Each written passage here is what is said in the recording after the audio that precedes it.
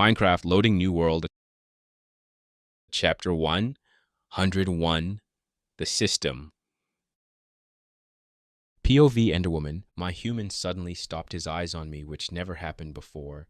Then his eyes were wide with fear and started to run towards the bell in the tall grass. But he didn't manage to get to it before I felt a force pulling him in the invisible space. Once again, he used parts of my people to teleport, and I didn't appreciate it. Fearing the worst would happen, I teleported after the trail left behind. It took me a day to arrive at the castle with the noisy humans, and I saw my human safe, angry, but safe. He ordered people to dig a tunnel that led to a room. Not everyone was working with pleasure as I usually see them do when my human ordered them. Something was different. He didn't manage to befriend them like the others. I kept my distance, not being sure if I would be seen once again. The tunnel was finished and the room was covered all over with obsidian blocks for some unknown reason. Before my transformation, I couldn't teleport past those blocks, but now with my new form, I was more powerful and I could bypass them with no problem. After everyone left with the exception of my human, that weird friend of his, I teleported into the room. Just as I got in, I saw my human putting a block down that seemed very familiar to me. I looked more intensely at the floating glass cube and was shocked once I realized what it was. How did my human manage to get his hands on something like this? It was made by Father to help create us, the Endermans. I've only seen one when I was little, and its energy was as powerful as this. I looked closer and realized that it wasn't the same as in my memory. This one was lighter in color. The glass cube was spinning more than I remembered. The final and biggest difference was the fact that it didn't have any enchanted language written all over it. This feels like something made by the system, but it's too powerful for the system not to hide it like the others. How did my human manage to get his hands on one? I looked at him hoping to hear an explanation, but to my surprise, he put more crystals down and kept his distance like it was about to explode. Sure, if it was hit with a powerful enough attack, it would explode better than any existing TNT, but this is not the purpose of those blocks. If used correctly, they can greatly impact the life around them. Unfortunately, only Father and the system know how to use them. How ironic that one of the items that helped the war is used as a mere explosive. I could only smile at this. My human truly knows how to make everything interesting. Soon the whole room was filled with those crystals, and even I was scared to stay here in case everything would blow off. I could guess the plan now, and I have to say, only a madman would think of something like this. Luckily, my human didn't choose to go on a suicide mission and decided to make an escape plan. I didn't like what it used for this escape, but I can't deny its effectiveness. Another day passed, and now we were waiting for the final fight. For some reason, the other humans didn't want to help my human, which annoyed me. I'd rather see 1,000 humans die than mine to get hurt. I fear that I'll have to intervene if things don't go to plan. After a few hours, we heard loud footsteps getting closer, and soon, beyond the trees, a large figure appeared. It was green, with rotten flesh, eyes covered, and was taller than even me. The zombie lord, the last time when I saw him, he had a great amount of void within him, a lot more than I ever had. But now that I look at him, I see that he isn't as powerful as the last time I saw him. He was about my level for some unknown reason. Did the hero actually manage to hurt him that badly in their last battle? I had to reevaluate her if so. Maybe she's not that boring after all. After the huge zombie, a group of smaller zombies appeared behind, then some iron golems that emitted a small aura of the void, once again different than what I know. But what trying shocked me was the friend of my human. His looks didn't change a lot, but he had the same amount of void as I did, and it's impossible to hold that much power and not change your body. Something was not right. This fight wasn't about the zombie lord anymore. Instead, the new enemy was approaching. The fight soon started, and from what I could tell, my human and the hero could hold on their own, so I didn't have to intervene. As I thought, he was weaker than before. Instead of continuing to fight, he chose to send the army against his enemies. The zombies were killed with ease, which made me smile, seeing my human win with overwhelming power. But the golems weren't as easy as the zombies. The fight continued, but my human was slowly winning it. Then the zombie lord kneeled to the infected human, and his powers were greater than before. I knew this was borrowed power and it had a time limit on it, but still, his punches would hurt now. Luckily, he chose the hero instead of my human, and they proceeded with the plan of trapping the huge zombie. At least that's what I thought, because suddenly the infected human was looking right at me and started to speak. "Creature of the void, why are you here?" His eyes were on me like I wasn't invisible anymore. I tried to teleport in different places, and his eyes were always on me. I felt fear for the first time. I felt a force more powerful and more ancient than even Father. I had to run, otherwise I would be consumed. Trees passed by me as I kept teleporting further and further away. After around 1,000 blocks, I finally felt safe and stopped to rest from using so much of my power. Why was I afraid? This is the first time I felt this. Why did I abandon my human? My chest started to hurt. That was my human, and I would let him die without doing anything. How dare I be such a coward? I felt a great battle starting inside me. On one side, I was afraid beyond reason. My pearl trembled just thinking about that voice. No. But another side of me was disgusted with the fact that I abandoned my human. What was the point of me living when my soul chose that human to be mine? Fear was one thing, but that loss of my human would be beyond devastating for me. I pushed my fears aside and started to teleport back to the battlefield, but this time in smaller sections. Halfway there, I heard a huge explosion. The trap did its job, but I didn't know how my human was holding. At least I felt he wasn't dead. I teleported over greater distances than before, and soon I was back to see that my human actually managed to defeat the infected human on his own. I felt great pride rising in my pearl. Look, world, you tried to kill him, but he managed to get on top.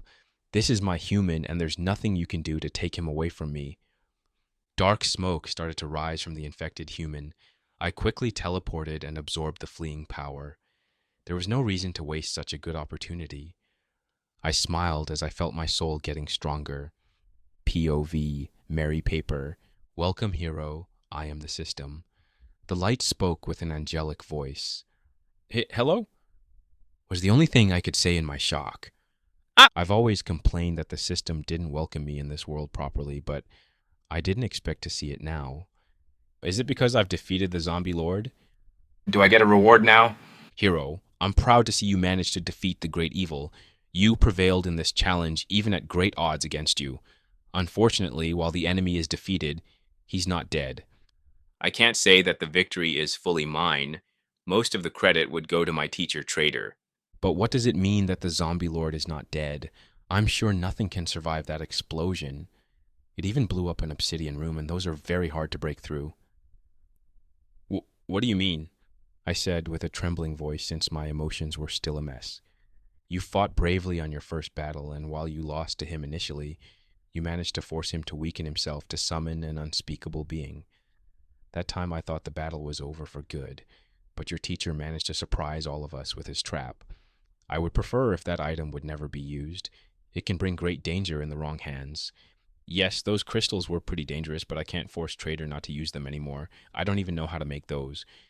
If it wants to stop Trader, it has to speak with him for that. But wait, this doesn't explain why the zombie lord is not dead. But you said the zombie lord is not dead. Indeed, that monster wasn't born from the darkness like the others. Instead, he was born from a block, a spawner block. If the block is not destroyed, he will come back endlessly to infect that land. Unfortunately, I don't know its location, only of its existence. But there's still hope. I've put a tracker in you to feel the monster's presence when he appears. When he does, find him and kill him for good. What? That monster has unlimited lives? That's cheating. I've only got 3 lives from what Trader told me. How can I even fight him now that he knows about the trap? How long would it take for him to come back? A week should be normal, but you've managed to weaken him so much with this battle that it would take him a few months to respawn, train more, and prepare for one final battle to defeat him once and for all. I felt like the angel was trying to encourage me with a final speech, but all the emotions were mimicked by someone who only saw emotions, not understand them. But I only managed to beat him because of the trap. I'm sure he'll be worried about me now and won't fall for it a second time. Don't I have a special power to stand a chance, like infinite lives? No. What about a weapon that can kill him in one shoot? Such a weapon would be too powerful for this world, and nations would rather kill you for it than help you defeat the monster. It was worth a shot, but maybe it's not a lost cause. What if only I can use it and it's powerful against zombies only? This made the angel think for a little, and surprisingly, it accepted the deal. I shall give you such weapon. Anything else, hero? A blinding light appeared in front of me and took the shape of an iron sword. It was enchanted, but unfortunately, I couldn't see the enchantments in this realm. I'll have to look at its stats once I'm back. With a good weapon in my inventory, I started to think of any other questions I could ask the almighty system. But like I was at an exam, no answers came up to me. What should I do? I can't just waste this opportunity to get some information. I started to think about the books that I read, and one thing popped into my head. What's my reward once I kill the zombie lord for good? The angel looked at me with its golden eyes for a minute, which made me worried that I somehow stepped over a line. You shall be rewarded with 2 items of your choosing that you can take back to your old world. Wait, I'm going to be sent back once this is all over, and I don't want to do that. Sure, this is not the fantasy world I expected, but it's way better than my old world. My shoulders aren't stiff from my breasts. I don't get any periods in this world, and I'm actually as strong as a man. But the most important thing of them all is that I'm someone special here. I can't just go back to being a regular person once this is all over. I refuse to be another cog in the machine on my home planet. You don't need to worry about that. I can live a comfortable life here. The angel looked at me intensely once more before giving me an answer. We shall see if you have the same opinion once the mission is done. Goodbye, hero, and good luck on your journey. Before I could say anything else, I was thrown out of the light plane of existence. I was surrounded by darkness once again before appearing in the real world. It was the exact place I was before, with the only difference being that the moon was out instead of the sun. That conversation took longer than I thought. I hope I wasn't gone for too long. With this, I quickly went towards the castle. The mission was not over yet. Chapter 102 Aftermath. I ran quickly to the place where we placed our ender pearls and saw that Mary's was broken, which was a good sign. The contraption was simpler than what it was in the game, since the only requirement for the ender pearl to register you was for you to touch it. We only had to gently place the magic sphere on the ground, with a trapdoor right beside it. At the flip of a lever, the trapdoor was closed and the ender pearl was broken. That's what I saw on Mary's side, but no hero in sight. Mary, are you here? But only silence answers back. I did not like this. Was she killed right as she was teleported? But then her corpse would still be here. I took my pearl back so no accidents would happen and walked at a fast pace towards the castle. After a few hundred blocks, I saw some soldiers with fully enchanted iron armor running towards me, who stopped once I was in their sight. They saw me holding Bobby in my hands and had a look of fear and admiration in their eyes. 2 people managed to do what an army couldn't. Kill the zombie lord. Or at least I hope he's dead, otherwise I don't know how to kill him anymore. I don't know where the hero is. Sent a search party to look all around the forest and find her. This is the most important mission right now. They nodded their heads and went to search for my student. Hopefully everything would be all right in the end. My muscles slowly realized that the danger was over, and the adrenaline rush that kept me going left me like it came. Suddenly, Bobby was like a boulder in my hands, but I didn't let him down, because if I did, I would not be able to continue walking, so I made the wasteful decision of eating a golden apple. It was meant for Bobby, but since it didn't work, I now had 3 of them in my inventory. After I ate one, I felt power once again, but I decided to run back before the effects would wear off. Finally, I arrived at the castle. I passed the huge gate with nobody stopping me, and I saw the royal family waiting for me. Welcome back, hero. Did you manage to defeat the zombie lord? I stopped and looked at the king, who seemed to be paying a lot of attention to my response. He should be dead, but I didn't see Mary, so I don't know what truly happened. Here, take care of Bobby while I'm going to take some rest. Don't wake me up unless something urgent happens. I carefully put Bobby down and walked past the king, who didn't seem happy about my response. But I didn't care. I've done my part. Bobby is back, and whatever comes next, future me can deal with it. So I went back to my room without looking back. Just to be sure, I blocked the door in case anyone would have some bad thoughts against me. With that over, I just sat down in my bed and went to sleep. I woke up feeling fully rested, and the room was exactly as I left it, which was good. I broke the barricade off my door and went to see if everyone was all right. Unfortunately, I didn't know where the infirmary was, so I had to ask one of the passing servants if they saw my friends. Luckily, everyone knew about the battle, and after a few hours, they managed to get all the information from the battle. The zombie lord was dead since there was no sight of him after the battle. The place where the explosion was is now only a huge crater, with only a few obsidian blocks to show that something existed there. Bobby was awake and well, but he was still resting in his room until he felt ready to join back with us. Finally, Mary was found, but only recently, and nobody knew where she was, and she didn't say any details except to the royal family. Thanks. I won't distract you from work anymore. Bye. The servant made a small bow, and I continued to walk towards Bobby's room. Boom. Good morning, Bobby. How does it feel to be back with the living? Bobby got up from his bead with a sword ready, in his hands, only to see that the intruder was me and gave a sigh of relief. Wait, what are you doing here, traitor? I thought you were with Froggy and the witches. I was until I heard that my friend was infected and needed to be rescued like a damsel in distress. He started to laugh before slowly stopping and realizing that I was serious. You came here at the risk of getting yourself found out? I didn't choose to be here, more like teleported by our dear hero since she didn't know what to do. Bobby sat in silence and looked at his hands for a few minutes. The last thing I remember was a huge shadow taking over me. I tried to fight it back, but I was too weak to be even considered as a threat. I knew that my body was taken over, but I didn't know what it was used for. That was until suddenly I felt like I was a god. I don't know where I got that power, but the shadow was much weaker than I expected, and now I'm here, too afraid to ask how much damage I've done. He looked back at me, expecting something but nothing at the same time. I could only sigh. You weren't out for too long. The Void took control over you and ordered the Iron Golems to attack the others. That's why they had to retreat. The Zombie Lord was weakened, so he decided to attack the capital with the golems he got. From what I know, he didn't stop for any villages. When the fight started, he went after Mary, and I fought you, and the reason you felt so powerful is because I fed you a god apple. God apple? Yeah, it's an enchanted golden apple that can make you temporarily invincible. I don't know how to craft it, and the only reason I had it was because I robbed Royal Vault. You did what? How are you not dead? Bobby looked with suck at me. Because I'm mainly the reason that the Zombie Lord is dead? I don't think they want to pick up a fight with me anytime soon. Bobby started to hold his head in his arms from what I could guess was worry. But what is done is done. There's nothing I can do about it. It's not like I could have abandoned my friend just because I wanted to stay hidden. I'm not weak like at the Sandstone Palace. I can get myself out of any situation, no matter the size of your army. I was ready. So what? Boom. The door was slammed open once again by none other than the hero. Oh, traitor, you were here as well. Glad to see Bobby is doing all right. Mary, congrats on defeating the Zombie Lord. How do you feel after accomplishing your mission? She looked at Bobby one more time before looking relieved that he was okay. I felt amazing the first time I realized that I'm alive and completed my mission, and then I was teleported into a white plane where the system greeted me. This took us both by surprise. I didn't expect this development. It looked like an angel with golden eyes and told me that I killed the monster, but not for good.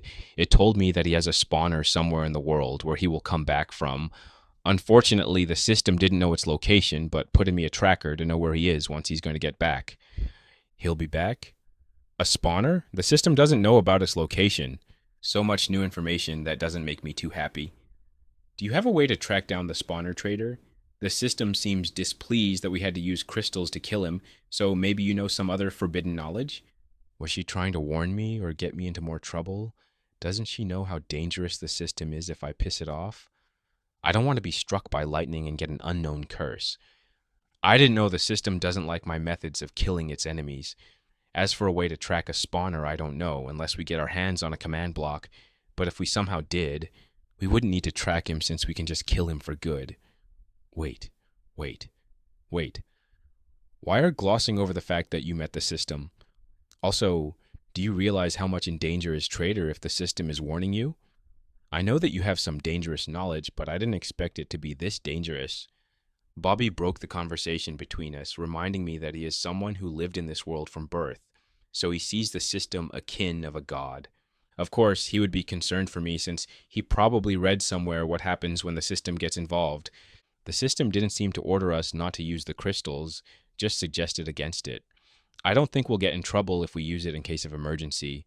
Plus, only Trader knows the recipe for this.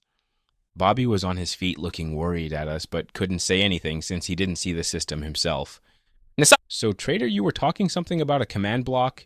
Can we craft it, or do we have to enchant it? How can we get it?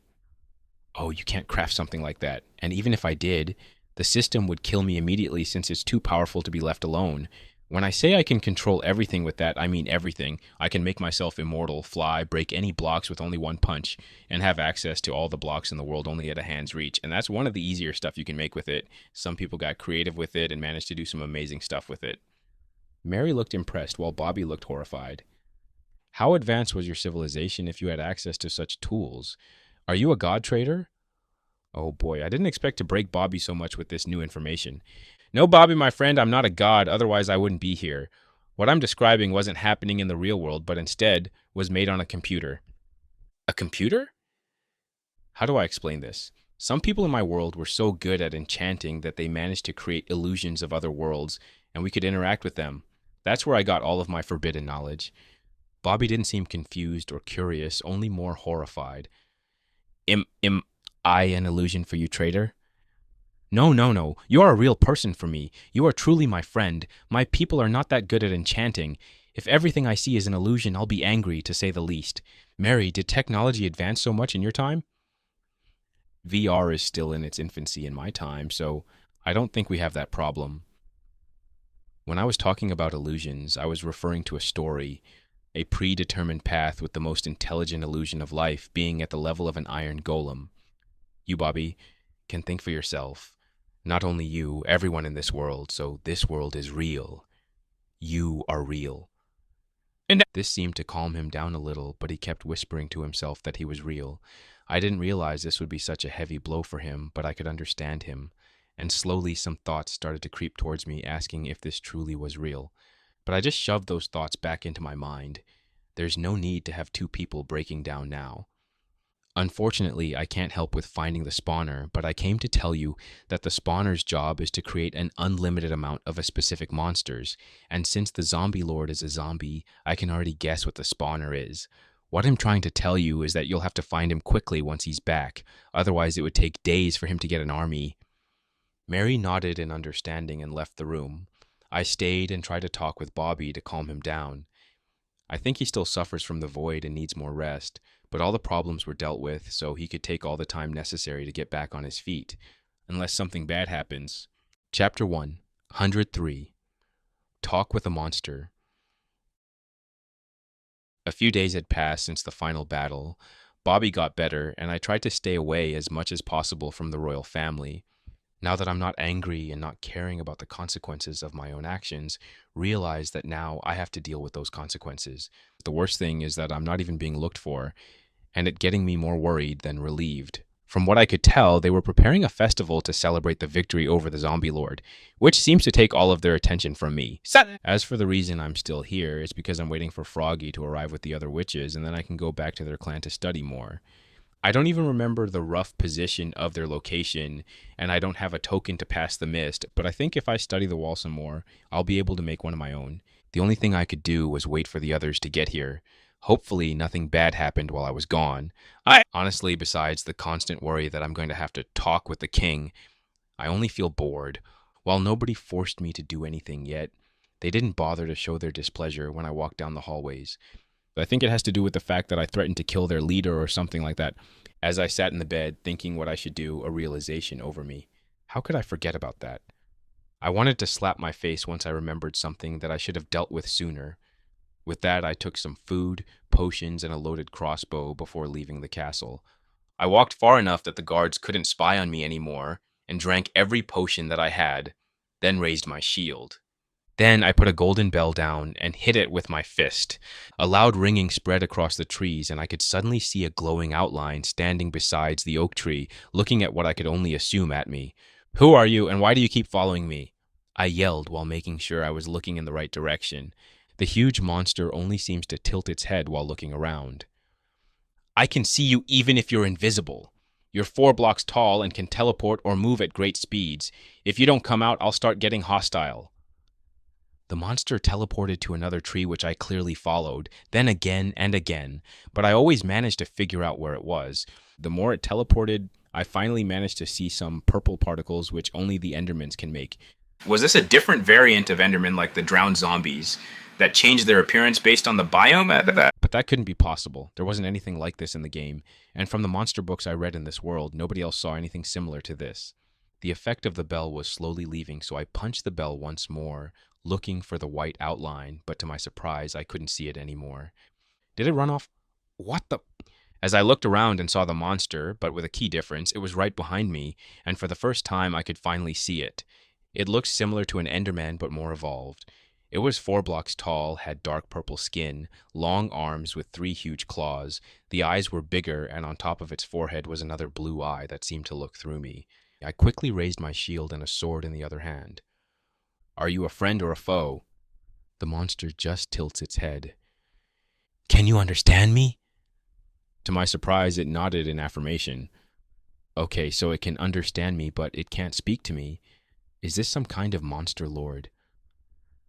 How long have you been following me? Oh, wait. You can't answer that. Do you want to hurt me? The monster shook its head strongly in denial. That was good to hear, but then why was it following me? Are you following me? I got a nod of affirmation. Are you only following me and nobody else? Another yes. Were you following me before I met the zombie lord? Another nod. Before I was stuck in the sand palace? This seemed to get me a different reaction. It just shook its head from time to time while raising its palm and gently shook it. From what I understood, it was so-so. So you weren't with me at the palace, but did you know about my existence beforehand?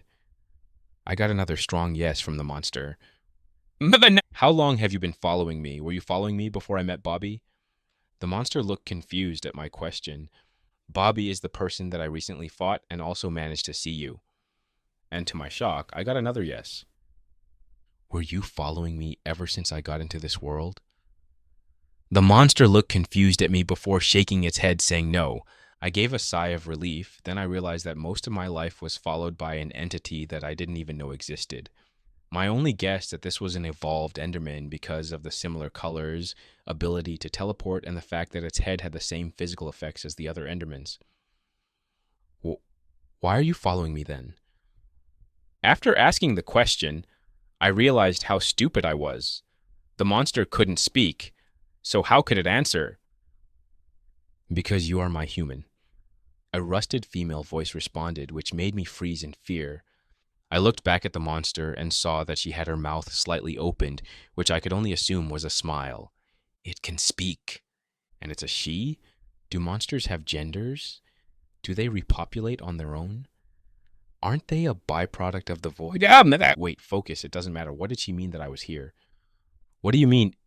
Before I could finish my sentence, I stopped myself since, in the corner of my eyes, I could see a glowing outline coming closer beyond the trees. It didn't come from the castle side, so they weren't spies, but if I didn't do anything, I would be caught speaking with a monster, and that was not a conversation I wanted to have with anyone. It's hard for me to talk with the servants here. I don't want to give them more reasons to hate me. Someone is coming. Quickly hide or something. The monster looked towards the incoming people before slowly starting to fade away until I couldn't see her anymore. I mean, I could still see the outline of the monster, but the fact that she could turn herself invisible was pretty impressive. Was she some kind of ghost or chameleon? Once she was invisible, she teleported away, leaving me alone to meet the new guests. The effects of the bell slowly wore off, but not before I saw that the people that were coming were riding horses and almost reached me at great speeds. I decided to put the sword and shield in my inventory to not look dangerous, before realizing that I wore an enchanted diamond armor, so I looked as intimidating as possible. Soon the horses reached me, and I could see who the rushed people were, and to my surprise, I actually recognized them. Unfortunately, they didn't recognize me, so once they saw me, they came to a halt. Halt! Sorry, sir, are you waiting for someone? Not really, Ellen. I'm surprised to meet you in the middle of the forest. Glad to see you doing well. Once I mentioned that name, everyone froze in place. And why would they do that? Because an unknown, heavily armored guy wasn't surprised to see a group of witches, and on top of that, he knew the name of their leader. Who are you? Everyone was tensed and took out their enhanced weapons. Do you really want to fight the guy that helped you with the hunt? I said it with a smirk. I knew I wasn't in danger, and I kind of enjoyed their confused faces with how much I knew. Traitor, is that you? Finally, someone managed to recognize me, and not to my surprise, it was Froggy. He quickly got off his horse and hugged me with force. Yes, Froggy, I'm glad to see you as well. Sorry for my sudden disappearance. Something urgent happened at the castle, and they needed my help. Why didn't you break my pearl as well? He yelled in frustration. Unfortunately, I couldn't tell him that I didn't want him to be endangered by what I was about to do, so I had to come up with another explanation. Because I didn't want to scare the others by making you disappear as well. I'm sure everyone got alarmed when I disappeared in front of their eyes. I looked toward the others, who seemed to relax once they realized they weren't in danger. I took off my helmet as well so they could see me better. What was so urgent that they needed only you? Froggy didn't seem to be fully satisfied with my explanation as his voice was still high. We can talk once, we'll get some privacy. I'm sure you want to see the others as well. Did you come here to leave the prisoner? I looked especially at one of the witches who had an unconscious body tied up on the back of the horse. Good thing he's unconscious, otherwise this trip would have been the most uncomfortable one he's ever been. Froggy wasn't too happy with my response, but decided to listen to my advice and wait for everyone to be present. Everyone decided to get off their horses and walk towards the castle since it wasn't too far away. I talked with everyone trying to catch up and see if anything interesting happened on their side. And from what they told me, everything was pretty peaceful, besides me. Suddenly disappearing without explanation, nothing happened.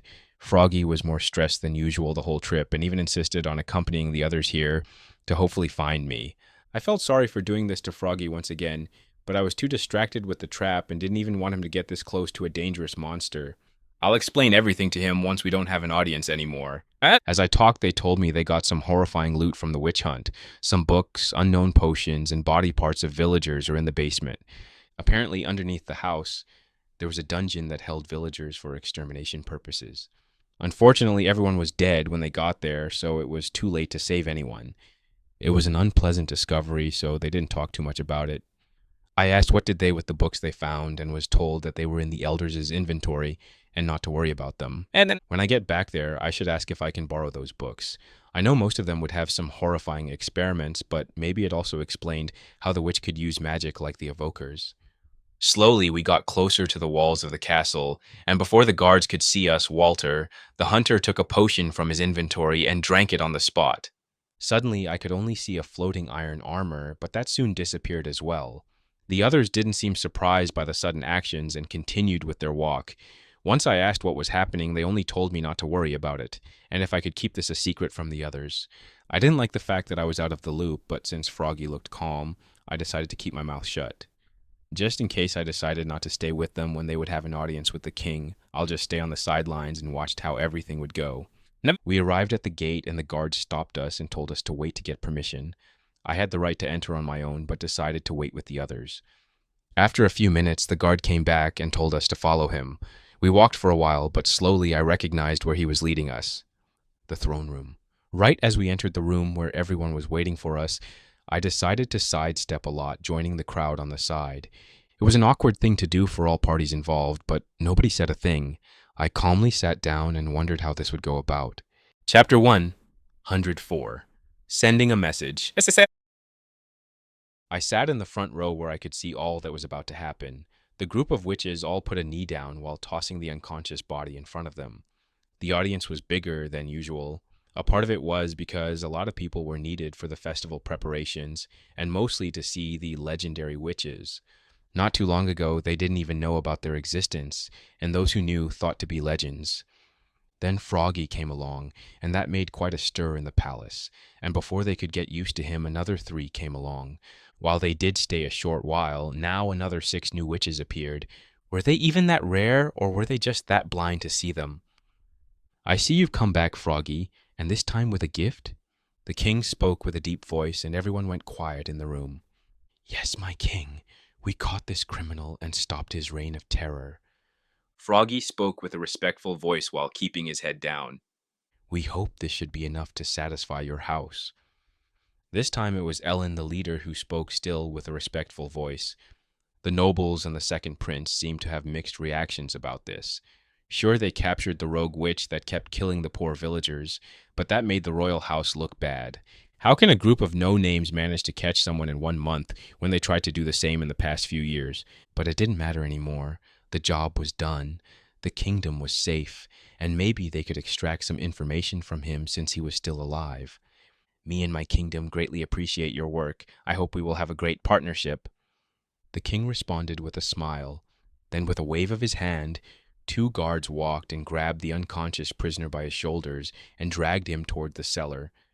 But just as they dragged him a few blocks, an enchanted iron sword appeared out of nowhere and slashed the head of the witch, decapitating him on the spot. Everyone was shocked. The swords changed to milk, and the invisible assassin was suddenly visible for all of us to see. It was Walter, and he just calmly walked back to his group, who were all ready to leave. "Oh, sorry, you asked for the prisoner to be dead, and we don't want to burden you with our mistake. My friend decided to fix that for us. I hope this didn't scare you or change in any way our future relationship." Ellen looked truly sorry about what just happened. He made one more deep bow and turned around and walked out of the throne room, completely ignoring the guards that kept coming in and the shocked nobles. I was so surprised by this that I completely forgot that I had to leave with them. "Don't attack them! They only did as we asked!" The king stopped the guards who were ready to go after the witches. "But my king, this is an attempt of intimidation. How can we take it like that?" One of the high nobles spoke back. "Isn't this what you wanted? The witches delivered the criminal like you requested. Now we're going to keep up on our promise." The king wasn't happy with their display either, but he also knew that they did this only because the high nobles didn't want the witches to work there. This was their form of retaliation for that. The nobles didn't dare to say anything else and just stayed down, shutting their mouth. "They must be tired from the long journey. Give them a room where they can rest." The servants bowed down before running to catch up with the witches, and I was about to run with them when I heard the king call my name next. "Traitor, I want to talk with you if that's possible." I froze in place and slowly turned to face the king who was looking directly at me. What should I do? I expected this to happen, but not like this. Do I even have the option of refusing with all the guards in here? "Yes, of course, your majesty." I guess I'll accept the invitation for now, and if things get ugly, I'll run away. The king seemed satisfied with my response and walked down from his throne, signaling me to follow him. Luckily, only 2 guards were following us, and I think I was capable of fighting them back or running from them. After a few long hallways, we arrived at an office room where the guards stopped and stayed outside. I have a knack for getting into important people offices, and I don't know how to deal with that. Maybe I should make my own office since I have so much inspiration. The king sat down at his desk and looked at me deeply in silence, to the point that I felt uncomfortable. "Are you immortal?" Of all the things I thought we would talk about, I didn't expect this. "What makes you think so?" "Your name is Traitor. You have a unique appearance, similar to the hero. You're friends with Sir Bobby. I could not find any information related to you, no matter how hard I looked. And the only information I got was from the hero herself, telling us that you don't like attention and have a lot of knowledge, and from my daughter who saw you getting killed at the Sandstone Palace." Oh, that was a lot of information on me, but the most important one is the fact that her daughter saw me getting killed, and for an unknown reason, I'm back with the living. "I'm not immortal."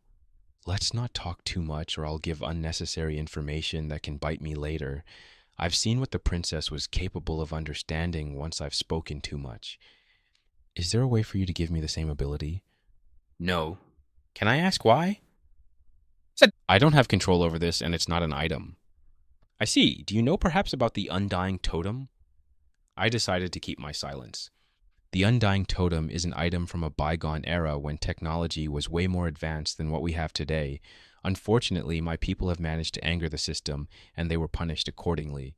Now the only thing that reminds us about those forgotten times is the unexplained empty history books. He took some books from his inventory and laid them on his desk. History of the system, history of science, the Great War, and many more similar books. I picked one up, and as I expected, most of the pages were empty. I looked through the other books and had the same results. Interesting, but what does this have to do with me? He looked at me with more attention and asked me something I didn't expect. "Are you a man who lived through the Great War?" "Didn't that war happen a few hundred years ago? How could I even be alive? But if I had the same body as in the game, theoretically, I wouldn't age. You were supposed to die at the party as well, and here you are." The king made a very good point, but unfortunately, I'm not that old. I'm also curious about that war and what kind of technology it had, but looks like even the king doesn't know that much. "No, I'm not that old. It just happens that I have some interesting information from the ruins I found in the Monster Forest." "Monster Forest, you say? Maybe I should send an expedition after we deal with the Zombie Lord for good." He knows that the Zombie Lord is not dead for good. My expression must have been pretty obvious since he decided to give me an explanation. The hero told me about her discussion with the system. Not all of it, but she told me to be on the lookout once he'll resurrect. That makes sense. The zombie lord won't fall for the same trap twice, so they'll need an army to destroy him for good. At least this time they would be on the attack instead of defense. The hero told me that you possess some great knowledge. We didn't assume too much at the time, but after the last battle, I tend to believe that you know something that even we, the royal family, wouldn't know after so many generations. And here it comes. He's going to ask me for some dangerous information. I wonder what he will want. How to open a portal, or maybe how to make crystals. I honestly don't want to give them any information if possible, but I don't think I'll have a peaceful life anymore if I refuse him. I may know some stuff, but not too groundbreaking. He only smirked at my remark, not believing me. Do you know how to craft undying totems? Again, I don't know what those are. Oh, please, it's hard for me to believe that you came back from the dead, escaped the Sand Palace, and didn't know about the existence of the undying totems. It's in the name for System Shake. Looks like I can only bluff so much before the king loses his patience. Unfortunately, I don't know the recipe, otherwise I would always keep 10 with me, but I do know where you can find them if you want some. Maybe you'll manage to get their recipes as well. The king looked dejected when he heard that I didn't know the recipe, but I got his attention once again when I told him I knew where to get them from. And I can use this to my advantage since he wants to be immortal. And where can I find those? I'll tell you their location with one exception. Write in this book that you won't ever ask me about anything else, or hunt me down, your family included as well. I then took out an empty book from my inventory and placed it on his desk. The king seemed to be shocked by my request, but reluctantly chose to write inside the book. After he was done, I quickly took the book and read if everything was right. I, King Mending Alexander III, and my family swear to not ask for information or send any assassins after traitor after he will tell me the location of undying totems. Signed, Mending Alexander III. The book was short, but it had everything I wanted to have, so I couldn't complain. I put it on my inventory and probably store it later in an Ender's chest for safekeeping. I don't know how to make undying totems. I know that the Sultan had one on him before he died, but I'm sure even the Sandstone Kingdom doesn't know how to make them. Instead, I think they got it from the Viligers. Viligers? Are you saying those monsters who wear human skin are capable of creating something so powerful? I don't think you can normally craft something like that. That's why it would make more sense for the pillagers to have access to them since they are the descendants of the fallen nation. More exactly, the evoker is supposed to have those totems, but be careful since he can use actual magic and summon vexes. What are vexes? Miniature gray people with an iron sword that can fly and phase through walls. They also deal a lot of damage if you get hit by them. That sounds horrifying. It is, but they're not in great numbers from what I know, so maybe you can send an assassin to get one of them. The king sat back and was thinking intensively. If what you are saying is true, then this would be very helpful. I'll have to look through the library and see historical records about the crusade and make a decision based on that. Thank you, Hero Trader. It was a pleasure to talk with you. The king gave me a polite smile, which was my cue to leave since my job was done, and I was more than happy to get out since I don't know if I would slip up some other information accidentally, but this is good. If the Stone Kingdom is starting to look after the Viligers, they would be too distracted with a whole kingdom to see one man that would sneak into their camp. With one meeting, I've managed to get the royal family off my back and distract my enemy. This was a very productive day. Chapter 105, Another Reunion. After my talk with the king, I decided to see if Froggy was okay after the stunt they pulled. From the reactions of the others, I wouldn't be surprised if they wanted to flex their muscles even after the king told them to stand down. But the message was sent, and now everyone should know not to take the witches for granted as the elders wanted. A risky plan, but it worked, so I couldn't say anything against the results. From asking around, I managed to arrive at a certain wooden door, which I opened up without even knocking. You saying that you got infected by the huge zombie, lost control over your body, and had to call Trader to save you? As I entered, I saw that I wasn't the first to greet Froggy. Bobby managed to beat me to it. But with my sudden entrance, the conversation was cut short as both of them looked at me. Hello there. How are you two doing on such a fine day? Doing pretty well. I'm also just finding out why you were teleported all of a sudden. Why didn't you tell me you killed the zombie lord? That monster was a danger to the whole world. I would mention at least to every person I talked to that I did that if I could. While Froggy seems impressed by my achievement, Bobby was more relaxed about it, most likely because he had a few days to digest all the information, and because this isn't the only big achievement I have. The fact that I'm from another world, came back from the dead, and have knowledge dangerous enough that the system is telling me not to use must be pretty high on his list. The fact that I helped kill a monster that threatened to take over the world is not that impressive anymore. Dang it, I just realized that it's going to be much harder to shock Bobby now. How can I amuse myself now that the bar is so high for me to overcome? I'll think of something with time, otherwise I'll have to teach Froggy about the world so I can shock him instead. How did you do it? Why didn't you break my pearl as well? I could have helped you with something, I'm sure. I had to use some dangerous weapons that I prefer not to use too often. As for the reason I didn't bring you along was because I didn't want to distract you from your mission. This was an important mission for the witches. You can't just disappear without an explanation, otherwise you'll worry the others. While Froggy didn't seem to be satisfied with my answer, he still nodded his head in understanding. I hoped this would be enough since I didn't want to tell him the real reason that I didn't bother him was because I was too scared he would die, or suffer because of me. How was your trip instead, and why did you pull that off in front of everyone? Don't you know how dangerous that stunt was? Bobby changed the subject quickly, and I was curious as well for his explanation. I don't even need to be around Foggy to get him into trouble, since he seems to have a knack for getting himself just fine. Don't know if I should be proud or worried about this. At the beginning, I was also skeptical about this plan, but the elders were the ones that thought of this. Luckily, Ellen was smart enough to explain to the rest of us. We weren't as worried about retaliations as we should have been, because we knew that the Stone Kingdom needed us more than we needed them. They had an army of zombies at their doorstep, and we were able to easily brew them potion. Even now that the zombie lord is dead, it's not too much worry for us, since this war cost a lot of funds for almost nothing in return. We can help them get out of this economic crisis with our expertise, so I'm sure they would be more forgiving with us. That was a point I didn't expect to be brought up, but realized that there was a flaw in it as well. They didn't need the witches specifically since they could use the piglings to craft and brew anything without restrictions, but then I thought some more and realized that won't be an easy thing to do since they are under my protection, and if they piss me off, I can just say to them not to work with the Stone Kingdom anymore, and they couldn't do anything about it. The next tribe would be tens to thousands of blocks away, and they couldn't enslave them since Bobby made them take an oath specifically against that.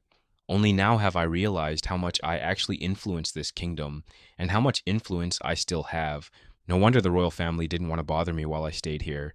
They wanted to get as much information as possible related to me, but the only information they have is that I came out of nowhere, have dangerous knowledge, can come back from the dead, and have a strong grip over the tribe that can bring them most of the profits that will get them out of this debt.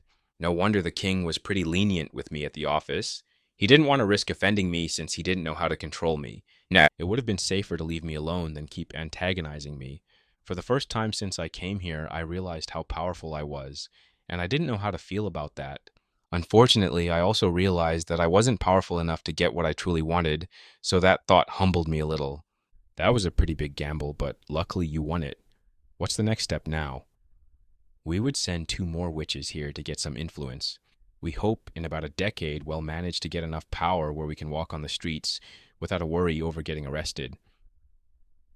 That's a nice goal to have. Unfortunately, the problem isn't really with the people, but more with the system. But if they manage to make Froggy be seen as a hero at the Sandstone Palace, I'm sure they'll be able to pull something similar here as well. That's awesome to hear. How are you getting along with the other teammates? Any problems? They are nicer now after the mission, but I feel like I still have to earn everyone's trust. Also, the others want to thank you for helping catch the rough witch, but unfortunately you left too early. Froggy looked at me, which made me remember that everyone was still confused about my sudden disappearance. I hope they won't think I'm a spy sent by the kingdom.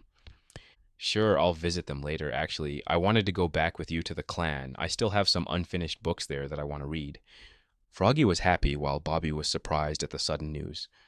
You don't want to stay here for the festival. This is in honor of the heroes that fought against the zombie lord and won. It's specifically made for you and Mary. I don't really feel comfortable being in the center of attention, and this party will make me more popular than ever. I don't want to be bothered by rich people afterwards. It would be a nightmare. Bobby started to smile, thinking about that specific scenario, which made me kick him in the leg out of annoyance. But don't worry, I won't be gone for long. There's a high chance we'll talk more often. I think the king will be more interested in reaching out to the witches for his next project. What do you mean? Froggy asked curiously and a little afraid. I then told them what happened with my meeting, how he wanted to know the recipe for the undying totem, how I made him sign a contract to not bother me anymore, and how I explained to him that the only ones that have access to those items are the pillagers. I specifically showed Bobby the book so he could stop any prince who wanted to bother me since their father signed a contract. Now they shouldn't have an excuse that they didn't know about it. So you really don't know how to make those undying totems? They sound very useful to have. Unfortunately, I don't think it's even possible to craft them, at least not to my knowledge. That's why I think it's something made without the help of the system, and being held by the people who despise the system the most. Maybe if I sneak into their libraries, I could find out their secret. We kept talking like that until we decided we had enough for today. Bobby was slowly getting back to his usual work.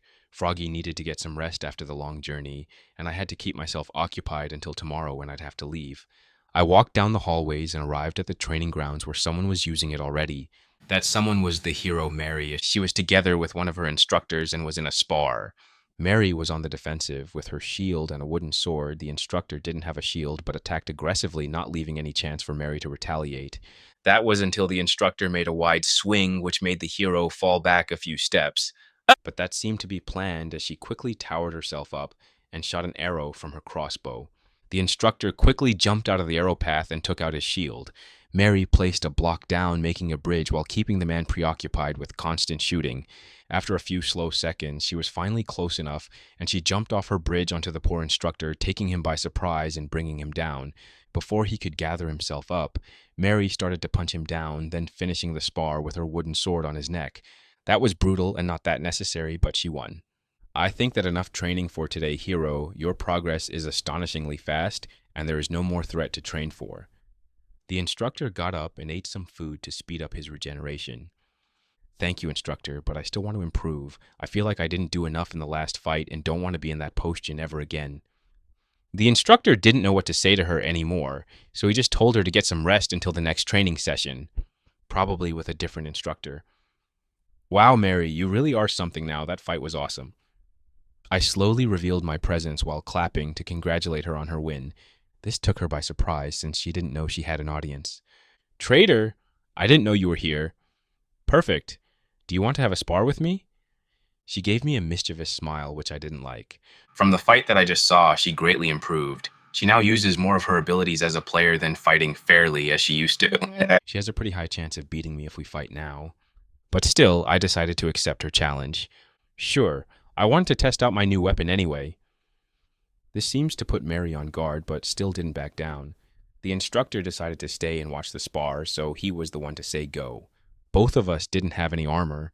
We could only use the wooden sword and everything else we had in our inventory. Go! The instructor yelled the beginning of the battle. I quickly started to tower up before anything else. Oh no, you don't! Mary, who already expecting this, started to sprint towards me and quickly placed some blocks down to elevate herself before jumping towards my tower, probably to knock me off. She jumped from her blocks and I could see she would reach my feet if I didn't do anything about it. So I took out a stick from my inventory and threw it at her face. She quickly shielded her face with her arms, but that made her lose the opportunity to grab onto my tower and knock me down. Now she just hit my tower and fell down. You always do this and I hate it. While she was yelling angrily at me, she still took her shield and crossbow out of her inventory ready for anything. When I was at a sufficient height, I took out my secret weapon. Is that a fishing rod? What are yo-wah? With a fishing rod in my hand, I quickly fished out Mary, and by magic I managed to pull her to my level and even higher, which greatly confused her. It was much harder to do it than I expected, but it had the same results. As she was falling back down while yelling, I kicked her while she passed me, which dealt additional damage. Once she hit the ground, I quickly jumped down and put my wooden sword at her neck, claiming my victory. That was a good fight, but it's my win. I said that with a smile on my face. Unfortunately, Mary didn't see it since she was still growing in pain from her fall. It's that why she likes to fight so brutally. No wonder she's so reckless when fighting. What did you even do? The instructor was coming towards me, impressed and confused at what just happened. This is a method I've seen some people use, and I wanted to try it as well. I'm glad to know that I can manage it. I want a rematch, traitor. That was dirty even by your standards, this time with the armor on. No more holding back. Mary got up with an angry look on her face, and I made the wise decision to run away. I knew when I was going to lose a fight. Coward, come back here! But I kept running. Chapter 106, Back to the Clan. I woke up feeling refreshed. I got more tired than I expected yesterday when I had to run through the whole castle while being chased by an angry hero. In the end, I had to use an invisible potion to escape her and wait for her anger to lessen. I checked one last time if I had everything on me. Honestly, this sudden trip was pretty good overall. I now have a fully enchanted diamond armor and a sword. I'm surprised they let me keep them, but maybe they wanted to leave them as a gift for their hero. Not only that, but I also have a few blocks of obsidian in my inventory, which I'll probably use for later to make an ender chest. I wonder what level my crafting skill needs to be so I can do one myself. But it didn't matter. Everything was in place, and I was ready to say my goodbyes. I walked along the hallways and stopped at one particular door that had a small group forming already. Bang! Bang! Bang! Froggy, wake up already! We have to leave! Ellen, together with the other witches, were banging on the door, yelling for Froggy to wake up. It was always an amusing sight to see. Good morning, everyone. Did you manage to sleep well? Everyone stopped and looked at me. Morning, Trader. Yes, I did sleep well. Do you have a method to wake up Froggy by any chance? I can think of something. I then opened the door without getting permission, finally seeing the man we all waited for, sleeping in an uncomfortable position. How was he doing that? I would never know the answer. I went to him and gently shook his shoulder, no reaction. Then I shook it with more force, no reaction this time as well. Hard way it is then. To everyone's surprise, I took an axe from my inventory and broke the bed under Froggy. Suddenly the bed disappeared, making Froggy hit the floor, which finally woke him up. What? Morning, Froggy, my friend. I didn't know you liked to sleep on the floor.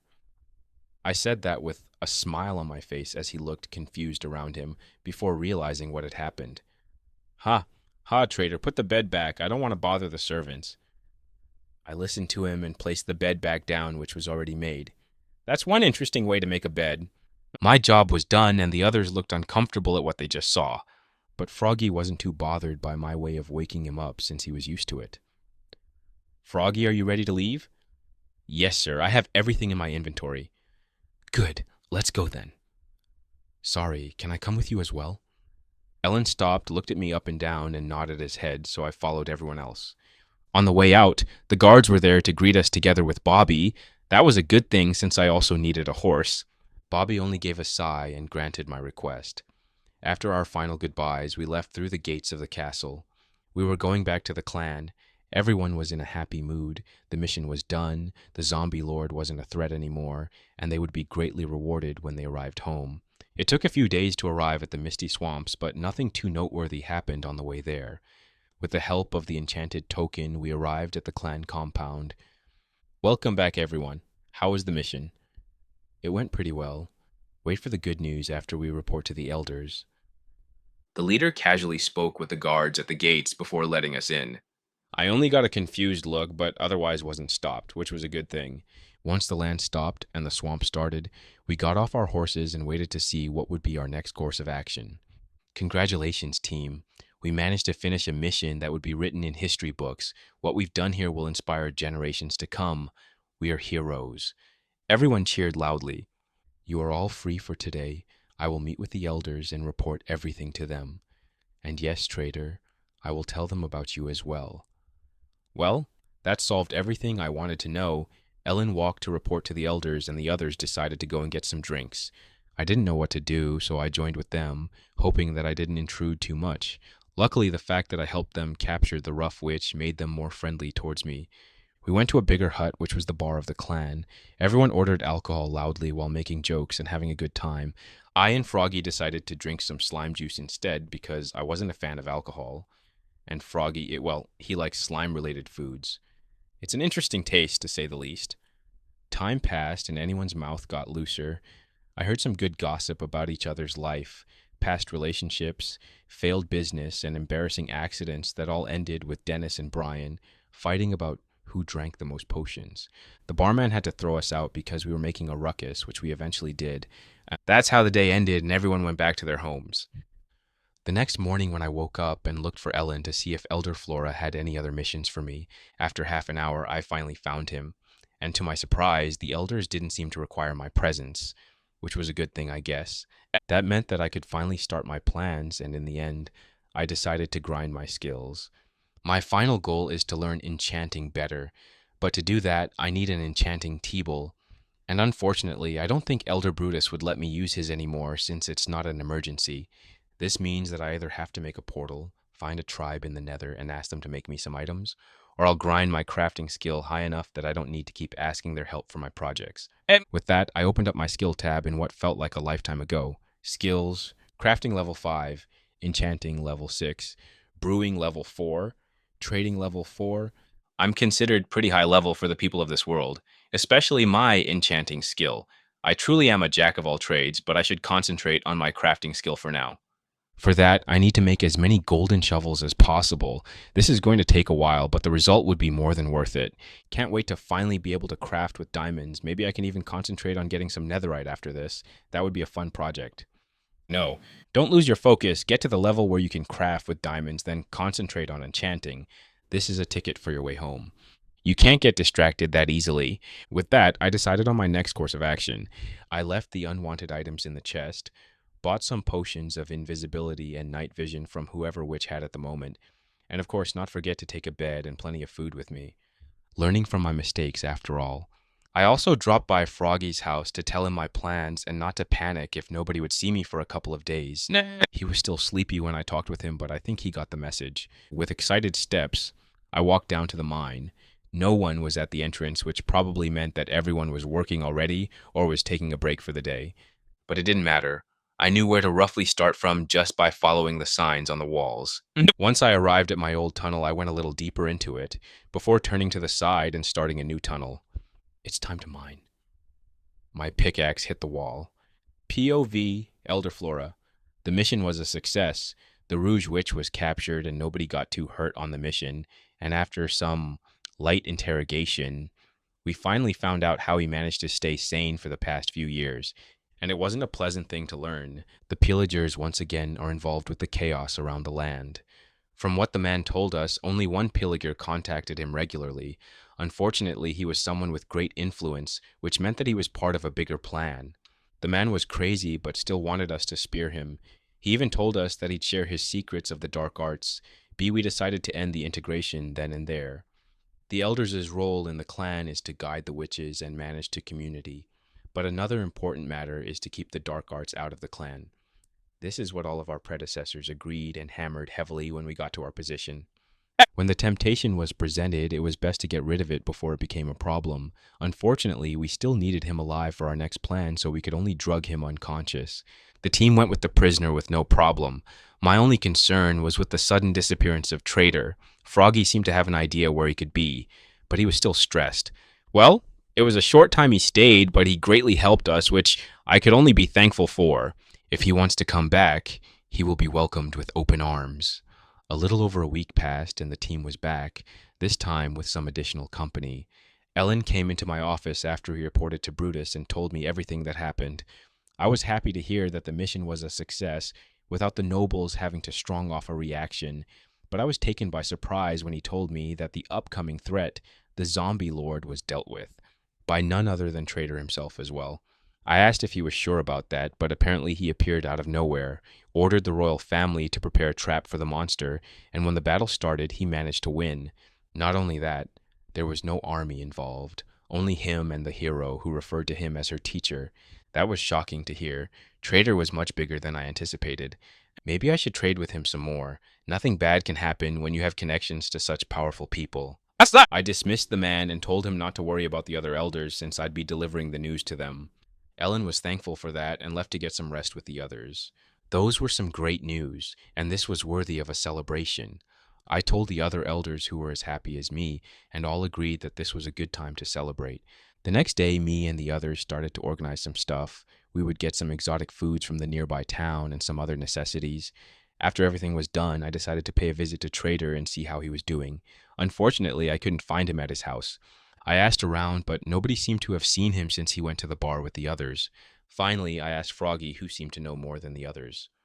Oh, traitor? He told me he will do some mining, and we shouldn't worry about him if he's missing for a few days. He's gone back to mining? Why? I don't know. He didn't tell me the reason, but it shouldn't be anything bad. Yeah, but the last time he went to mine, he didn't come to the surface for 3 whole days. That was an abnormal amount of time to go mining. I hope he won't stay too long this time as well, and why would he need to mine? Unfortunately, the only thing I could do was wait for him to come back, so I went back to my house to finish some other projects. Chapter 107, Mine Shaft. I hit once, and the block broke. I hit again, and I got the same results. I did this for a while until I suddenly stopped, took out a torch, and placed it on the right wall, then back to breaking blocks. That's what I've been doing the whole day, or at least that is how much I think passed. It's very hard to tell the passing of time when I'm underground. But since I've worked so hard, results were plentiful. Unfortunately, I was starting to get tired, but I didn't want to take a break until I found an unexplored cave system. So that's what I did for the next few hours until finally I arrived at a dark cave. Finally, I can take a break. I blocked the newly made hole and started to dig around. In a few minutes, I had 2 large rooms where I could comfortably move around. This should be a good place to make a temporary base. I need to repair my diamond pickaxe as well. While I have a small amount of experience with breaking certain ores, it's not enough for my tool to be fully repaired. That's why I decided to make a furnace room. With this, I can smelt the ores and repair my tool, 2 birds with 1 stone. I already have experience with doing something like this, and stone is the one block that I don't lack. Or more exactly, deep slate stone. I placed the crafting table down, then a bed and a double chest not too far after, and then I started to craft a bunch of furnaces and place them in the other room. I planned to isolate the 2 rooms with a door so I could sleep peacefully and not die from a heat stroke. The wall was full of furnaces. I carefully split the cool that I had to be equal in every furnace, and then I also split the raw ores so smelting would go faster. I'll make them into blocks afterward to save some space in my inventory. I already have some problems with that. I so want a shocker box right now. Suddenly, the room was lit like I was on the surface. Not only that, the heat started to slowly build up, which was my cue to leave the room. With the preparations done, I went to my bed and laid down comfortably. This was my first time sleeping underground, and for some reason made me excited like a kid sleeping in a tent while camping. After a few minutes, I fell asleep. I woke confused at the ceiling I was seeing, then remembered that I was underground. After talking with myself to get up and start working, I finally did it, then continued with some stretching to wake myself further. After everything was done, I checked the furnace room to see the progress, but when I opened the wooden door, a wave of heat washed over me like I was in the nether. I quickly closed the door and splashed myself with some water, cooling me off.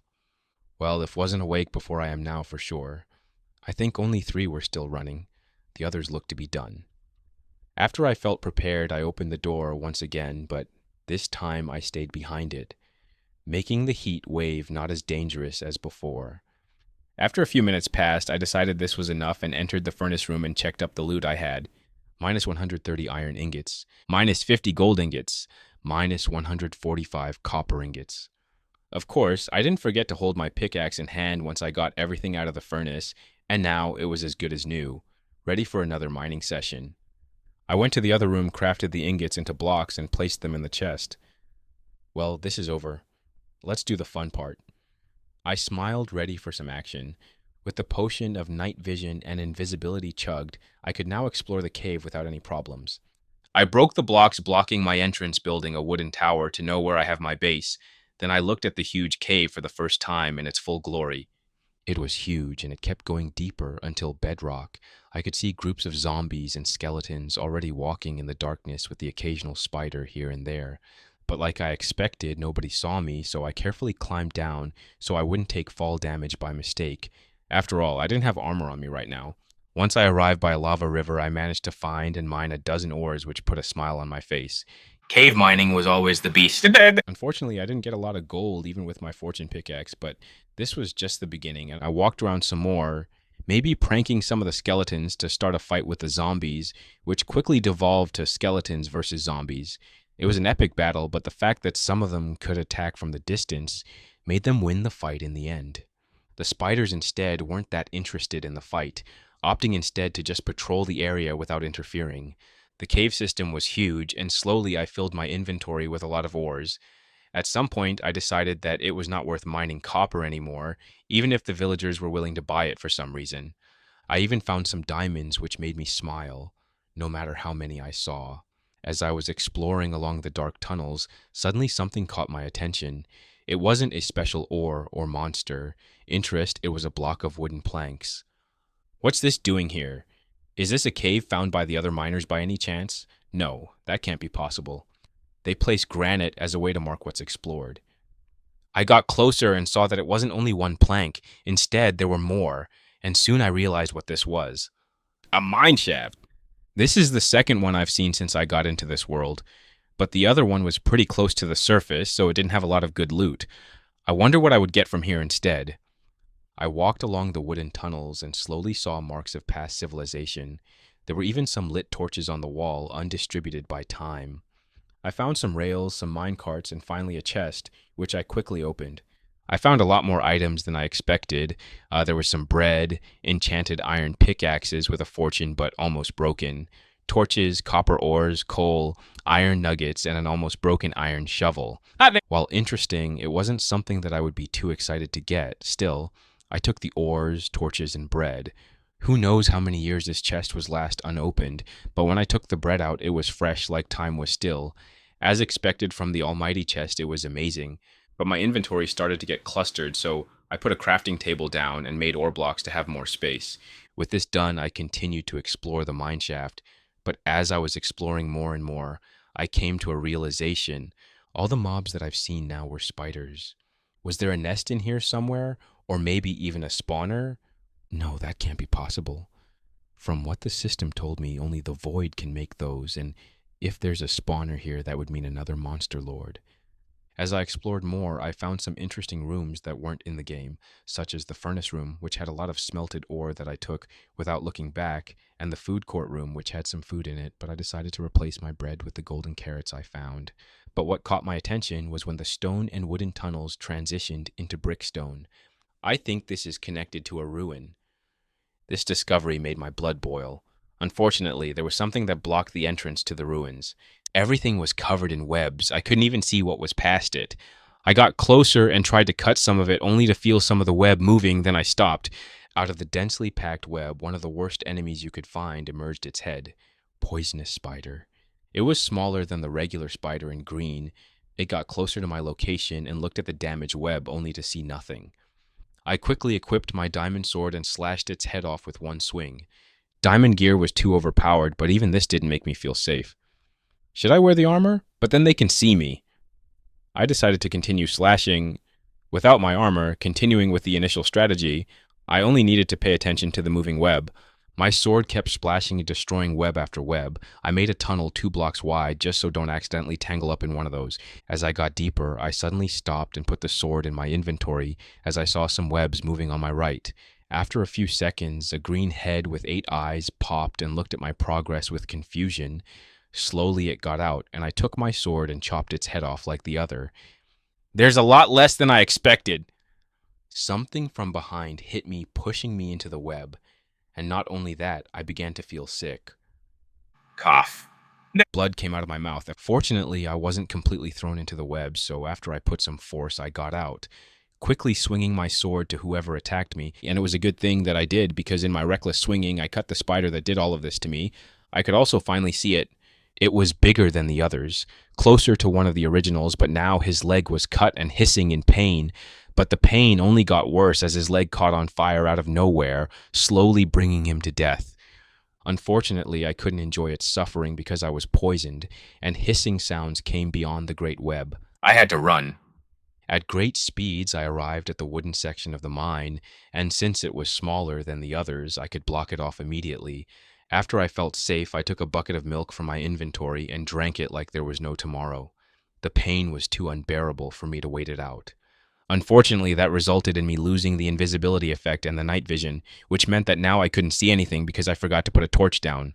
I opened up my inventory, and I could still see it with no problems. It didn't give light around me, which meant I couldn't use it as a light source. But that didn't matter since I had torches with me that lit up the tunnel I was in. That's it. I'm going to purge that nest if it's the last thing I do. But for that, I needed some gravel, and unfortunately, I didn't have a lot of torches with me to light everything around, so I had to drink my last night's vision potion. I equipped my diamond armor and went to search around for some gravel, something that I completely ignored on my mining session, but now was my tool to ravage. I looked all over the mining tunnels but had no luck in finding them, not even one block. I had to go back into the cave system to finally find some, but I couldn't get too many since monsters kept coming after me. Zombies and skeletons were not a problem, maybe a little annoying, but the creepers were dangerous no matter what armor you had on. So after I got what I wanted, I crafted some flint and steel and went back to the tunnel that I just blocked of. Time to burn some pesky spiders. Chapter 1, 108. Exploring the Ruins. I broke the barricade I made before quickly putting it back. Beyond that wall, the tunnel was filled with green spiders. I got chills only looking at it. But I couldn't give up yet. I only needed to get one more item. Then I went back to the caves and filled my bucket with lava before going back. This is going to be risky, especially now that I don't have any more milk. With that said, I chugged my last invisibility potion and broke the barricade before putting it back once I was in. On the walls, floor, and ceiling, I could see green creatures with many legs. They seemed to be confused about the sudden disappearance of those blocks, but didn't investigate since they appeared back. With careful steps, I slowly navigate the dangerous tunnel, trying not to step on someone's legs accidentally. After a few agonizing minutes, I arrived at my previous place, which had a lot fewer spiders than I expected, but I wouldn't complain about that. My next course of action was very delicate, especially now that I didn't have the armor on me. Right beside the mesh of cobwebs, I made a hole into the wall, 2 blocks deep, and then I waited for the spiders to lose their interest before getting in the action. I placed the lava bucket on the ceiling, which quickly illuminated the room, and then burned the web with my flint and steel. Then I heard a lot of movement in the tunnel, but I didn't stay there to see it, since I went into my hole and blocked it off, waiting in silence and darkness. After a few seconds had passed, all hell broke loose. I could hear the constant hissing of pain and confusion. Some of them were right beyond the wall, while others started to run while being on fire. Not a pleasant thing to be part of, I'm sure. But even with all the pain in the air, I could hear the panicked hisses about their nest catching on fire, and everyone was getting burned trying to put it out. I waited a few minutes before the noise started to die down. I leaned into the wall to hear better, but only a weak hiss was heard. Looks like it's over. I put the armor back on me and took out my shield, ready to block any surprise attacks. I broke the upper block, which let me see what my plan did, and it was horrifying. I could see burned spiders all over the place. The lava spread more than I expected, which resulted in melted bodies at the edge of the lava. The spider web was all gone. Nothing was left to show the former glory of the nest. I started to feel bad about those poor spiders. That was way more brutal than I expected. Still, I started something, so I have to finish it.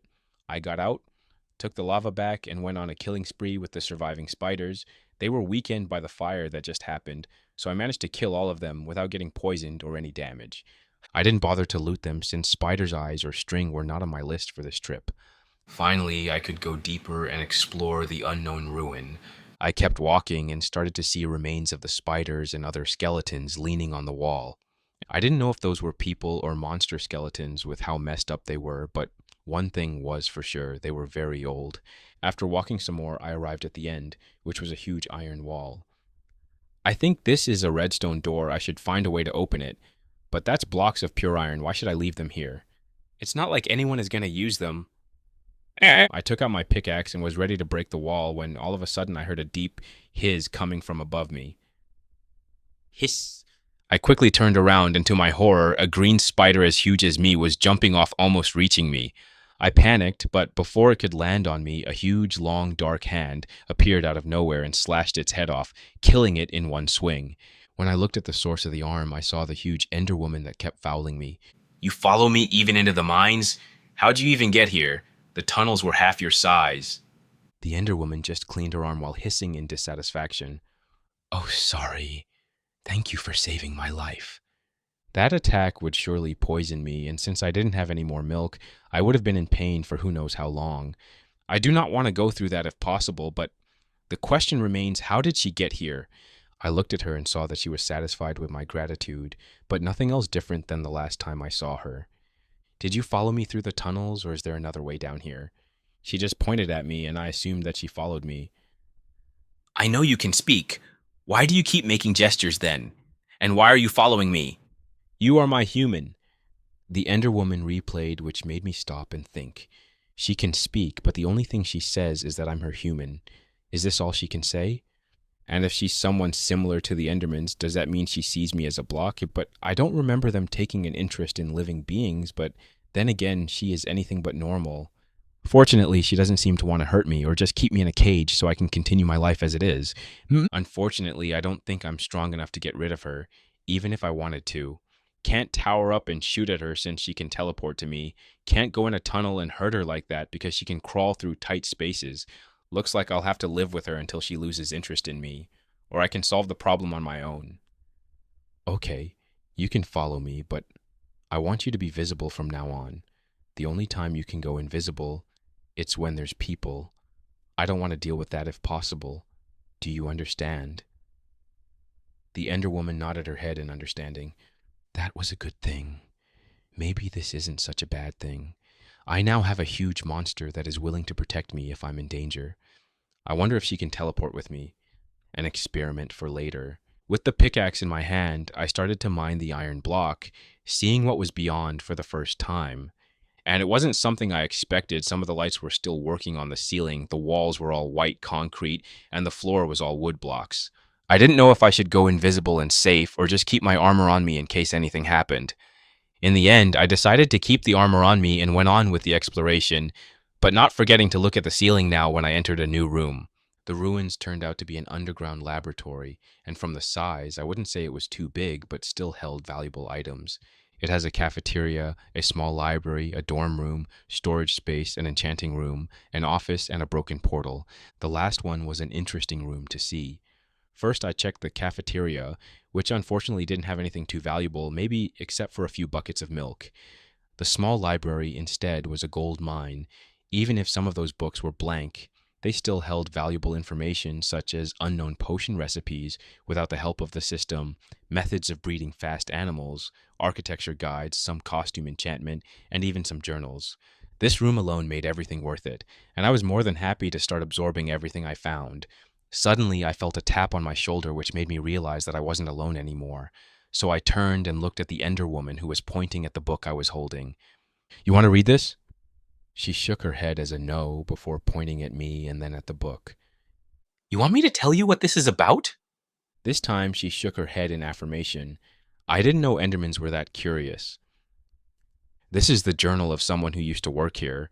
For some reason, he disappeared without taking his book from the desk. I wonder if they fled or got killed. I'll tell you more about it once I've read it. But for now, we still have to explore the other rooms. The Ender Woman seemed to be satisfied by this, and we pressed on. The dorm room only held beds, so I didn't explore too much of it. Instead, the storage room was a treasure trove of items. Precious ores, diverse blocks, brewing ingredients, enchanted books, and much more. This room alone would make Kingdom salivate, and I could take it all. It was such a shame that I was so far away from my base. Otherwise, I'd start looting right now. With great effort, I went to explore the other rooms as well. The office was pretty boring, only a room with a chest that held empty books that I could only assume held valuable information before being wiped by the system. The portal room was simple in design. Unfortunately, a few blocks were missing from the portal frame, while others were crying obsidian. I think this is how they got into the base since I don't see an opening to the surface. The Ender Woman tried to pick one of the crying obsidian blocks, but it didn't budge no matter how much force she put in. In the end, she gave up and looked at the other blocks. Theoretically, I could repair this portal since I had the necessary tools and blocks, but from what I last saw, an old portal is usually connected to a fortress, and usually those are already occupied by people in the Nether, so there's a high chance someone would wait for us on the other side. First, I would take everything from here, then I'll see if I want to open the portal, and finally there was the enchanting room, and the enchanting table was still there, which meant that didn't have time to craft one now or borrow it from Brutus. This mining trip solved all my problems, even though I should still grind on my crafting skills. But as I turned around to leave the room, I saw something that made me stop. Above the door, there was a large space that had a lot of signs. But what was special about those signs was the fact that what was written on them was all gibberish. That was until I looked closer. It was high-level enchanting language. Those signs had a high level of enchantment, and if I looked closer, there was an explanation for every symbol. This is the biggest find of them all. I don't think I'll find anything similar unless I pillage the sandstone library itself. I quickly ran to get an empty book, too afraid that it would suddenly disappear even if it held for hundreds of years with no problem. The Enderwoman was confused about my actions and kept teleporting after me, making Enderman noises, but I kept searching until I finally got what I wanted before running back to the enchanting room. Okay, this is something very important for me, so please be quiet while I copy everything on that wall. Don't touch anything that looks like a button or lever. Who knows if this place has a self-distraction protocol? While she was confused, she still accepted my request, moving with great care around the room. I just concentrated on the wall. This was a breakthrough for my studies, and I wouldn't dare miss it. Chapter 109. Moving the Loot. I stayed for hours looking at that wall, trying to copy everything as correctly as possible since every millimeter counted. But after working hard, I managed to pull it off and decided to take a break and eat something. It's been a while since my last meal, so every golden carrot that I ate made me feel like a new man.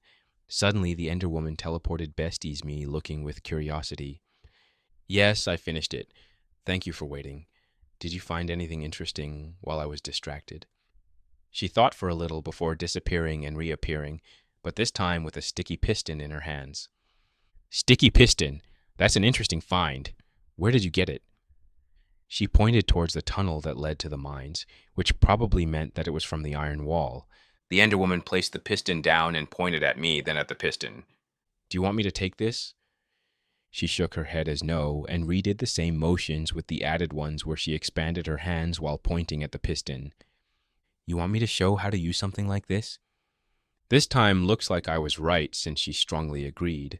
I looked around to see if I could find a wild lever or button, but no luck, so I made a wooden button with the wood that I had.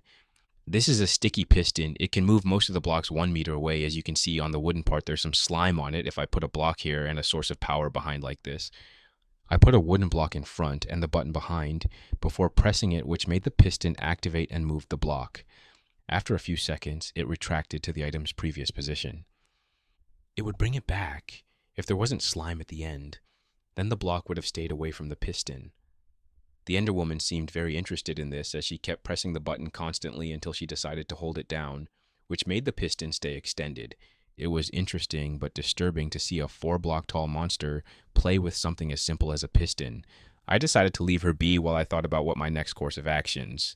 I couldn't stay here for too long, otherwise the others would send a search team to see what I was doing. And I wasn't too keen on sharing the loot that I just found with them. With Froggy and Bobby, no problem. Maybe Mary a little, but the others, I don't trust them that much.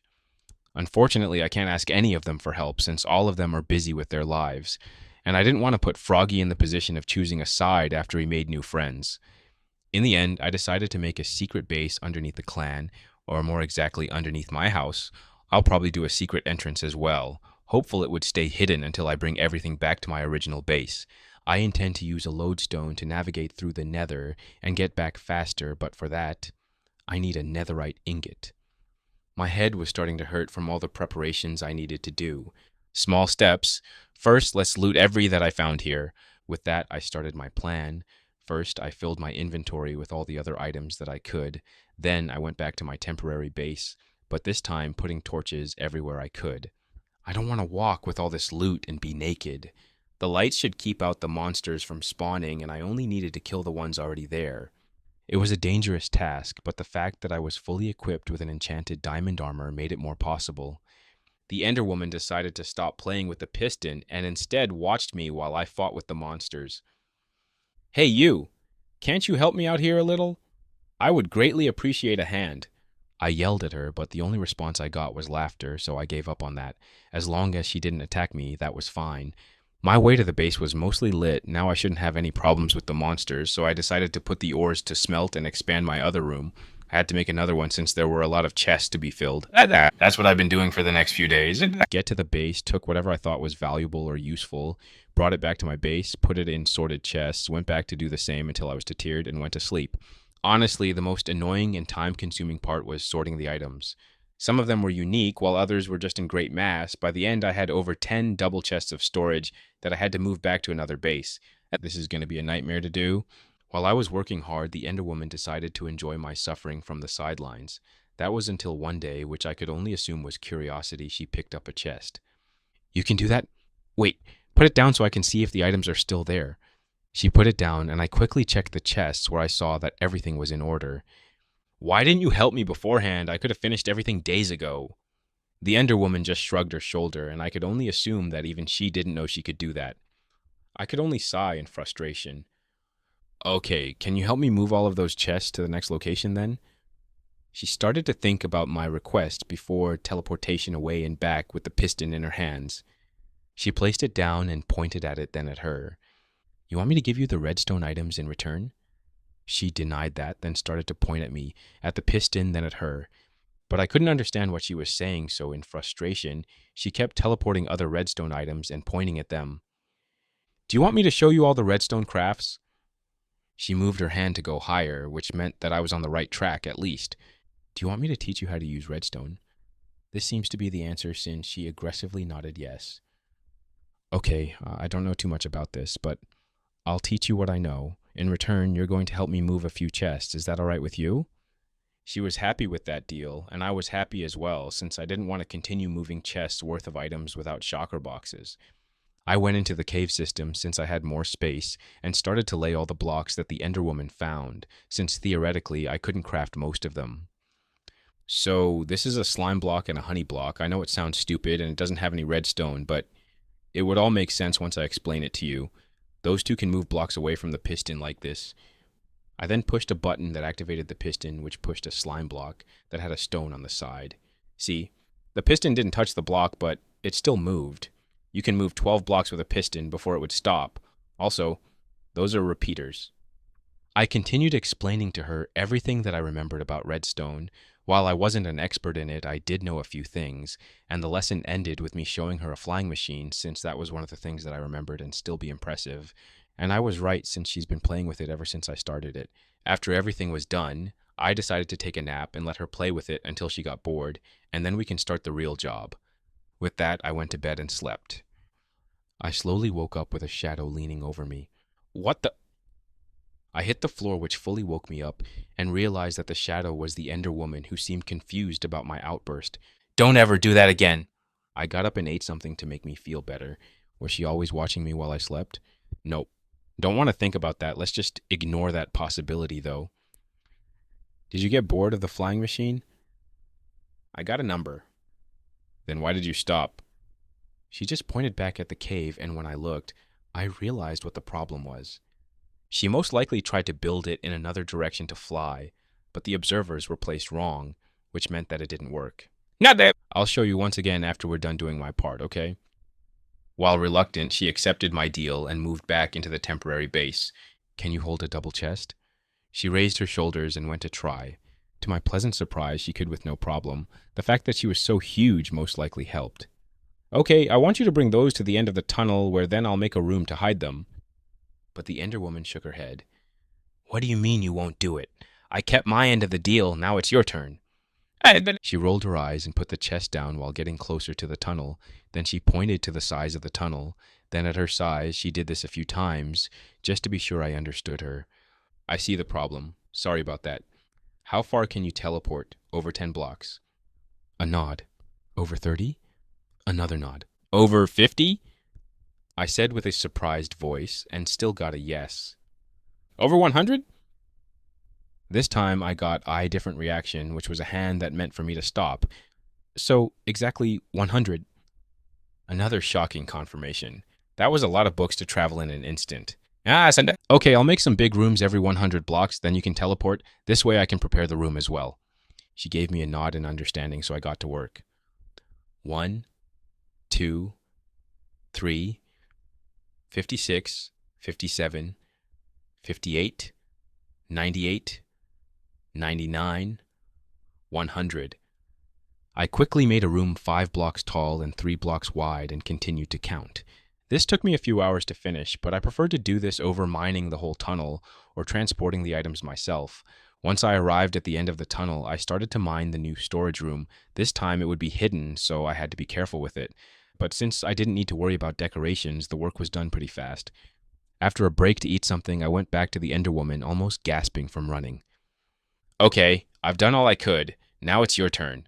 Place the chests as you find them here in the room on the other side. The Ender Woman stopped from playing with her redstone and got to work. It was an amazing sight to see. Chests filled with items were disappearing at great speed, and after an hour, it was all gone. She would be the greatest thief in history if she had this as a job. Good thing she wasn't interested in that. With everything over, I decided to block the tunnel that led to this cave. I put gravel, diorite, and other blocks to block the original tunnel. Then I started a few decoys before finally getting back to the new storage room. As requested, it was all placed as before, so there wasn't a problem with me finding items. I sealed off the room and prepared to start phase 2. I'm going to the surface. You can stay here or come with mine while invisible. Your choice. The Enderwoman suddenly disappeared right in front of my eyes, which meant that she would be coming with me. Well, she did such a good job up until now, I won't tell her what to do. Time to get some sunlight. I then walked towards the surface. Chapter 1, 110, Festival. I arrived at the surface after days of being underground, and the fresh air running through my hair made me feel better than I expected. Humans truly are meant to live on the surface. Luckily, it was still in the middle of the day, so I wouldn't attract any unwanted attention by looking like I was sneaking in the middle of the night. First, I went to check on my house and saw that it was exactly as I left it, which was a good thing. Then I went under the wooden structure to look and see if I could make a secret tunnel. Since I was in a swamp, my movements were more obstructed than usual, and unfortunately, I couldn't see a way to make a piler under my house that would not be obvious, even though nobody had a reason to be here at all. The risk was too high, so I had to go with plan B, not the most pleasant one. As I was preparing to get all the items I needed and empty my inventory, suddenly a voice spoke beyond the door. "Traitor, you're back!" I quickly turned and saw Catherine at the door with a shocked face. "Oh, Catherine, long time no see? Yeah, I just got back. Anything interesting that I missed?" "Besides the festival that is tonight, nothing else." "Seriously, first you went missing for 3 days when you went mining, and now a full week? Next time, should we expect you to come back in a month?" While she seems worried, I can also tell she's amused by my situation. But from what she just told me, a few things have happened. A week has passed, and they apparently have a festival. When did they decide to do that? What's the occasion? Do I need to bring something? I was just too tired and lost to think about a solution, so I only chuckled at her joke.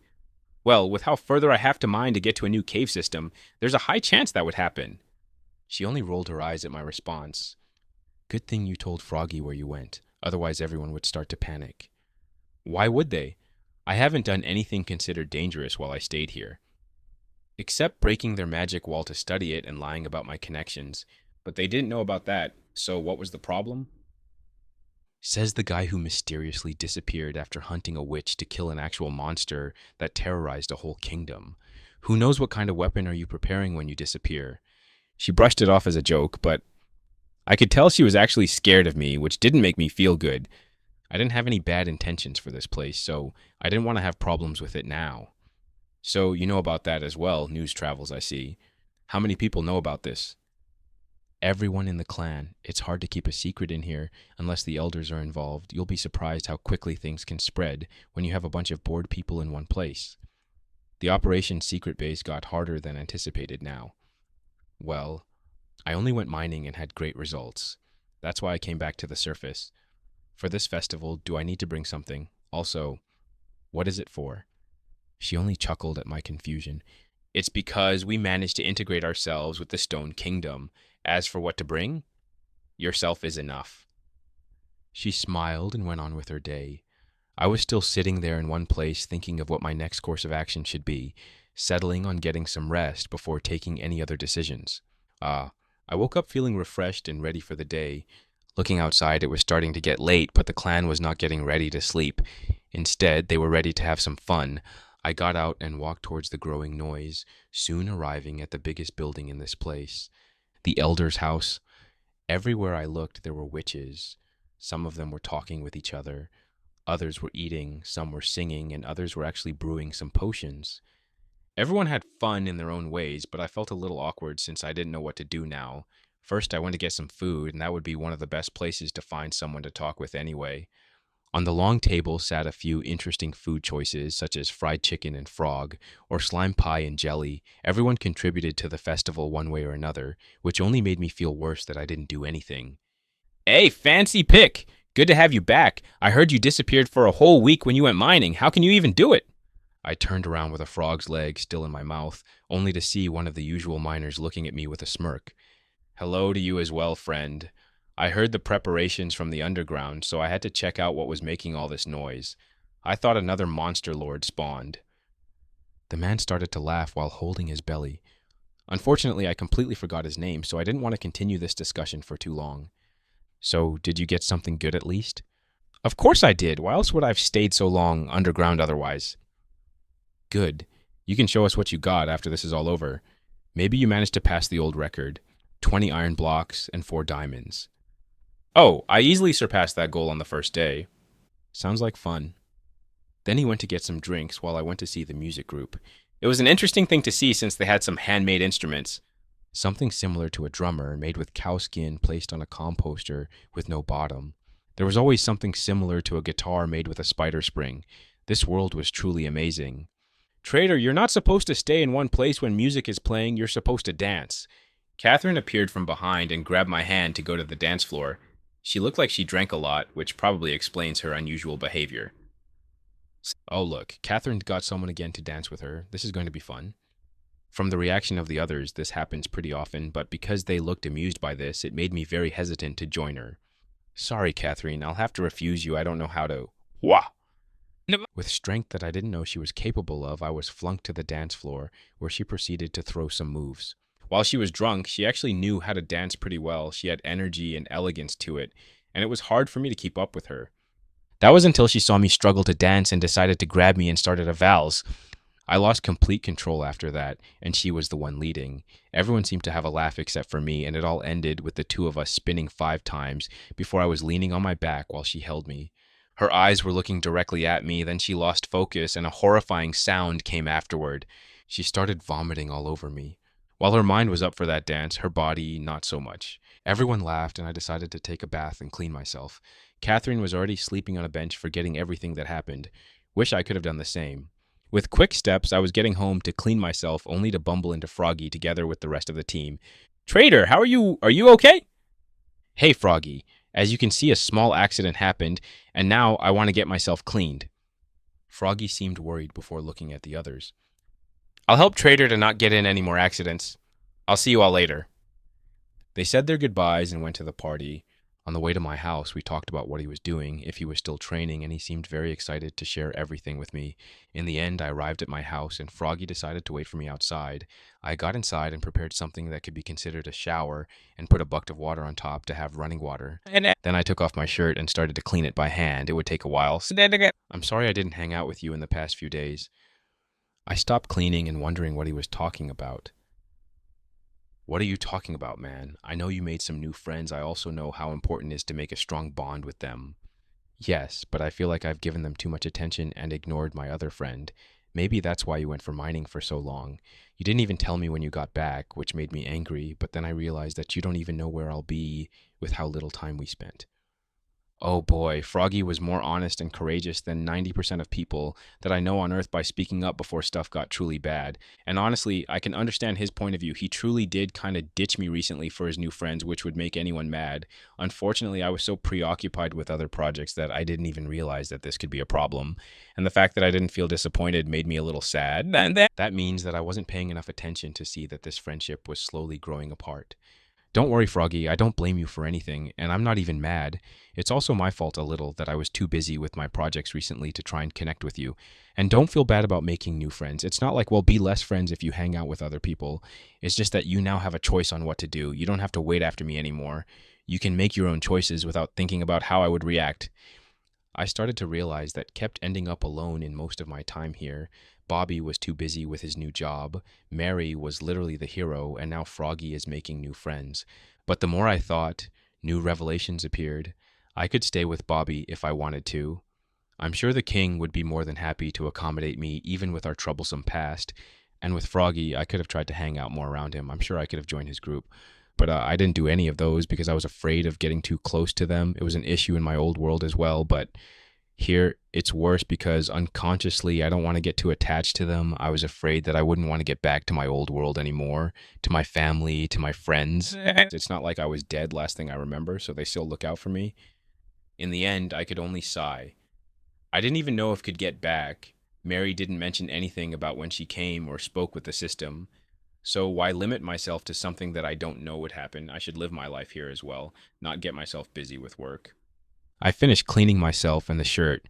I took a leather chest plate from the chest since I didn't have anything to wear while it was getting dried. Trader, I think I want to stay here. No, I want to stay here with the other witches. Sorry that I broke my promise. Once I got out, Froggy spoke to me and looked directly into my eyes. And it hurt more than I expected. Way to shut a door before it even opens. I understand, Froggy, and I'm happy that you chose this. I'm sure the others would be happy to hear about this as well. He gave a sigh of relief, and we walked back to the festival. I wasn't mad at him, maybe a little disappointed that this happened, but I truly meant what I said. I'm happy for his new life. It's probably safer this way since I intend to get into some trouble sometime soon. But that didn't mean that I wasn't bothered by it. Maybe I should take some of that alcohol that everyone keeps telling me it's like medicine for sorrow. Soon we were back to the party. Chapter 1, 111, Sneaky Building. I woke up with the worst headache that I had in my life, and that was enough proof for me. I'm never drinking again no matter how sad I get. I got up from the bed much slower than usual, feeling happy that at least I managed to get back to my own house and not someone else's. I drank some water to hydrate myself and got out to feel the warmth of the sun wash over me. Good morning, trader. The festival was pretty good last night, right? I looked towards the voice to see a witch that I recognized, but didn't know the name. Yeah, it was fun, but now I have to pay the price for that. I massaged my head to alleviate the headache. Yeah, why didn't you drink any milk yet? Or did you run out without realizing? Why would I drink milk? There are no cereals in this world, so I can't have that breakfast. What do you mean, why? Hangover, it's just a status effect. You can get rid of it in an instance with milk. I was surprised by the sudden information and brought up my status page, and as I was told, I had a poison debuff. It must have been pretty weak since my health didn't go down, but instead, this would keep up for another 3 hours. Thanks for the tip. I didn't know about it. No wonder you don't like alcohol. It must have been a nightmare to wait out the poison. Good luck with finding some milk. The strange witch then left after saying goodbye. Well, that was something. I looked all over my house for any bucket of milk, but no luck. I had to buy one, or maybe someone would give it to me if I asked nicely. I thought about my options and quickly eliminated everyone until I arrived at Froggy. Well, I did promise myself to hang out with him more, even if he wants to stay here. First, I had a quick breakfast with golden carrots and then went on to Froggy's house. Once I arrived, I knocked at his door, but no response, which meant he was still sleeping or that he was gone. One way to find out. I opened the door and saw that Froggy was sleeping comfortably in his bed as I expected. I gave a sigh, but decided not to wake him.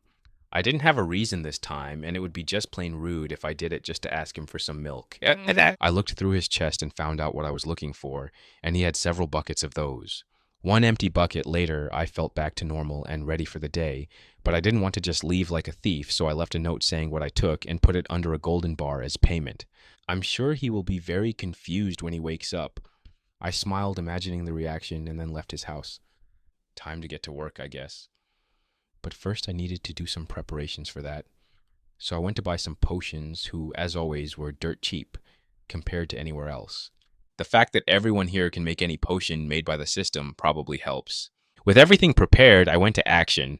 I arrived at my house where I drank a potion of invisibility, water breathing, and night vision once I was sure nobody was watching me. Then I jumped into the swamp and stopped exactly under my house. Then I swam down and started to dig 3 blocks down right beside a wooden pillar. Once I was done, I broke 2 blocks in the walls and quickly placed a door which made the water stop entering the new tunnel. Now I could work in peace without the water bothering me, and the lights from the torches wouldn't give out the location. I dug a little further, then went straight down to the deep slate layer where I stopped. Of course, I didn't forget to put stairs on the walls so I could get back up after this. At this level, I can make a base since miners don't tend to mine around here, since it's annoying to keep mining 2 different blocks where one is harder than the other is. So I made an underground base, 6 blocks tall and 15 blocks wide on each side. The decoration was pretty simple by my standards, only stone bricks and wooden pillars. Of course, I didn't forget to light this room up with some lanterns, and everything was done. Now I only needed to connect it with the mine. Hey, are you here? Suddenly she appeared out of nowhere like I expected. Looks like this base wasn't deep enough after all. I'll connect this to the mine. Can you help me with the chest once again? The Ender Woman thought for a bit before saying no. Why? Then with her hand, she made one motion from one place to another, but had a lot of sudden stops in the middle. Because I didn't bring the flying machine from the cave? She quickly nodded her head. Sorry about that. I still have some redstone items in one of my chests. I can make you another one. How about this? If you help me now and in the future, I'll make you a room only for yourself where you can use all the redstone you want. And this made her think for a minute before accepting the deal, which made me happy. I didn't have to transport the items once again. With the deal made, I started to break blocks towards the mine, remembering to make small rooms every 100 blocks so my friend could teleport. It took me a few good hours, but I finally arrived at one of the mine tunnels, so I only had to find the main entrance. After another half an hour, I arrived where I last placed the chests and broke the blocks, where to my relief was all in the same place. Okay, can you do it from here? The Ender Woman appeared, took a chest, and disappeared, and half a minute later appeared with her hands empty. That was good. For the next hour, everything was moved once again, but this time, I could sleep well at night without having to worry that someone would break into my secret storage and loot everything. Of course, the new base wasn't the safest place either, but it was way better than being so close to the tunnel network. Once everything was moved, I covered the tunnel that I made with stone, but left the big rooms in case the Ender Woman wanted to teleport to the mines quickly and undisturbed. That took another hour to finish, and I was already tired from all the work that I'd done for today. Thank you for the help, Ender Woman. Actually, do you have a name that I can call you by? Since calling you only this seems kind of bad. She shook her head as no. Do you have a name in mind? She stood there for a minute and then pointed at me. You want me to find you a name? I saw a yes. That wasn't good. I'm not that good with names. What can I call a tall purple monster? Violet. What do you think about Violet? That's close to purple and violet. I think that would suit her well. She thought for a little before accepting my idea, and I was happy and proud. Nice to meet you, Violet. Now I'm a little tired from all the work I've done today. Tomorrow I promise that I'll make your room. Violet seemed disappointed that she wouldn't get a room today, but still nodded her head in understanding.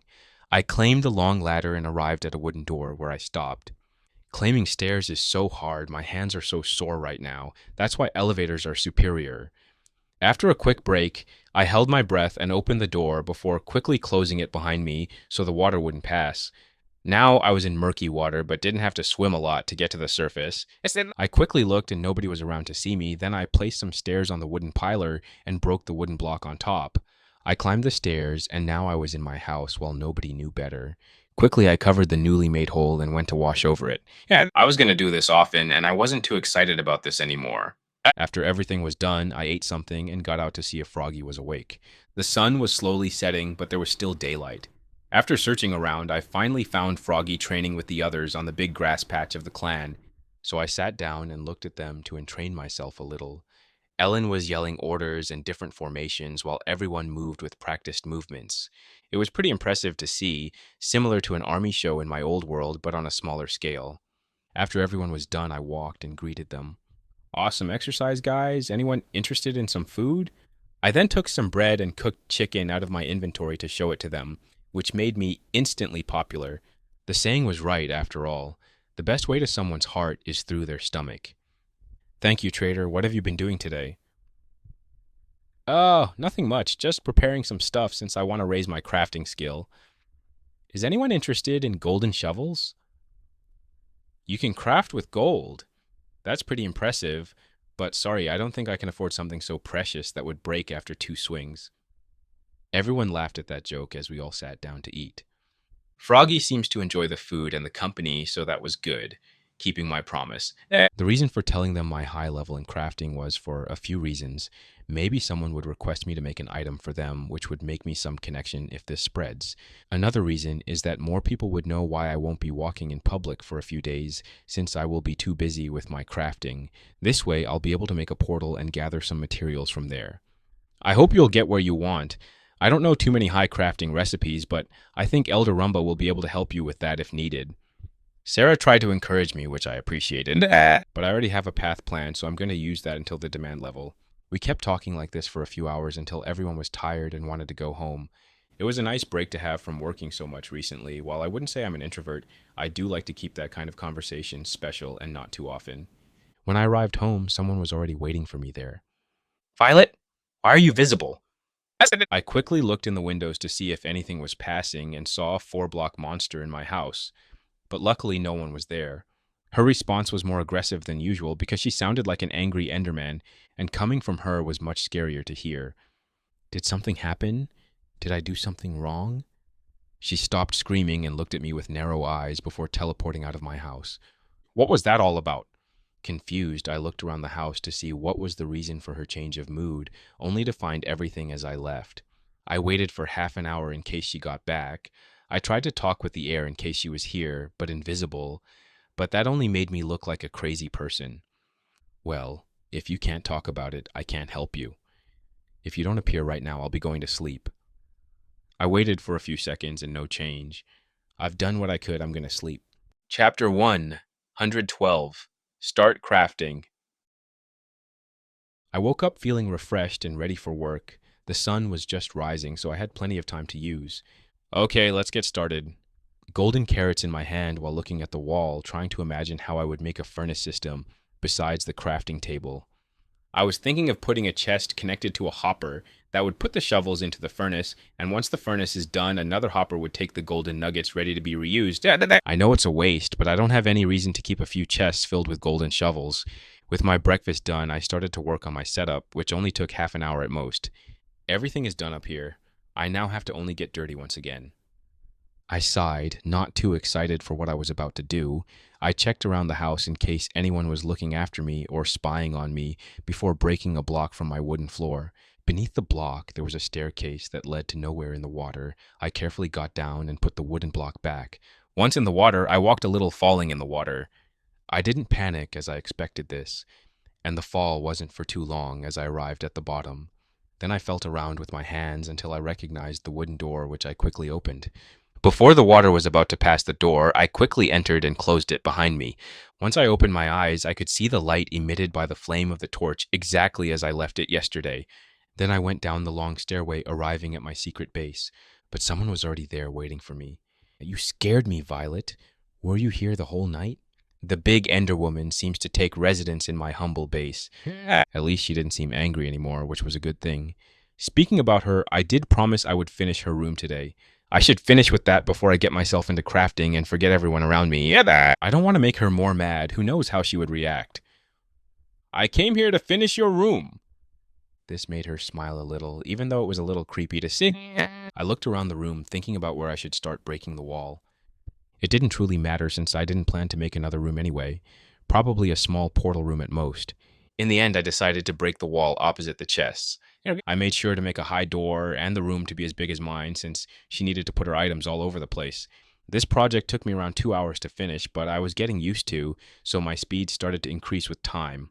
Once the room was done, I thought about how I should decorate or if I should do that at all. The builder in me couldn't accept to leave it like that, so I put white concrete on the walls, nether bricks on the ceiling with some lanterns, and stripped logs on the floor. It wasn't one of the best builds that I made, but it was way better than just stone, dirt, and diorite. What do you think, Violet? Do you like it? The Enderwoman seemed to be excited about her new room. She kept teleporting from one corner to another with her creepy smiles. Do you feel better than yesterday? She stopped and looked at me for a second before giving me a nod. I was forgiven. I'm still not sure if I'm the reason she was mad. To begin with, it's hard to communicate with someone who doesn't speak. You can take whatever redstone item you want from the chest, you know which one. As I was about to leave, she teleported in from above me and crossed her arms in an X shape. What's the problem? Did you forget which chest? She just walked to a chest, opened it, and put her hand in it, only to stop after a block. You don't have access to inventory's chest? She nodded her head as yes. I didn't know only humans can use the system's chest. Or maybe only monsters can't, since the Viligers and the piglings can still use it. Are they still human or another species altogether? Didn't matter. Violet wanted her items, and she didn't have access to them. So I looked through the redstone's chest and took out some pistons, redstone dust, repeaters, observers, slime blocks, honey blocks, and a button. Then I went to her room and placed all the items down. But she still seemed unsatisfied until I remembered that I promised to make her the flying machine again. I'm going to make the flying machine once again, so pay close attention. Suddenly, she was happy and right behind me as I started to build and explain everything to her. After I was done, I wished her to have fun and filled my inventory with gold bars, ready to start crafting.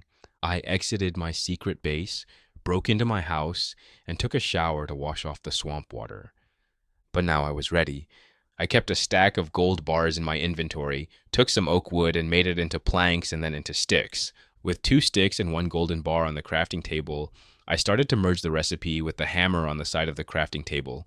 I now had a golden shovel in my hand. It was very different than the other shovels. It looked more majestic, if I would describe it. But I still prefer the design of the diamond tools. It feels like they're molded. With a sad sigh, I put the shove into the furnace now to be smelted. I opened up my skills tab to see my progress. Only 300 XP? No wonder it's hard to get to the final level. I would need to craft a little over 3,000 shovels for that. I didn't even want to think how much I have to craft for the diamond level. I could already feel a headache coming, and I wasn't too fan of it.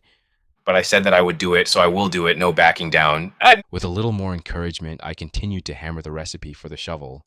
Unfortunately, I couldn't craft multiple items at once. Instead, I could place a stack of items on the crafting table and it would still stay after one item was crafted, so I only needed to hit with the hammer and wave my hand through the hologram to receive the tool.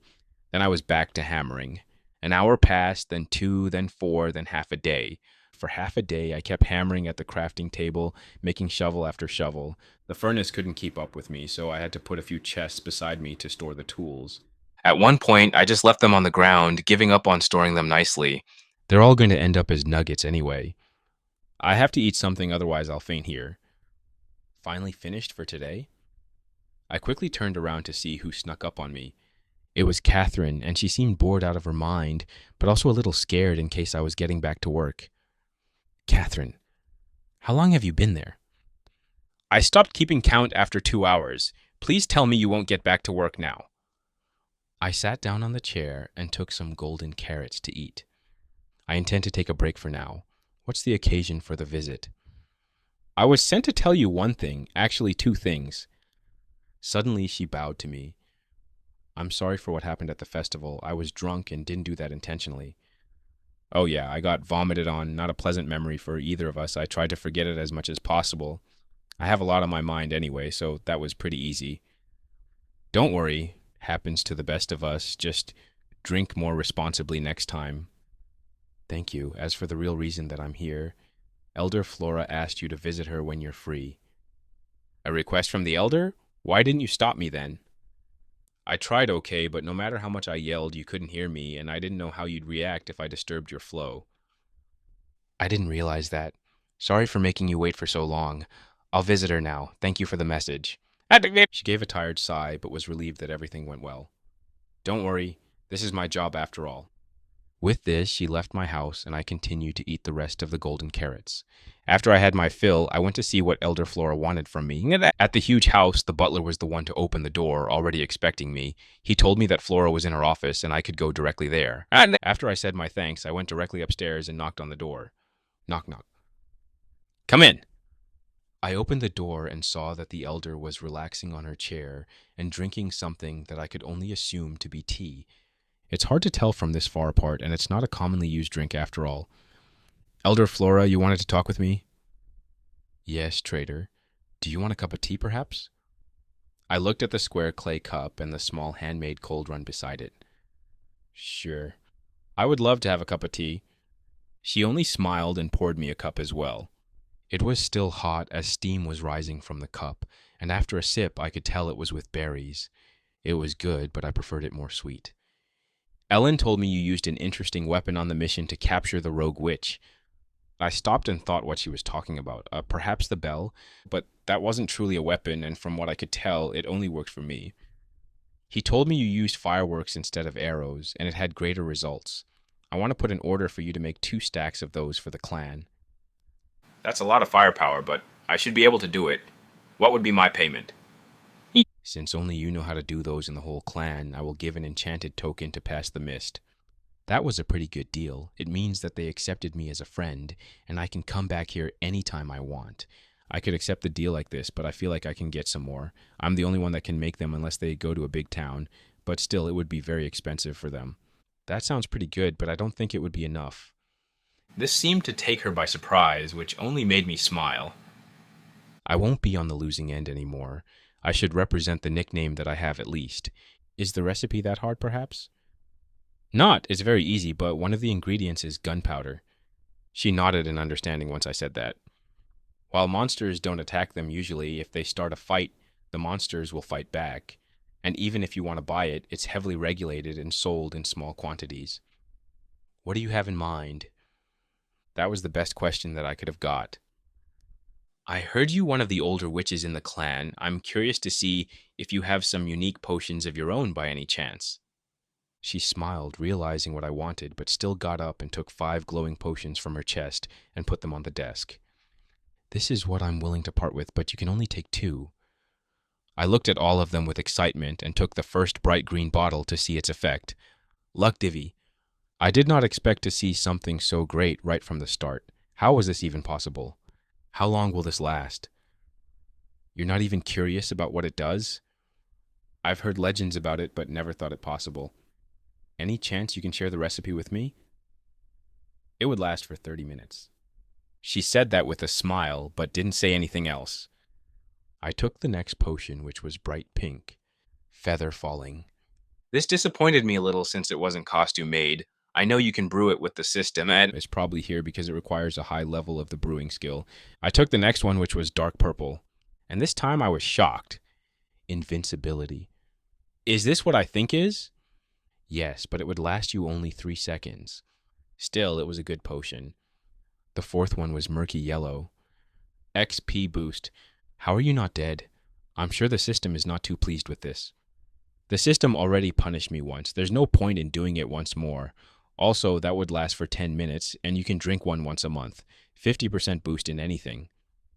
She said that with a smile, like she didn't just show me something that would make nations go to war. This makes me wonder what kind of adventure she's been through to have this kind of item. I looked at the last potion with wonder. It was emerald green and cold to the touch. Jump boost 5. I was disappointed, but also surprised. In comparison with some others, it didn't seem too much, but it's still something better than what the system makes. Of the 5 presented, only 3 were truly amazing, and unfortunately, I could only choose 2.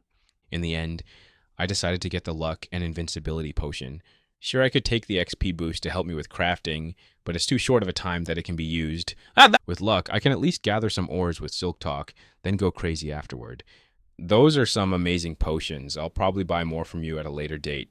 Tomorrow I will send the fireworks as well. Pleasure doing business with you. We each gave a warm smile to each other before I left. Time to get back to crafting. Chapter 1, 113. Another day, another shovel. The next morning came with the sun warming up the clan, and I was back at the crafting table hitting the hammer to get another golden shovel. Over the night, the furnace was nonstop working, and it managed to go through a double chest while I slept. I tried to be as efficient as possible with the repetitive tasks.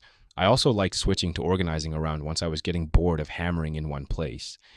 After a few hours, it was noon, and I decided to take a break and eat something.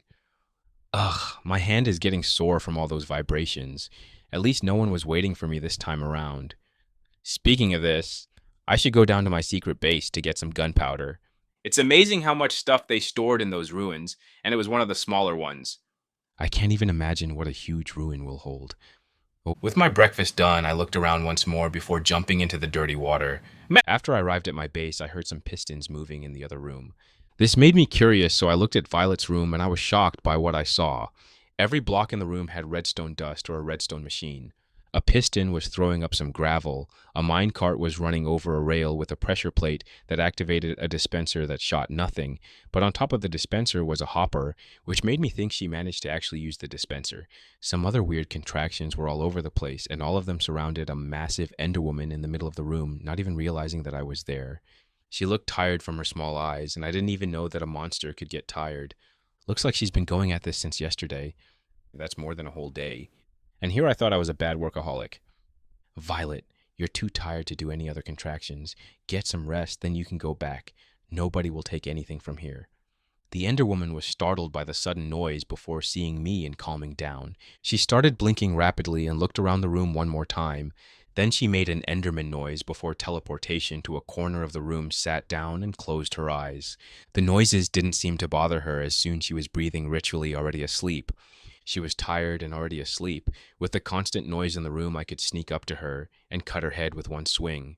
If I wanted to get rid of her, this was my chance. I looked at her for a few moments before leaving the room. While she's a monster obsessed with me, she didn't do anything bad to me, actually. She helped me more often than not. This made me rethink if monsters have a path of redemption, but I didn't give them the chance. Or was she a special case? She is different than others, after all. In the end, I could only sigh as I took a stack of gunpowder, sugar cane, and filled the rest of my inventory with golden blocks. I haven't finished my gold yet, but if I can avoid a trip down here and get soaked, why not do it? I looked around once more in case I was forgetting something and then went to the surface. Once in my house, I quickly took a shower and went back to the crafting table. First, I made some pages with the sugar cane. Then I used those pages together with gunpowder to make 3 fireworks. The recipe itself wasn't too hard to remember, and the materials were a little hard to get. But even with all of these, they weren't crafted that often since they had very little uses. Maybe that would change soon since people saw me use them as a weapons. After an hour, I managed to craft the 2 stacks with no problems, so I decided to deliver the package now before I forget about it once I'm too preoccupied with the shovels. With a light jog, I arrived pretty quickly at the huge house. There, I knocked on the wooden door with force. A few seconds later, the door was opened and the butler greeted me. "Ah, Sir Trader. Madame Flora told me about your arrival. Are you here to deliver the package?" "Yes. Do I go and meet with her, or is it enough for me to give them to you?" "You can leave the items with me. Here is the token that Madame told me to give you." He then took a wooden token out of his inventory and gave it to me. I looked closer at the wooden token in my hand. It was made with dark wood, which made the enchantment more obvious to see. Now that I knew a little more about enchantment, I could tell that it was written with high-level language enchantment, and I could finally see what was the enchantment. Guidance.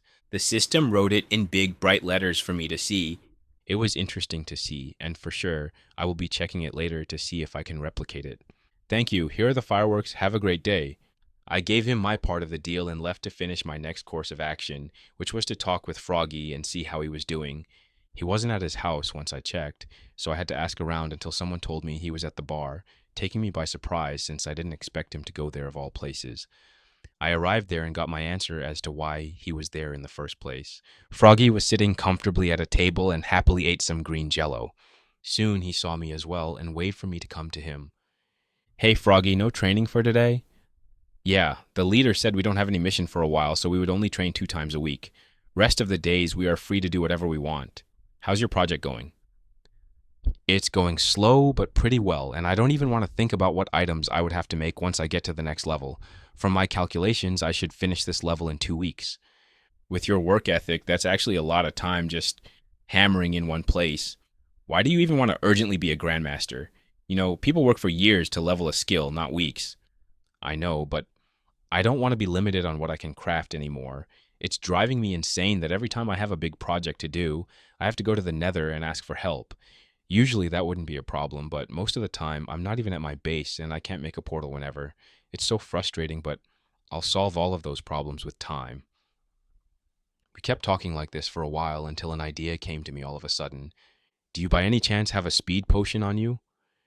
"Speed potions? Unfortunately, no. I don't even have the ingredients to make one. I have to go shopping sometime soon to get some items as well. But you can ask the barman since he is usually the one that sells potions." Did he? That's a weird side job to have. I turned to see a huge man with a purple apron cleaning a wooden cup like I'd seen in the movies. "Hi there, do you sell potions by any chance?" He only gave me a nod. "Cool. Do you have a speed boost, invisibility, and fire resistance?" He stopped cleaning the cup and went in the back for a few seconds before coming back and placing the potions that I requested on the table. Chez Desmit emeralds. Cheap as always, but unfortunately, I didn't have emeralds on me, so instead, I placed 2 gold bars on top of his table. A gold bar was roughly 40 emeralds, so I was overpaying. The man was shocked, which was an amusing sight to see. "You can keep the change, thanks for the potions." I took them and said my goodbyes to Froggy and left the bar. The sun was slowly getting down, but I still had a few good hours until the night came, so I walked back to my house. Once I arrived there, I placed some more shovels to get smelted and began my experiment. I chugged the speed potion, suddenly feeling like everything was moving much slower around me. I then took the hammer and placed the recipe of the shovel on the crafting table. I started to hit it rapidly. To my pleasant surprise, this seemed to work as I finished the shovel much faster than normal. "I can't believe this actually works. If I continue like this, I should be finished in a week. With this, I continued to make shovel after shovel. An hour passed, then two, then a day, and like that, 5 days passed. The only thing I did was buy speed potions, craft shovels, eat, sleep, and repeat. But on the fifth day, I had to stop crafting. Not because I leveled up, but for problems I did not expect to have. How did I not have enough gold? I can't believe I went through the whole storage in only 5 days. Even with me melting the shovels into nuggets and then crafting those into ingots, it still wasn't enough. Luckily, I wasn't too far from my next level. Only a little under 2 stacks should be enough, and then I'll be free from such limited resources. Once I finished with those, I'd have more than enough redstone to get to the final level.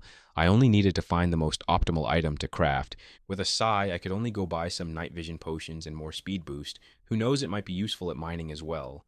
I didn't plan to use my luck potion since it would have been very wasteful without preparations. I could theoretically make a pickaxe with silk touch on it now if I tried really hard. There were some books in the ruins that thought system made enchantments and I could copy from them. But if I was going to use it, was going to be used on a diamond pickaxe made by my hand. Is it stupid to put such limitations on me? Probably, but I also didn't want to go to the Coral Kingdom only to buy a pickaxe. Otherwise, I'd have to visit every auction house in the other kingdoms to hope and get lucky on getting an overpriced pick. Or I could go and rob the Sandstone Kingdom. I did have the tools to break those walls now. No, it was too much risk only for petty revenge. I'm going to do that when I want to rob their royal vault. Finally, I arrived in front of my tunnel in the mine, and as always, I had company.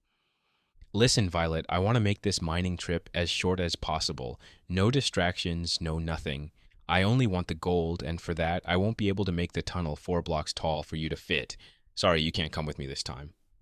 Violet was very displeased with this. She started to yell at me, but I didn't back down on this. She either was going to leave or she was going to uncomfortably crawl through the small tunnels like last time. After she saw my lack of reaction, she just narrowed her eyes and teleported away. I could only give a sigh of relief that this didn't escalate further.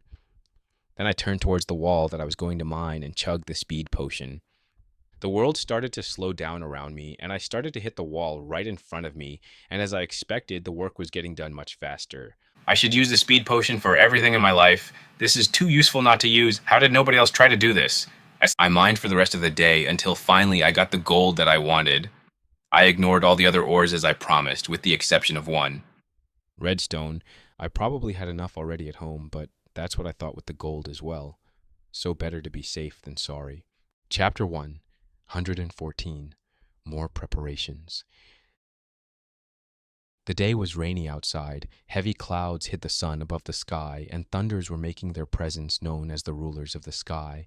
On days like those, people like to sit comfortably in their homes, drinking a cup of tea, spending time with the family, or even watching the might of nature through their shelter's window.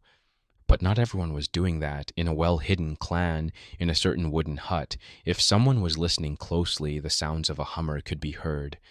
Finally! I'm done with this painful level. With the final shovel made, I quickly checked my skills tab. Level 6, baby! I can finally do something else. But first I needed to take a well-deserving break, and Froggy was kind enough to make me a gift. I can't believe ever since I've been transported into this world I haven't tried this food yet. I took it out from the chest and pushed the shovels off the table. It was a cake. Like in the game, it was all white with red circles on top, but since I had this in real life, I could see that it was a chocolate cake covered with white cream and apple slices on top. Where did the apples appear from since they weren't part of the recipe? I gave up trying to understand the logic of this world a long time ago. With a wooden knife borrowed from the others, I cut myself a slice. Inside, I could see that it was made with 3 layers of chocolate, with a thin layer of frosting in between. I took the first bite, and I was in love with it already.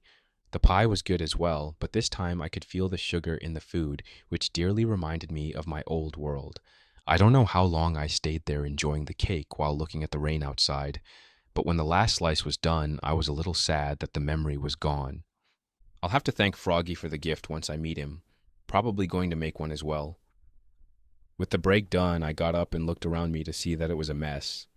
Golden shovels were everywhere, but not only that, I could see some sticks thrown here and there, and even a small pile of golden bars sitting in a corner. For the past few days, a few witches passed by my house to see if I was still hitting with the hummer. I think I even became a local entertainment show, at least They were polite enough not to bother me or steal anything that I left on the floor. Of course, the exceptions were the shovels, since I was getting rid of them anyway, so if someone was tempted to take one as a souvenir, I wouldn't stop them. But finally, I was done with them, and redstone items are stackable at least so I didn't have to destroy them. Slowly, I walked around the house and collected everything that was no use for me anymore. The furnace was still going strong, and it would keep going like that for a few more hours, but in the end, I managed to clean everything around the house. Of course, not all the chests were placed that well, but they weren't going to bother me for a while. I looked outside once more and saw that it was still raining heavily, but that didn't mean that I wasn't able to enter my secret base. With a sigh, I took out an iron axe from my inventory and broke a wooden block into the floor where I could see the muddy water. I took a deep breath and jumped down. The water was more cold than usual, probably because of the rain, but I still went down towards my base. I passed the door, went down the stairs, and finally sat down on the magma blocks waiting for my clothes to dry. I was getting sick of moving constantly while I was wet, so I placed a few magma blocks to solve that problem. While I was lying on the warm floor, a black monster 4 blocks tall looked at me from the other room. "Hi, Violet. How are you?" I got the classic Enderman noise, which I understood, as she was okay. She got closer to me looking in wonder at what I was doing. "Guess what? I just leveled up my crafting skill." She just moved her head, wondering what was so important about that, so I could only sigh and explain it to her. That means that now I'm going to craft a lot of redstone recipes. This seems to get her attention and make her more excited about my achievement by giving me one of her creepy smiles. I shivered looking at her, not getting used to it yet. After a few more minutes, I got up and went to a chest and took a book from it. I have this book from the underground ruins, and its contents were filled with crafting recipes, including the redstone ones. I was glad since I didn't remember all of them. First, I looked at the most common items used, then took a stack from each chest. After this, I had redstone dust, iron ingots, cobblestone, planks, slabs, glass, a bow, a bookshelf, copper, nether quartz, gold, hay bale, redstone torch, and glowstone blocks. By the end, my inventory was pretty full, but was glad that I had all the materials necessary for all of this. "Okay, Violet, let's do this." The Enderwoman was behind me and watching with excitement. This unexpectedly brought my mood up, getting ready for some grind. I placed some redstone dust, planks, cobblestones, and an iron ingot on the crafting table. Then I took the hammer beside it and started to break the items down, and soon they became one. It was a piston, and I took it with pride in my eyes. Then I placed it in my inventory and noted down the experience I got from this craft. I continued like this with all the recipes that were in the book, and the end list looked like this. Redstone block, 10 experience points. Button, UKS XP. Daylight detector, 500 experience points. Dispenser, 700 XP. Dropper, 500 experience points. Hopper, Sims XP. Lectern, tries Desmit XP. Lever, 5 XP. Lighting rod Sims XP. Note block, 500 experience points. Observer, Tisoch Tristo XP. Piston, 700 XP. Sticky piston, 500 XP. Pressure plate, 3 XP wood, 20 XP stone, 50 XP dash iron, 100 XP gold. Redstone comparator, Tuxtosh XP. Redstone lamp, 700 experience points. Redstone repeater, 800 experience points. Redstone torch, Sims XP. Target, Tuxtosh Trice, Simtix Percom. Tripwire hook, 500 experience points. It was an interesting list to look at, and my friend in the back was having fun with all of her new toys. I was looking over the list thinking what would be the most efficient way to grind this level with. I had to decide on what I should focus on, speed or resources. If I wanted to get to the next level as fast as possible, no matter the cost, I think the best item for this would be the target block. For this, I only needed a hay block and 4 redstone dust, which wasn't a lot in comparison with other recipes, but it's not easy to get that much wheat in such a short amount of time. As for the one that uses fewer materials or less valuable ones, it would be the dropper. A dispenser would give more XP, but it's too much of a hassle to make bows and they're not stackable, so the dropper was the best option. I made some calculations, and if I continued with the dropper, I would need to make 20,000 of them, and if I concentrated on the target blocks, I would need to make a few hundred less than 8,000, which was a way better deal. Unfortunately, that means that I have to make an automatic wheat farm, or at least a dispenser, that would keep placing bone meals over a piece of tilted dirt. That's what I'm most likely going to do, and probably also enchant a hoe with fortune to get more crops. I looked around the room and realized that I didn't have enough room for this project, but I could always make more rooms. So I took my pickaxe out and mined another room, this time smaller, only 6 by 6 by 5, so my Enderwoman friend could fit and see what was in this room. And I didn't feel like decorating this room, so I left it like this with simple stone and a lamp on the ceiling. First, I had to make a redstone clock or something that would turn on and off the redstone dust, and for that, I knew a simple solution. I made another observer, and with the previous one, I placed them in front of each on and connected them with redstone dust. Once I connected the red dust, suddenly it started to blink from red light to normal red dust. It was a weird sight to see. Even placing the redstone dust on any block was weird. If it was a block, it stayed like a normal pile of dust. But if I placed another one beside it, the two of them moved on their own, trying to connect in less than a second. It looked pretty fragile from the outside, but I had to kick it hard to destroy the line, and when I did that, I got it back as an item. That means I had to be careful with them if I was going to make something more complicated. I then extended the redstone line that would soon be connected to a dispenser that would use bone meal to greatly accelerate the growth of wheat.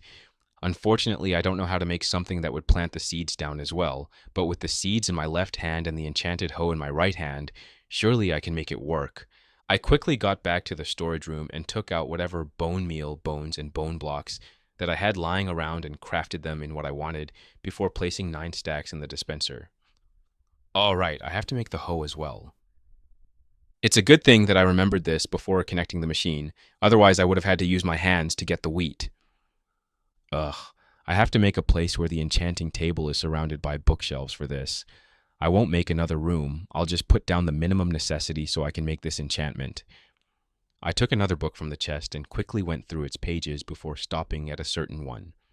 Fortune 3. It's more complicated than the other ones, as I expected. It would take me a few hours to even copy it correctly. I should probably make 2 Fortune 2 instead and marge them tougher. That would be faster. With that plan already made, I went to action. I took 4 empty pages from the nearby chest and started to write exactly as I remembered. After 10 minutes, the first pages were done, and in another 10 minutes, the second was ready as well. The enchanting setup was quickly placed, and with a light throw, I now had 2 enchanted books. It's much easier to make books with the help of the system instead of going on my own, I said with a smile as I placed the 2 books on the anvil. A few hits later, I now owned a Fortune 3 book. Quickly, I made an iron hoe and placed the enchantment on it. But just to be safe, I also put an unbreaking one from the chest that I had around. It wasn't a high level, but it was better than nothing. With this, I was ready to do some farming. With the seeds in my left hand and the magical hoe in my right hand, I started the machine, and soon the wheat was growing at great speeds right before my eyes. Once it was golden and ripe, I used my tool to cut it in one swift motion before placing the new seeds down. I continued this process for a few minutes before a realization came over me. Oh, come on! Why is the fortune only working on the seeds? I yelled in frustration, and the Enderwoman who was behind me was laughing out of her belly at my misfortune. Stupid big monster, I'll get you another time. Chapter 1, 115. Redstone Crafting. While I was frustrated that the fortune enchant didn't work on the wheat itself, I still continued to use the machine. I don't think I'll be able to get enough to level up, but I should get enough to craft around 1,000 targets. After this, I'll see if I can buy some bones from the surface while continuing to craft droppers. I continued to cut the fast-growing wheat with one swift motion, but as time passed, I realized that my inventory would be full of seeds in about an hour if things continued like this. And on top of that, Violet seems to be very interested in the redstone clock, and I was afraid that she would break it out of curiosity. Violet, don't break anything from there. If you do, I would be very mad. She stopped from touching the observers and looked at me before taking a step back. I was thankful that she was listening to me, since I wouldn't know what to do if I had a rampaging monster in my secret base. The wheat kept growing, and my hoe cut it quickly before everything went into my inventory. As I was doing the same motion over and over again, I began to think of a way to deal with the excess of seeds. This wasn't a popular item to sell, and I couldn't plant all of them even if I wanted to, since I didn't have the space or time to take care of it. More wheat was cut as I kept thinking of what else can I use the seeds for, and then an idea came to me. The composter! I can put the excess that I gather and make them into more bone meal. This is a genius plan. I can use the same system as the furnace on the surface. I'll put a double chest with a hopper to do all the work for me, actually. I can do multiple of those to make the process even faster. Soon my inventory was about to get filled, so I broke one of the redstone lines to break the connection. Hiss! A deep hiss interrupted my thoughts as my monster friend was wondering why I did that. I had to do it, otherwise a lot of bone meal would be wasted. Violet looked deep into my eyes, expecting more of an explanation. Sigh. You know how I told you that dispensers can place a block of liquids instead of throwing it like the dropper? Her response indicated that she remembered. Dispensers also have the ability to use bone meal. That's why you saw the crops grow so quickly. It's very often used for those kinds of farms, with that downside that you're going to lose you hearing with time. That's why I broke the connection, since there is no reason to waste more resources. She then painted at the redstone clock that was still working. You curious how that works? She nodded her head. I don't know the exact mechanics, but the two observers see each other and send a short signal through the redstone dust. And once it reaches the other, it resets the opposing observer, and then a never-ending loop is created. Or at least that's what I think it's happening. I'm not someone who's specialized in this. She understood everything that I said, which was an interesting thing to see. Monsters aren't too smart in this world. They're not mindless either, but you can trick them pretty easily. But there's only one exception, and that is the Endermans. You know, they are intelligent creatures once you see their eyes. This is the first mistake most make before they're hunted by those creatures, like you challenge them to a death match. Nobody knows why this happens, but it's better not to try your luck. But there's a difference between Endermans as well. There are those who search for a block before joining a group, and then there are the odd ones out that stand among them. You can look them in the eyes and they won't attack you with a first. Maybe they will even warn you beforehand to leave them alone, but if you keep bothering them, they will follow you from a distance and kill you when you least expect. Those kinds of Endermans also have a tendency to prank people, and are much harder to kill than their brethren. Nobody knows why there's a difference in their species, and what I see in front of me is probably something nobody saw, which kind of scares me but also makes me more curious. Of course, I try as much as possible not to look into her eyes unless she tries to tell me something. I don't want to lose a life anytime soon, but from what the people of this world studied about them, the stranger they are, the smarter you should expect them to be. And I've never seen anyone looking or acting stranger than Violet. That means she's very smart, and now she's in the process of learning about one of the most complex and powerful subjects in the game, redstone engineering. After I finished my explanation, I went to make a few hoppers, chests, and composters. Then I went back to the temporary farming room and placed everything in order. This is a composter. Villagers can get the farmer job from it, or you can put organic items to make it into bone meal. It also has an interesting option where it can send a redstone signal with a comparator's help. I don't know too much about this, but people made amazing machines with those. Violet took one of the seeds and placed it in a composter, and like magic, it started to fill up. Of course, I needed to put a few more seeds for it to work, but the fact that she could do this was amazing in itself. I placed some of the seeds in the higher chests and let the automatic process do its job. Then I connected the machine once again and got back to work. Slowly, time passed, and it was more boring than crafting, surprisingly. Not only that, but my back was starting to hurt as well since I had to bend down to cut the golden grass. At one point, I just sat down and worked like that. At times like these, I missed the internet where I could put a video or music in the background and mindlessly do a task. Now instead, I had to actually pay attention to what I was doing instead of half doing it. What a tragedy. I continued to cut wheat for what felt like hours, and after the dispenser finally ran out of bone meal, I decided to stop for today. Already a few hours passed, and while it was raining outside, you never know when someone is looking for you while underground. So I placed all the seeds in the chests, crafted all the wheat into hay bales, took a few blocks of redstone and cobblestone, and went to the surface. The water of the swamp was still cold, but I couldn't hear the heavy rain anymore. I quickly went back to my house and took a shower to clean myself. I even made a campfire to warm myself since the sun wasn't out yet. While the rain stopped, it was still cloudy outside, so nobody was out. After I ate some golden carrots, I got up and went to my crafting table. First, I would make the targets, the recipe being pretty simple. A block of hay bale surrounded by redstone dust with the exception of the corners. Once I placed the specific items, a holographic arrow appeared that was pointing at the target block. After a few hits with my hammer, it went into my inventory. I kept hitting, getting more and more target blocks. Hours passed and the clouds were disappearing, letting the warm sun greet the freshly showered earth. This should be a quarter done. Slam. The door was opened with force, and a panicked Froggy looked over the house until he saw me. Traitor, quick, take your sword and come out. We're going to lose at this rate. He didn't wait for me to ask what happened as he left as quickly as he came. What happened? Are the pillagers attacking us? How is this even possible? Do we have traitors among ourselves? I dropped everything I had in my hands, took out my enchanted diamond sword and armor, then left my house. Once I was out, I was taken by surprise with what I saw. They were everywhere, jumping without a care in the world. They only knew hunger. The attackers were the slimes. I've never seen this many in my entire life, and I was a little intimidated by it.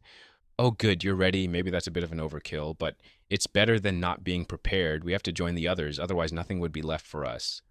Froggy was running towards the closest slime with an enchanted iron sword and a shield in his hands. Still, this didn't explain why this was happening in the first place. Why are there so many slimes? Why does everyone want to compete and kill them? I run after Froggy and split in two a slime with one swing. What's happening? Why are there so many slimes? This is their season. After such a heavy rain, slimes will spawn at a higher rate than usual. This is a great boon for the clan since if you get enough slime balls, you can set your life for a few good months to come. So get as many as possible. Show no mercy. With this, we both continued to decimate any slime that came in our path. Most of them were small, and rarely were there ones of medium size. And the closer we got the edges of the swamp, the bigger the army of slimes was.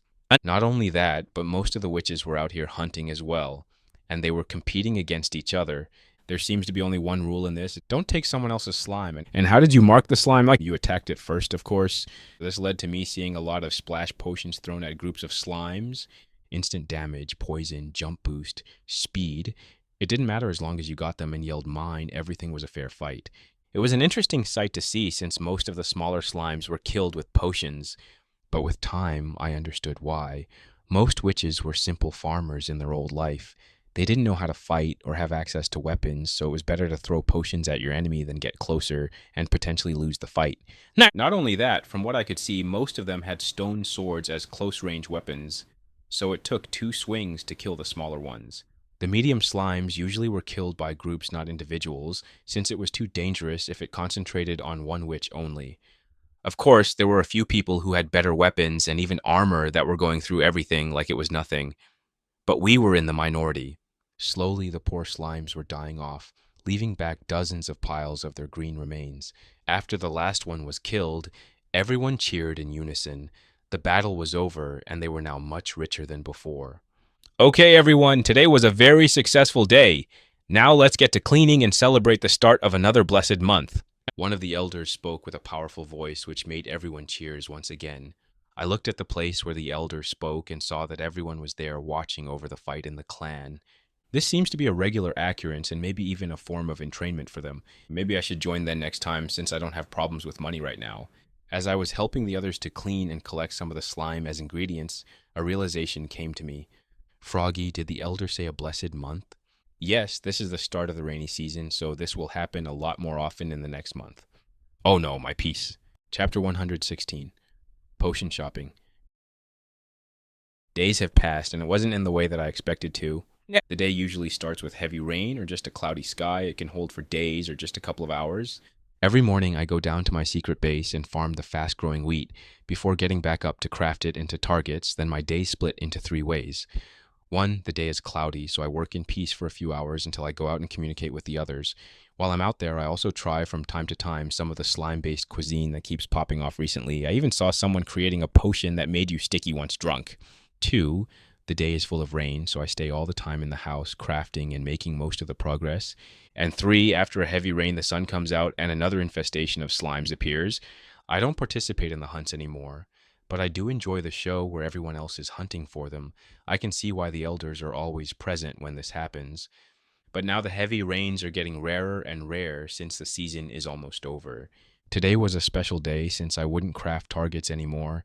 I finished every wheat, bone meal, and any other seeds that I had in my storage, and the results were beautiful to see. Over 1 million experience points from a few weeks of hard work. I'm almost a 5th way done. It's not that much, but if others would have seen this, they would have been shaken. For the past few days, I did think of other methods that would make my job easier, or more exactly how to cheat it, unfortunately. I couldn't think of many. The fact that I have to hit each item individually makes it the most annoying part of crafting. I think I could use the same strategy that the prince taught me with the enchanting. Make a few people craft the same recipe as me, but I hit the final step, which should register as my experience. Unfortunately for this, I need to work with someone at the same level, or higher than me, and I don't think there's anyone like that in this clan. My second idea is more possible for me to do, and it's most likely I'll do it. I'll buy the XP boost potion from Elder Flora and use that to craft one of the higher XP recipes, which is the Observer. I can't make a lot of them, but it should be enough for me to craft in the time limit. I looked outside the window and saw that it was just cloudy, so I could visit Elder Flora right now if I wanted to. Why not? Let's get this over with already. So I walked along the wooden path until I arrived at the bigger hut in the clan. Once I arrived at the wooden door, I knocked hard enough for anyone on the lower floor to hear me, but soft enough not to make anyone think that I was trying to break into the house. I had to wait for a little longer than usual, but the door was finally opened. Ah, Sir Trader, I did not expect your presence today. Is there something I can help you with? Yes, dear butler. Is Elder Flora home by any chance? Yes. She hasn't left the fort today. Enter, and I shall inform her immediately. Polite as always, thank you, butler. It is my job, after all. Now then, please wait quietly in the guest room. I entered the room that had two purple chairs similar to coaches, but they were less comfortable to sit on. They were made with dyed leather and used slimes for cushioning. It was interesting to see the ingenuity of the man in this world. Fortunately, I didn't have to wait a lot for the response to arrive, as the butler was back telling me to go upstairs. I checked my inventory for what I brought. A few blocks of emeralds, gold, and even diamonds. I didn't know what to bring as payment, so I brought everything that I considered to be of value. Once I was upstairs and in front of the wooden door, I gently knocked. Knock, knock, come in. With the permission given, I entered the room. Good day to you, Elder Flora. How are you doing? As good as someone my age can be, she said with a small chuckle. I hope the fireworks were to your liking. Oh, yes, Ellen was very happy to play with his new toys. I hate to warn him not to finish those too quickly. So what brought you here to my humble home? Your home is anything but humble, lady. As you may have heard, I'm on a quest to become a grandmaster at crafting, and it's a very long and tough journey. I came here to buy one of your XP boost potions, if that's possible. Yes, I hear about your hard journey. It entertained a few people for days, unfortunately. It also made them sad with the remainder that they can't grow anymore. Yes, I can sell you a potion. How do you want to pay for it? Is that why people stopped coming to watch me craft? I guess that would make sense, and I didn't realize that I could hurt them like this. Something to remember for next time. I have a few blocks of emeralds with me, and even gold if you're interested. I kept switching the blocks in my hand for her to see, but kept the diamonds away for now. It could be used better as an item that I'm not that willing to part with. You have a lot of emeralds, I see. Not that surprised about the gold. Unfortunately, I can't use them since I have enough riches already. Do you have anything that would catch my eye? This cheeky old lady was trying to milk me. We'll see who would be satisfied at the end. You can indeed get those ores from your miners, but I'm willing to part a few of my precious diamonds for this trade. I'm sure that even they don't have a lot to make them useless for you. I held the diamonds in my hand to catch her attention, but they weren't in a block form to show that I didn't have a lot of them. Which was true. In comparison with the other ores, I only had 15 blocks of diamonds. It was still a lot, but at the same time, you could never have too many diamonds on you. Once she saw the light reflection in the beautiful gem, she got up from her seat and greed flashed through her eyes. I could even see her hand twitch slightly, which only made me smirk. I got her. But to my surprise, she just went to the golden bell in the room and gently moved it, making a small noise. And suddenly I could see the outline of everyone in the vicinity, which made me see the butler, who was coming upstairs with quick steps, and Violet in the corner of the room watching the whole interaction. Since when was she following me? Wasn't she in her redstone room? She was so quiet, it was an amazing sight to see.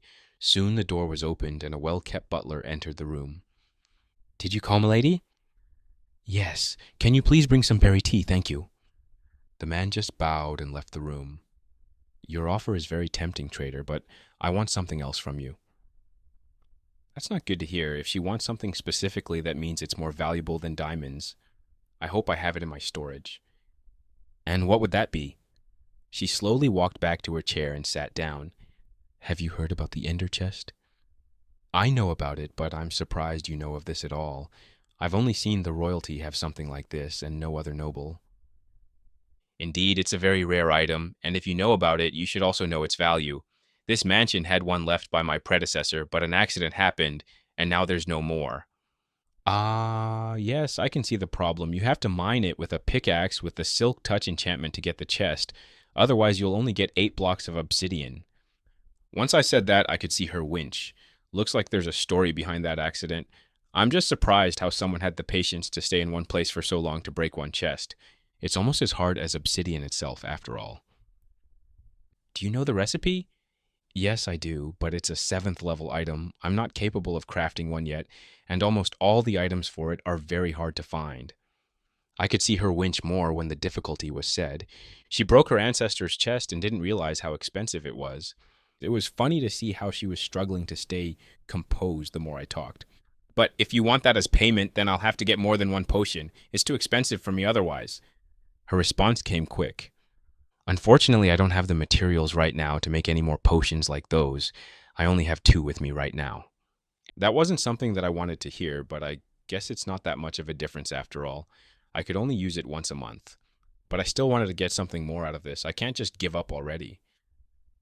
Do you have some higher level haste potions? I do have a few of those. She then went to one of her chests in the room and took out a few potions before putting them on the desk so I could see them. One of the potions I already recognized, but the other 4 were new to me. They were all white, almost transparent, and once I picked one to examine it closer, a shocking text appeared. Haste Piety. That was an amazing speed potion. It was more than double what the system gives. And I don't know who would even try to drink something like this. I've seen a few videos in my old world where people changed their speeds with the help of commands, and the higher it got, the more of a nightmare it was. It was hard to navigate in the game, constantly hitting trees and walls, and I don't want to try its full power in a world where I can feel every hit. But this is also a huge boon, since I only need to stay in one place and hit with the hammer. I can't even imagine how many items I can craft in such a short amount of time. How long does it last? The best one lasts 50 minutes, while the worst 30 minutes. But I have to warn you, the after effects of this potion would make you feel like your head is about to explode. It's best to rest for a full day after one potion. Interesting, so it has its dangers to it. I wonder if the effects would be nullified if I drank milk. Probably not, otherwise, Flora would have told me about it already. Still, it's worth it in the end. I could even use it when I don't have the XP boost buff, but I should still keep it for better recipes. I'll take all of them, and once I get to the next level, I'll craft you an Enderman's chest. All of them? Yes. I would have taken only one potion if you could provide me with the materials, but I don't think you have some obsidian blocks and an ender eye just lying around. I only have 7 blocks of obsidian, and I haven't heard about this ender eye. Is it another name for the ender pearl? Unfortunately not. This item is something else entirely. She sat there in silence, thinking about the trade, and after a few minutes, she gave up. Fine. You can have all those potions. Hope it's worth it to rob such an old lady like myself. Pleasure doing business with you. I'll try to level up as quickly as possible. I decided to ignore the statement and took all the potions on her desk before she was going to change her mind. Just as I was about to leave the room, the door was opened and the butler entered, placing the tea set up on the desk. Elder Flora quickly poured a cup for herself, but didn't offer me one as well, which meant that I truly pissed her off. Maybe I pushed a little too hard, but it's too late to back down now. I'll leave a few donations before I leave to my home. Hopefully, that would be enough to calm her down. But now I'm back to making preparations. Chapter 1, 117. Bastion. I arrived at my house with quick steps, not knowing if the rain was going to catch me or the elder's anger. Well, I have more than I asked for, but now I don't think I have enough quartz. I could hunt some skeletons to get their bones and continue to grow my wheat, or I could make a portal go into the nether and get more quartz. In the end, I decided to make a portal. I still plan to do one so I could connect it to my base. And what better time to start than now? I checked around the house and nobody was there to spy on me, so I went down to my secret base where my friend Violet made herself visible once again. I didn't even bother to ask her what she was doing on the surface. I can't read her that well yet. After my clothes had dried, I got up, equipped my diamond pickaxe, and made another small room where I built the portal. The walls were made with dark wood hole, the floor was gray from the stone brick blocks, and the ceiling had lanterns with oak planks. After everything was done, I took some flint and steel to lit up the portal. The space started to bend, trying to connect 2 separate dimensions before finally the red dimension appeared. I should make some preparations before I go in. I went back to my storage and took the enchanted crossbow, fireworks, shield, arrows, potions, blocks, diamond sword, and a diamond pickaxe. After this, I took all the gold I had and made myself an armor that should keep me cool in that hot dimension. With everything ready, I went back to the portal and crossed. But since I had the golden armor on me, I only felt a slight breeze. I looked around and saw only netherrock and nothing else. It seems that I was in an underground tunnel. I started to walk more and explore the place, and I could tell this was all naturally generated and not mined by hand. At first, I went a little deeper, but didn't find anything besides a few blocks of quartz, which I quickly broke, and then I went upwards until I arrived at the surface, and then the entrance wasn't that big, so it could easily be overlooked if you weren't looking at it specifically, and I could just cover it up here and nobody would ever find it. Of course, I should plant something that I can use as a sign, so I won't lose it as well. For now, I decided to leave it open and explore the surrounding area in case there was a settlement that I had to look out for. If they were piglings, I could maybe trade with them, but if I found some brutes, then I could also trade with them, but I had to be careful not to be robbed once they saw how much gold I had. I didn't have time to walk for too long before I found the first sign of civilization. An arrow stuck into a red tree. Most likely someone was hunting after a hogling in here but forgot to pick the arrow back up. Some may say that this could be a skeleton arrow, but usually those tended to be of a worse quality. You couldn't use it more than 3 times before it broke. Of course, you could still get good arrows from them, but those were very few. And from the quality of the arrow, I could tell it wasn't shot by a skeleton. I walked around with more careful steps. My ears were listening for any unusual noise, while my eyes were looking for something that didn't belong in there. Unfortunately, I didn't have an invisibility potion on me, so I couldn't use that method to stay hidden. Suddenly, I heard laughter after the small hill. With silent steps, I got on top and looked to see who was making all the noise, and the results weren't that pleasant to see. At the bottom of the hill, 3 brutes were laughing while butchering the hogling they just killed. Looks like the arrow I just found was more recent than I thought. After a successful hunt, the brutes took their spoils and left the red forest with me following close behind them, trying not to be found. We walked for a few hours, and I tried to memorize the path so I could go back until they arrived at their destination. And what a destination they had. What I saw in front of me was the home of every brute, the Bastion. It was more imposing than in the game, and it wasn't such a ruin. I could see some bridge made with black bricks, walls of protection, and mighty statues. It was a whole settlement. The question now was, should I go inside? Unfortunately, my decision was quickly taken from me as a voice yelled from behind me. You there! Why are you sneaking around our fortress so much? Are you a spy? I quickly turned around to see a brute with a golden chestable helmet and Xe pointed at me. Behind him were another 3 brutes that were pointing their crossbow at me, ready to shoot at the signal of their leader. This was not a good situation to be in. Where did they even come from? I looked around when I arrived here. Even if you're a big deal in another bastion, that doesn't mean you can do whatever you want here, no matter how much golden armor you have. Speak now, or I'll take your life. Stop! My name is Trader, and I'm someone that likes to travel through the nether and trade with whoever I find. Trader? That's a stupid name. What do you have to trade, oh wandering one? I have an enchanted crossbow some blocks from the other world, and I'm also willing to buy. Blocks from the other world, you say? You managed to get something out of those weird guys from the east. Do you perhaps get some of their armor as well? Unfortunately not. They rather die than sell it to us. But Sue, the brute spat on the ground out of disgust. Those stupid-looking people don't have any spirit to trade. They don't even appreciate the shine of the gold. Instead, they salivate over those green rocks. Yeah, I heard they called it emeralds. That's what I heard as well. You said you bought some blocks from them? Yes, they're called cobblestone. It's harder than the common netherrock, and 2 layers can stop the blast of a ghast. Only 2, you say? It's not that bad, then. Come with me, stranger, you'll be my guest for today. No one shall harm you under my protection. Everyone lowered their weapons and got closer to me. Bad memories of being forced under house arrest came to me, but shook them away. This time was different. While I couldn't kill them without attracting the attention of the guards, I could run away and they couldn't catch up with me. But this was a good opportunity to get inside the bastion, and I was confident that I could get out of any cage they tried to put me in. They quickly surrounded me in case I was trying to escape, and I was ready to take my diamond sword at any sudden movement, but we arrived at the huge gate with no problem, and then we stopped. Open up, the powerful Noogie got back from his hunt. I heard a few grunts on top of the wall, and soon a head looked down at us before yelling at the others to get back on their jobs. I was shocked by 2 things. The name of the brute sounded very similar to Nuggets, and he dared to make fun of my name. The second thing was the huge red wooden door that was not made with the help of the system. I could see it was made from slabs that were placed vertically, but I didn't see what made them stick together. One thing was for sure, it was very heavy to move, and four brutes were using all of their strength to move the huge gate. Once we had enough space to pass through, we moved without looking back at the tired men's. Welcome to our bastion. It's not the most beautiful out there, but it's our home, and I hope trading would be enjoyable for you. The place wasn't big. There was only one opening where I could see the ceiling of the nether. Everything else was walls and rooms made with black stone. All brutes had some kind of golden weapon in their hand, and I could feel that anyone would gladly start a fight if they had the chance. Even the women, who I could hardly distinguish from the males, seemed thirsty for blood. The only thing that I saw much stronger than that was the light in their eyes when they saw gold. Most of them traded in golden nuggets, but the bigger purchase required golden bars. We walked towards the center, the temperature started to rise, and I could see the reason once I got down at the bottom. Down here was a huge lava pool that had a few blocks placed here and there on the surface, but in the middle of all of that was a platform, and on top of the platform was an iron cage.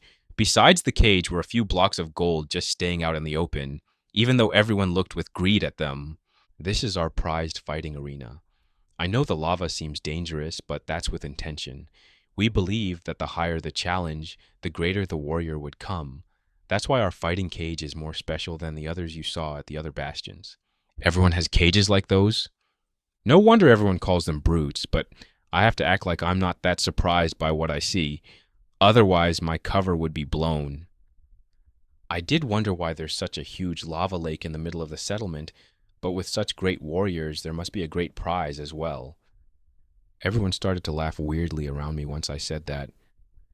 As you said, trader, the higher the risk, the greater the reward. You can see all of those riches placed around the cage. Those are the prizes of the winner, and it's enough to set a warrior for life. Why my father got his fortune from this and my family can still thrive from it. That was fascinating to know. So where do you get all this gold from? Once a week we put animals in the cage to fight, or maybe a warrior with an animal. Everyone that wants to see has to pay 2 gold ingots to see, and once a year the final tournament would happen, where the champion would take all the glory in its gold. I see. Are you a warrior as well, by any chance? Not yet. I'm still collecting gold to make my armor as per tradition. I also hope that I'll manage to enchant it, but once I have all of those prepared, I'll be competing for the gold and make my father proud. Aren't you afraid you're going to die while trying? A small price to pay for riches. That's an interesting mindset, but it shows results when anyone dares to attack a bastion. Every citizen in this place knows how to swing a weapon. There's a reason why the Stone Kingdom decided to trade with the brutes, even though they were under-equipped compared to them. One of the kings did try this and even succeeded, but the casualties were so great that it was decided that the king brought too much shame to the kingdom and had to step down. Now they choose to trade with them since it's not worth the hassle of battle, no matter how eagerly the brutes are for another bloody war. Thank you for showing me around the place, Nugi, but I came with a reason here. Yes, indeed. And what did you say about those blocks from the other world? Looks like I found my first customer. Chapter 1, 118, Trading with Brutes. Nugi was a little disappointed at the texture of those blocks, but was still intrigued by the fact that it was so resistant and could be crafted into stone tools. So you're saying that those blocks are like our black stones? You can craft without those blocks? I didn't even know. Seems so, and from their reaction, I could tell they had an abundance of them. I heard those people don't have rivers of lava. Can you believe such a horrifying world? How can they take care of their striders without lava? And do they just freeze to death in their world? That was an interesting perspective from someone that never seen the overworld. I don't know, I've never seen it, but I'm sure they have their own methods of survival like us. That's true, so how much for those blocks? 1 golden nugget per block. Are you trying to rob me here? Who would pay such an absurd price for blocks that I can take it from the walls? It may not be as precious as you'd like, but imagine what the others would think once they know you have blocks from another dimension. Think of this. You'll be special in the whole bastion. This made him stop and think for a little. That's true, but it's still too expensive for something you can sell it to someone else as well. 1 nugget for 6 blocks. Are you trying to rob me now? I would lose gold if I make this deal. 1 nugget for 2 blocks. Saturday. That's still too high. How about we meet in the middle, 4 blocks for 1 nugget? 3, and that's my final offer. Deal. How much do you have? 2 stacks currently. Give them all to me. With this, I made 42 golden nuggets at the cost of 2 stacks of the most common block in the overworld. It was a net profit all around. Does your bastion have a specialty that I can buy? Nugi was satisfied with that trade he just made and was much more willing to talk with me. We don't have a lot of items that are special to our bastion. What's the main difference between us and the rest is the fighting arena. When is the yearly match going to happen? That was a little disappointing. In about 6 months from now on. Are you interested in joining Traveler? No amount of gold in there is tempting enough for me to get in. I probably used more gold in the past months than what they made in 3 years. Unfortunately, I don't stay this long in one settlement, so I'll have to refuse the offer. What are you looking for then? I thought for a little. What items they had around. Gold for sure, blackstone, quartz, ender pearls, string, redwood, meat, leather, and I think they threw obsidian blocks in the game as well from what I remember. But after I looked at the lava pit with the cage in the middle of it, an image came to mind. Do you sell netherite? That's useless scrap. Our elders have it, but it's going to be hard to convince them to give it to you. I don't even know the reason they keep holding on them. You can't craft anything with them, and the only good thing about them is its resistance to lava. So they do have it, but don't know their value, just like in the game. They keep holding on to golden tools and armor. Can you guide me to them? I'll try my luck. Sure, I'll do it for 1 golden ingot. Then reached his hand towards me, expecting the payment. Frustrated, I paid him the price, and he took the gold with a stupid smile on his face. We didn't need to climb the stairs. Instead, we went into one of the long hallways at the lower level until we could see older people just hanging out and talking with each other. It felt like a retirement home, but no nurses were here to help those old people. But I could understand why as well. While they looked old, they weren't frail. I could see all of them walking, running, and jumping like they were young. The only difference that I saw was that they tired more easily. I guess this could be a result of a warrior tribe. All of those muscles keep you healthy when you're old as well. Nugi, you came down here to sell us some junk again? One of the elders looked at my guide with amusement. Those are not junk warrior brick. They are just unique items that I found while I was hunting. The others started to laugh while paying attention to us. Like that boat you tried to sell us, it just got burned when it was too close to lava. That was an accident, and I didn't come for that. I brought someone that is looking for you. Everyone suddenly looked at me, and their eyes were not friendly anymore. Why is he so armored up? Is he trying to intimidate us with his wealth, or does he want to challenge us for our own wealth? Why did they think that I was trying to pick up a fight? I've come in peace, warriors. I'm a traveler that goes from bastion to bastion looking for opportunities to trade. I've heard you have some netherite and was wondering if you're willing to trade for it. Everyone seemed to be more suspicious of me once I said that. Why would you want such items? People from the bigger settlements collect them as a novelty. Once they heard that, everyone seemed to calm down and went back to their business. We don't have any for trade, stranger. Go try your luck in another bastion. Are you sure I'm willing to trade 2 gold blocks for 1 ingot? Everyone stopped what they were doing and looked back at me. Even Nugi looked at me with shock at how much I was willing to pay for 1 ingot. Suddenly, I saw a hint of greed appear in the eyes of everyone around me, which made me take out my enchanted diamond sword.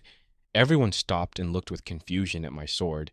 They didn't know what it was made of, but it was enchanted, and that was enough danger by itself. Leave that man be, or you'll all die by his blade. An old voice spoke from the back of the group, and everyone moved to let the old man walk through. He was truly someone that I could call old. He had a hunched back and a robe made of leather. On a closer look, I saw that it was enchanted. He walked with a support stick, and he had a white beard. I wonder how ancient he was to look like this. But, Elder Flame, we are greater in number. I'm sure we could rob him if we unite. You probably could, but nobody traveled the nether without a few tricks in his inventory. Leave him be. I don't want bloodshed to be spiled. Reluctantly, the others put back their weapons and grumbled to themselves. Nobody dared to defy the old man. You, stranger, come with me! I still held the sword in my hand, not knowing what to do. Should I follow him or run away? I was pretty deep into the bastion. I didn't think I could get far without everyone jumping on me. I looked around once more for any escape routes, and unfortunately, the only way out I see is through digging. The old man seemed to have a certain influence over the brutes. And since he stopped everyone from trying to rob me, I should give him the benefit of the doubt. So I slowly followed him while being ready for any incoming attack. But until we arrived, nobody made a move against me, just kept their distance. We arrived at the end of the tunnel where a huge doorway was built. Beyond that, I could see a large room decorated with mushroom lights, vines, different kinds of wood, and some leather couches. This old man was living pretty comfortably here and was rich as well. With slow movements, the old man got on his couch and exhaled loudly. So, what brought you to this small bastion, outsider? I didn't come here specifically, it was just my luck to stumble upon it. It's hard for me to believe that someone from another dimension came here just by pure luck. What is he talking about? How does he know that I'm from another dimension? Wait, from which dimension does he refer to exactly? The overworld or my old world? I don't know what you're talking about, old man. Just your unique appearance would be enough for those who know about the other would to recognize you, but the fact that you have that blue sword showed your true origins. So he was talking about the overworld. That's good. I'm surprised that you recognize me. Not a lot of people would even know what sword I'm holding in hand. It's no wonder. I just know about it. Since my grandparents told me stories of their grandparents of times when your people walked more often around here, and their weapons and armor were so powerful that 10 warriors were needed to defeat one, but for unknown cause the portal was broken and we weren't visited anymore. With time we took over the base and made it our own, but the chief still fears the return of your people and hoards all the riches to himself. This is a ruin? Wait, is that portal connected to the ruins that I found?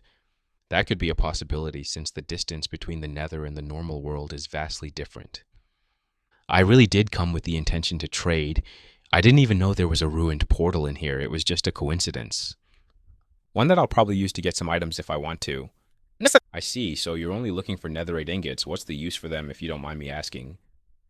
You don't know? I thought you didn't want to sell it to me because you knew. The old man let out a sigh. The only reason they wouldn't sell it to you is because those are given as medals of honor by the chief himself. Whoever did something great for the bastion is rewarded with such ingot. Everyone down here has one as such. It's an honor to have one, and nobody is willing to trade for it. I see, so that's why they reacted like this.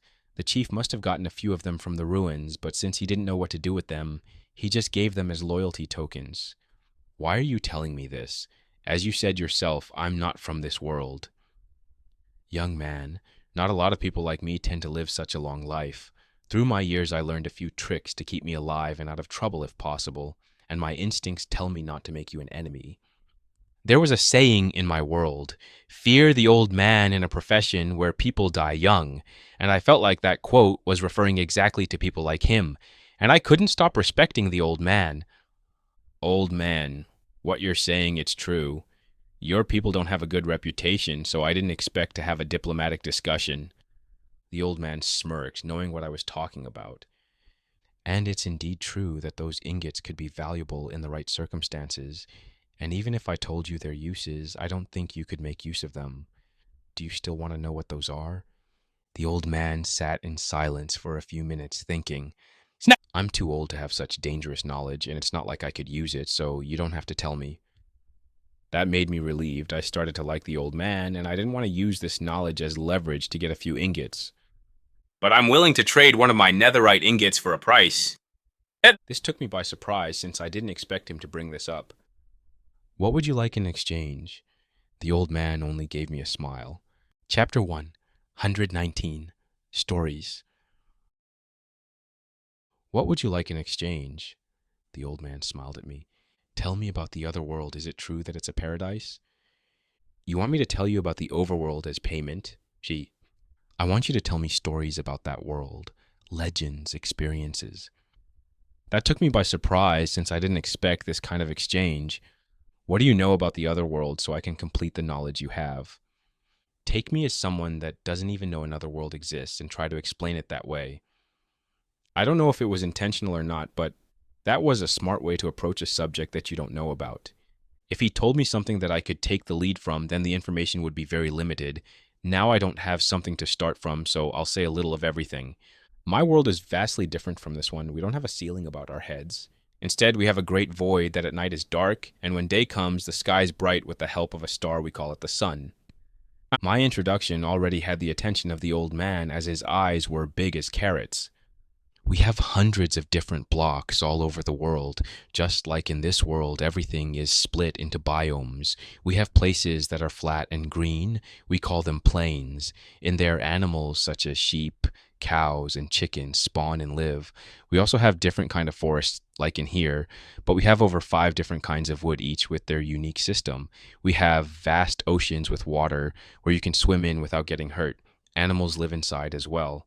We have deserts that are made with golden sand where the heat could rival even the temperatures in here, only at night to be cold enough where you blood freezes. Speaking of that, we have mountains that rise above the ground, and on top of it, they're the never melting snow. If you go there unprepared, you could die frozen. I stopped my explanation to take a break since my mouth was getting dry. The old man seemed to realize what was the problem as he gave me a wooden bowl with Strider's milk. After I hydrated my throat, I continued my story. The day is split into two: the morning, where there's light all over the world, where people and animals are living their life, and then there's the night, where the only light comes from the moon and the stars on the sky. But at night, monsters appear everywhere. Where's dark? My world is not like yours. If you build a room, you won't be able to see anything. We need torches and lamps to keep the monsters at bay. But fear not, because the night has an end as well, and when the sun comes back again, every monster in its path will die burning away. I stayed like that for a few moments, shocked by my ability of storytelling. I should probably write a children's book or something similar. Sure, there was a lot more I could tell to the old man, like the city, the people, the culture, and much more. But from his expression, I can tell that he is satisfied enough with this. Your world sounds very dangerous to live in. I wouldn't say that. My world doesn't live so close to lava. Food is abundant, and I don't have to constantly wear armor so I wouldn't faint from the heat. Yes, but we don't have to worry about what creatures live beyond the void. We have the great block protecting us from that. We don't have to worry about living in a dark room or we'll be killed in our sleep. And we don't have to worry about the system limiting us as it does to you. This old man truly knows a lot. Not a lot of people know that people from the Nether don't play by the same rules. Only recently was it found out. As for the other stuff, I could see why the overworld could be a scary place to live. It's just the fact that we're so used to living in our world that we can't imagine living in someone else's. And for me, it's even weirder since I'm not from either of those worlds, but I still live and strive. This shows that humanity truly can adapt to anything if necessary. Enough about my world. Why don't you tell me more about your world, old man? I'm curious how a native of this place would describe his home. The old man smiled fondly and drank some Strider's milk from a wooden bowl. I like the way you presented your world. It put some light on some of my questions and brought more questions that I didn't even know to ask. If it's possible, I would like to visit it sometime before my soul joins the souls in block. I don't know what I should tell you since you've traveled around this world for a while, and you must know a fair bit as well, so instead, I will tell you the original of the Nether, a story told to every child when they're young but forgotten when they get old. Does he know the origin of this world? Even I don't know what is it, but at the same time, maybe it's just a legend passed down. Long ago, there was only one world protected by the system. Everything was peaceful and perfect. There were no wars and no conflict, and the system helped its people to rise above the stars. But one day, without any warning, the world was attacked. The monsters appeared out of nowhere. Everyone was scared and confused, and the system decided to fight back. Nobody knew where the fight was happening, but monsters started to appear all over the world. For the first time, humans made weapons to fighting instead of protect. Every day there was a discovery, a better weapon to destroy the monsters.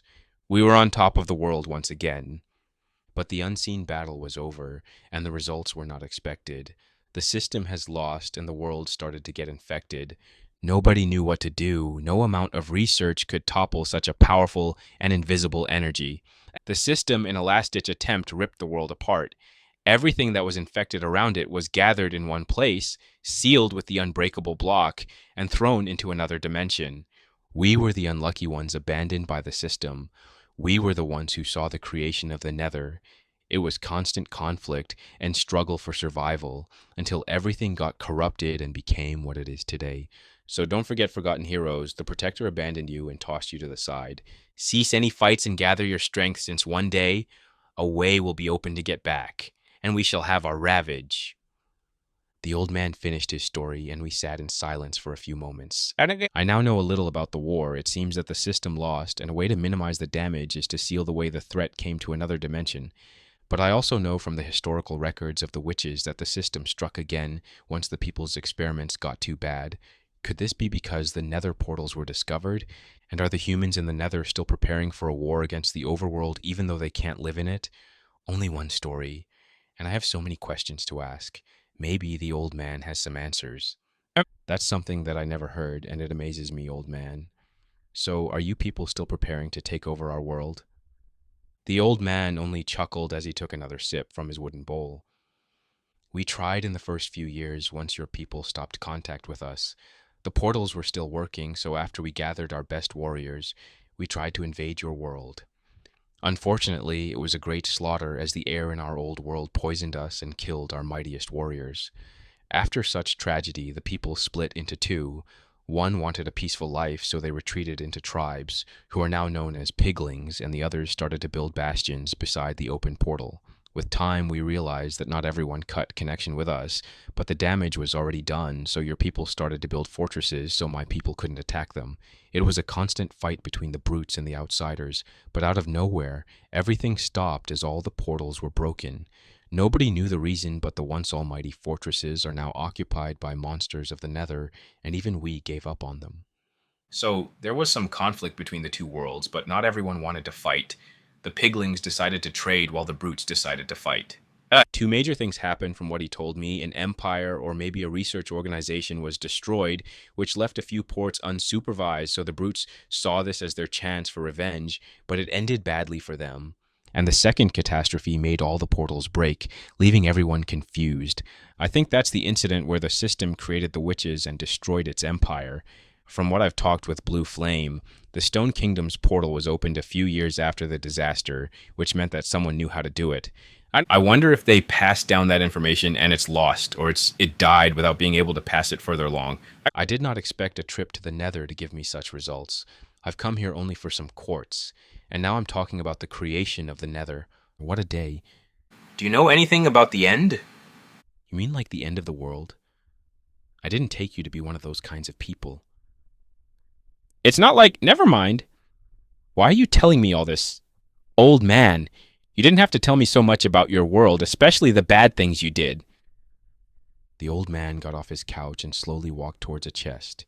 He opened it and looked at its contents for a few moments before taking out 2 netherite ingots from there. Then he turned around and walked towards me and placed those ingots on the table. You see, traveler, I lived a long life, and it wasn't all that pleasant. Most of the problems I had, I dealt with them or let them go, but there's one thing that I can't let go no matter how much time has passed. Suddenly, he locked his eyes on me and spoke with a serious voice. Kill the chiefman for me. I raised my eyebrows in surprise, and can I ask why? I had one love of my life in many years that I've walked on this hot hell. She gave me a son but died in a hunt shortly after. Ever since then, I have focused on raising the kid to be the best warrior that ever was. And he grew faster than any red vines. Soon he was in the arena amongst the others and won. But the chiefman was intimidated by his power, so he invited him to dinner, where he poisoned him and killed him with his axe. Then he told the world that my son was an assassin who wanted his position but was too weak to defeat him. And to be sure I wouldn't do anything about this, he sent me down here to be a prisoner with my riches. Anger and hate were intense the more he progressed the story until it all ended, leaving a deafening silence. We sat in silence for a few moments while I wondered how I should feel about this. Pity, confusion, anger. This wasn't my battle, but the old man was ready to pay any price to get his revenge. I didn't even know if the story was true, but his emotions were. I want to see the chief man before I'm going to make this decision. It's too risky for me and too little information. I need some time for this. The old man got his composure after he heard my response. Very well. The man will appear at the arena in 2 days. You will see him there. Thank you for listening to this old man. With tiered steps, he went back to his chair and sat deflated. I didn't know what to do, so I left his room without taking the netherite ingots. It didn't feel right to do that now. I needed to gather some information first. Chapter 120. Gathering Intel. I walked out of the cozy room into the dark tunnel. I passed by different doors, some closed and others opened, and I could see the old people living their minimalistic life. I didn't know if I should feel sorry for them or accept it as their lifestyle, but in the end, I was a stranger to them, so it wasn't my business to change their life. Soon I was out of the old people's living area and back on the busy tunnels. I looked around and walked towards a female brute who was eating some cooked pork chop while looking bored. Hey, do you want to trade? She stopped and looked up and down at me before starting to smile. Sure thing, sweetie. What do you want to trade? I want some quartz. Since I couldn't mine for it, I should buy it. 2 gold pieces per stack, and that's non-negotiable. The woman quickly accepted the deal before I could even tell my price. This was for the best as I was willing to pay way more than what she offered me, but I had to act like I was losing in the deal. So after I acted like I was thinking about this, I let a big sigh. Sure, how much do you have? 10 stacks. My kids keep bringing them home from their exploration trips, and I don't know where to store them anymore.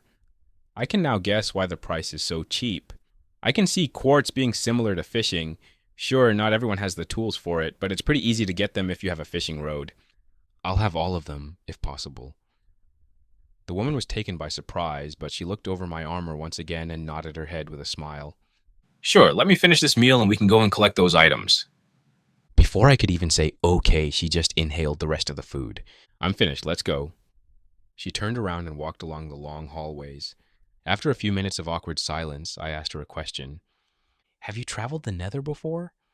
You mean hunting? Yes, I still do get out and hunt occasionally. Not that, but to other bastions. Have you visited any? I have been to the big bastion once in my youth. First time I've seen so many people in one place and so much gold exchanged on the streets. Is that some kind of capital? I should ask Undying or Blue about the geography around here. And how would you compare the leader of that place to yours? You talking about the chief? Oh, he has to change a lot if he wants to get to that level. First, he would have to let business properly appear around here and not control everything by himself and his family. I don't think he even trusts his family, but you didn't hear that from me. The conversation didn't last any longer since we arrived at a hallway that looked similar to the apartments in my homeworld. Everything was built with black stone and the doors were red. We stopped at a certain door, no sign, no nothing, and we just entered. She made me a hand motion to stop and walked into another room to get the items we were going to trade with. I looked around the room, which was small and devoid of any interior design. There was some furniture here and there, but it was clear that some were handmade, others made by the system.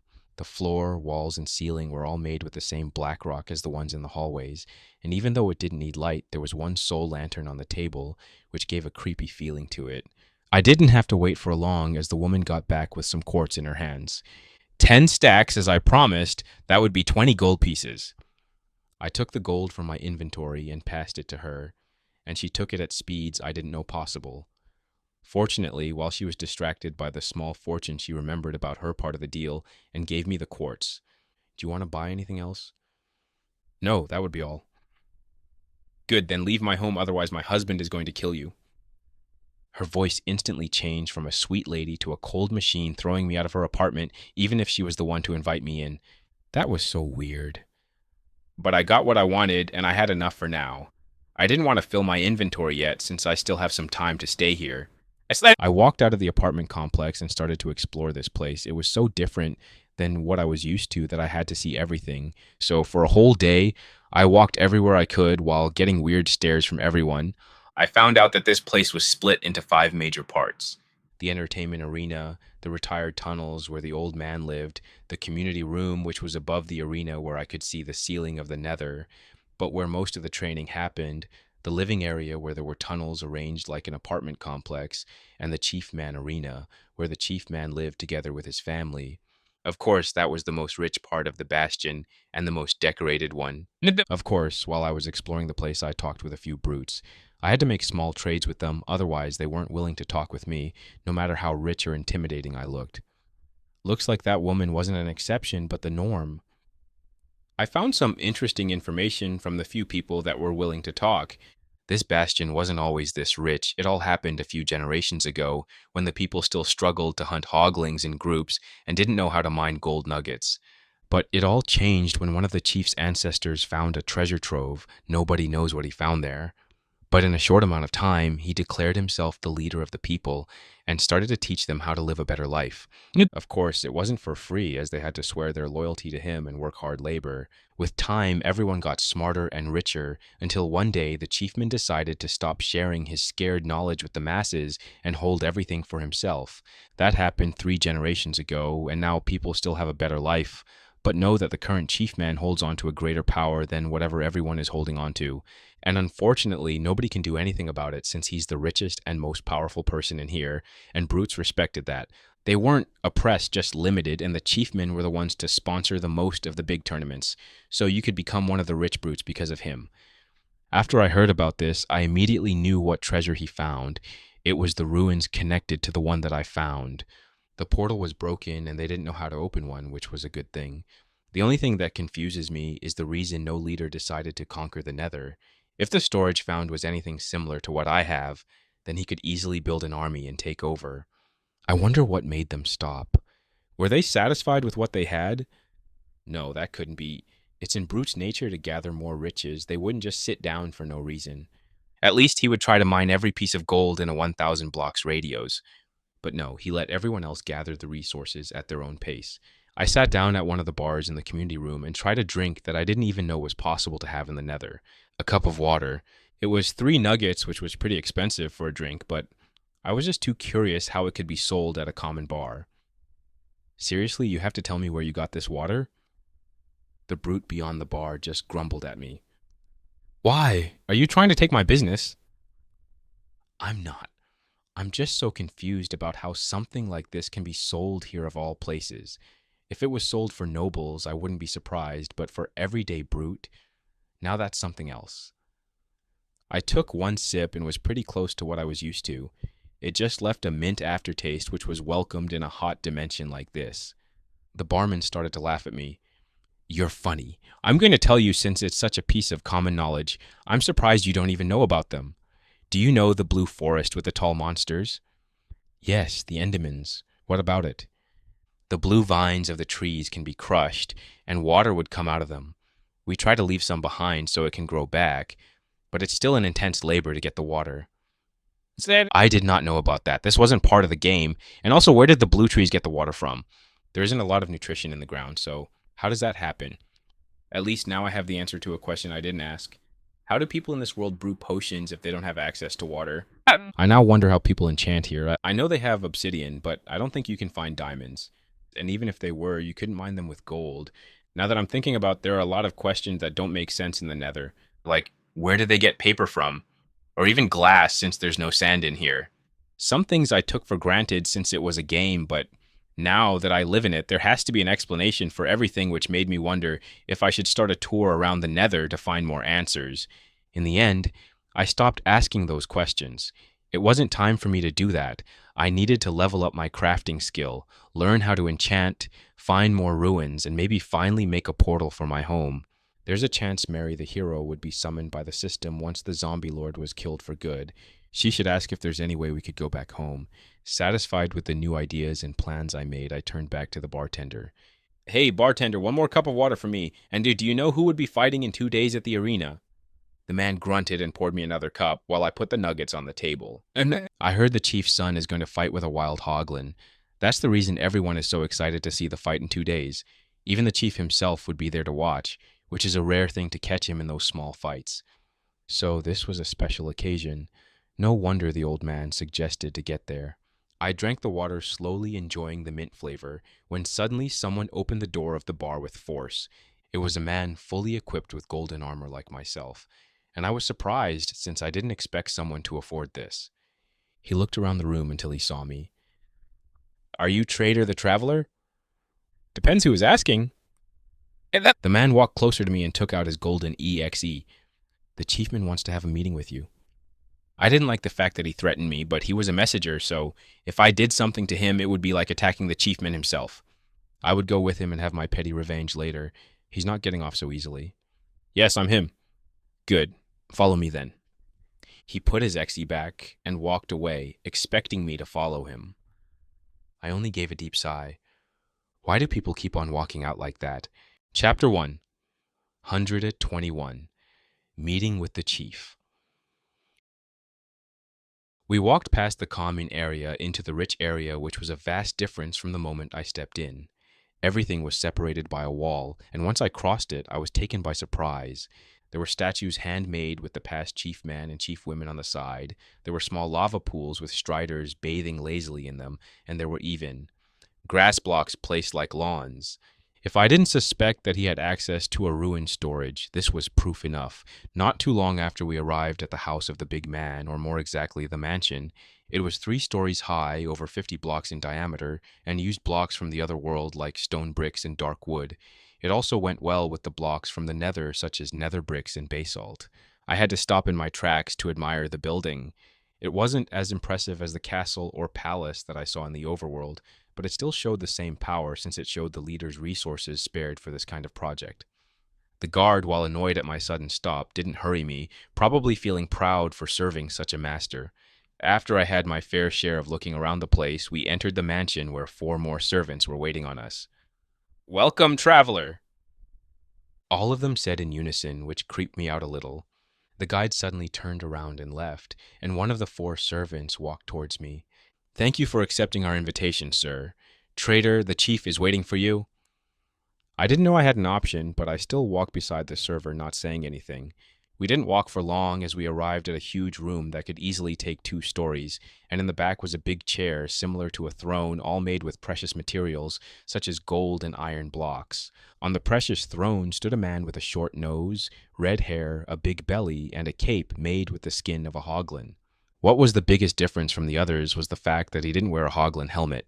Everyone in the nether wears something like this, even the servants that greeted me, but he was different since I could see his face, and he was looking up and down at me, clearly analyzing me as I did with him.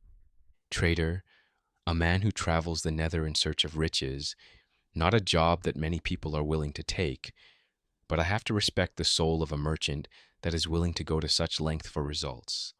I'm sorry about the sudden summon. I hope I didn't inconvenience you." "Unfortunately, even though your guard was rude to me, I've had worse." "I greet you as well, great chiefman. Unfortunately, I didn't get your name yet." "Oh, how clumsy of me. I'm Soulstone the Third, the great chiefman of the Forgotten Bastion." "Soulstone is an interesting name, and why is the bastion name Forgotten?" "It's a pleasure meeting you, sir. What was the occasion for my calling?" "Ha ha ha. You truly must be noble with how polite you speak. Where are you from, traveler?" The man laughed loudly, which made his belly wobble. "Unfortunately, I would prefer not to disclose that information, as the tradition of my house is to travel the nether incognito." "I see. So you're doing this out of tradition?" "Yes. My ancestor made his fortune through this method and made his predecessors go through the same journey before we are recognized as adults." "Interesting. Then I should respect your tradition and not pry any further on this. Tell me, trader, what do you think about my bastion?" "I don't know. It's very different than what I know in the game, and I don't know how it stands in comparison with the others. It's the first time I've seen one after all." "It's probably for the best to say some generic things while using some of the information I gathered. It's a unique design, but I feel that it hasn't reached its full potential." The man smiled a little before looking into the air, murmuring, "Full potential, you say? Of course, it hasn't because of those pesky—" but stopped himself before I could hear the rest of it. "Oh, where are my manners? I'm sure you must be tired and hungry from your long journey, so why don't you have a meal at my table and rest in my rooms?" I didn't expect the sudden hospitality, maybe even suspicious, but I wasn't going to refuse it. That would be pleasant. POV, Soulstone the Third. The 2 of us slowly walked into the next room where a huge table was sitting in the room with the food already prepared.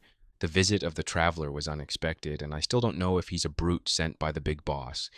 Even though we haven't heard from them for 3 generations, the armies equipped with godlike armor make us still fear them. My ancestor found a hidden ruin in one of his hunts, and it was a life-changing moment for him and his tribe. The items he found in there were unheard of: iron, diamonds, dirt, cobblestone, oak wood, and many more. It took him a while to sort through everything until he found a book. He didn't know how to read the language at that time, but it didn't matter since it had drawings that he understood.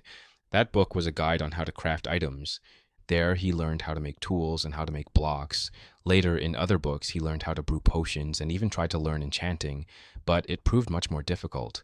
With time, he realized that he couldn't hold everything for himself. It was too big of a discovery, and he couldn't study everything in his lifetime. So he showed his trusted friends his secret and slowly gathered strength. With time, they got better, got smarter, and took over everything else, becoming the leader of the region. When enough brutes were gathered, they built a bastion right beside the treasure, where they had control over everything. With time, they realized that they couldn't enjoy the labor of their people if they were too stupid. They had all the resources. Why would they bother taking care of something that made them lose gold instead of gaining more? So they taught the community how to mine for gold, how to hunt for hoglings with fewer numbers, and how to get water from the blue vines. Generations passed like that. The rich families got richer and more powerful, while the common brutes had a better life than before. It wasn't the best system, but it was what they got. But everything stopped when my grandfather came to rule. Underneath the treasure, there was a tunnel system undiscovered by any of us, and one day a group of 15 brutes equipped with enchanted diamond armor and swords got in and seized everything.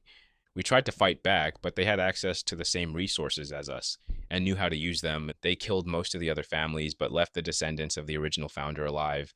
And the reason was pretty stupid as well. From what my grandpa told me, the reason they found this place is because they are a special team made by the Big Bastion. Their job is to explore the forgotten tunnels of the old people and kill any survivors. The reason they killed everyone was because they were bored since they couldn't find any more people from the other world for a good few years, so they just killed them because they could. My grandfather was furious, but couldn't do anything about it. But surprisingly, they didn't take too many resources, mostly the gold. Everything else they left here. But that happened if my grandpa respected two conditions. One, stop supporting the masses directly. Two, in case the otherworldly people attack, they had a special part of the treasure reserved for them, just in case they lose their main base. They were the guardians of their treasure, in case anything went wrong. My grandfather reluctantly accepted the deal, and as a way to make sure he wouldn't just run away, they enchanted a lapis block with a course of binding and other cursed enchantments that would give the constant location of the wearer, and the next ruler has to have it. Otherwise, the overpowered team would come back and kill everyone.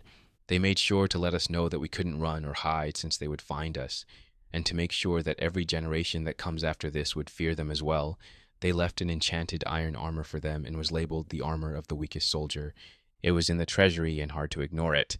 I looked over their enchantments and I was ashamed to admit, but I stood no chance if a group armored with this would attack.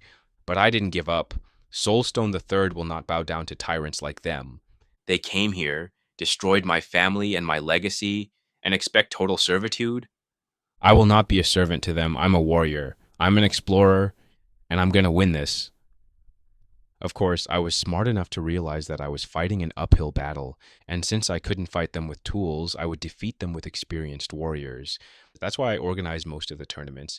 This is the best method that I found in training my people indirectly, and over the years it was very successful, but there's still one problem.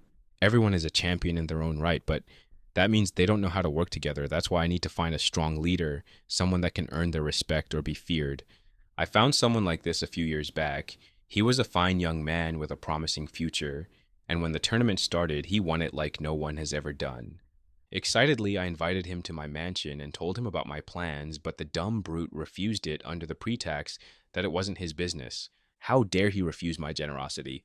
Unfortunately, I already informed him about my plans and knew he was a liability. I don't know where the spies are in the bastion, but I don't want to risk it by letting the man just go on his merry way.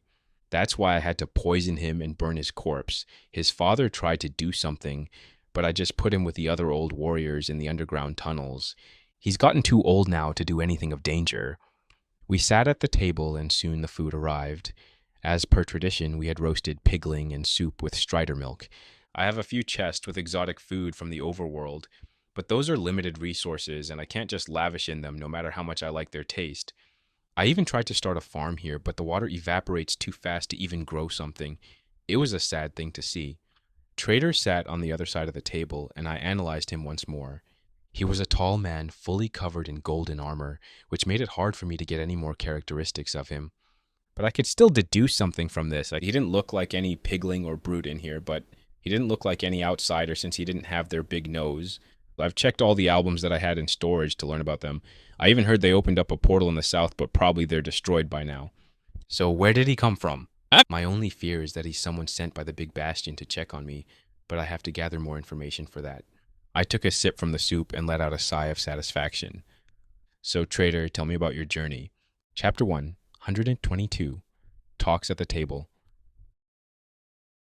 So, trader, tell me about your journey. After we sat down and ate in silence for a few moments, the chiefman asked me about my journey.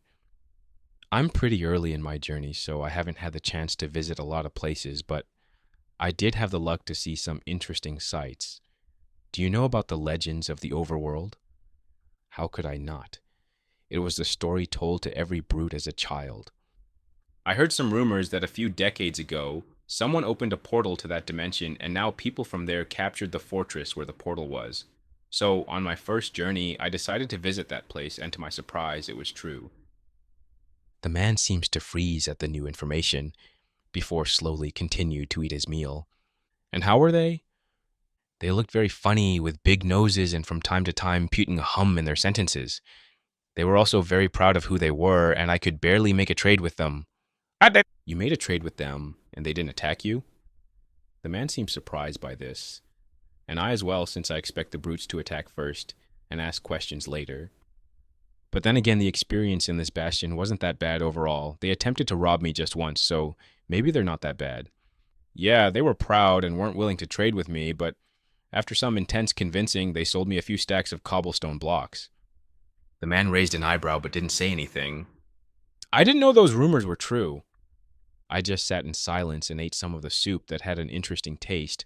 I could tell that it was made with pork meat and had a little aftertaste like medicine.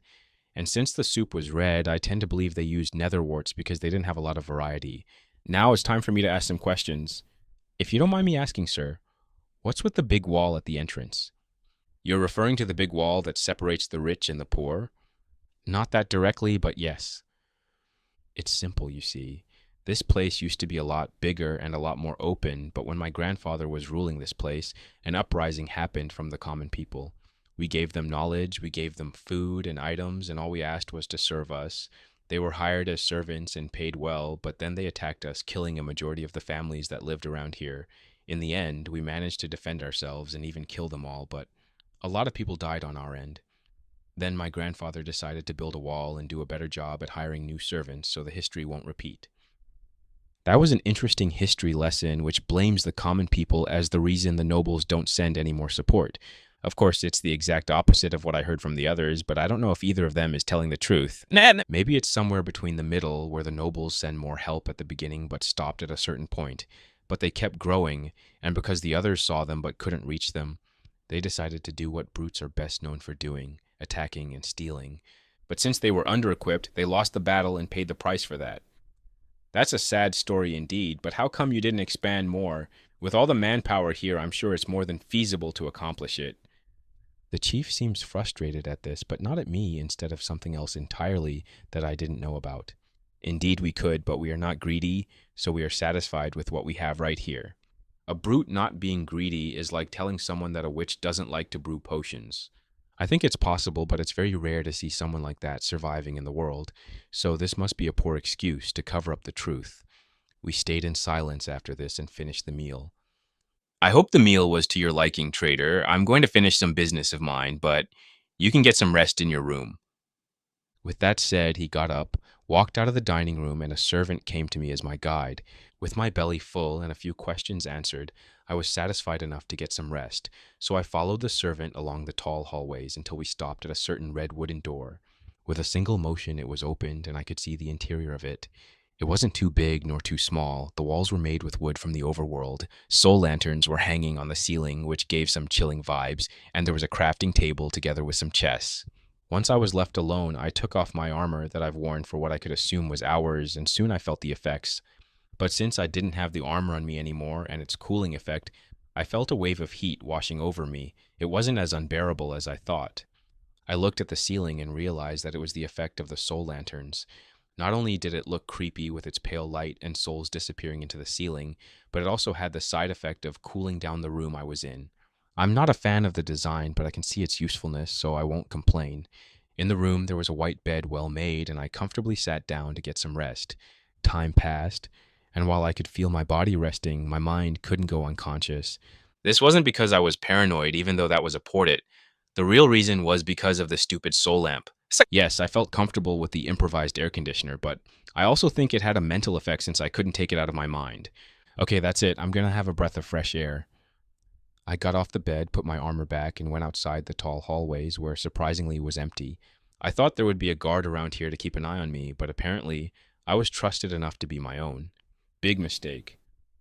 Let's see what you hide under the rug, Chief. I didn't know how I should be more stealthy, but one thing for sure was clear. The armor didn't help with a stealthy approach. It was too easy to be seen and recognized, so I couldn't just casually walk like this. But I had a plan, if you could call it that. I went and checked every room that I passed, but only seeing more guest rooms until finally I found what I wanted. A servant room. It was way smaller than the room I was in, with only one bed and a barrel to store some items, and I quickly checked it like a sneaky thief. Inside, I saw some wooden tools, some food, and what I was looking for, a spare uniform. The servants in this dimension were very differently dressed than in my home world. Actually, even in the overworld, were dressed more uniquely. In the chest, I found the head of a hoglin, which I quickly put on my head. Then there was a short tunic handmade with the leather of the hoglin and some leather pants. Those two pieces were dyed in red, an interesting choice of color. I took off my armor and put it in my inventory and replaced it with the servant uniform. Once that was done, I already started to feel lightheaded from the heat, and for that, I had to take out my secret weapon, fire resistance potion. I had 2 on me, and it was way more than I expected to use in a quick trip to the Nether, but I'm glad that I made that decision, since now I would not die from the heat for a few good hours. I quickly drank the potion, which made small orange particles float around me, but you had to really pay attention, to otherwise it would be ignored. As I was about to leave the room, I stopped in my tracks and spoke with the air. Violet, are you here as well? To my surprise, the tall monster appeared in the room, slightly crouched so she wouldn't hit her head on the ceiling. Looks like she really was everywhere, which was kind of scary. Did you explore this place already? I got a yes from her. Did you see their treasure room? The response was once again positive, and I quickly got excited. Awesome. Can you please guide me there?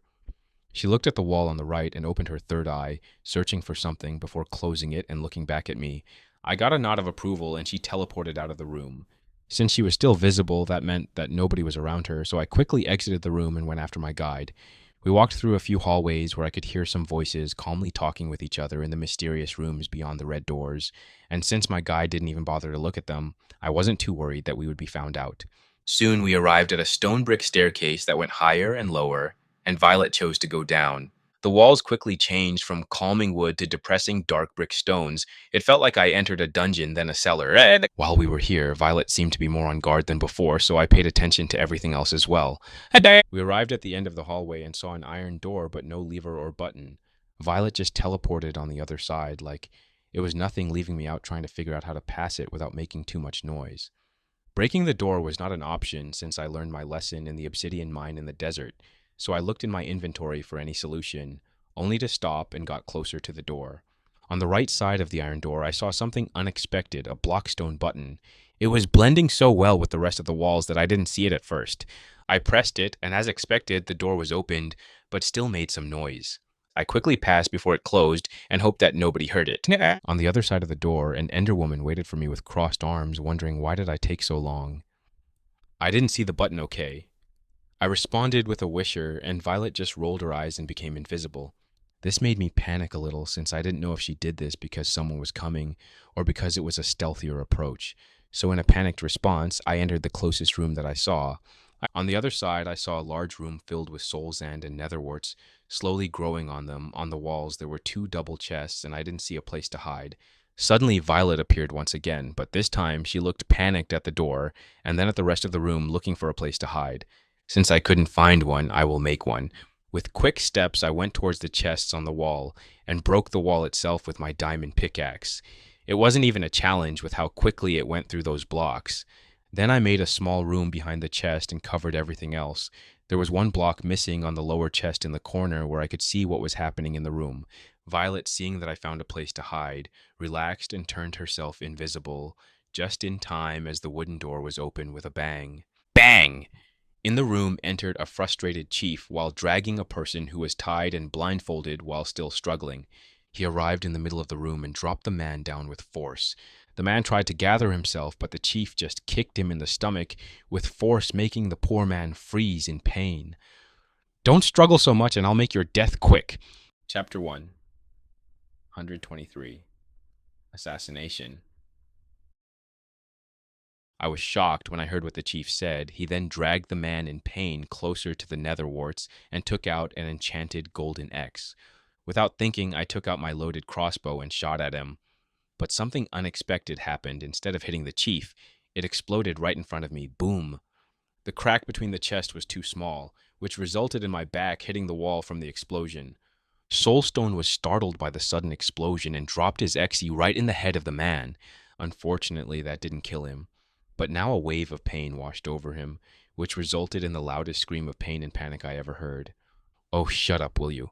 I can't enjoy your suffering like this anymore. And the chief raised his foot above the man and kicked the X deeper until it hit the floor. The man stopped and went limp. He was dead. While that was happening, I finally managed to get myself together after the explosion, and now I had to make a decision. Should dig away and run, or should I get out and fight him? Who are you? Reveal yourself. Fight it is then. If I run away, I won't be able to come on this side of the nether ever. I took out my diamond pickaxe and broke myself out, where the chief waited for me with a diamond sword ready to fight. He froze and looked at me confused, and that turned to anger. I don't know which servant you are, but I'll enjoy torturing you. He then jumped at impressive speeds for someone his size and reached me in a second. I quickly took out my shield and stopped the incoming sword, and with my right hand, I swung my diamond sword at him, which I unfortunately missed. An enchanted diamond sword? You're not a servant, you're the spy that I kept looking for. How naive of you to reveal yourself. I'm going to enjoy every second you scream. Then he took out his golden axe and jumped once more towards me, and in response, I raised my shield once again. It was a mistake. The chiefman was a heavy but nimble man, so when his weapons touched my shield, it was too late for me to realize it was a trap. He didn't want to slash me, he wanted to crush me, so all of his weight was now on top of me. The man was so fat that I had to put one knee down and both my hands for support. Suddenly, I didn't feel the weight anymore. Instead, the axe was used as a hook to pull the shield away from me, leaving me exposed. The brute didn't waste this opportunity as he kicked me with force onto my side, taking air from my lungs, and the sword slipped out. It hurt like I was hit by a hoglin. I even fell 3 blocks to the side, giving me more bruises. Is that all you're capable of? That sword is wasted on you. Where's your almighty armor? He started to get more excited, and now he was preparing for another attack. Weapons raised, he started to gain momentum to crush me once again, but I put a stop to it just by placing a block in his way. Since it was instant, he didn't see it coming, so his knees hit the nether block and his face landed on top of it. Still in pain, I got up and punched the man in the face, making him groan in pain. I didn't continue the attack. Instead, I went to grab my sword and loaded another firework. How did you do that? What kind of enchantment did you use? I didn't bother giving him an answer. Instead, I shot a firework towards him. The chiefman quickly shielded himself with his tools, which was a big mistake. Boom. Ah! The man screamed in pain as flesh was burned on his arms. But even through that unbearable pain, he didn't let go of his weapons. He didn't scream for long. Instead, he looked at me with cold eyes, took out a golden apple from his inventory, and ate it, which was pretty impressive with how bad his arms looked like. Soon, flesh started to regenerate at visible speeds, and in a second, he was all healthy and ready to continue the fight. But I didn't stay and just watch as he healed himself. I loaded my crossbow once again and shot at him, but this time he jumped out of the way, hitting the wall in the back instead. Boom! The man wasn't playing with me anymore. He was fighting like a warrior, and that meant that I was in danger. I didn't take my sword out. Instead, I quickly built a wall that forced the man to stop. Otherwise would have had another accident. The room was 3 blocks tall, so I couldn't tower up and he could jump over the new barricade. But I didn't give him the chance to do that, as I quickly placed blocks on the ceiling as well, leaving space only in the middle. And I could say with confidence that even if he could pass through the gap, it would be very hard for him to get here safely. That meant that I was free to shoot at him like a fish in a barrel. What kind of enchantment is this? The man yelled with anger and a hint of panic. "No." But this was an advantage for me, so I wouldn't waste it by explaining what was actually happening. I took out the crossbow from my inventory, but this time it was different. This one was enchanted. The man focused on my weapon and tensed his body, ready to jump out of the way. I pressed the trigger towards his feet, and the chiefman jumped on the right. But this shot was different from the previous ones, since from one firework suddenly 3 appeared. Boom. X3. The man was hit and fell on his back, with flesh getting burned before quickly regenerating. The effects of the apple were still going. Before he could get up, I jumped through the barrier gap and loaded another firework. Boom. X3. This time, all 3 of them hit the chiefman, which did more damage than before. Even the enchanted regeneration couldn't keep up with it. But this wasn't without a price, as the enchanted crossbow broke in my hands and moved to be used again. It only had 2 more shots left, and I made them count. I quickly ran towards him while he was trying to get up, even in great pain, so when I arrived I kicked him in the gut before taking my sword out and stabbing it in his head. The room got quiet, and the chiefman froze in place before going limp. He was dead. The adrenaline was still going through my veins, but was slowly calming down. I fell down on the ground trying to catch my breath. What did I just do? I have to run now before they're going to search for me. I took deep breaths. Trying to calm down, everything happened too fast for me to process what just happened. As I sat down with my back on the wall, I saw something different that I wasn't able to see in the heat of the fight. The netherworts were vastly grown where the 2 corpses stood. Everything in a 5-block radius was fully grown, like someone used bone meal on them. Does the soul of a person work as bone meal on the soul's hand? Is this why the chiefman took the man in this room to grow his garden? That was a sick thing to do. After I calmed down, I looked at the chiefman inventory to see if he had anything valuable on him. I don't know how long it would take for the servants to notice the disappearance of their master, but that doesn't mean I would leave this place without any spoils. Unfortunately, the man didn't have too many valuables on him, only a few golden ingots, food, some golden apples, and his weapons. Also, this weird lapis block enchanted with curse of binding, tracking, and ruler. I didn't even know about 2 of them, but I was too afraid to pick it up since it had a curse of binding, so I left it there. Unfortunately, he didn't expect to have a fight today, so he didn't take anything of value. I took his gold, apples, and the diamond sword that had sharpness 3 and unbreaking 2 on it. Then I turned towards the chest, only to see Violet visible once again with a relaxed face. Did anyone hear the commotion? She reassured me that nobody heard us, so nobody would come and see what was going on. This made me a little relieved that I had some time to loot this place. I quickly checked the chests in this room and was disappointed once again once I found out that it only held some netherworts, enchanted golden hose, and blocks of soul sand. I didn't take anything from there since I already had enough of those items at home. Instead, I turned towards Violet. Can you please continue guiding me toward the treasure room? Violet opened her third eye once again and looked all over the area, before closing it and signaling to follow her. With this, I followed her at a quick pace, not knowing how much time I had left until I arrived in front of a wall. It was a dead end. This isn't the treasure room. This is a dead end. Violet kept pointing at the wall until I finally understood what she was referring to. There's a secret room beyond the wall? She nodded her head and teleported in the hidden room, leaving purple particles behind. I'm sure there's a hidden mechanism that I can use to open this door, but I don't want to bother looking for it, so let's break it. I took out my trusty pickaxe and broke the dark wall, then the nether rock wall, and again a black wall. But that was the least one, as now I was in a large room easily 20 blocks in diameter. The room was split into 2 parts. One held the majority of the chests together with an enchanting setup and a few brewing stands. There were also a few bookshelves filled with books written by brutes instead of the system. On the other side of the room, there were 6 chests in total. There wasn't anything special about that side of the room with the exception of an enchanted iron armor that stood on a stand like a line between the 2 sides. First, I checked the closest chest around me, and it was a true treasure trove. Diamonds, emeralds, iron, gold, lots of gold, redstone, potions, crops, milk, and much more. I also checked the enchanting setup and saw a few journals related to experiments with enchanting. From what I gathered by looking through them, it was way inferior than what I knew, but I kept a few that caught my attention and moved to the potion setup. Here I had better results. A lot more recipes that I didn't know, and some of them used interesting ingredients such as strider milk, soul sand, and even glowstone blocks. For now, I only took the books with the information and the diamonds.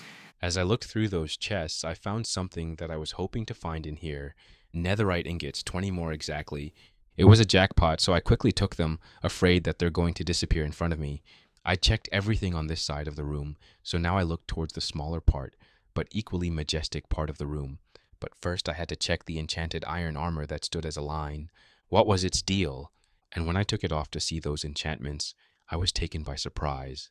Chapter 1, 124. Open up, old man. Iron helmet, the armor of the weakest soldier. Protection 2, fire protection 2, unbreaking 3, iron chest plate, the armor of the weakest soldier. Protection 2, fire protection 2, unbreaking 3, iron leggings, the armor of the weakest soldier. Protection 2, fire protection 2, unbreaking 3, iron bots, the armor of the weakest soldier.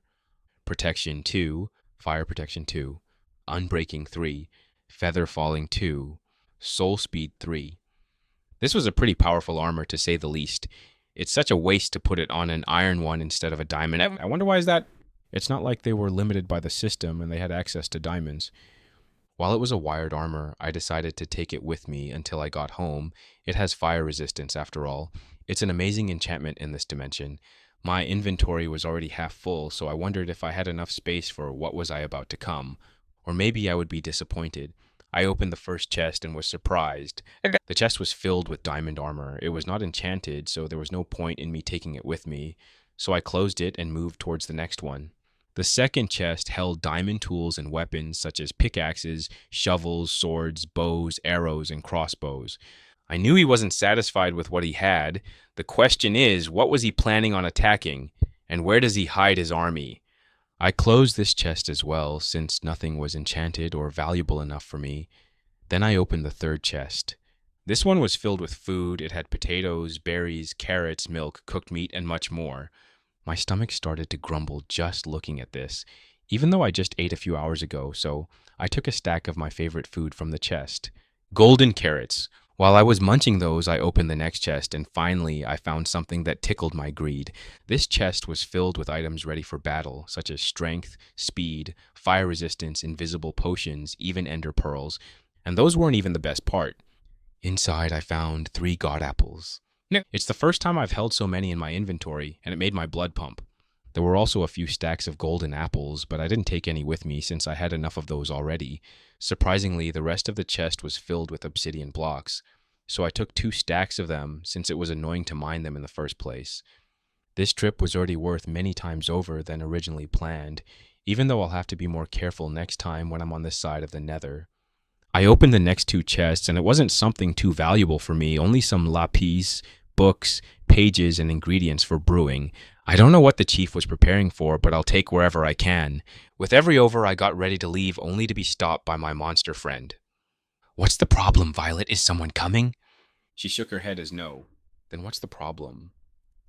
She teleported towards the wall I came through and made a motion with her hands as if opening something. "You want me to take down that wall?" She quickly denied that and repeated the action, before teleporting on the other side and back a few times. "You want me to open the door?" This seems to be the right answer as she nodded her head quickly. Why would she want that? She can teleport through just fine, and I already broke the wall, or maybe the hidden door itself. Then it hit me, she was interested in the redstone system, and she didn't even know what to look out for, so she asked me instead. Unfortunately, there were a lot of ways you could make a hidden door with redstone, actually. Sometimes you don't even need that. A painting with a door would be enough. I started to study the walls more carefully in case there was another black button that I didn't see. After 10 more minutes of looking at the walls, I gave up and wandered around until my eyes stopped at an empty cauldron in the corner of the room. It can't be. Is that the hidden mechanism? I went back towards the chests and took out a water bottle. Then I walked towards the iron cauldron and poured the water down, making a small puddle inside. Suddenly, I heard redstone working beyond the wall, and then the sticky pistons retracted, showing a small tunnel in the corner of the room. Violet suddenly teleported in front of me and looked at the 3-block tunnel, taking and placing blocks down. After a few minutes of trying to figure out what just happened, she looked at me with confusion. Luckily, this is a simple system, so I can show it to you at home. Now, let's go. I have to visit someone one last time before I'm going to leave this place. I left through the newly made tunnel and entered the basement of the mansion. As I walked towards the stairs, I stopped and saw on my right another cauldron, which reminded me to cover this place so they wouldn't start searching for me too soon. I blocked the two tunnels that I made and went back to the farm room. There stood the two corpses exactly as I left them, but they looked a little different than what I remembered, more skinnier than before, and I could see the difference because the belly of the chiefman was smaller. Does soul sand accelerate the decomposing process? It didn't matter since it was moving too slow for my liking. So I made a small tunnel in the wall and put the two corpses there after checking them one last time. After that, I quickly placed the blocks back like nothing was hidden beyond the wall. This should buy me some time. With my job done, I drank a potion of invisibility and left the mansion. Nobody acted strangely on my way out, which made it clear to me that the chiefman missing for a long time in the basement was a normal thing. Once I passed from the rich area to the common area, the people started to appear more and more, which forced me to do some awkward maneuvers so I wouldn't bump into them accidentally. After some time, I got annoyed by this and looked over the edge towards the fighting arena. I checked my status and saw that I still had the fire resistance on me, so I jumped over the edge. Suddenly, I felt tingling all over my body as I got closer and closer towards the body of lava, and then a huge splash was heard by everyone nearby. Suddenly, the brutes stopped from their daily lives and went close to the edge to see who fell down. But as they waited, nobody came to the surface screaming in pain. After a few moments, everyone shrugged their shoulders and got back to their regular day. Either some gravel fell down in the lava pool, or if someone alive was unlucky enough to slip down there, it was dead now. After everyone left on their own, I started to swim towards the edge of the pool.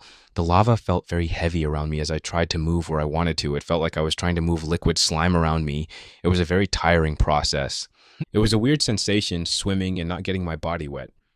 Finally, I arrived at the edge and got out of the lava, leaving small puddles behind me. The jump was a reckless move from me, but it got me down faster without the risk of me bumping into people on the streets. Plus, I wanted to do this at least one time ever since I got my hands on potions. Down here, there weren't a lot of brutes, so I could run towards the tunnels where the old warriors retired. As I arrived there, old brutes were living their peaceful lives working on their netherwort farm or teaching young warriors. Hey, Stonehead, do you smell something? Have you gone senile? Arrowhead. What? Sniff, sniff? Yeah, I do smell something. It smells like someone took a bath in lava.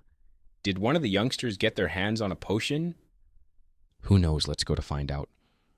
The two old men walked in a hurry toward the group of training youth, and I was also in a hurry, feeling a little weird by the fact that someone could smell my presence. Once I arrived at the end of the tunnel, a door blocked my way, but nobody was around, so I knocked at the red door. Knock, knock. A few moments later, the door was opened by an old-looking brute. Who would dare prank such an old man? Nobody pranked you, old man. It's me, Trader. Let me in.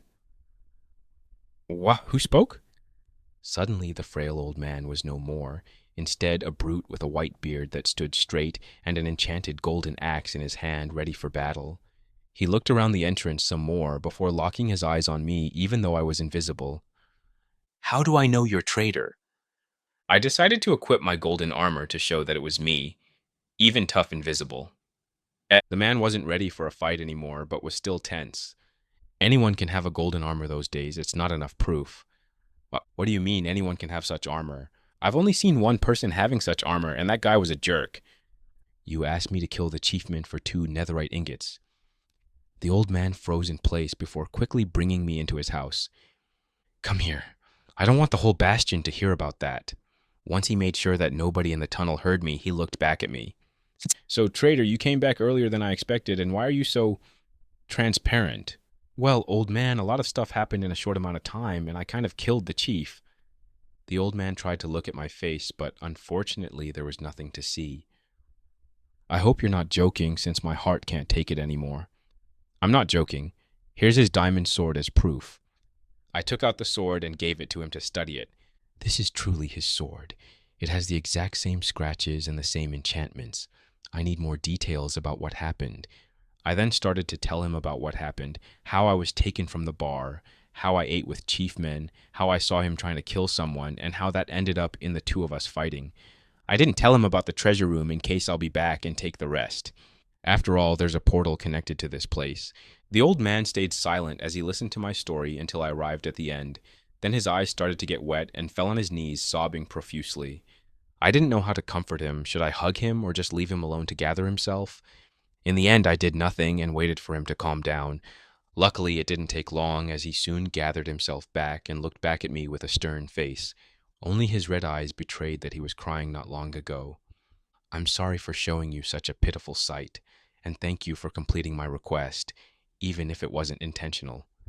Don't worry about it. I'm pleased that you're happy. What a fine young man. I guess you came here for the payment. Let me get it for you. That's one part of the reason I'm here, but I also have a request from you. Sure. If this old man can help you with something, I'll gladly do it. Can I borrow your crafting table? The man pointed at the block that I wanted and gave me permission. With slow steps, I got there and placed the netherite ingot in the middle, surrounded by chiseled stones. Suddenly, the image of lodestone appeared with a red X on top of it. I want you to craft me 2 of those, please. The man looked with confusion at the recipe, but didn't ask any questions. Sure, I can do that. I smiled at the progress I made today. Chapter 125. On the Run. After a few good hits, I now was in the possession of 2 lead stones. I still think they're stupidly expensive just to know my way in the nether. Actually, do they work in the other dimensions as well? I should try this when I get home. It could be proven useful if so, but I was still salty about the price. Thank you, old man, but I have to leave this place as soon as possible. I don't know when they'll start looking after me. Don't worry, hero. We should deal with the aftermath of this conflict. Go in peace, and thank you once again. I drank one more fire resistance potion to keep myself cooled while I left this bastion. With the effects on me, I put the golden armor in my inventory and left the old man's place. The tunnels were as I left them, with minimal activity, and nobody knew what just happened behind closed doors. With quick steps, I got out, then climbed the stairs until I arrived at the common area where there was a lot of activity on the streets. In the end, I used the strategy of walking with my back against the wall to avoid bumping into people. After an hour, I was finally at the gate, which was unfortunately closed, and it was too heavy for me to open it by myself. There were 4 brutes waiting bored beside the door, so it was easy for me to climb the stairs towards the top of the walls. I'm telling you, the best way to cook pork is by manually doing it, slowly rotating it over a small fire. Why would I bother doing that for hours when I can just put it on the furnace and be perfectly cooked in a few minutes? It's not about the time. It's about the control over the ingredients. How can you call yourself a cook if you don't do anything yourself? On top of the wall, there were 2 guards arguing about how to cook, and since they were so invested in their conversation, I could slip past them and place a few blocks on the wall to safely get down. Of course, I broke all the blocks that I placed, leaving no evidence behind. I escaped successfully.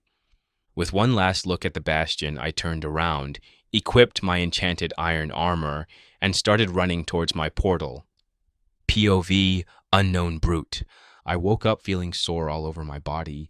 The age started to catch up with me, and I couldn't keep up those insane training exercises anymore. It was such a shame that I couldn't work at my peak anymore, but at least I can guide the next generation to do better. I was alone in my small room. Even though I accumulated riches throughout my life, I didn't like to show them off too often. Sure, I had chests filled with gold and other items not found in this world, but I didn't like to place them out like throppies. My room only had some rugs, paintings, furniture, and a few chests on the wall. I got out of my apartment and walked towards the training ground, where the best warriors were training to be the next special force like me. But once I arrived at the training ground, there was a commotion which caught my attention. There were a group of people surrounding something that I could only assume was a fight. Unfortunately, I couldn't see past it, so I took one of the youngsters from the edge with force. Hey, what gives... Oh, Sir Diamondvine, sorry I didn't greet you. Is there something I can help you with? Yeah, what's happening here? Isn't everyone supposed to be training right now? Suddenly, the group of brutes started to cheer loudly and quickly dispersed, making me see what was finally happening. Prince decided to visit us today, and one of the Diamond Warriors decided to challenge him to fight after an argument. And as you can see, it probably got accepted. The Diamond Warriors were the highest grade a brute can get, and we worked directly under the royal family. That's why it's such a surprise that one of those brutes decided to challenge a member of the royal family in public. Usually when someone has a problem, it could be solved with a private duel. There's no need for the extra audience. But once I looked over who the prince was, I understood how this came to be. The Diamond Warrior was one of my colleagues, a stupid brute but powerful nonetheless. He got us in a lot of trouble in youth, and I can see he likes to keep this tradition when he's old as well. As for the prince in question, it's one with a unique title in the whole royal family, the Mad Prince. A few decades ago, we found out about the existence of the outsiders taking over a fortress, and the Diamond Warriors were originally made to hunt those kinds of places. But because we didn't have contact with outsiders for so long, we got moved to another section. That's why we were taken by surprise when they first attacked one of the bastions in their area. Unfortunately, nobody survived to tell us more information about the enemy, so we assumed the worst. We sent some scouts to gather some information, but the bastion was lotted and abandoned, so there wasn't a lot we could get. In the end, we found out the location of their fortress and spied them from afar. But they kept their warriors hidden, only seeing the field workers with enchanted iron armor. At that time, the big bastion split into two sides. One wanted to attack the place before it grew too powerful, and the other side wanted to wait more in hopes of gathering more information. As the two sides bitched with each other, a third party started to emerge, one mostly composed of piglings. They weren't as strong as us, the brutes, but they were in very important positions of managing the bastion, and they chose neither side, actually. They didn't want to fight the outsiders at all. Their question was, why would we want to conquer them if we can't even stay in their lands? After all that, everything became a political battle, if we should attack or not. Should we keep our traditions and honor our ancestors, or abandon them and start a new path? In those years, the outsiders didn't conquer any more territory. They actually started to trade with the local bastion of all things. And once they did that, the piglings got another chip in their favor. We can trade with them. Why waste good warriors on this stupid war? Now the conflict is about fighting with them or trading with them, neither one gaining any ground. And that kept going for years and years. But now something was different than usual. Someone managed to break the scales, and that someone was the Mad Prince. The royal family had brute blood in their veins. They were superior in strength, but a little dumber than the piglings. There were some political marriages with the piglings, but those were always female, and their sons were always brutes. But there was one exception in the history of the Nether. The Mad Prince, the second son of the king with the pigling's mother. He is a man almost 3 blocks tall and smarter than any pigling we have ever seen. He won the best of both bloods, and the reason he is called the Mad Prince is because he's the first one in the royal family to choose trading with the outsiders instead of fighting them. Now he's fighting for the throne, gaining more and more power, while making more waves across the big bastion. The two fighters went into the battle arena where the seats were filled with warriors yelling excitedly about the next fight. My friend put on his diamond armor and took out his enchanted axe, while the prince stood on the other side of the field, also in enchanted diamond armor, but with a sword. One of the instructors came into the middle of the field and started to yell, "Ladies and gentlemen, warriors of all kinds, today we shall see the amazing fight between the Diamond Fist and the Mad Prince." He then turned towards the two contestants. "This is not a fight to the death, so if you are heavily injured, surrender immediately. We don't want to lose a warrior here. Start in 3, 2, 1, go." The presenter quickly ran out of the way, and the two warriors started. Both of them took out a portion and drank it. My friend took out his usual strength potion, and the prince took what I think was a speed potion. I was proven right, as once he was loading his crossbow, it was unusually fast. He aimed and shot at Diamond Fist all in 1 second. But my friend, while stupid, wasn't a weak warrior, as he just moved his head to the side, dodging the arrow. After he dodged the arrow, he started to run towards the prince at great speeds, only to stop once the Mad Prince placed a lava bucket in his way, almost hitting him.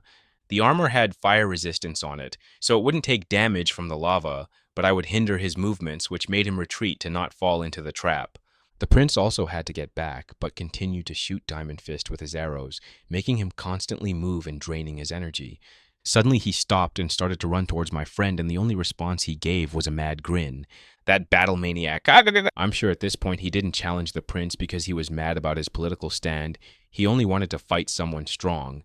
The prince didn't attack with his sword. Instead, he raised his shield ready to crush his opponent, and my friend braced himself for the impact. But what came was something unexpected for all of us, as the shield clashed with Diamond Fist, but had no force behind it.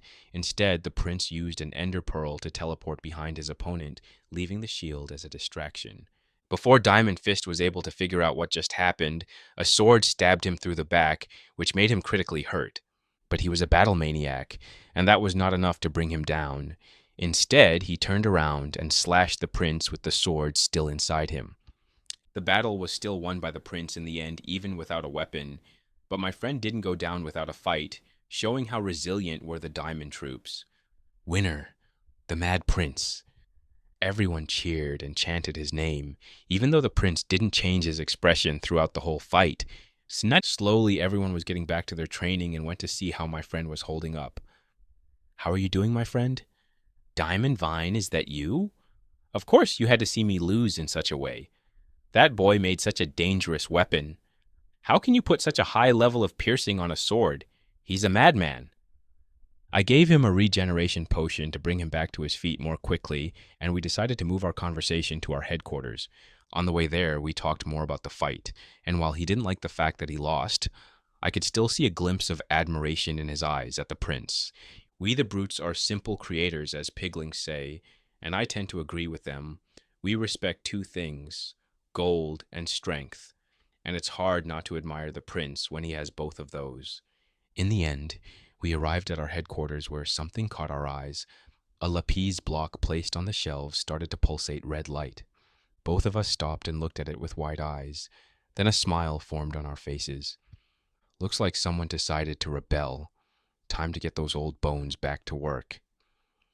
We both laughed and started to gather the rest of the crew. Chapter 1, 126. Pillaged Clan.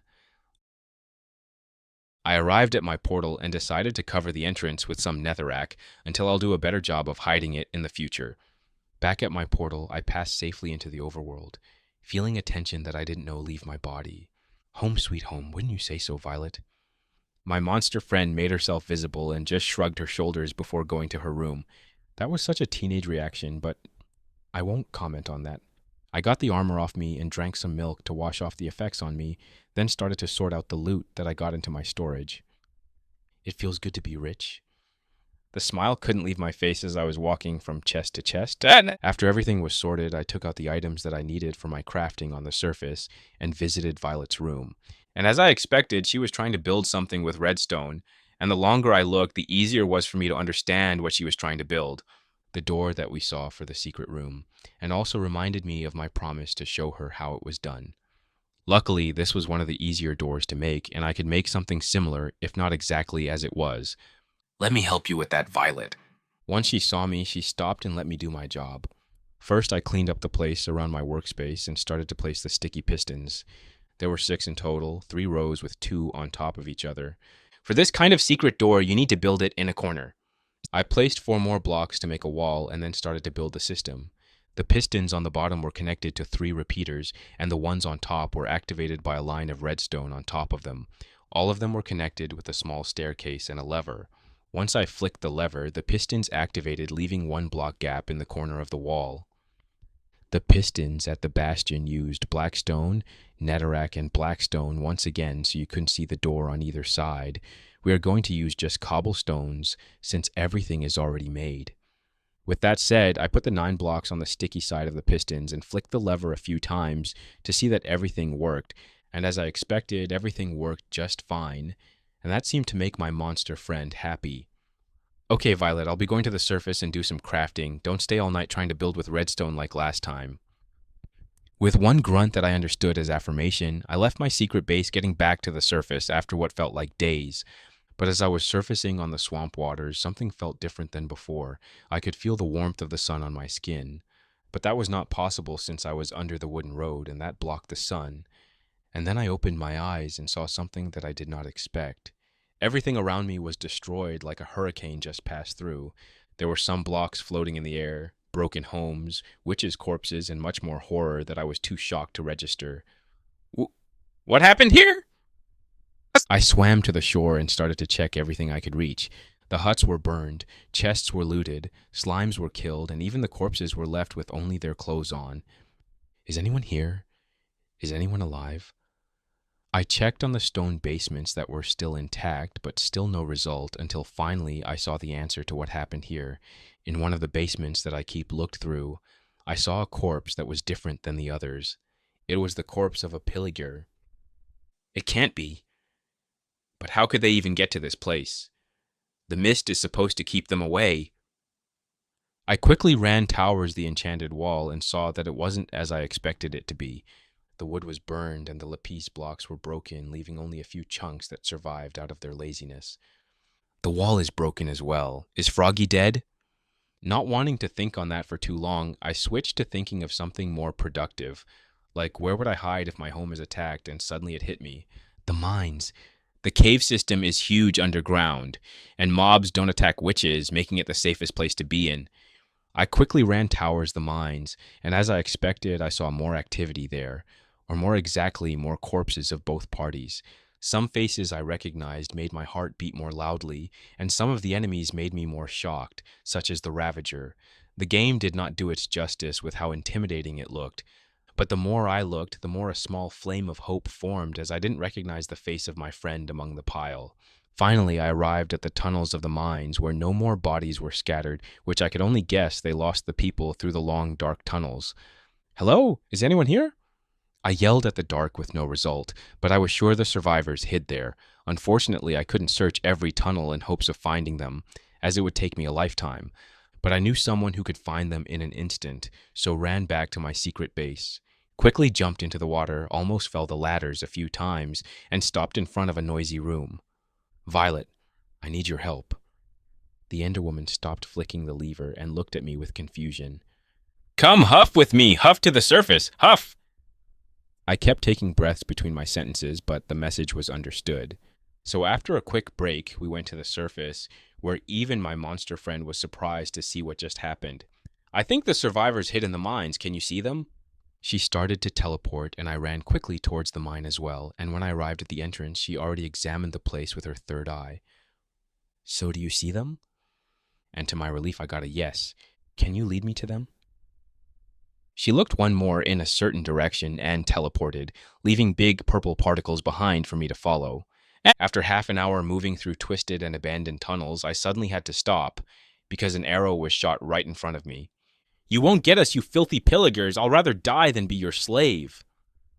A voice filled with rage yelled at me as another arrow tried to get me. But that was a voice that I recognized. It was a feminine voice. It was Sarah. Sarah, it's me, traitor, don't shoot. Traitor, is that you? I thought you were dead. I managed to get closer to the tense witch without getting shot. I've gone mining for a few days, and when I came back, everything was gone. What happened? She scanned me up and down in my diamond armor before looking at my back. You weren't followed by any chance, were you? I didn't see a living being on my way here, so I don't think anyone followed me. She let out a sigh of relief and tension left her body. Then she started to cry with small sobs. I tried to comfort her, but two people having a breakdown in front of me in the span of a day made me scared about what was happening. After a few minutes, she calmed herself enough to talk with me. Thank you. While you were gone, the pillagers attacked us in the middle of the night, kidnapping people and killing those who were opposing. But how could they find this place? The mist was supposed to stop them from getting here. Brutus and some other elders decided to betray us.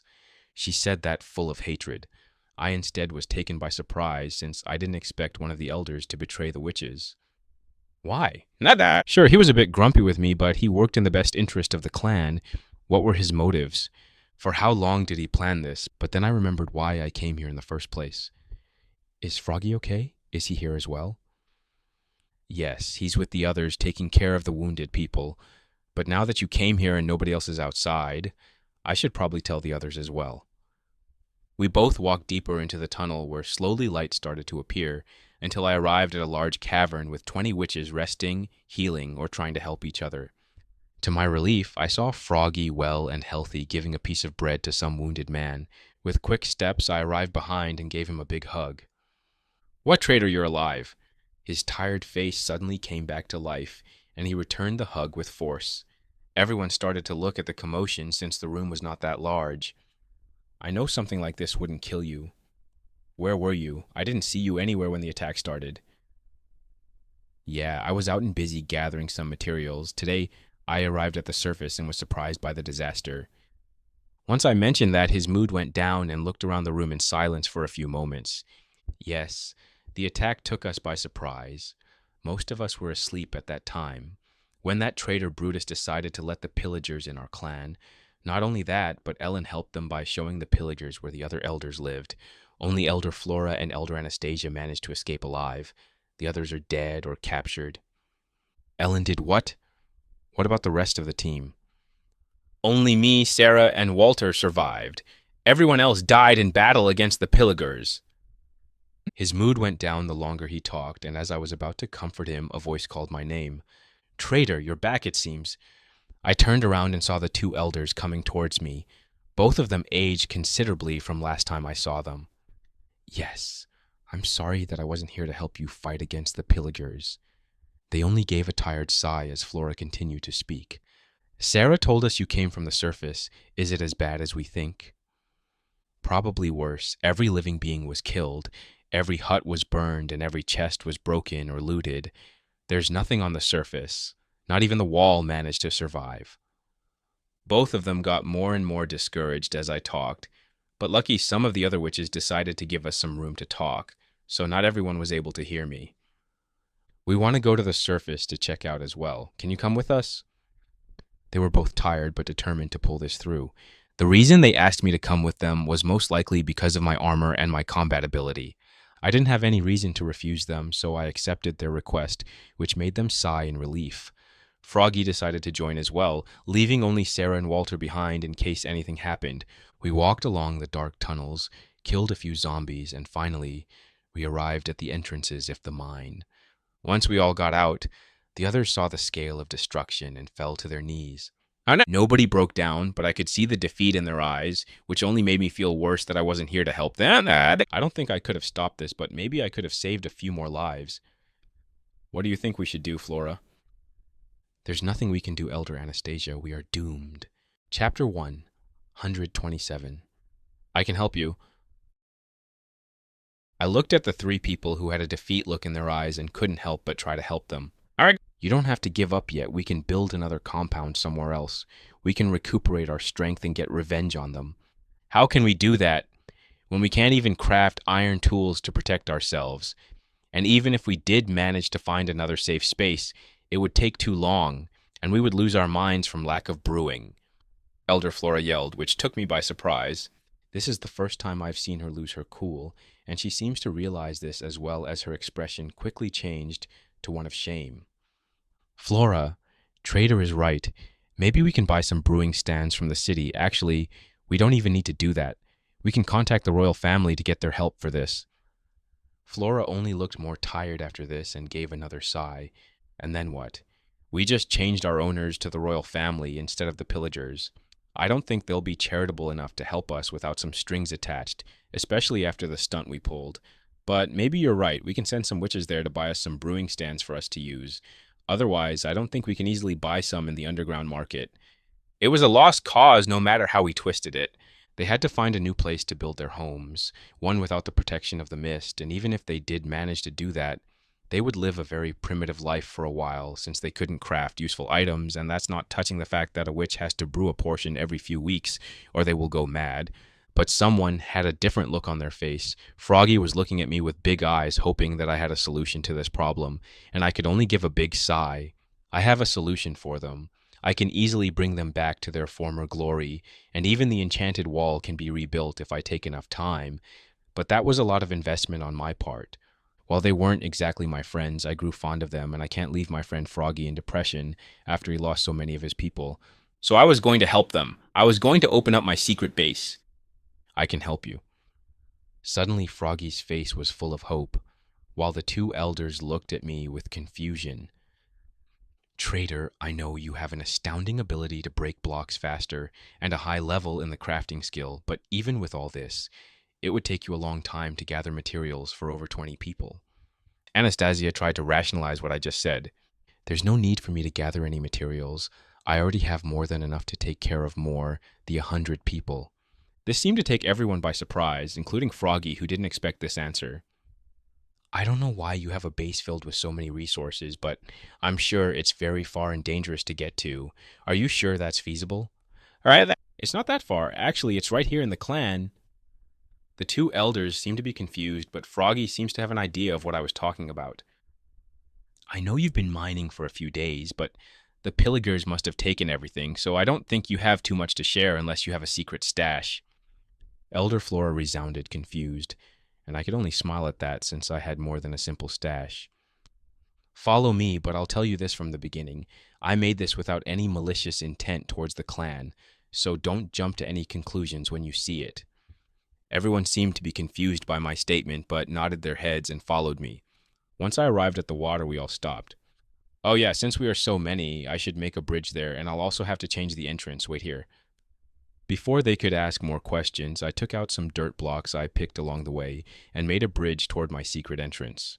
Once I arrived there, I stopped and made an isolated area that would lead to my hidden door and replaced the water with dirt blocks before breaking it, leaving only air behind. The entrance was finally visible, so I yelled at the others to come, and when they arrived, a look of surprise was across their faces. Why is a door underwater, and how long has it been there? Anastasia asked a very valid question that I didn't plan on answering. Okay, let's get down, and don't forget your promises. We went down the deep ladder until we arrived at my secret base, and everyone was shocked to see it. Froggy was the first one to check on the chests and was getting more and more excited with each chest opened. Elders, with this we can start a whole city. Soon the two ladies joined him and looked through all those chests and couldn't believe their eyes. Soon all eyes were on me, waiting for an explanation. Those are too many items that we don't even have, so you couldn't have stolen from us. How did you get them? Elder Anastasia quickly accused me, which I did not like. That's a very rude assumption. I didn't steal anything from the clan. I only found a ruin while I mined and took everything from there. And you didn't think of informing us about it? I'm sorry, Anastasia, but I don't remember having an agreement on sharing what I find or craft with you, and the ruin was way off the clan's territory. All of those resources could have helped us fight against the Viligers, Anastasia shouted back, which made me angry, and I could see that my friend Froggy tried to calm her down, which made me a little glad that he didn't blame me for this as well. From what I was told, the problem wasn't the Viligers, but the elders that betrayed you by letting them in. Even if I did give you what I found, it wouldn't have helped you. It would actually be worse, since then you wouldn't have anything to bounce out of. This made her shut her mouth and clench her teeth. She knew she was in the wrong. She knew I didn't need to help them, but now she was in grief and her emotions were a mess. That was the only saving grace for her. Otherwise, I would have taken everything with me and left through the nether. Flora didn't seem to judge me as she looked around my base with some awe, and I could see a light of hope coming back to her eyes.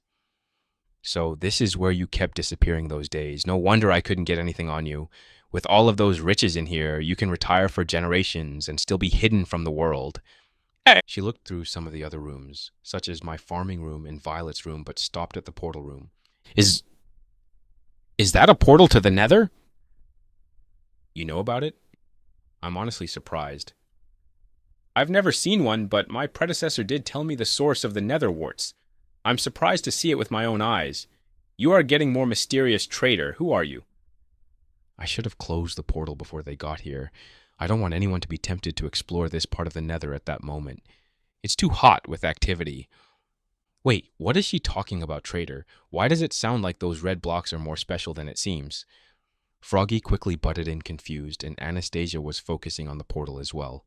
This made me realize that I didn't introduce Froggy to the nether, but at the same time, a lot of stuff happened in a short amount of time that I forgot. Those aren't some simple blocks, Froggy. Actually, the obsidian frame is an illusion. No matter how much you move, you don't see the walls in the other room. Elder Flora, what is this nether? Flora only gave an awkward laugh. I don't know too much either. The only thing I remember is that it's another dimension, and that a lot of brewing ingredients come from there. A new dimension? Just under our clan. Do you realize how much danger you put us in, traitor? What if someone were to invade us through this? Also, how did you break the obsidian block? I thought it was unbreakable. Anastasia didn't know what to feel anymore. Amazement, fear, anger, curiosity, and Froggy wasn't too far behind her. Do you know what dangers the nether have? No, but from the looks of it, I don't think it's that peaceful. The elder stumbled in her words.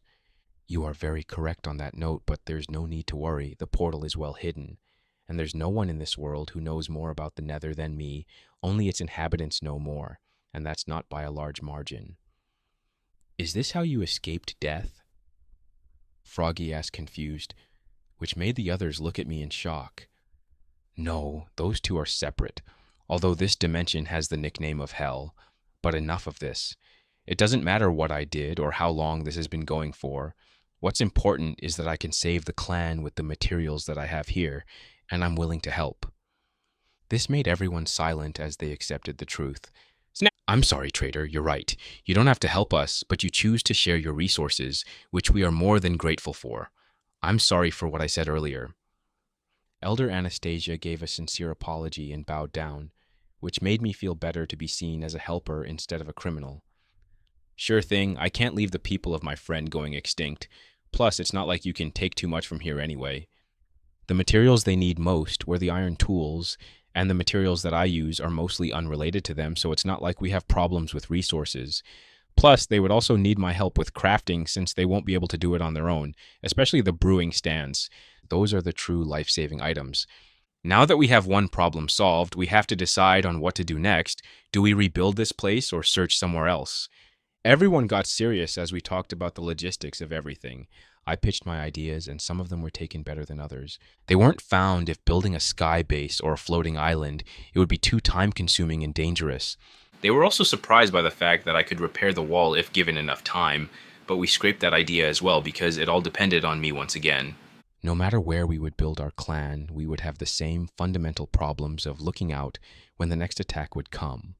I propose we take the underground base option, gather our forces, and attack the Viligers so they know not to mess with us anymore," Elder Anastasia said in the end, and it seems to resonate with Flora and Froggy, and this decision was probably for the best. They didn't want to leave this place, and the sky would be too dangerous to build on, or the walls would take too long to be repaired. But underground, I don't have to do a lot of trips towards my base, and I don't have to work alone in this since everyone can mine, and it would be less dangerous than dangling dozens of blocks in the air trying not to fall off. This project would take a few weeks, even with my help, but we were all determined to finish it and then get our revenge. "Okay, everything is sorted out. Let's get the others now." Flora spoke at the end of the meeting, and we all nodded our heads. It was time to get back to the surface. Chapter 128. Starting a new project. We arrived at the cave where everyone was waiting for us anxiously since we had been gone for a few hours. Planing took longer than we expected, but everyone was relieved to see us getting back with no harm. "Witches of all kind, I know you are all tired and waiting for the news about our homes. Unfortunately, I don't bring good news. The Viligers took everything from us and left nothing behind, not even a piece of wheat on our farms." Everyone was listening in silence, and the news didn't cheer anyone. But our hope is not lost, dear witches, as someone was willing to help us in our times of need. That person is Trader.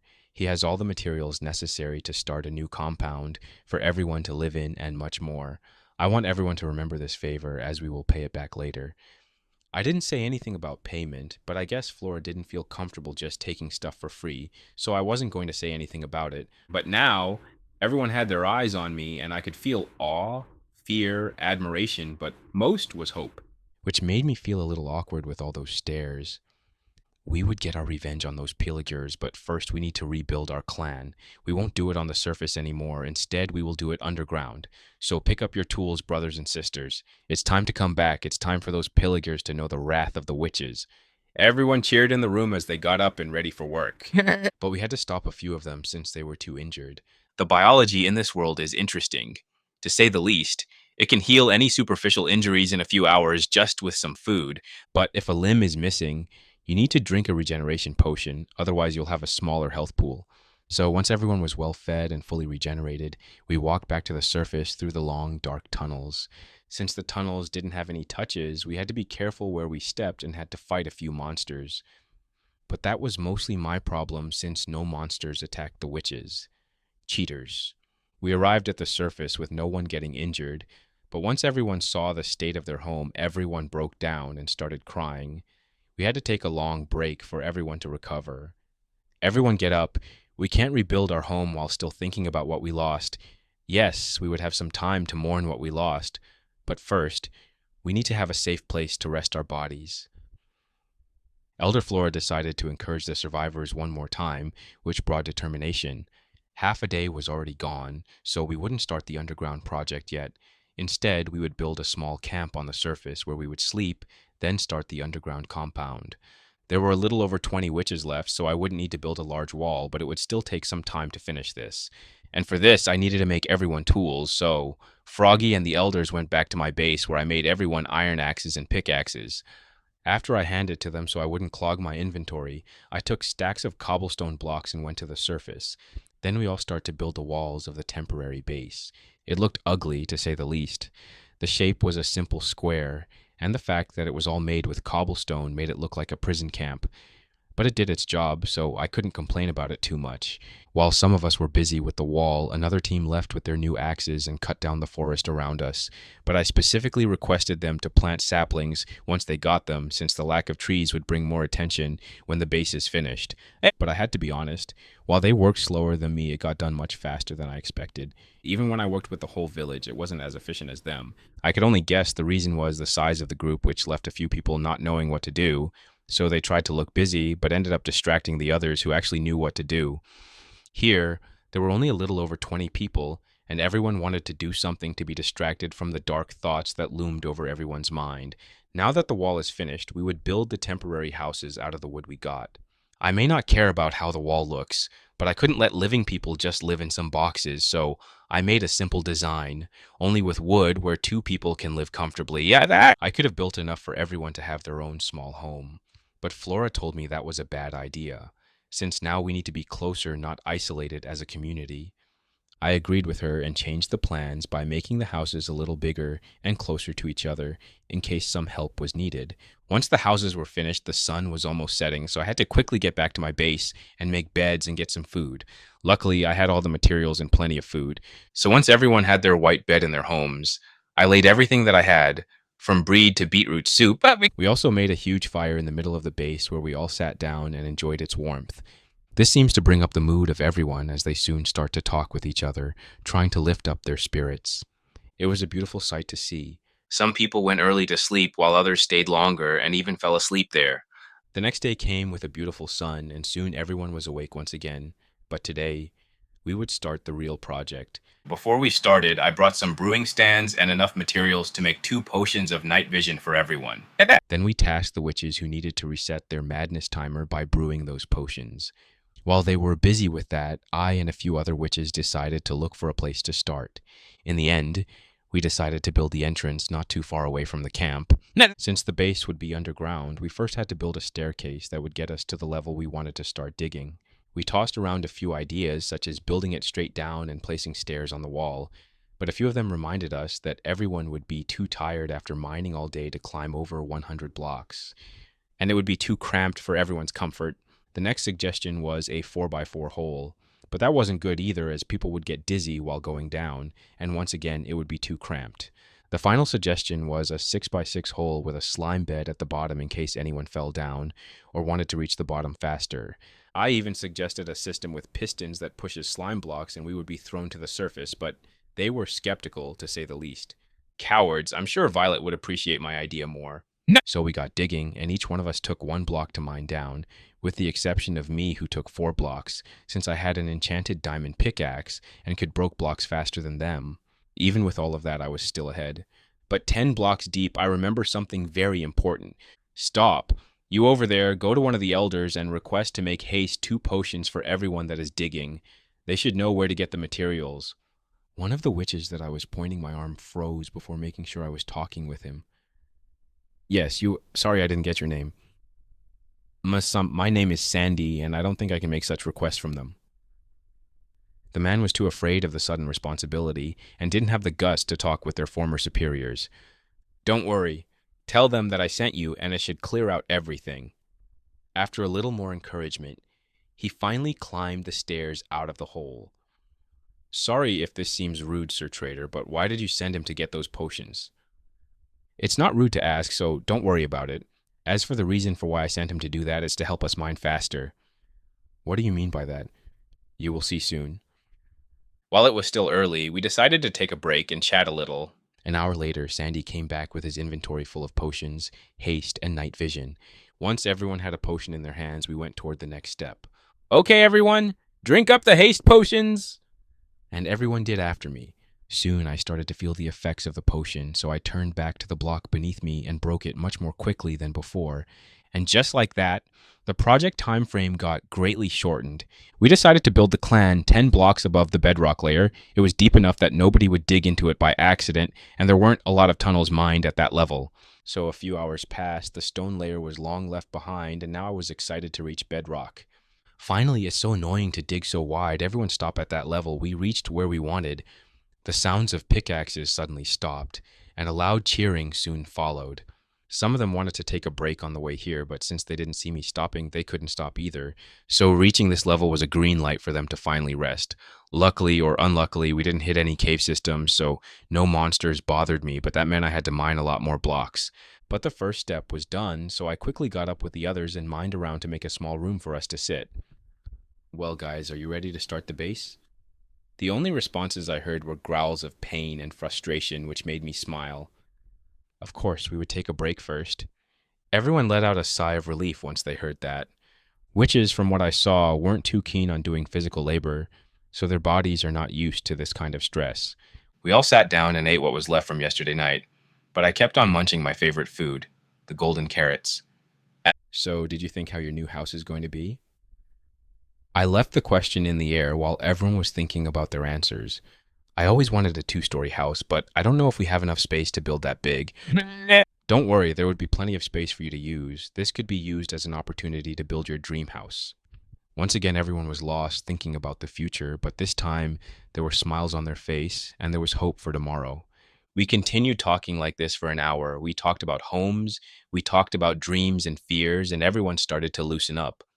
Everyone, I know we have a lot of ideas to test out, but for that, we need to finish the hole first, so let's take out our pickaxes and build that future.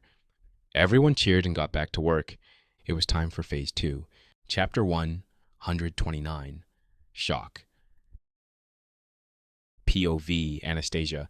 I quickly woke up after having another nightmare. Are you okay, Anastasia?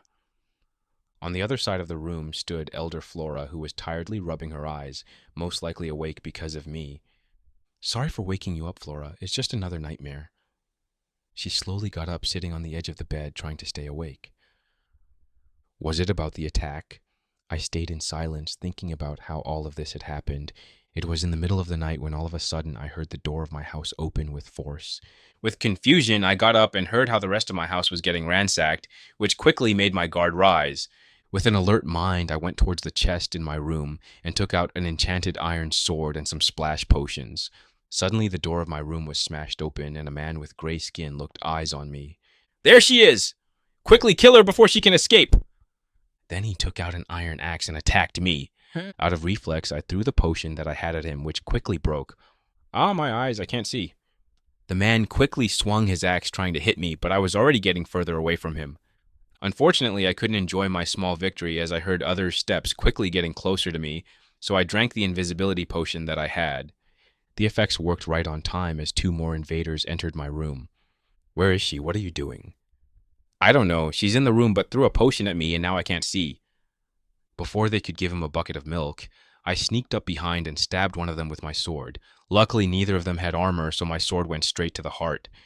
Unfortunately, that wasn't enough to finish him off, but it was enough for him to be on the ground crying in pain. Careful, she's invisible. I tried to attack him as well, but he was better at combat than me, even though he couldn't see me, so instead I stabbed the man who was still blind. And this time I learned my lesson and aimed for the head, killing him instantly. No! I'm gonna kill you! This seemed to be enough to make the man lose his cool and attack my sword, which I quickly hid in my inventory, making him lose my location. Coward, where are you? I didn't answer. Instead, I walked to his side and punched him in the head. My punch was powerful enough to send him to the floor, so I quickly took out my sword and finished the job. Blood was rushing through my veins as I felt the adrenaline working, but suddenly a groan of pain caught my attention. It was the first man that I stabbed in the chest. I thought about leaving him here to die in agonizing pain, but in the end decided to kill him for good, since I didn't know if he had a potion of regeneration. I looked closer at the attackers, and to my shock, I recognized them. They were Viligers, but how could they get here? The mist was supposed to keep them afar. Unfortunately, I couldn't stay here to think how this happened, as I heard screams outside my house, realizing that I wasn't the only one getting attacked, but the whole clan. I quickly went outside and saw more of my fellow witches getting chased by laughing Viligers.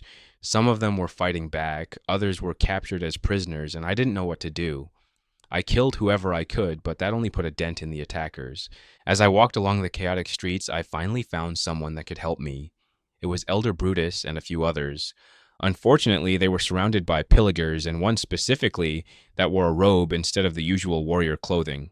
Brutus knows how to fight, so if I managed to free him and give him a weapon, he could turn the tables and boost the morals of the other witches. I slowly got closer to the man in the robes, who I suspected was the leader, when all of a sudden something else caught my attention, or more exactly, someone else. Ellen was walking towards the group with an enchanted iron sword, making me wonder if he was going to try saving the elders as well, but instead, something else happened. When he got closer, no Villager took a fighting stance, instead let the man pass through until he arrived at Brutus. Elder Brutus, the casualties among both parties are too high. I don't think the others were intimidated enough to surrender on Psy. That is indeed troubling. We want to catch them alive if possible. What about the elders? We managed to kill them all with the exception of Elder Flore and Elder Anastasia. Exactly the witches I wanted the most. How should we deal with this mage frog guy? How could this happen? Did Elder Brutus and Ellen betray us? But Ellen was rescued from the clutches of the Pilligers by Brutus himself. He swore to kill every Pillager in his path. That's why he trained so hard. But all of that was a ruse. Was Ellen a spy for the Pillagers? Was Elder Brutus a spy? For how long was this going on? What's this got to do with me? It's your plan that failed.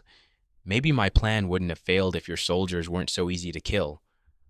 The two of them stared at each other intensely for a few moments, and then the mage took out a goat horn. Fine, I'll bring out the Ravager. And then he blew into the horn, which made a loud sound that could be heard throughout the whole compound. My blood froze once I heard that name. Ever since I got the position of the elders, I got a brief history lesson about our past with the Pillagers and what they were capable of, and the Ravagers were one of the most powerful living weapons that helped them bring terror and fear throughout the battlefield.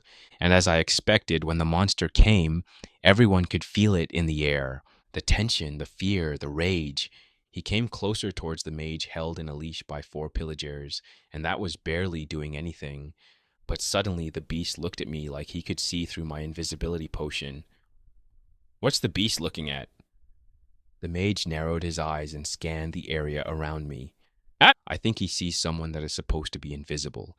Let the beast go, boys. Let the beast rage. As instructed, the beast was let go, and it quickly started to run towards me at great speeds. Wait, why is it coming here? What they didn't expect was the fact that I was hidden among the Pillager group, which made more chaos for everyone involved. Because of that, I could sneak away without getting squashed. But I can never forget those eyes filled with rage looking through me. I have to find Flora. She's the only one left alive. I quickly went towards her house, and it was in flames like the others, which made my heart beat more wildly. Was I too late?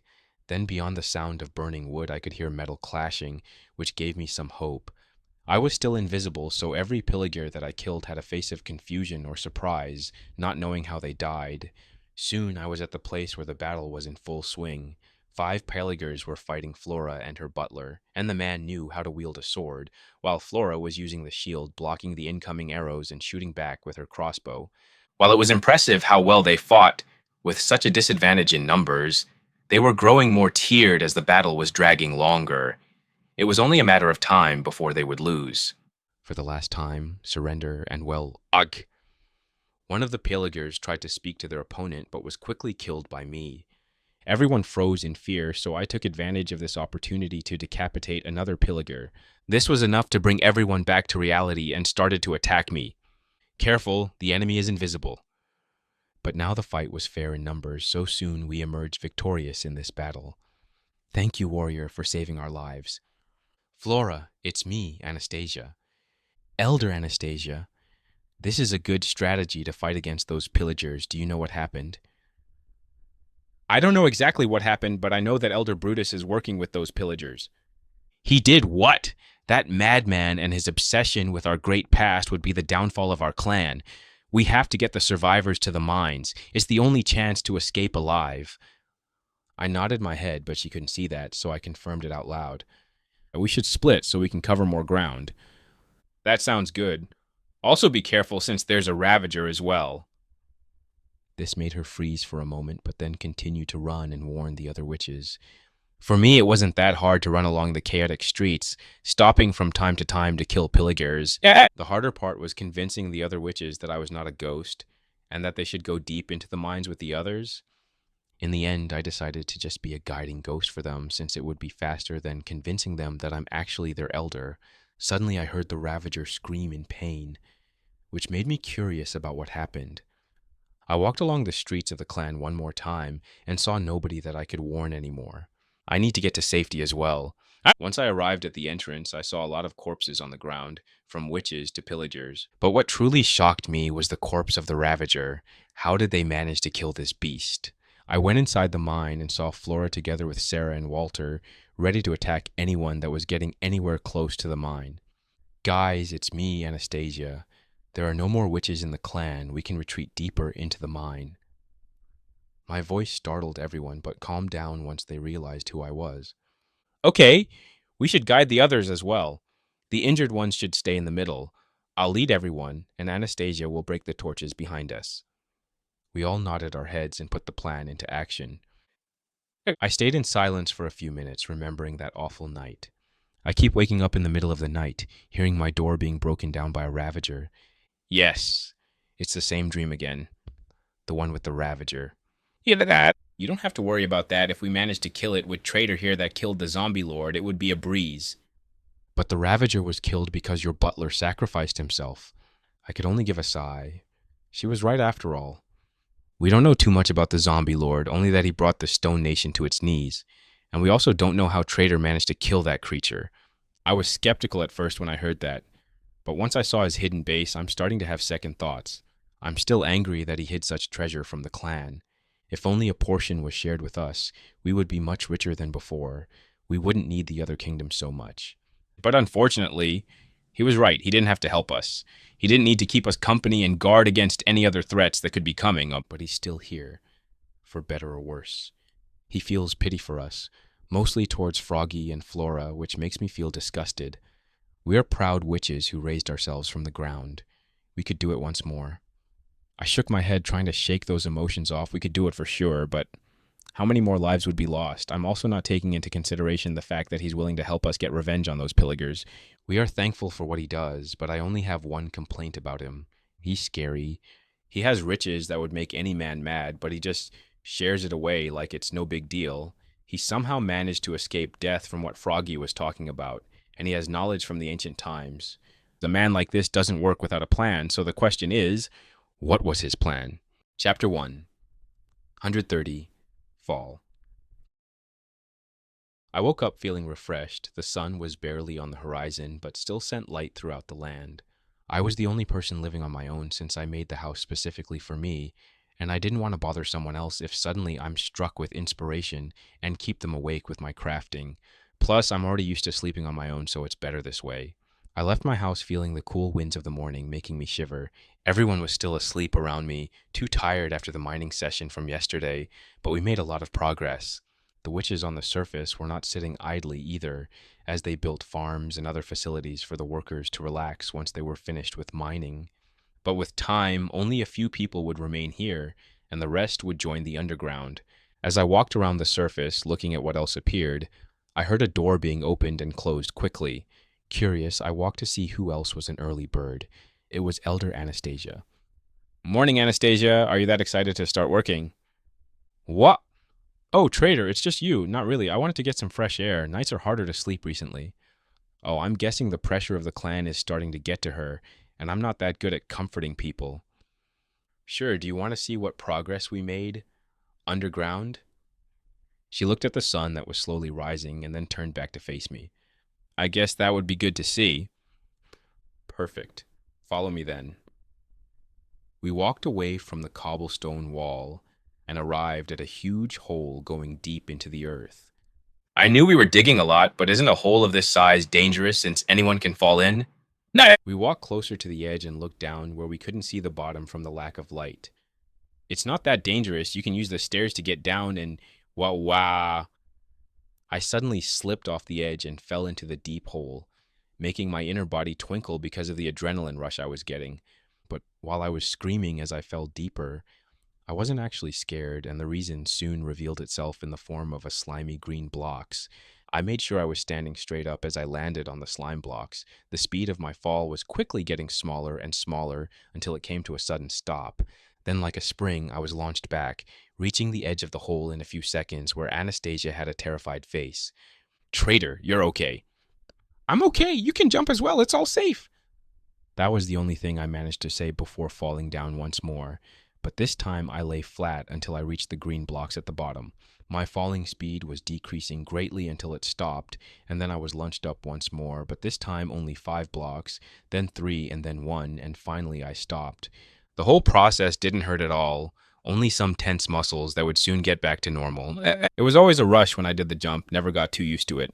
The testing phase was fun as well, especially seeing the reaction from the other witches while I was jumping from higher and higher heights. From what I know, I'm the only one that uses the slime bed to get to the bottom, even if everyone saw me jumping on it and coming out fine. I sat there for a few minutes waiting for Anastasia to come down the stairs since the jump was too much of a challenge. Once she arrived, she didn't look too happy at me. Don't ever do that again. I thought you were falling to your death. My heart almost stopped. This made me a little ashamed of my prank. I didn't expect to get such a strong reaction, but in hindsight, I should have thought better about it. I promise I won't make any more pranks with you.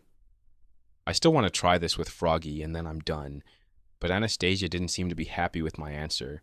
Luckily, she didn't press on this subject as she looked around the place to see what we were working on. Once you arrived at the bottom of the floor, you would be met with a few double chests lying around filled with cobblestone and other blocks, then a huge room that was dug 3 blocks tall.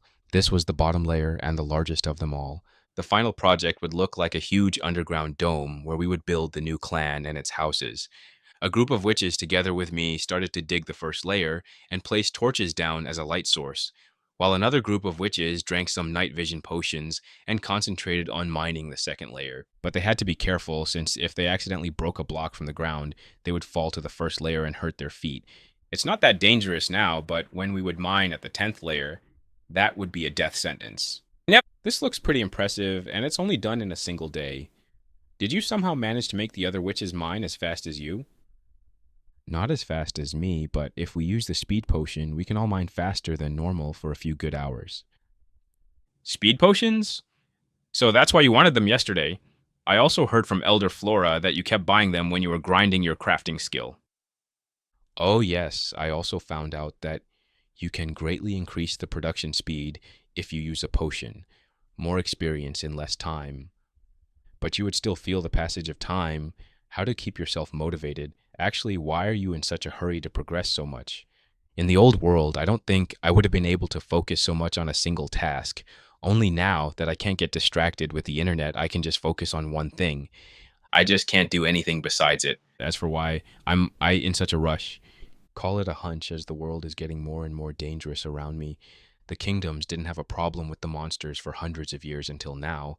The Viligers attacked the witches, which feels like a small step into a bigger plan, and the fact that the system isn't striking them down makes me wonder what caught its attention. In conclusion, there's a lot of uncertainty, and I want to be prepared for anything this world has to throw at me. I should also start making my netherite equipment soon, and focus on some powerful enchantments to go with it. That should be my endgame armor. The rest of the time I would spend it on exploring ruins and studying enchantments, since I feel that this would greatly help me with my goal of getting home. It's because I'm not ready yet. I'm not powerful enough. Anastasia stopped and looked at me with a worried expression. What do you mean you're not powerful enough? You just helped kill one of the most powerful creatures that walked on those lands, and you're still saying you're not powerful enough. What are you trying to fight against the system? The system? I never thought about fighting it, even though if it didn't want to help me, it would probably attack me. I wonder if it has a psychical form that I can attack, or maybe remove myself from it entirely, as it's making my life harder than it needs to be. I hope I don't have to fight it. As for what I'm preparing for, even I'm not sure. I know some stuff that no person in this world should know, and no enemies that can make the zombie lord look like a common soldier. Actually, that monster was following orders, which means that there's someone behind him who is more powerful. Her face turned whiter than before, looking at the walls, expecting an enemy to jump out of the air. How can you stay so calm then? Are we prepared to face those challenges? I think I scared her too much. It's like when you tell a kid that Earth is going to die in a few billion years, and they start to have a mental breakdown, even though it doesn't affect them in want, way, shape, or form. The system is protecting us against any enemies that I know, and I'm preparing the best that I can in case something happens. This seemed to calm her down a little, but her eyes still ran from corner to corner. Yep. Then why are you still helping us? It's not like we can help you too much against such calamities. This question reminded me of the promise that I made to myself. Just because I want to get home, that doesn't mean I have to ignore the world that I live in now. The opportunity I have now would be something that someone else would die for. I will enjoy the best of what this world has to offer and still search for a way home. That way, in case I don't find a solution, I wouldn't have a mental breakdown. While I know a lot of information and have some interesting tools, I'm still one man. There's only so much I can do alone. Sometimes you need someone to talk with, and you don't need to face everything on your own. Just like you have other witches, the others have you as an elder, as a leader to guide them. I was getting surprised about what I was spouting out of my mouth. What a hypocrite I was talking about getting help when I was trying to do everything on my own. Maybe I should listen to my own advice and share my burden with others. It's only morning, and I already want to hide in my bed and ignore the world around me and its problems. We sat in silence for a few more minutes until someone broke it by accident. Oh, Trader and Elder Anastasia, I didn't know you two were here. Sorry if I startled you. One of the witches came down the stairs and saw us examining the project, which scared him for a moment. Don't worry about it. Ready to start a new day of mining? My muscles are still sore from yesterday, but I'm ready to get back to work. That's the spirit. We would start once a few more people would wake up. Why don't we eat breakfast first? Sounds wonderful. With that, he quickly turned around and climbed the stairs. Thank you. What? Thank you for talking with me. It made me feel better. The fact that this conversation helped Anastasia made me smile a little. Glad to be of help. Now let's get some food as well. I'm sure you didn't eat breakfast yet. I didn't need to hear her response as both of our stomachs did it for us loudly. This made both of us laugh, and then we started to climb the stairs to the surface. The project was still at the beginning, but it was full of potential if done right. Waves of inspiration and ideas passed through my mind, and I didn't have to work alone on this. This would be the first big project that I would work on with someone else. Actually, I think this is the biggest project that I have done ever since I came to this world, which only made my excitement grow. We were going to get some good food and then back to creating. Chapter 1, 131. Let's be spies. A few weeks have passed since we started the project. The dome was finished, and we even managed to build a few houses. Initially, I let everyone build their dream house, and now I kind of regret it. Almost every house was in a different style, giving the compound a unique look, to say the least. Unfortunately, I couldn't go back on my word, and the elders couldn't comment on them either, since it was the best way to boost morale. So now we are stuck with this ugly underground town. Are you sure we can't do anything about this? Froggy gave a tired sigh as I asked him the same question for who knows how many times. I told you already, Trader, we can't do anything about it. You gave your word, and the elders won't interfere with this, no matter how bad it gets. In the past few weeks, Froggy became a leader figure throughout the clan. He was more friendly than when he first came, and he was easier to approach than the elders or me. So here he was, a man respected and wanted by the community, and he took it very seriously. He was more confident in himself and even tried to improve his sleep schedule, but there were a few results. But he's really trying to improve himself for the clan. I think we should step into the next phase, Trader. But we can still build some more and try to make the place better. I said that while looking at a Japanese-style house sitting right beside a wooden cabin. We can always improve our home, but the longer we delay our attack, the more we will lose the element of surprise. Nobody would expect us to recover so quickly. We need to train now, not build houses. I looked once more at what we've built in the past few weeks and gave a big sigh. You're right, but I'm not that good at fighting, so I can't teach them anything about this. Don't worry, you've done more than enough for us. I talked with Walter and Sarah, and they were willing to train them. They wouldn't become great warriors in such a short time, but they would have some teamwork exercises that would greatly help. That sounds like a plan, and I'm sorry for sounding a little pessimistic here, but we don't stand a chance against them. We don't even know what we are up against. And from what little we know, they surpass us in almost every aspect. I talked with the elders and decided that I would go and gather some information that we can use to destroy them. You're going there alone? Unfortunately, yes, as everyone here is needed with something else. What about the elders? We can skip Flora since she's old, but Anastasia can still help. She would leave as well, but to get in contact with the spy network and ask if they have any information about what happened. Unfortunately, we don't have a lot of hope with that. So in the end, he truly needs to go alone on this mission. If so, I'll come with you. He seems hesitant to accept my offer, but what he needs to realize is that he doesn't have the option to choose. Are you sure? You've already done so much for us, this would put you at risk. I got closer to him and put my arm on his shoulder. Froggy, I need you to realize a few things. I'm not doing this because of the clan, but because of you. Also, I've been in a lot of crazy situations before and came out on top, so I'm the best person to bring to such places. And lastly, you don't have a choice. You either go spying on those Viligers with me, or you won't be spying. Froggy seemed to freeze, then laughed out loud. Traitor, truly you are the best friend a man can have. I won't ever forget this. We both laughed at that, and everyone around us had worried looks on their faces. Then we should get prepared. We need every advantage we can get. True, do you need anything from my base? Just a few ingredients for some potions. Thanks again. We walked back to my underground base and took the necessary items for this spy mission. Only me, Froggy, and the elders knew about the location of my base, since I didn't want to stress my monster friend with all the traffic that can be generated in such a small space. And I don't want anyone to be tempted to go into the nether. Plus, I was hoping to befriend her so she would help me in a pinch. It's growing slower than I like it, but there's still progress. After we got everything we thought we needed, we left the base and went to meet the elders one last time. So you're joining Froggy, Trader? I can't allow my friend to go alone on such a dangerous mission. And it's not like I'm doing something that I didn't plan on doing myself. That's good to hear. With you there, Froggy would have greater success at getting the information that we want. About that, where even are the Viligers? Flora took an old map from her inventory that was clearly made without the system, as everything was in black and white. I'm surprised there are things you don't know, Trader. Don't be like that, Flora. I'm not a god, and I can also learn like everyone else. Everyone at the table just smiled. I was kidding, of course. Now back to the location of the Villager base. This map was made by the first generation of witches that left that place, and luckily not much has changed since then. I looked at the huge map on the table and saw what I could only assume was the continent. It was huge since the three kingdoms only cover a third of it, and that's with a generous take. The rest of the continent had a diverse option of all kinds of biomes. There was even a mushroom island a little further away from the mountains beside the Sandstone Kingdom. But what truly caught my attention was the black dot on the other side of the continent. What's with the black dot? That's where we suspect was the Great War a few hundred years ago. Actually, the continent was much bigger than this, but suddenly a big portion of it disappeared into nothingness. The continent was even bigger than this? And suddenly a big chunk of it disappeared, making an idea pop into my head as soon as I heard it.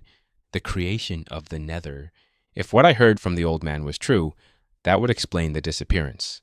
So, where's the location of the Viligers' outpost? Right here. Flora pointed at a part of the map, which had an X as its mark. The outline of the territory wasn't too big, maybe a little bigger than the capitals of the other kingdoms. It's kind of impressive how at their size, they can make the other nations nervous. Even a crusade against them wasn't enough to kill them for good. Surprisingly, the clan location wasn't too far away from them, around 2,000 blocks. It should take us 2 to 3 days to get to them with our drugged horses. That's an impressive map. Do you think I can get a copy of it? Unfortunately, the system doesn't register it, so the only way you can make a copy is by hand. That's going to take a while, even with my drawing skills. I'll probably do it after I get back. That settles it then. We're going to leave as soon as we get our horses. We already have everything we need. Also, you can take what you need from the storage room, but don't enter the portal room or the redstone room. I can understand the portal room, but what's so special about the redstone room? I don't want you to mess up that room because I don't want angry 4 blocks Enderwoman fishing what the Pillagers couldn't. That room is filled with some experiments of mine, and I don't someone to break something by accident. They both nodded their heads in understanding. Once they did that, I could feel Violet appreciating my rules, since she would most likely come with us. Let's go, Froggy. You have the speed potions, right? Of course. In the middle of the invasion, most of the horses were taken, but some of them ran through the forest, getting lost or escaped. We only managed to find 3, and it wasn't their breeding season yet, so we had to be careful with them. With that, we left to get our horses and gallop away. The horses were used with the speed potion, so we didn't have to waste time on them being confused. We traveled as fast as we could, only taking a break whenever we passed by a river so the horses could hydrate themselves, since this is a side effect of the potion.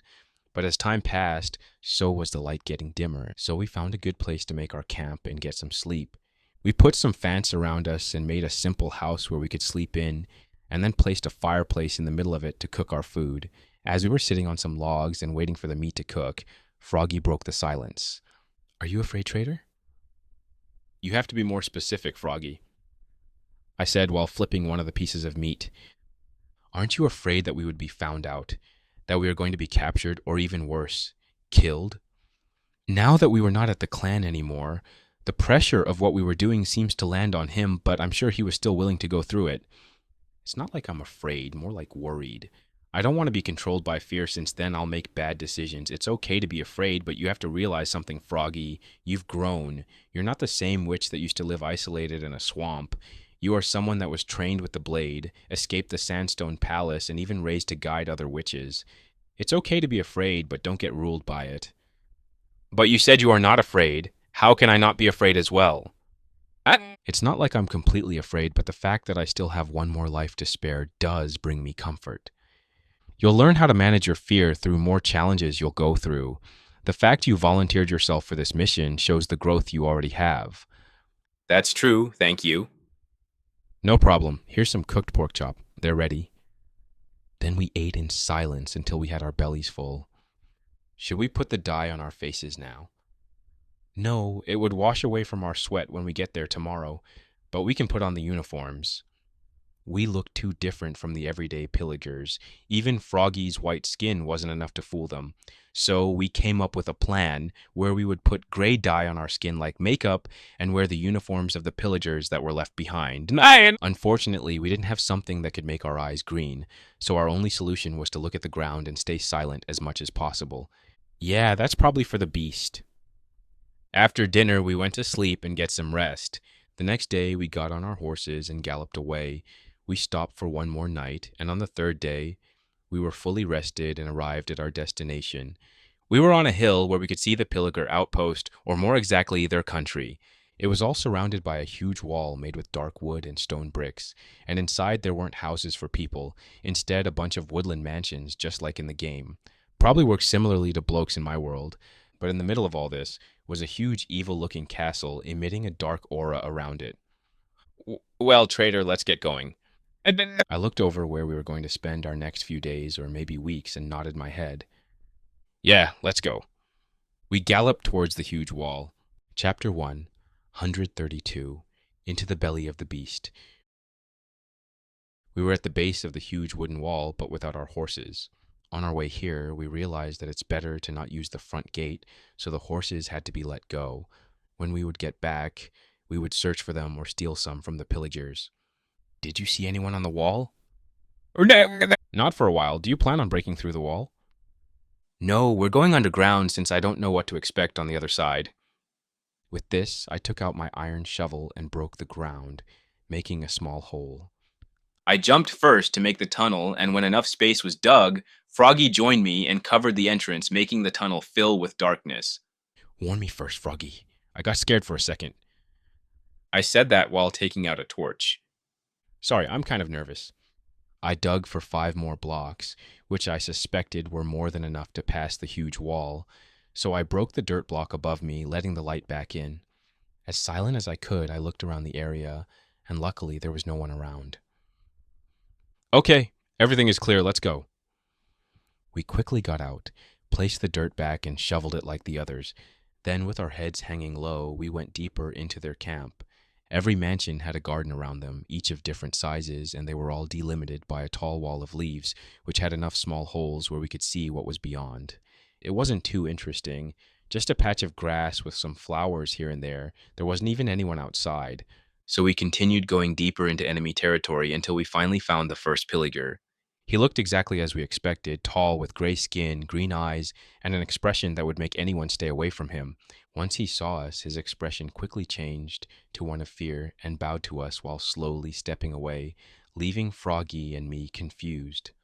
What happened? Why was he so afraid of us?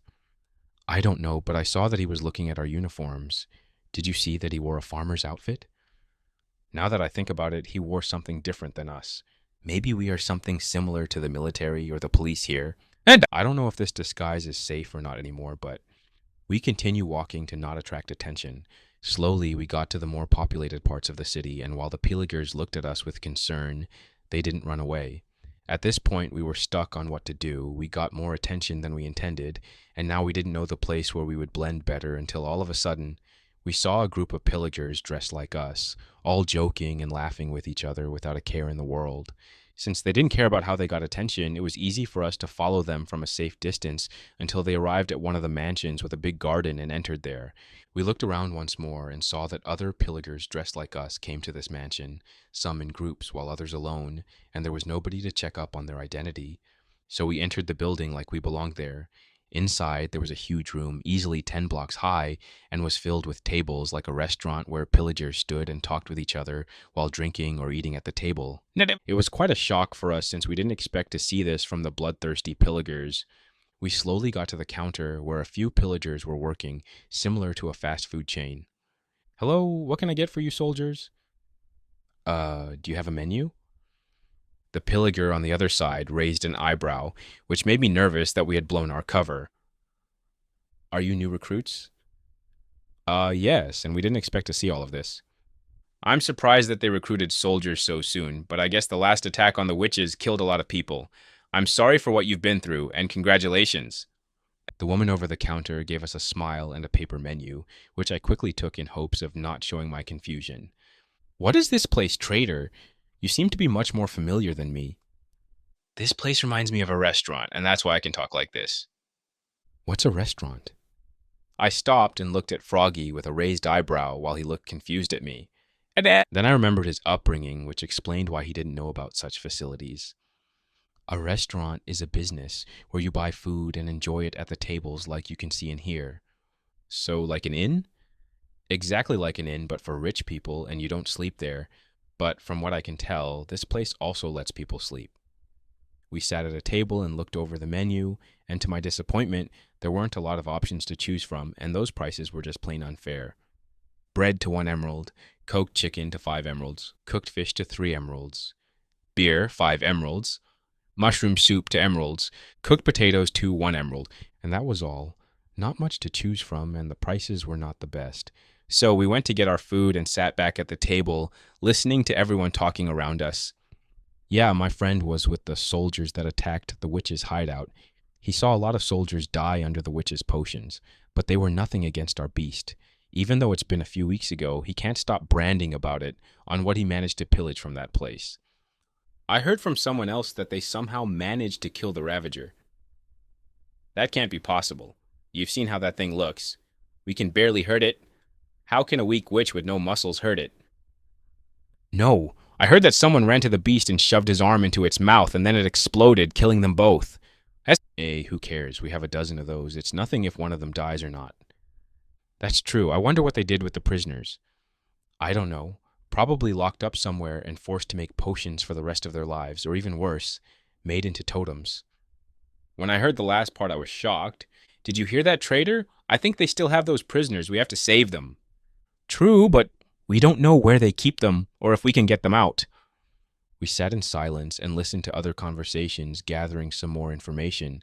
Unfortunately, we didn't get anything valuable, just gossip about the higher-ups or propaganda spread through the masses. Suddenly, the horn of a goat was heard through the air, which made everyone freeze in the room. Then everything exploded with movement. Some people were finishing their food in a hurry, and others were getting up and quickly walked out of the building. What should we do? I don't know, but I think we should follow them.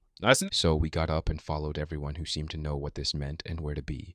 After we passed a few more mansions that were bigger than others, we finally stopped on a green field where I saw rows and rows of soldiers sitting in formation, looking towards the castle. We didn't know if we should sit somewhere specifically, so to be on the safe side, we sat with the group at the back, trying to stay as close as possible. After 10 minutes, everyone arrived, and to my shock, there were easily over 500 soldiers there. This was 5 times more soldiers than the total of men the Stone Kingdom sent to fight against the Zombie Lord, which was a ridiculous thing to see. The only reason the other nations didn't worry about the Viligers was because of their lack of numbers. But from what I see here, they don't have that problem anymore. And since they have superior technology and don't lack numbers, I can only see this as something that would soon surpass the danger of the Zombie Lord. Suddenly, everyone stopped whispering and looked towards the podium, which was empty. But not for long, though, as black smoke appeared out of nowhere for a few seconds before it was cleared out by the wind. But the podium was no longer empty. Instead, 3 people sat on there. And to my shock, I recognized one of them. It was Brutus, the elder that betrayed the witches. Soldiers of the ancient people, I've called you today to announce something very important. We are a nation persecuted by the others just because we are better than them. They call us primitive and Viligers, but keep forgetting that they have everything because of our ancestors. One of the 3 men walked forward and started his speech. He had a similar uniform as the soldiers, but had a hat and some medals on his chest, which only made me think of him as a general. His voice was deep and powerful, since I could hear it even from so far away, without speakers to enchant his voice. The last man was someone that I recognized from the game, or that was supposed to be in the game. It was an illusionist who had a bored expression, clearly showing that he didn't care to be there. But as I promised, I would make our nation great again. I would put it back on the same path our ancestors walked, and we would bring the system down on its knees once again. Everyone started to yell a war cry, which startled me. They planned to fight not only the other nations, but the system itself. How do they want to accomplish this when even their more advanced ancestors couldn't do it? But they didn't seem to care as the chanting was getting louder and louder. We sat like that for a few more moments before falling silent once the general raised his hand. But we've been saying this for years, but now you have to wait no more, as in 2 months we would start our attack. In 2 months the others shall fear once again the people from the ancient ways.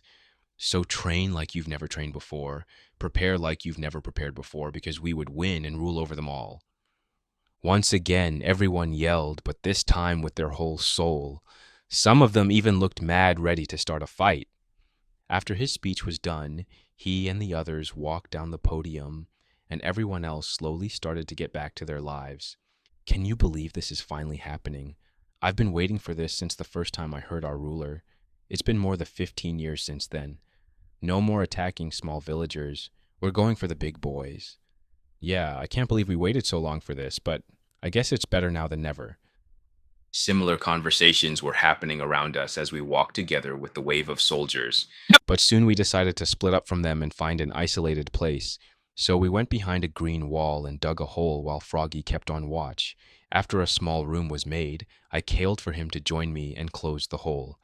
After I dug around for both of us to stay comfortable, we sat down and stayed in silence for a few moments. I knew they were planning something, but not this. Why do they even want to fight the system? They stand no chance. Froggy looked with confusion at me. You know that? I don't know either. We just got here and I'm already overwhelmed by what I saw. Their numbers especially. I don't even want to think what weapons they have. Actually, scratch that. I want to know that. The general-looking Villager encouraged the soldiers to train some more, so maybe we can go to those training grounds to see how they're training. That's a good idea, but we would know only what the common soldiers would know. What we need is something more valuable. And how do you plan on getting that? We are going to sneak into the castle. How ironic, the one place I want to stay away most of the time now has the information that could probably help us. That could be dangerous. This whole mission is dangerous. The more we are exposed, the higher the chances are for someone to find us. He gave a big sigh, but was on board as well. So we sat there discussing plans on how we should approach this. In the end, we decided to drink our invisibility potions and sneak in. For maximum efficiency, we waited until night came, and then I broke the block and got outside. It was time to infiltrate deeper. Chapter 1, 133. Sneaking in. Froggy and I walked along the poorly lit streets, stopping from time to time when a group of Viligers were walking towards us. But after an hour of walking as carefully as possible, even when we were invisible, we arrived at the castle. The building was huge and intimidating, with sharp towers popping out of unusual places, making it much more intimidating in the light of the night. Why is it so scary? Do they plan on making everyone here have nightmares? I don't know, but if they wanted to make me tense, they did it. As usual, the castle was separated from the other districts by a huge wall. Not as tall as the one surrounding this whole place, but big enough to make it clear we're not welcome. Fortunately, the wall wasn't made with obsidian blocks like some places I've been to, which made me realize that I have to upgrade the wall at my base, even if it's a decoy. So with my trusty pickaxe, I broke the wall making some noise, but we were gone by the time someone got there to check it out. We walked through the garden looking for an entrance, and as I expected, we found a huge archway that led inside, with no door or guard. Rich people tended to leave out security for comfort, and we were going to take advantage of that. Unfortunately, that was the easier part of the mission, as when we got in, almost constantly some guards were patrolling the hallways. I take back whatever I said about them choosing comfort over security. They took security very seriously around here. They took it so seriously that it made me wonder what made them act in such a way. There has to be a reason for this, otherwise a lot of resources were wasted here. Because of the unexpected activity, we had to be much more careful on what we did. Otherwise, they would see our particles if we moved around too much. No! We planned to search for the basement, as that's the place where usually the prisoners are being kept. And unfortunately, it wasn't that easy to do. We walked mostly close to the walls of the hallway, sometimes seeing other rooms that didn't have a door, such as the kitchen or the main entrance with its big room and many others. We passed by the staircase, but it was only leading up, so we didn't bother going there yet, but we did find something that could help us find the place we're looking for. On our time sneaking there was a shift change, so we followed the ones that were leaving, which brought us to another dormitory at the back of the castle outside. And there we saw some training dummies and other training equipment, but we didn't stay to admire that as we went inside the building before the doors were closed. Another job well done. How long do you think we would work like this? I don't know. Last time something happened, it was double the guards, and it held on for a whole year. A whole year? We barely passed a few weeks. I don't want to do this kind of boring job when the big invasion is coming. My skills will get rusty. Don't worry. I don't think we would continue like this for much longer. From what I heard, the reason we're even doing this is because the mad scientist doesn't trust our new ally. He expects a betrayal from him. You mean Brutus? I can guess why suspicion would be on him, especially when he betrayed his people twice. Yeah, the first time was the whole clan, and the second time was when he killed his allies to get this position. Only his right mam seems to survive his slaughter, and I don't know if that's a good position to be in. Who knows, maybe the mad scientist doesn't want him to kill the other prisoners as well. Oh yeah, the dungeon has never been more full than now. I don't envy their position as guards anymore. Have fun taking care of the prisoners while we get our former glory back, losers. Then they both started to laugh while going to their rooms to get some rest. Did you hear all of that, traitor? Froggy spoke in a hushed voice. Yeah, looks like the tensions are pretty high right now, but at least we know for sure that the others are alive. I replied in a similar tone. Unfortunately, while we heard some good news, we still didn't know where the entrance of the basement was, and from what I heard, it would be harder to get there than we expected. We silently walked past closed doors until we arrived at the end of the hallway, which was a small room where a soldier stood at a wooden table, drinking something from a potion bottle. I knew it wasn't a potion, because no matter how much he drank from it, no particles appeared around him, and the liquid was a dark brown, which I didn't recognize. We decided to stay here since it looked like hangout room for soldiers. If we stayed enough here, maybe we could find out who had a shift underground that we could follow. An hour later, new people came to the break room, making it more cramped than before. Hello, Vine? Drinking hot chocolate so early in the morning? Hello to you as well, Sonny. Did you manage to sleep this time at least, or are the nightmares still keeping you up? The man gave a deep and tired sigh, which was enough of an answer. Can I have a sip of your drink? Vine gave the bottle without saying anything, but his expression showed concern for his friend. Pfft. It's so sweet. How much sugar did you put in? You bet. Oh yeah, I forgot to warn you about that. Not that much, just one pile. A whole pile? I don't know how you can drink something like this. They continued to argue while the others ignored them, concentrating on waking themselves up. Half an hour later, the two friends stood up. We're going on our underground shift, guys. Good luck with yours. Nothing. Some of them returned the greetings while others completely ignored them. Yeah. But when I heard him say that, I quickly tapped Froggy, who was beside me, to follow them. There was a high chance they were the ones to lead us where we wanted. To my surprise, we didn't walk for long, actually. We just passed the corner of the castle and saw something similar to a prison outdoor area, all with iron bars and recreational items. They entered through the iron door with a press of a button, and we had to wait our turn to not attract unwanted attention with our noise. I can't believe we didn't see this before. This place is so obvious, Froggy whispered with frustration. In our defense, we didn't know the entrance was outside, I replied, also frustrated. Froggy pressed the stone button, and both of us went through the iron door, and now we were in the prison. Or at least the outside part of it. No. We continued to walk toward the entrance that we saw the two guards walk through and stop once we reached the bottom of the staircase. What we saw in front of us was a long and tight hallway with an iron door at the end, but that wasn't the problem. What made things more complicated was the two guards that were stationed beside the iron door. They were fully equipped with enchanted iron armor and were looking very serious. That wasn't the only problem, as the wall behind them was made with obsidian blocks, which made me believe that the prison was all made with the same block. I didn't know the layout of the prison, so I couldn't just break a random block. Not to mention the noise I'd be making could be heard from the other side. And suddenly, one of the guards looked intensely at our general area, which made me quickly grab Froggy and climb the stairs. What happened? Why did you suddenly grab me like that? I think one of the guards saw us. Are you sure about that? We're still under the effects of the potion. Yeah, I'm pretty sure about that. Now, how would we get inside the prison? Can't you break the block? It would make too much noise, and I don't know where to start mining. If I had a golden bell, I could have used it to see every living being through the walls. Unfortunately, I don't have one on me, and I don't think I'll find one here either, as it seems they prefer goat horns to get attention. And then maybe we should wait until another group of guards would come and we can sneak with them. That could work. The door used a lever instead of the button, so we had more time to sneak in. So we waited around for someone to get out or come in, and to our luck, 10 minutes later, a group of 3 came towards the prison. They were still tired from their expressions, so we didn't have to worry about them finding us since they could barely find their way to work.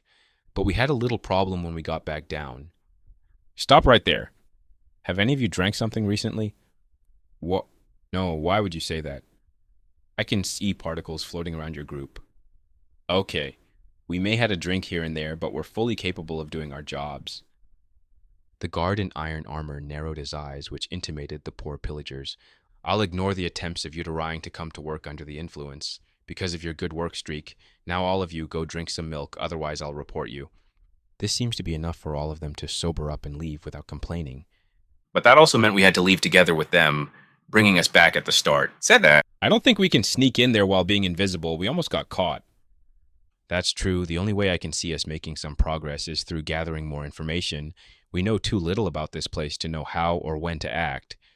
But I don't think our potions would last that long. Guess we're going in as disguised then. Try not to talk too often. The more our presence is known, the higher the chances of us getting found out.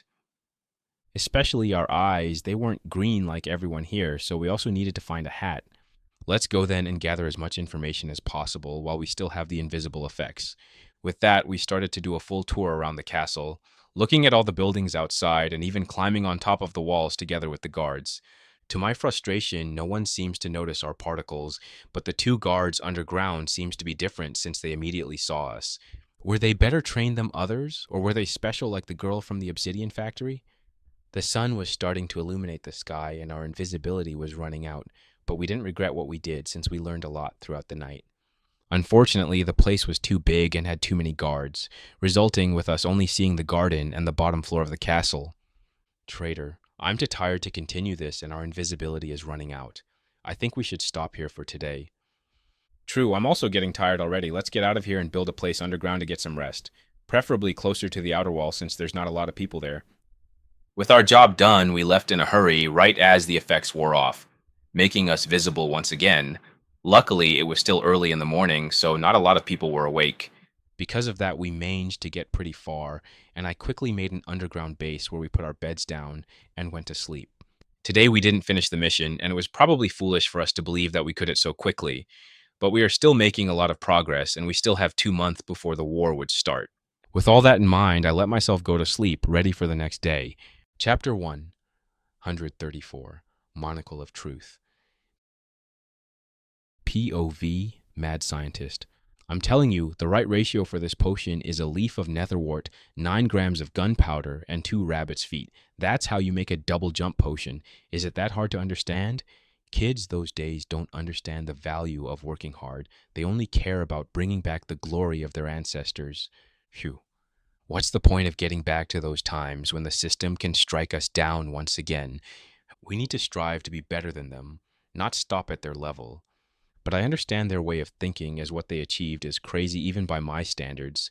Playing with life, finding new dimensions, make the system itself worry about what they were doing.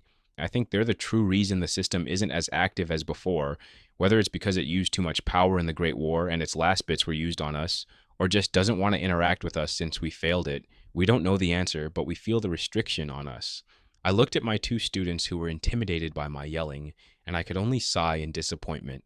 Go back to the library and learn from the books that I gave you since you didn't do it the first time. Yes, Mr. Met, we're going to leave. He almost called me the mad scientist. It was such a shame that I couldn't make undying totems out of them, since they're the only ones that barely fit my standards. Also, Ronnie was mad when I did that to my last students. Fah! It was better that way since they destroyed my soul research with their clumsiness. The best they could do was to lend their soul to a good cause and not mess up my work. My stomach started to grumble, reminding me that I only ate breakfast today, and the sun was already starting to get down, so I left my lab going toward the kitchen to get something to eat when suddenly stopped upon seeing someone that I didn't like at the end of the hallway. It was Brutus the traitor, or the witch, as the others call him. I quickly took out a monocle and put it on my right eye. This wasn't a simple accessory that made me see better. It was an enchanted item that even the system recognized as it occupied the helmet slot. Once I put it on my eye, suddenly everything around me started to change. There were no more bright colors, only different shades of gray, but there was an exception. Brutus the traitor had a purple smoke surrounding him, making it very easy to see in contrast with the others. The monocle saw things differently. The witches were purple. The Viligers were gray, which blended with the other blocks. The Viligers were green, and the monsters were the most interesting ones, being black like the night sky. But I could feel that they were connected to another plane, stuck in here to mindlessly roam around the night when they end will inevitably die. But this wasn't the only function of my monocle, no. The true reason I took it out was for its other ability to see every person's stats, skill page, and even inventory. His stats were normal, but his skill page was a mess like mine. What I truly wanted to see was his inventory. He had a few dangerous items, such as an enchanted iron sword, harmful potions, and even some fireworks for some reason. But whatever he had, I was prepared for. I didn't trust a man who betrayed his people twice. The first time was understandable. Sell your people for a good position on our side. While that kind of person tends to have a lot of ambition, it could be worked with. But the second time was unacceptable. He couldn't do everything himself, so he brought a few more witches of his status. But when he heard that he had to compete against them to get the position, he killed them and offered it to me. I have been against him ever since then. What stops him from turning against us as he did with his colleagues? I explained that to the general as well, and he seems to be on the same idea as me. Unfortunately, he gave his word and he intends to keep it. Fa. Fine by me, I can respect that, but I'll be first to point at him when he'll betray us. Hello, D. Don't speak like we are friends, Sir Brutus. Do you need something from me? I don't understand. I thought my gift was to your liking. You were even smiling. While I did not like him, the souls of those witches were too good to pass on, so I humbly accepted his gift. Unfortunately, my students messed up the experiment, and the general doesn't want to give me other witches. I could only let out a frustrated sigh. What do you need, Sir Brutus? So formal. I don't need anything from you. I came here with a suggestion. I'm listening. I was not. I heard you're looking for a talented apprentice, and I wanted to suggest my son Ellen for that position. He's a talented young man who has a good work ethic. I'm sure he'll be up to any task you put him on. I'll think about it.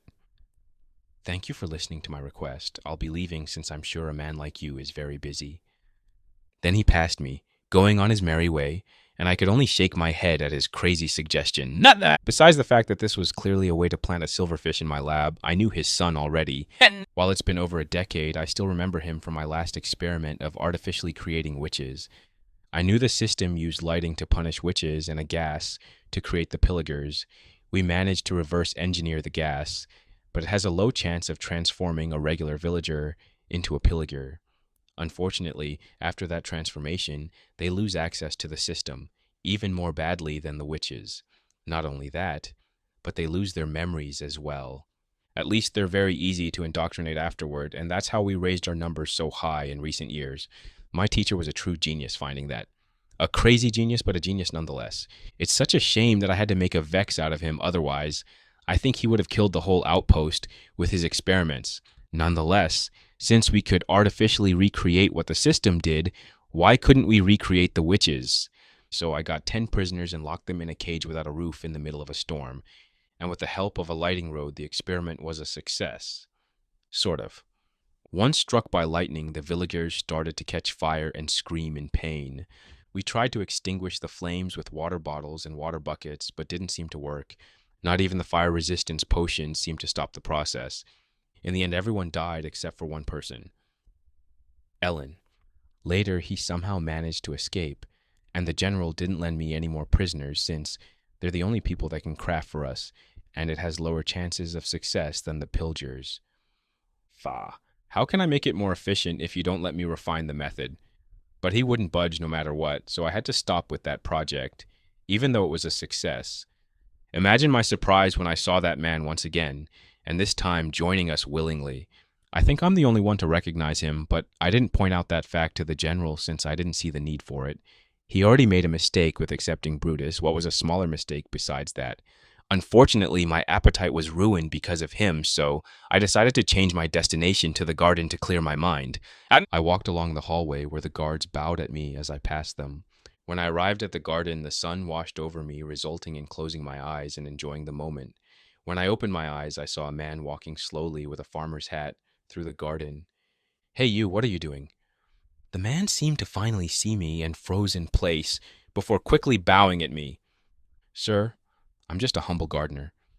He said that while still looking at the ground. A gardener, you say? Where division are you from? I'm from the 12th Division, sir. He was lying. We didn't name our divisions by numbers, but instead by names, such as the Soldiers' Division, the Engendering Division, and other names. Even if the soldiers' decisions made their own, we don't have that many people. 10 devious would be the top we could produce. So this all pointed one thing. He was a spy? I had every right to call the guards and kill him here, but I was hesitant. Besides the man who was still looking at the ground, there was an invisible monster, 4 blocks tall, and had dark purple fumes around it. It had similar smoke to the smart Endermans, but more powerful, and I could feel the connection of 3 dimensions with it. Also, the monster seems to be connected with that man for some reason. The man in question wasn't simple either, as he had 4 skills. The stats page didn't know his name, which I didn't know was possible, and his inventory was full of dangerous items. Ender pearls, potions, diamond equipment, obsidian, a crystal, and an enchanted compass. He alone could heavily damage the outpost, and I don't think I can take him without some preparations. Not only that, but the smoke around him was the same color as the monsters. It was even more powerful, and I could feel the connection to 4 dimensions. He was a dangerous man, but such a treasure trove of knowledge. I must get him into my lab as soon as possible. But how can I convince him to do that without raising his guard? Do you still have work for today? No, I was just about to leave, actually. Perfect, then you can come and help me at my laboratory.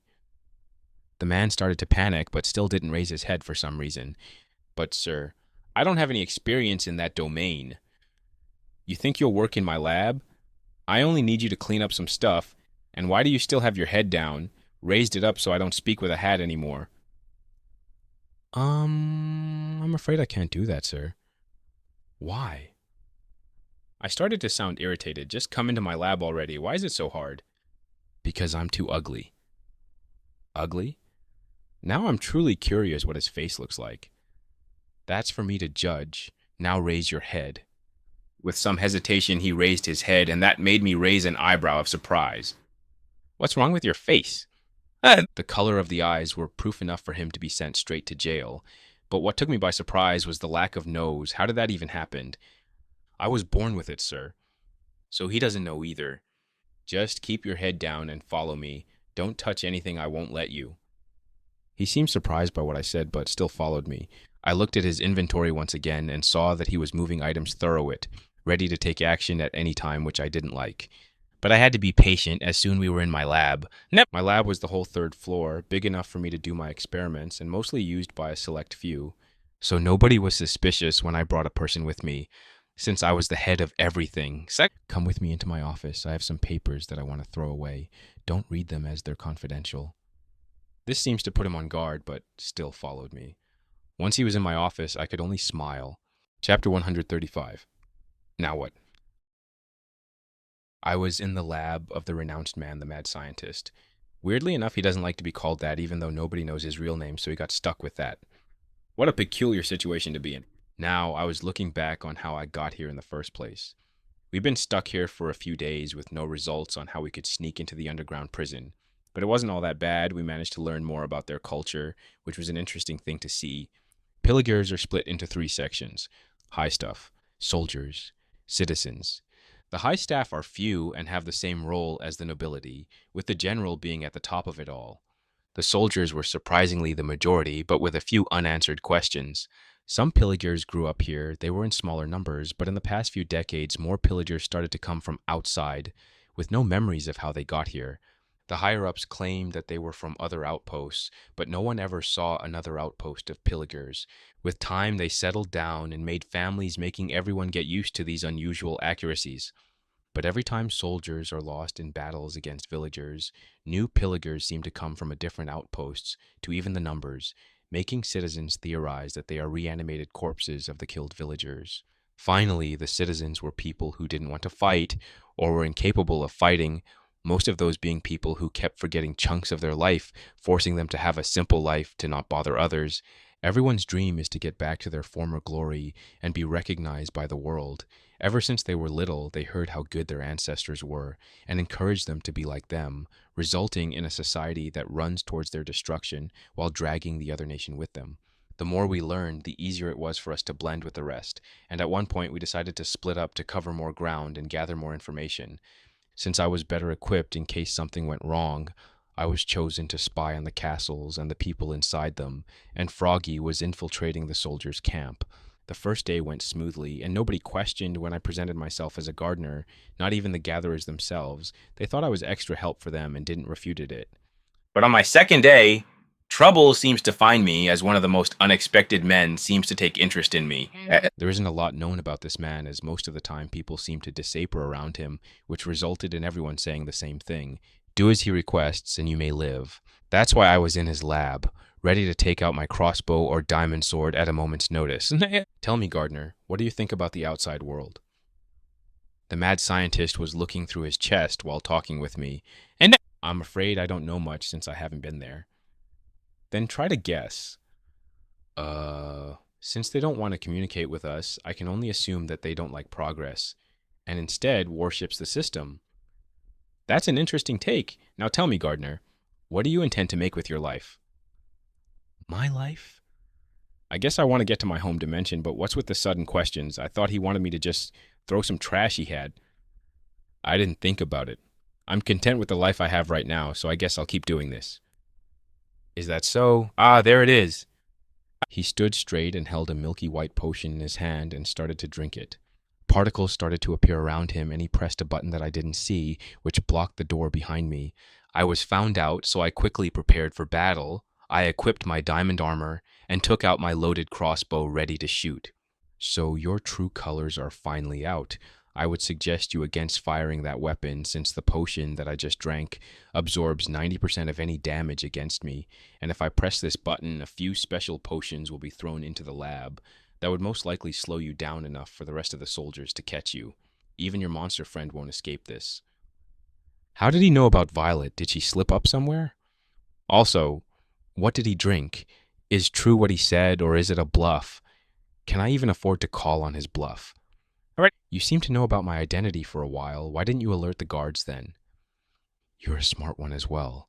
Indeed, could have called the guards to kill you, but the fact that you have a monster flowing you, have 4 skills, an unknown name, and items in your inventory that I have never seen before, I had to capture you instead.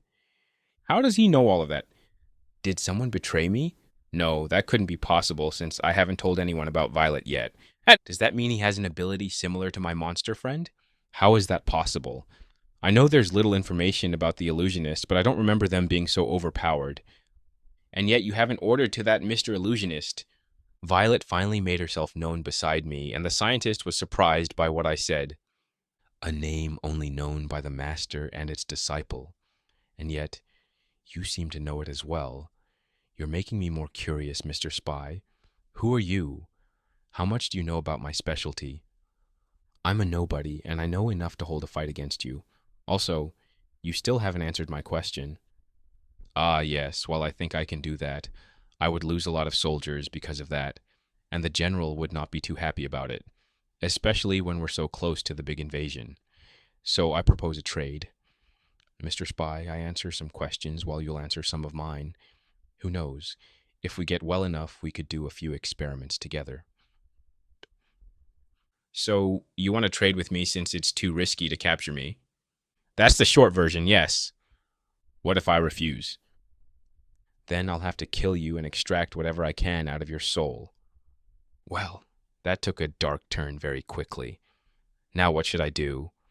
I have an iron axe with me and a bucket of milk. I can break the floor and wash off any debuff potions he'll throw at me.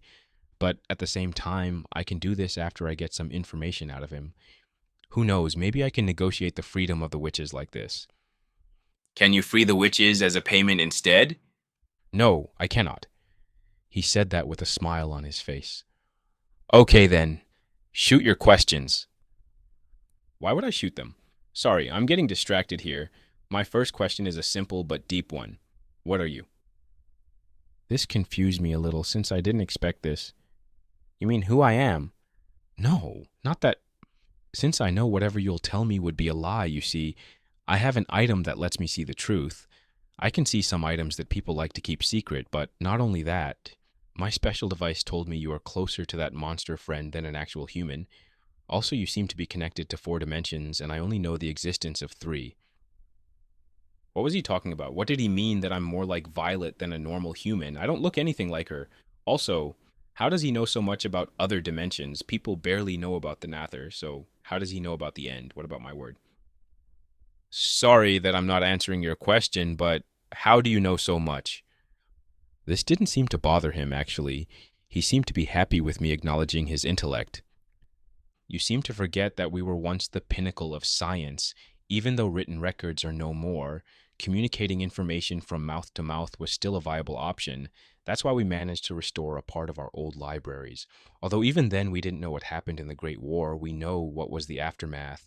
A huge part of the continent was ripped apart and thrown into another dimension, the one we call it Nether, with the help of the achievements. We managed to find a way to access that dimension. Unfortunately, the Stone Kingdom has the last working portal, since we don't know how to open another one. But that was a dimension created by the system, not the same place where the attack came from. That's why we called that dimension the End, since it only brought destruction on our land. The man clearly loved this subject since he spoke every sentence with passion, and I was impressed by the information he knew as well. I only found out about this recently, but it's well-documented subject for them. With my special item, I can see some interesting stuff, or feel something that I usually don't feel. The people living in this world have one connection. The monsters that appear at night have 2 connections, one to this world and the other to the end. Imagine my surprise when I looked at your monster and saw how different it was, and it had connection to 3 dimensions, and then there's you, who has connection to all of what's no plus 1, so what are you, Mr. Spy, a monster, an alien, or maybe the avatar of the apocalypse? Those were a lot of accusations thrown around that I was uncomfortable to think about. Honestly, I don't know how I got here.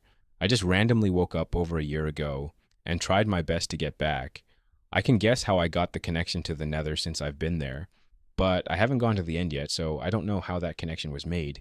But if you saw a connection between me and my friend Violet, that could mean that I was summoned by the entity that rules over the end. My statement took him by surprise since he probably didn't expect an answer. Usually if you ape-rear in a place you don't know, it takes a while to adapt, but your skill page shows that you did more than adapt into the new world. You actually thrived, and so much only in a year? Did you start at different level, since I can see you need the same amount of XP as everyone else? At this point, I think the monocle is the magical item that he keeps using to spy on me. That's the only thing that looks odd on him. No, I'm just a hardworking person. If you're hardworking mange to get you to this level, I don't want to know how see the people that take years to get to this level. Also, why do you think someone from the end summoned you when I pointed at the connection? I was hesitant to answer this question, but in the end, he said it himself that he doesn't know how to get there, and maybe he would know a way back to my home dimension. The end dimension is also known as the home of the Endermans. There's little monsters besides them, and its ruler. Only the Enderman seems to be the only mobs that appear in all worlds. Except mine. You talk like you've been there, yet you claim that's not the case. How so? It's some general information from my original world. The one you can't get back to. This only makes me curious about your world, since it seems to be more advanced than what my ancestors did. I don't think we trust each other where I can share that information. The mad scientist froze before giving me a smile. Trust is earned by exchanging information indeed, so what's your question then? I took a deep breath thinking about my question. Chapter 136. We shall meet again. I stayed for a few moments to think on what I should ask him. Should I ask him how I could free the witches, even though he said he couldn't do that? Or maybe I could ask him to give me whatever information their ancestors had on dimension research. There's also a safe choice of asking about the process of creating undying totems, and if that won't work, I'll just ask for a few of them instead. They were all valid questions that I could ask, but in the end, I chose something else. How do you plan on defeating the system? He looked at me with a smile before coughing loudly. At first it was subtle, then it got worse, even spitting some blood. That made me alarmed, so I raised my shield, looking with worry for an unseen enemy. Suddenly, Violet teleported beside the man and punched him in the gut, which took the air out of him. Just as she disappeared, she reapers beside me with a satisfied smile on her face. What just happened? The mad scientist was now on the ground trying to breathe, and I was still confused about how this had happened. After about 5 minutes, he seems to recuperate enough to hold himself on his feet without help. So, can you explain what happened? Huff, can you explain why your monster friend just punched me? I looked at Violet and she just raised her shoulders and crossed her arms. She doesn't like to be seen, and you kind of forced her to get out of her comfort zone. I just told that without thinking, and I think I'm right with it as well. I see Huff as the reason I started to cough blood is because the potion effects run out, and I had to suffer the backlash. What do you mean? Potions don't do that from what I remember. System-made potions don't have this problem, but since the Viligers don't have access to the system at all, we can't use that. They don't have access to the system skills. That means they're worse than the witches. At least they become a grandmaster in the brewing skill, but they can't even craft a stick. No wonder they kidnap so much. They literally can't survive without them. That's a sad thought, but an idea I can use against them. But I've seen people and even witches with potions that are not made with the help of the system, and they seem fine. The Stone Kingdom only has potion with small side effects, but that means they're not that powerful. As for the witches, they are the worst people to compare me to. They have a sixth sense that helps them at brewing new potions. I can only recreate what the others did and try by trial and error. So they're punished by the system. No wonder they hate it so much. They can't have a life because of it.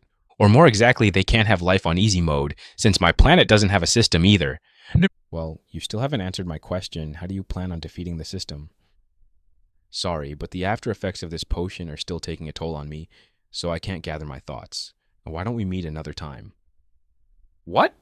He found out so much about me, and I barely learned anything from this interaction. I can't leave empty-handed. How do I know you're not bluffing and just waiting for me to let my guard down and gather some soldiers to hunt me? That's a very good point, which is why I'm going to give you a token of trust. Here, take this. He reached his arm towards me, and I could see it held something made of gold, and then I recognized it. It was a golden statue in the shape of a villager with wings and emerald eyes. I could feel it cold to the touch, similar to soul lamps. It was an undying totem. Are you sure about this? Good. Looks like you know the value of it. As you can see, that totem is named.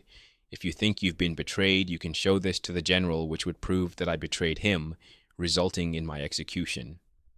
That was a lot of power in my hands, and not talking about the second life I got, or the third, but who keeps counting?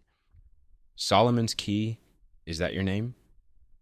Yes, and that's the first totem I made successfully, so please keep it safe. What if I take this and run away? This would be enough to set me up for life no matter where I go. That's true, but I'm just putting myself at risk as you're putting yourself by staying here. Plus, a man that knows so much like you doesn't settle just for this. And even if I'm wrong, the witches would be the ones to suffer. That was enough of a statement to not push my luck, and I intended to keep it. Sure, I accept this deal, only if you fulfill 2 requests of mine. He narrowed his eyes in displeasure. If they reasonable. Don't worry, I think they're reasonable. I want to meet up with you tomorrow night, but I'll mention the place with a note that would appear on your desk an hour before the meeting. A little inconvenient on my part, since I have to move my schedule for that. But how do you plan to leave me the note without raising suspicion? The only reason you're even allowed in here is because you came to work with me. Otherwise, you'll be instantly recognized by anyone from this floor and get in trouble. Don't worry, I have my ways. And those ways include my Enderwoman friend doing the job for me. I only need to convince her to do that. Okay, what's the second request then? I want a golden bell. I'm sorry, what? I want a golden bell, the item that makes noise when you punch it. I know what a bell is. I'm just confused. Why would you need it? He truly was, but I intended on getting this item no matter what. I could even give up on my first request to get it. No reason. I just like the sound it makes, and it's hard to find one nowadays. His eyes narrowed down even further as he pressed the same button that barricaded the door. But now the block was back in the floor. And he slowly walked towards the door and opened it enough for his head to fit in. Hey, you. Yeah, you. Go fetch me a bell. Yeah, that kind of bell. I don't know. Just check the storage. There's always trash thrown there. Yes, this is an urgent matter now. Hurry up. I could only hear half of the conversation, and it was amusing to say the least. In the end, I managed to get the bell without saying what I needed it for, no matter how many times Solomon asked me. Soon I was back in the garden working my job until night was almost here. That was my cue to get out of here and meet with Froggy to discuss what we discovered. I walked on the streets where the citizens kept their distance and the soldiers ignored my presence. I couldn't ask for something better as a spy, blend through the crowd and nobody knows about me. In the end, I arrived at the poorer part of the outpost, where I took out an iron shovel and dug the dirt block beneath me, making me fall into a small room. This was our base of operations. The surface was 2 blocks away, and the room was so small that only 2 beds fitted in there, but it was enough for what we needed.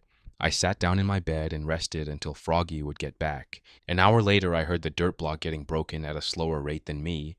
Froggy fell down the hole as well before quickly covering the entrance. Hey, trader, how did your day go? Nothing much. I just got caught by one of the most important people in the outpost. You did what?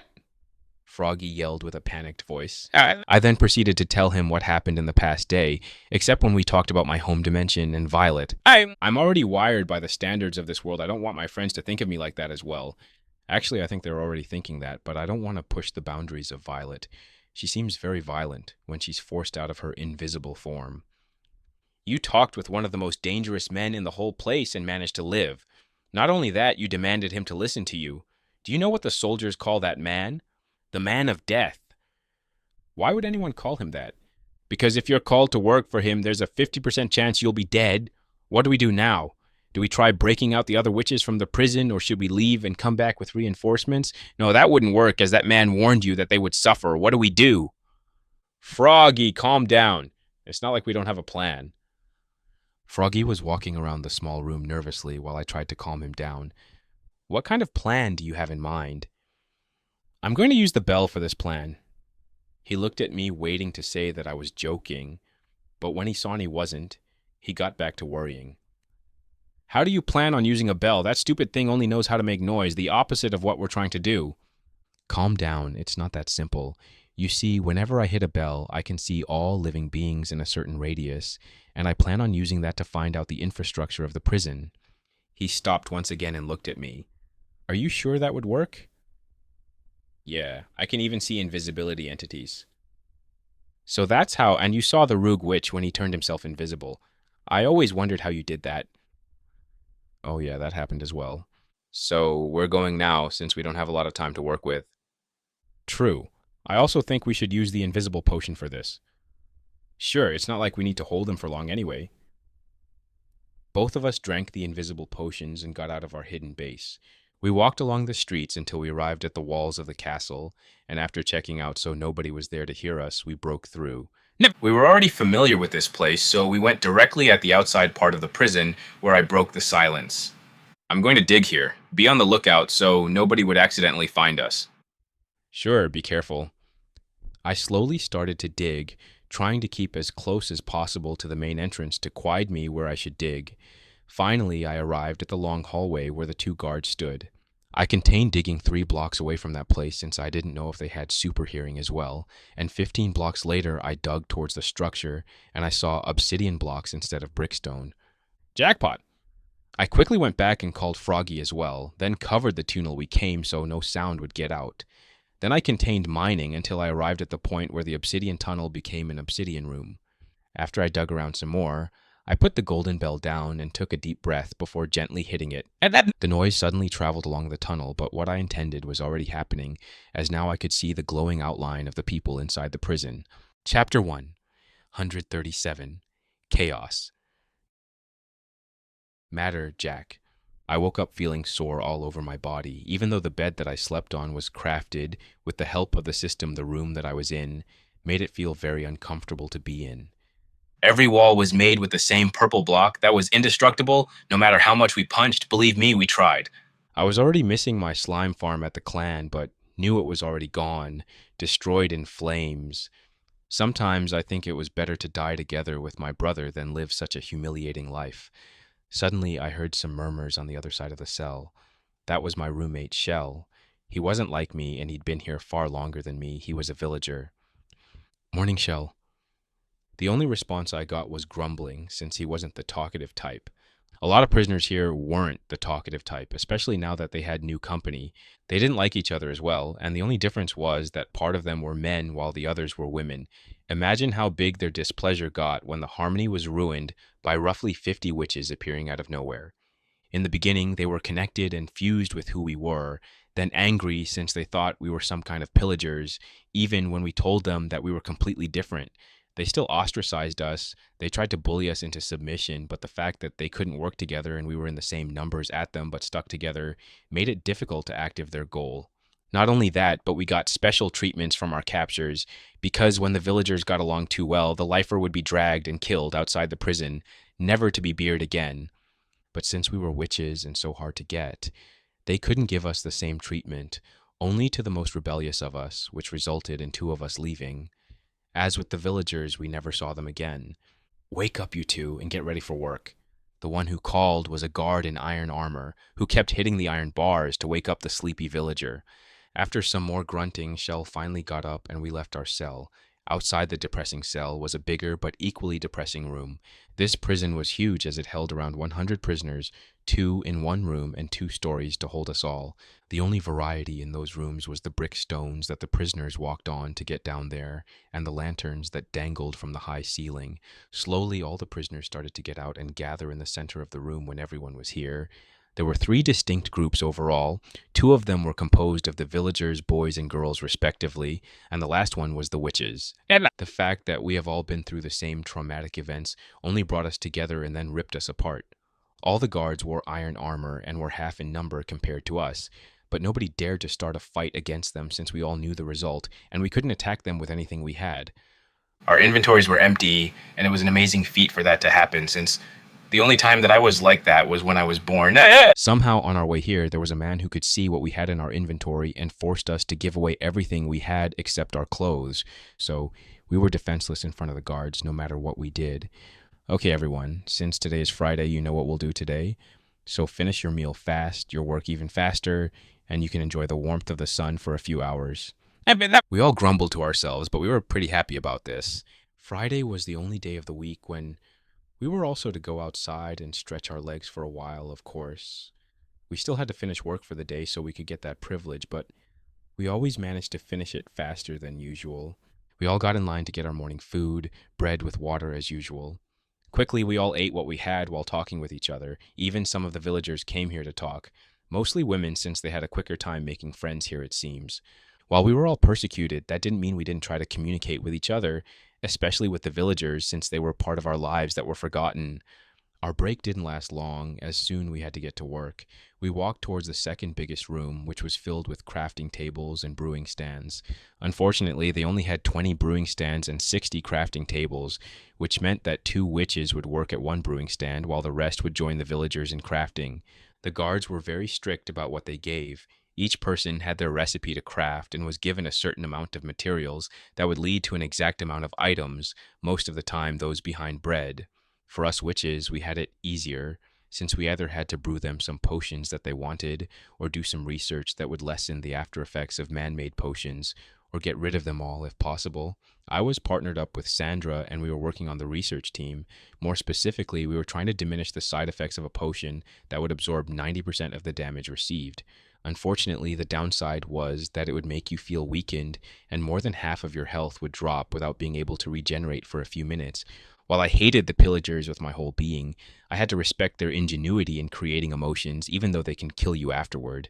The main ingredients for this potion are turtle shells, axolotl tail, and milk, surprisingly. My inner alchemist is on board with those items, but I feel like it needs another ingredient to tie all of them together. It was a big project, and I didn't have a lot of results in the past week. The fact that those materials were so hard to get as well didn't help. Hours passed, and I constantly heard the sound of hammers until my ears went numb. But we were finally done for the day. When the last loaf of bread was crafted, we all left the prison like there was no tomorrow. At least we tried until the guards intervened to make some order, even at the price of violence. But in the end, we arrived at the outside part of the prison where everyone's mood quickly improved. Here, as long as we didn't try to escape or kill each other, the guards wouldn't care what we did, and most of us didn't want to make trouble at this time of day. Otherwise, we would be put back earlier, resulting in the wrath of everyone in the prison. This time was sacred and not to be messed with. Unfortunately, good times passed fast. We had to get back underground in the depressing rooms. We gathered in a straight line and got the last meal for today, before shoving back into our cells and closing the iron door behind us. I sat on my white bed and tried to make it more comfortable before lying down. Good night, Shell. Nothing was returned, but I was already used to that, so I went to sleep. I was sleeping peacefully, having a sweet dream about my slime farm, but kept hearing some banging in the back room that I couldn't put my hand on. It sounded so familiar, so rhythmic, but so annoying. In the end, the sound managed to wake me up from my sweet dream. Shell, while you quiet down, I'm trying to sleep here. The annoyance was clearly present in my voice. I'm not doing anything. I thought you were crying in the corner or something. Wait, if he's not the one that's making the noise, then who is? I got off the bed trying to see anything in the poorly lit cell, but to no avail. The noise was still going, somewhere close to my bed, so I walked toward it, only to something truly shocking. The block on the floor was breaking. Can you stop the noise? Is getting annoying. I don't know if I can stop it, but I can tell you that someone is breaking the floor of our cell. What? The man quickly got off his bed and joined me, looking with wonder at the unbelievably hard block getting broken. After a few moments, the block disappeared, revealing a poorly illuminated hole with a floating diamond armor on it. Is that a ghost? She said with a trembling voice which took me by surprise. Suddenly, the floating armor started to talk. Is any of you a witch by any chance? Yes, that would be me. Good. Is it safe for you to talk? I looked at the bars and saw no activity since everyone was most likely sleeping, and my cell was in the literal corner of the prison. Unless I start yelling, we should be fine. Good. I'm Traitor, and together with Froggy, I intend on helping you escape. My mind suddenly froze. The talking armor was the stranger that recently come into our clan, and he wants to free us? Am I still dreaming right now? What about me? Will you get me out of here as well? Shell asked a question before I could fully process what just happened. Yeah, we intend to let everyone out, but first I have to contact everyone in this prison. That's gonna take too long. Who cares about them? Just let me use your tunes and I can get myself out. I've never seen Shell act so desperately. He tried to jump into the hole, but a sharp sword was pointing at him, making him freeze in place. We won't be going now, Capuchet? Shell was unstable, but the sword seemed to be scary enough for him to stay in place. Okay, how many prisoners are here, and how many guards usually patrol around here? We're roughly 100 prisoners with 50 guards in the morning and 6 guards at night. That's a lot more than I expected, but still doable. It'll dig a hole towards the other cells as well. You can come down here if you want to, but stay silent and don't try to escape on your own. You won't get very far and endanger all of us. While he was invisible, I could feel his eyes looking especially at Shell, which he only noted in understanding. With that, he disappeared in the unseen tunnel, and Shell quickly took the opportunity to jump after him, and after some hesitation, I did the same. Once inside, I realized that it was pretty cramped, but I didn't care since I was happy to finally see a different block, then the purple one. Hi, Jack. Long time no see. I'm glad you managed to survive the attack. I recognized that voice. It was Froggy, the newcomer that helped with my slime farm. I turned around, but only saw a floating enchanted iron armor. I'm glad to see you as well, Froggy. What exactly is happening here? Oh, we have a lot to talk, but first, why don't you help me with digging a room here so we'll have enough space when the others would join us? I poked around and it was true. Plus, I was too excited and wanted to use that energy somehow. Slowly, new people started to join us, some believing that this was a dream, one they didn't want to wake up from. After some hours, the floating diamond armor came back. I think 26 people are enough to share the plan. I don't want to spend all night digging only half of you. Some people groaned in displeasure, but were too happy that they were one of the lucky ones to get out, so didn't voice out anything. Okay, here's the final plan. And everyone gathered around him. Chapter 1, 138. Wow, that was a lot of arrows. POV, Solomon the Mad Scientist. I watched the spy do his gardening job and being sure that his monster friend was there and not teleporting around the place. Then I went to the kitchen and quickly ate something that would start regenerating my health. Phew, that was a close one. I only had 2 hearts left because of that stupid monster and her punch. I'm going to enjoy it when I'm going to take the ender pearl out of her. That was riskier than I would have liked. I expected him to directly attack me once I took the potion, but surprisingly he was very diplomatic. And as I expected, that man knows a lot of subjects. The fact that he knows about all dimensions and has even been to one means he has similar knowledge as the ancient ones. Not only that, he also knew the name of my job, which is something that only I know, so he couldn't get it from some ruins, since this profession appeared after the Great Wipe. The only thing that would answer my question is his home dimension. It must be really advanced if they travel throughout dimensions. Unfortunately, the potion effects run off, and the side effects started to kick in, resulting in that unpleasant situation. But it was probably for the best since the man asked a really good question, and the reason why we want this invasion in the first place. If we manage to get to the Coral Kingdom and occupied it, we can use ships and sail towards one of the most secret projects our ancestors build. And there's several of those, but we only managed to write down 3 of them, unfortunately. The underwater temple 1,000 blocks away from the Coral Kingdom. A metal stronger than the legendary diamond. A portal to the end. All of those secret experiments were crazy on their own, and we only managed to record just 3. I can't imagine what was lost, since just the portal alone is an open invitation for the system to strike them. Sometimes I wonder if my ancestors were geniuses or just plain stupid. They must have known that the underwater temple would anger the system. That's why it's so hidden, but could they at least make some better plans for when the system turned against us? After resting some more and feeling healthy again, I got up and walked towards my next part of the plan. Knock, knock. I'm busy. Unless we're being invaded, don't bother me. Yeah, I didn't care as I just opened the door like I didn't hear him. Who does... Oh, it's you, Solomon. I told you not to come into my office like that anymore. It leaves a bad image for the other subordinates. Who cares about those expendable parts? I came here for a reason. I told you I can't give you any more villagers or witches for your experiments, not when we're so close to invasion. I didn't came here for that, even though I would have loved to. I'm here to report a spy. His pen froze for a moment and then looked at me with wide eyes. Where is it? We need to capture that spy as soon as possible. I don't want to embarrass myself like last time. Calm down. He's easy to spot. It's kind of amazing how he didn't get caught until now. But then again, he had some dangerous items on him, so he must know a thing or two about infiltrating. His eyes narrowed more as I talked. Tell me everything you saw. I told him how I was on my way to eat something, got interrupted by Brutus the traitor, who was very rude, but from his expression, he didn't seem to believe me for some reason. I contained with how I met the spy, invited into my lab, talked with him, and then he left with the promise of another meeting tomorrow night. He seems to get a headache as he keeps massaging his forehead. So let me get this straight. You saw a spy, and instead, or killing him, you invited him to a cup of milk, and then let him go to continue spying on us. Not only that, you also gave him a totem.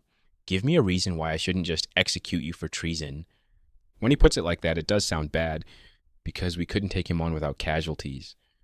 We have an army of over 500 soldier, and you think we can't take care of one guy?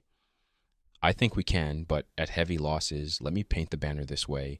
He is a man that came into this world a little over a year ago, with knowledge rivaling our ancestors, has 4 skills, 2 at level 4, the other 2 at level 6. The system doesn't know his name. He knows a way to the other 2 dimensions, and mind I remind you, that's what we're looking for as well. He's fully equipped with enchanted diamond armor and tools, and has a 4-block monster friend that can teleport and turn herself invisible. The more I talked, the deeper his frown got, and I would have taken pleasure in that if this wasn't so bad for all of us. Yeah, you're right. With an enemy like that, we can't attack without a proper plan. That was a good call. I'm guessing you have a plan as well, since you came to me. I could only smile, since he was right. He is the general, and I've seen him grow up into a fine young man, capable of holding his position, but that doesn't mean I have to ask for his wisdom in this predicament. Yes, of course, I'll take 100 soldiers with me at the meeting point to capture him. But you don't know where you'll meet up, so you can't prepare the ambush. Who says we can't? We've got all of those witches working for the past few weeks that we don't know what to do with all those potions when I get the location. I'm going to take with me 100 invisible soldiers with bows that would shoot arrows with status effects. But we need him alive to get the information we want, and from what you told me, extracting it from the soul does not give the best results. Indeed, I could try to rip apart the information from his soul, but I can only hold it in this world for an hour, before the bottle breaks. If I make a special ritual, I could hold it for much longer, but that would only hold the soul in our plane, not stop the rapid process of memory loss.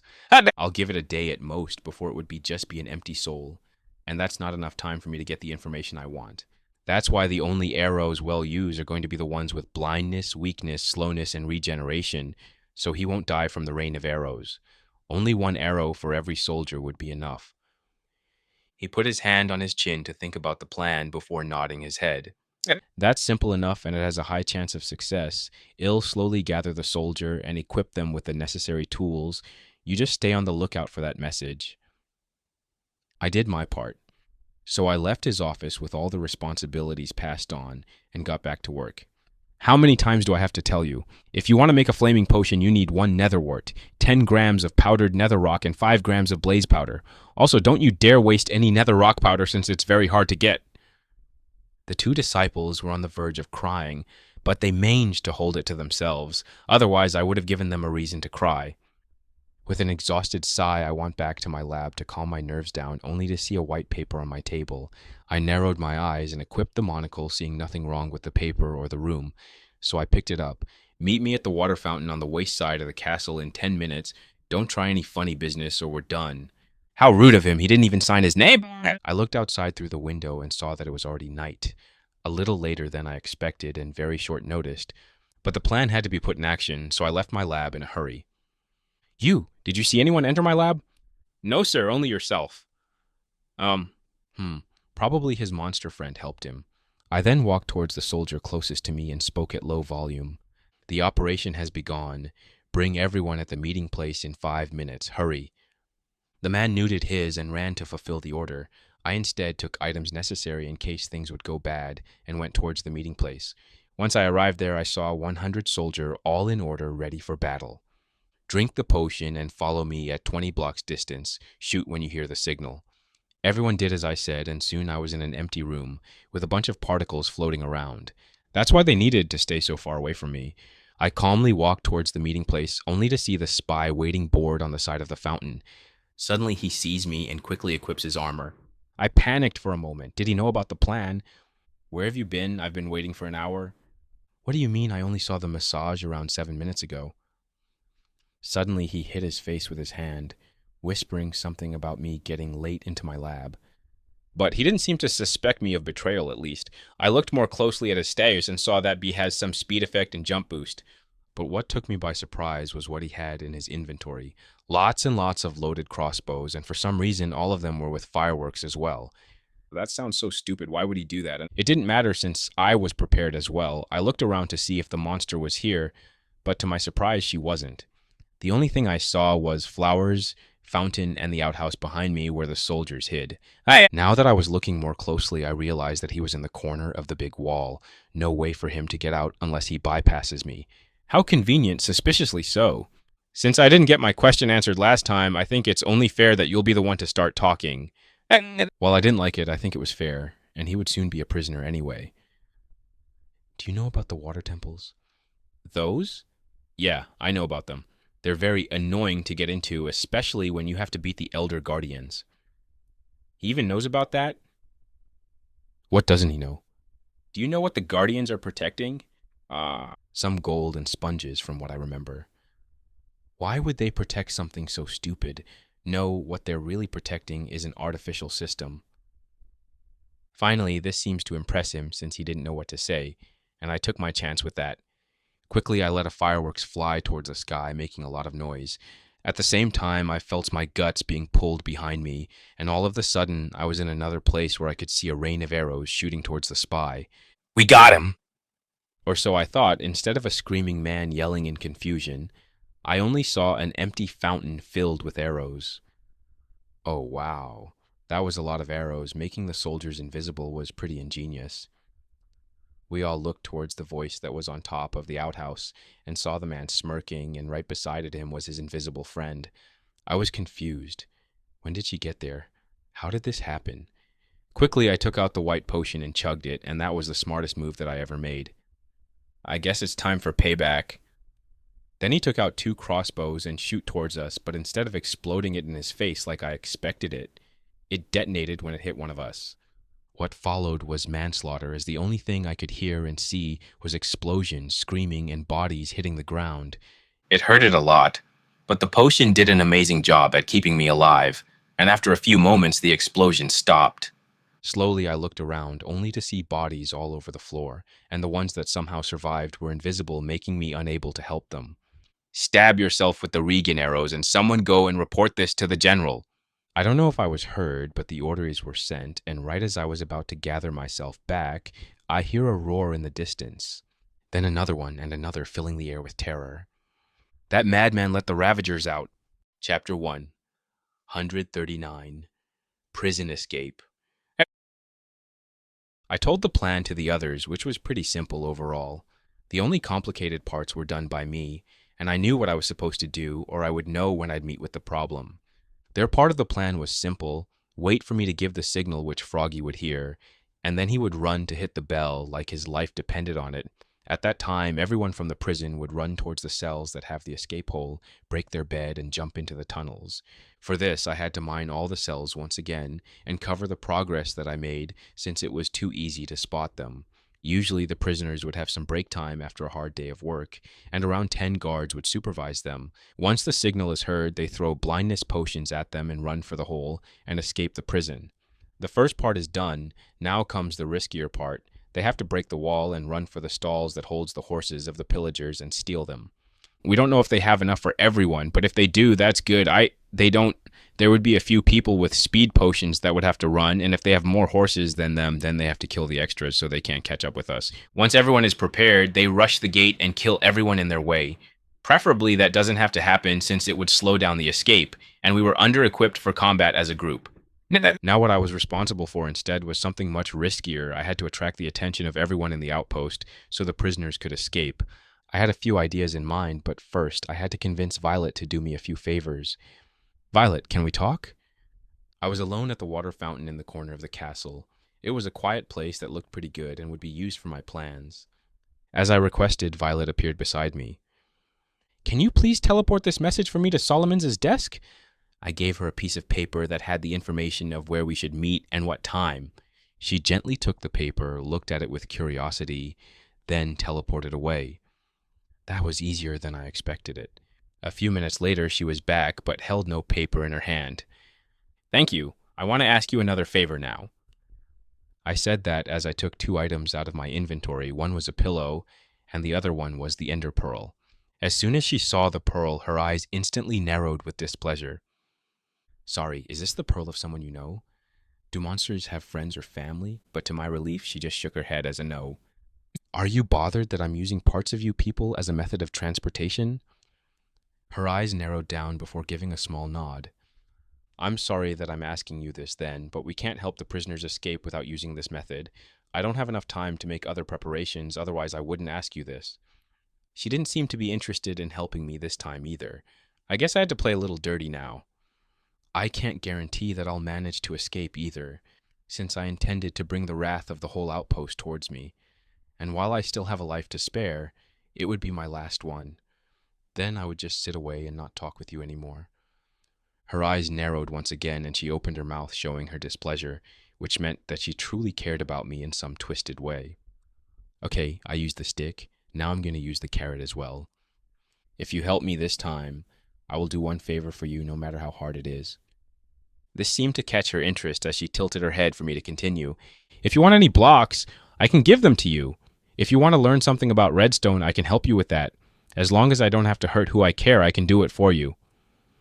Suddenly a sly smile appeared on her face, making me regret that I made this kind of deal, but I stood my ground since I needed her help. She took the pearl from the pillow and became invisible. Hey, use the pillow so it won't register to you. I yelled since I didn't know where she was, but no response came. Do Endermans not play by the same rules? When you see me in danger, teleport me on top of the outhouse. I yelled once again, hoping that she understood me, so I sat down and waited. I waited for a whole hour before finally seeing the man of the night. I was honestly a little scared that he betrayed me for a moment, but when I heard his reason for why he was late, I could only slap myself out of embarrassment. Of course, I could send the message to him, but I couldn't guarantee that he would see it at the same time. I tried to brush off this embarrassing moment by asking him the same question as last time, and to my surprise, he answered it. And to my double surprise, it was something mind-blowing. Did they recreate the system in some way? Did they create a command block? Before I could ask more questions on how it works and where it is, he let out a firework in the sky. Panic started to seep in as I saw him disappear in front of my eyes. This was a trap. But my gut started to feel weird, and all of a sudden, I was on top of a roof looking at my previous place being blasted with multicolored arrows. I don't think I could have survived that, so I was very thankful for Violet's perfect timing.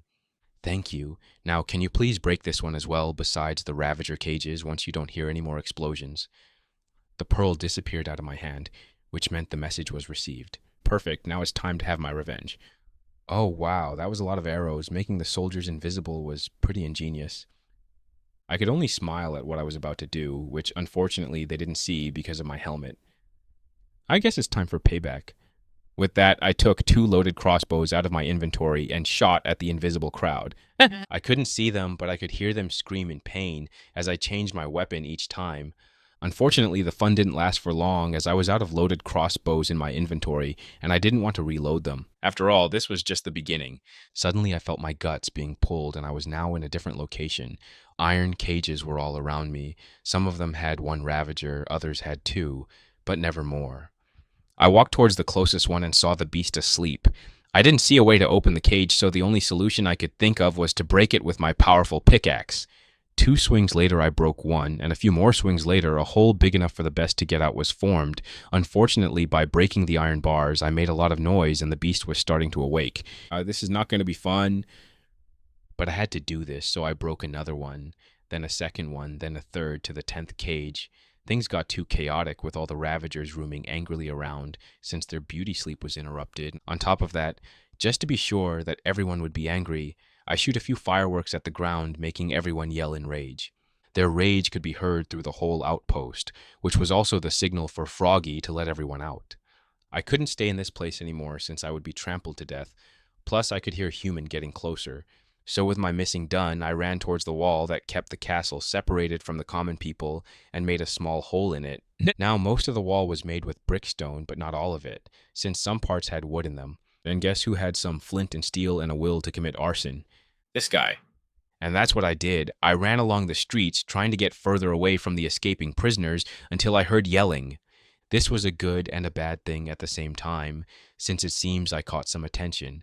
But I could do a lot more damage to those people. You know what else is more flammable than a wall mostly made with stone brick? Woodland mansions, and I had a lot to choose from. I ran towards the closer one and broke the wall made of leaves. Then I lit it on fire and watched it, how it quickly burned like a fuse. It was mesmerizing to see. Unfortunately, I couldn't watch it as I had to do the same to the mansion itself. Then I did the same on the second one and a third before I had to stop, since now they were actively looking for me instead of focusing on extinguishing the fire. Since my job was done, I decided to stop there and dig a small room underground and wait for Froggy to break my pearl. I made the room big enough in case Violet wanted to stay with me, and I was right, since she became visible once she had enough room to move around.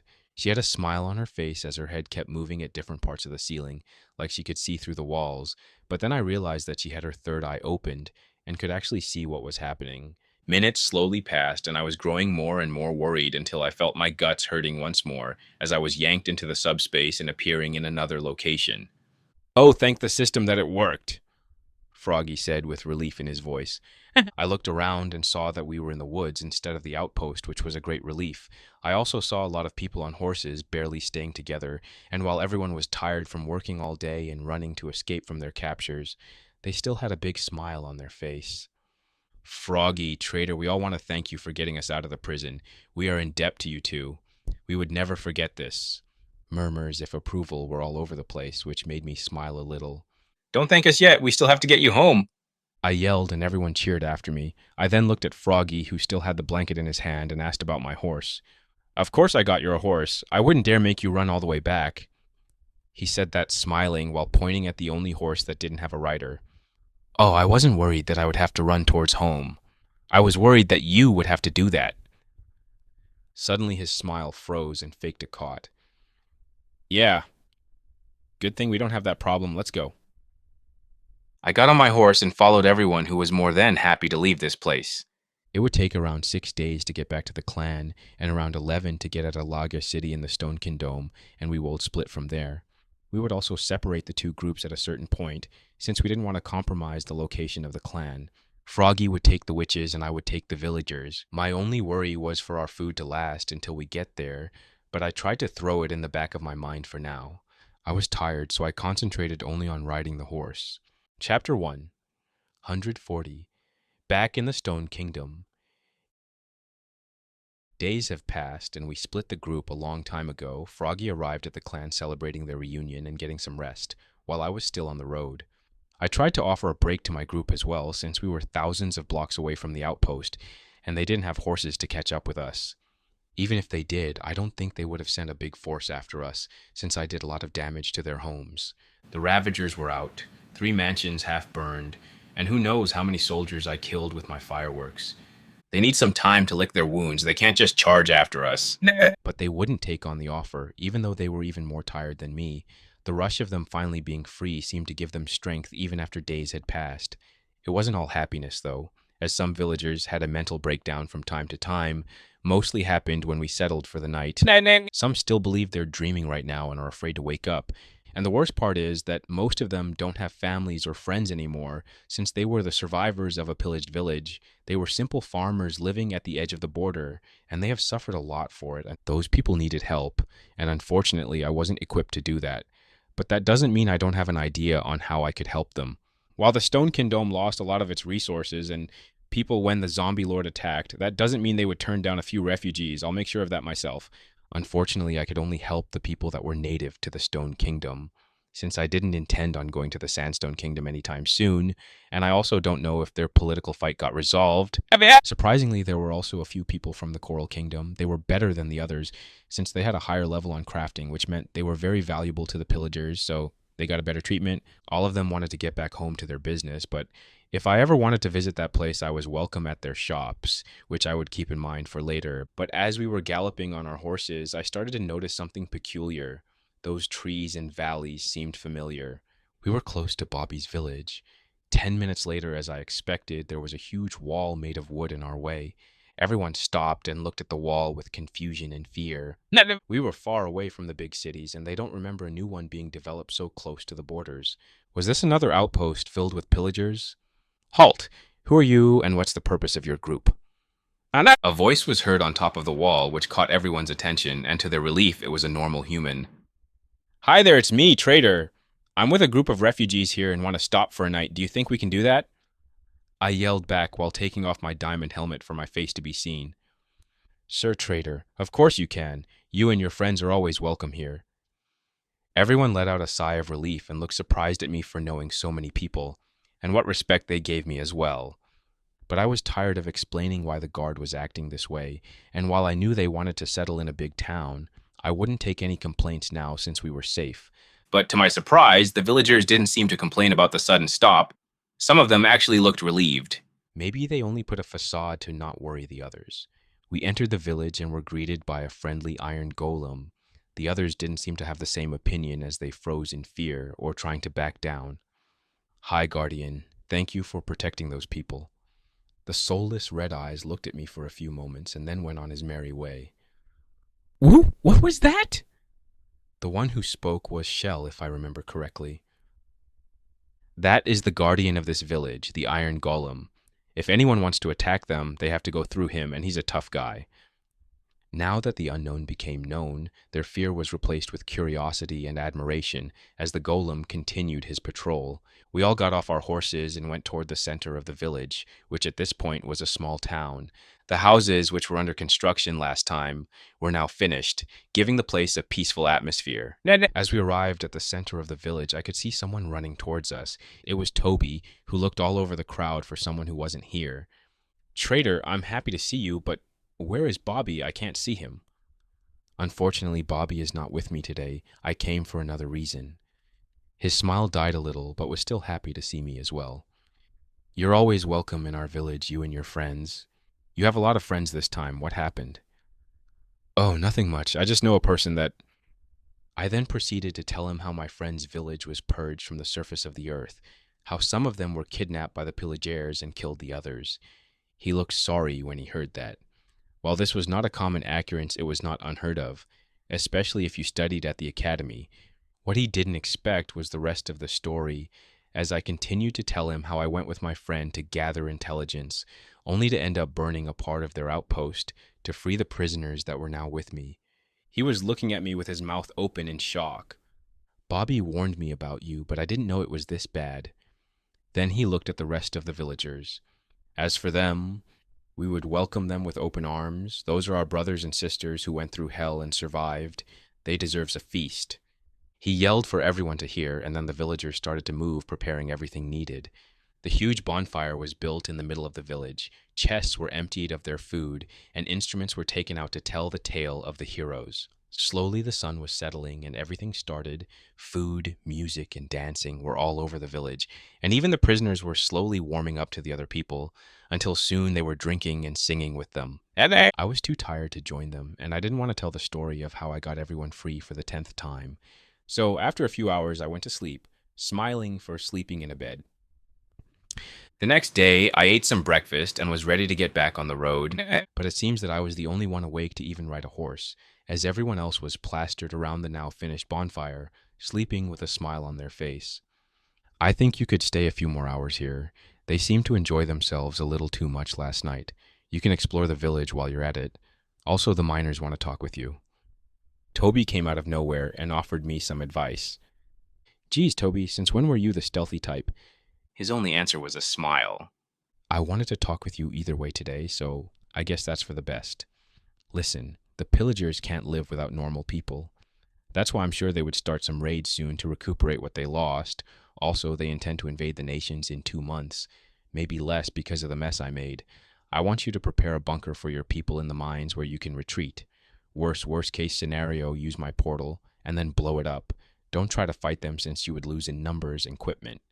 His face turned serious, taking all of my suggestions to heart, and I was glad for that. The village can be rebuilt at any time, but we can't bring back the lives that would be lost. With that being said, I went over to the miners to see what they needed me for, and was pleasantly surprised to see that wanted to pay their taxes, which were of 2 stacks of iron blocks and even a few diamonds. And this would have been useful a few months ago when I was leveling up my crafting skill, but it was still a pleasant surprise to see. With that iron, I made 2 more golems and gave it to the village, this time hiding the process for it. I realized how dangerous those were in the wrong hands, and I didn't want this information to be widespread, otherwise the wars would look very different. We stayed there another night and left the next day, or so I intended. We want to stay here. We talked with the head of the village, and he allowed us. 20 villagers decided to stay in this village, which took me by surprise, but I guess that's a good thing since they chose to stay here instead of waiting for others to decide their fate. Well, if everything is all sorted out, I don't see a reason to object this. Welcome to your new life. They all thanked me once again, and I left the village together with the rest of the villagers. Since there were only 30 people left, we decided to use the speed potion on our horses, and we got fast, so fast that it took a little over a day to arrive at the capital. The prisoners even now can't believe that horses can run so fast. But now we were all in front of the castle gate, stopped by a guard while I had a group of very nervous villagers. They told me they were willing to wait in the city, but I instead for them to come with me so the issue could be resolved quickly. At first, they didn't seem to believe me that I had connections with the royal family, and they were scared that I put them in hot water. Sir Trader, while you are the hero of this nation and are always welcomed back, you have to warn us ahead when you bring so many people with you.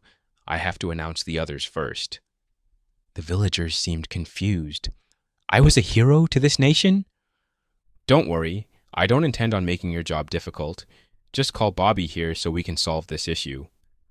The guard thanked me and left to send the massage. A few minutes later, I saw my friend walking towards me with an exasperated face, but I could still see a smile that he tried to hide it. What I didn't expect was to see the princess behind him walk at a respectful distance, clearly leaving us to have our moment before she would join in. Trader, is there any way you can visit me without something major happening? At this point, I'm afraid whenever I hear your name mentioned by the guards. He tried to sound annoyed, but the smile couldn't leave his face, as we both hugged. Sorry, friend. I'm glad to see you as well. I'm glad to see you alive. So what's with the big group behind you? Do you intend to start a village? He said that while looking at everyone that was nervously waiting on their horses. Ha! Funny story, have you heard about a group called the Viligers? Oh no. Chapter 1, 141. What happened this time?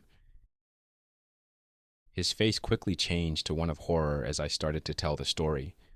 Wait, I think the royal family needs to hear this as well. Good thing that my wife Elizabeth came with me. He said that while calling Elizabeth, who was waiting at a respectful distance until she was permitted to get close. Wait, you got married? Why didn't you invite me to the wedding? Froggy is going to be pissed as well. Theoretically, we're not married yet, just engaged so you didn't miss anything. Elizabeth explained while she joined us, even holding Bobby's hand, which resulted in him getting embarrassed. Yes. Also, don't spin this on me. I never know where you are, so how could I send you an invitation? Also, can you send my condolences to Froggy while also sending him the invitation to our wedding? While the man was a little embarrassed about the situation, he seemed to be happy with his life. Looks like you didn't call me because of the good news. Unfortunately not, honey. Trader managed to get himself into another mess. Now she looked at me with a raised eyebrow. Bobby told me a few of your adventures, and I'm shocked how you're still alive. But at the same time, you managed to resolve your problems, so I don't think you came to ask for help. Or at least I hope so, since I'm afraid of what he considers problematic enough to ask for help. She was right in that regard. I was still in shock that Bobby was going to be a royalty, maybe even a king in the future. I'm going to tell my story, and you can judge if it's troublesome or not. I then started from the beginning, telling them more details than what I shared with Toby. The only things I didn't share were the location of the clan, Violet, and the artificial system. When I finished the story, both of them were messaging their forehead like they had a headache. I understood now why you always worried about him. He just doesn't know how to live in moderation. Hey, it's not my fault trouble finds me. I think so, at least. So, those people behind you are the rest of the prisoners? Of course, we're going to help them. We'll relocate them in whatever town they want to, even if they go to another kingdom. I let out a sigh of relief when I heard that. I'm glad they want to help them no matter what nation they're from. Once everything was made clear, the princess got to work, calling servants to take care of them and their horses, guiding them to their dorms, asked if they needed healing and what place they wanted to go next. Bobby and I were going to the castle. So, what's the story between you two? His face got a little red, but still kept a smile. We've been closely working together for almost a year and slowly developing feelings for each other. Unfortunately, I was nothing but a small noble with my brewing skill, not enough for us to be together. Funnily enough, I managed to get a good reputation because I brought the witches and heroes to our nation, but I think the biggest reason they let us marry is to lessen your anger towards them. So I guess I have to thank you for getting me married. I'm sure that's what he thinks, but at the same time, a princess like Elizabeth wouldn't marry him if he wasn't so hardworking and reliable. She must have pushed a few buttons behind the scenes for this to happen. We arrived at Bobby's office, which got an upgrade from the last time I had seen it. The room was bigger, it had more bookshelves and chests. It wasn't the most amazing one I saw, but it was cozy enough and it did the job. We sat down, exchanging stories and what happened in the past few months. Apparently, the king wasn't happy that I ditched the party made for the heroes. Mary got invited by the Pope to meet with him urgently, and she accepted it in hopes of learning more about enchanting. Now the kingdom was busy recuperating its losses from the last fight, which was going great with the help of the piglings in the nether.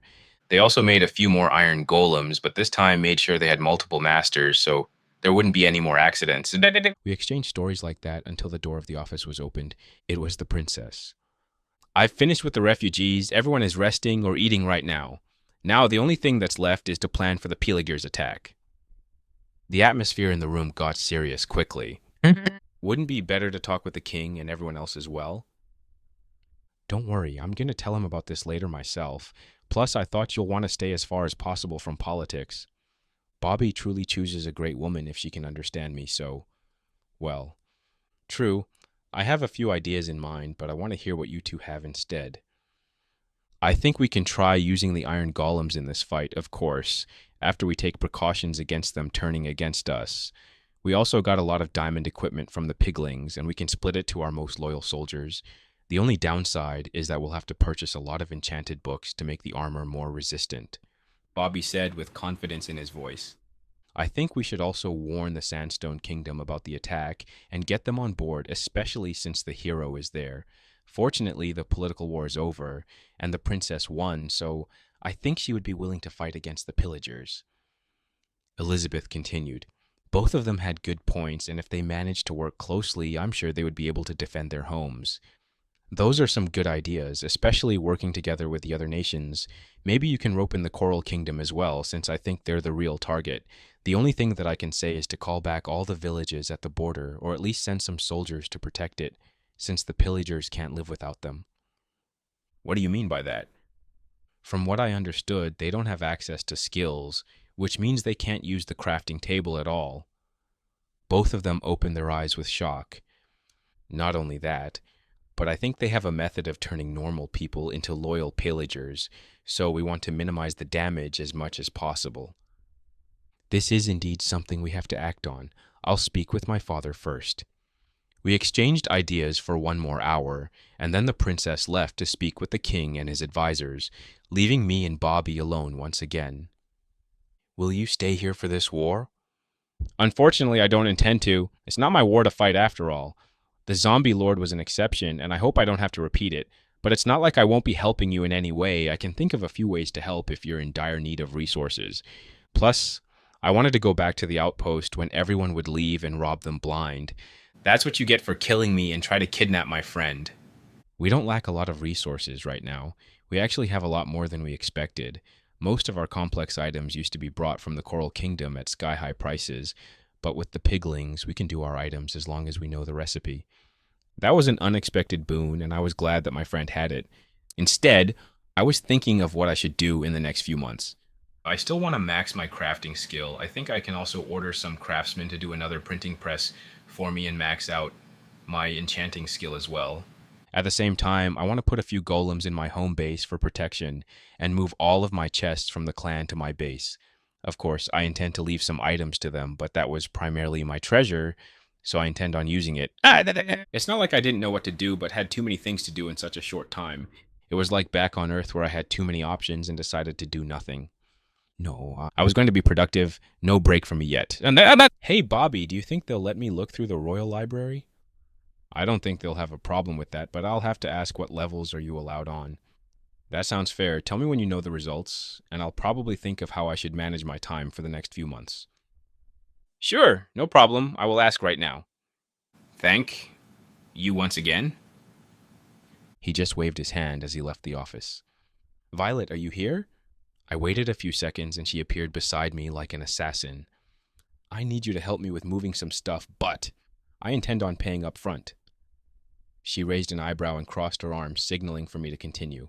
Do you know how to read? She shook her head as no. I'm sure Bobby would manage to get me the permission to browse through the library. In there I can find some books with redstone and I can read them out loud for you. What do you think? She closed her eyes to think before accepting my deal. I could only smile at this since I planned on making her teleport throughout the whole Nather to move my storage. Of course, I did have a plan to make her another redstone room in my home base as payment for all the hard work. For now, I'm only waiting to get permission. Half an hour later, Bobby came back with a smile on his face.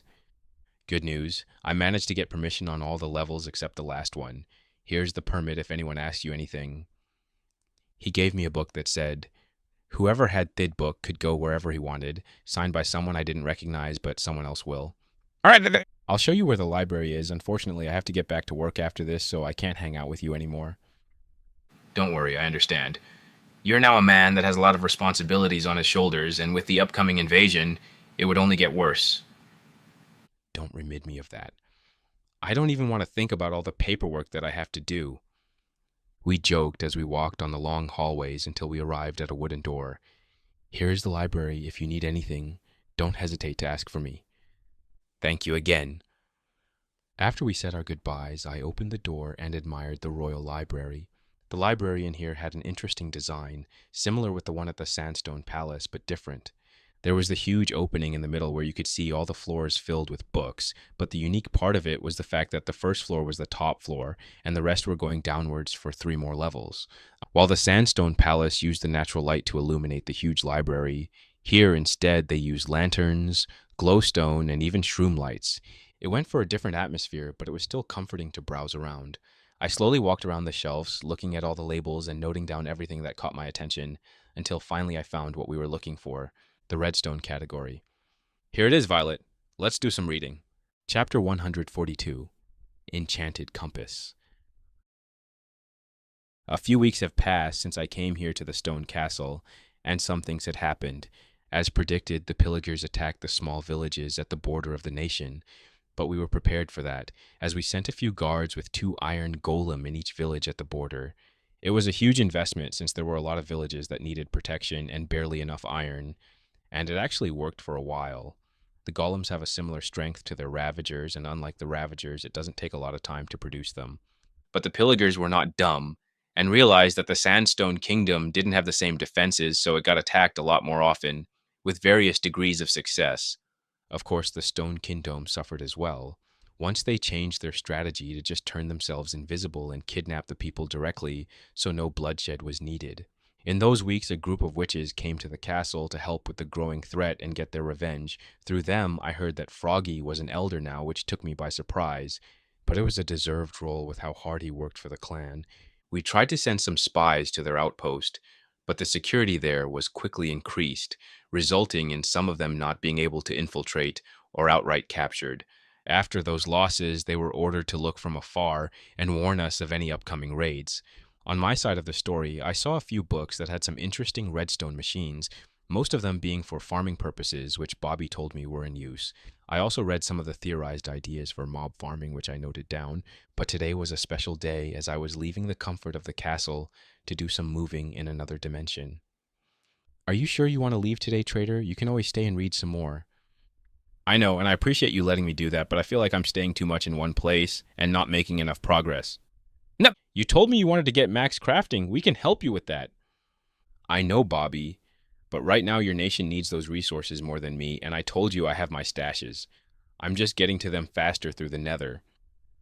He seems hesitant to let me go for some reason, which was not like him.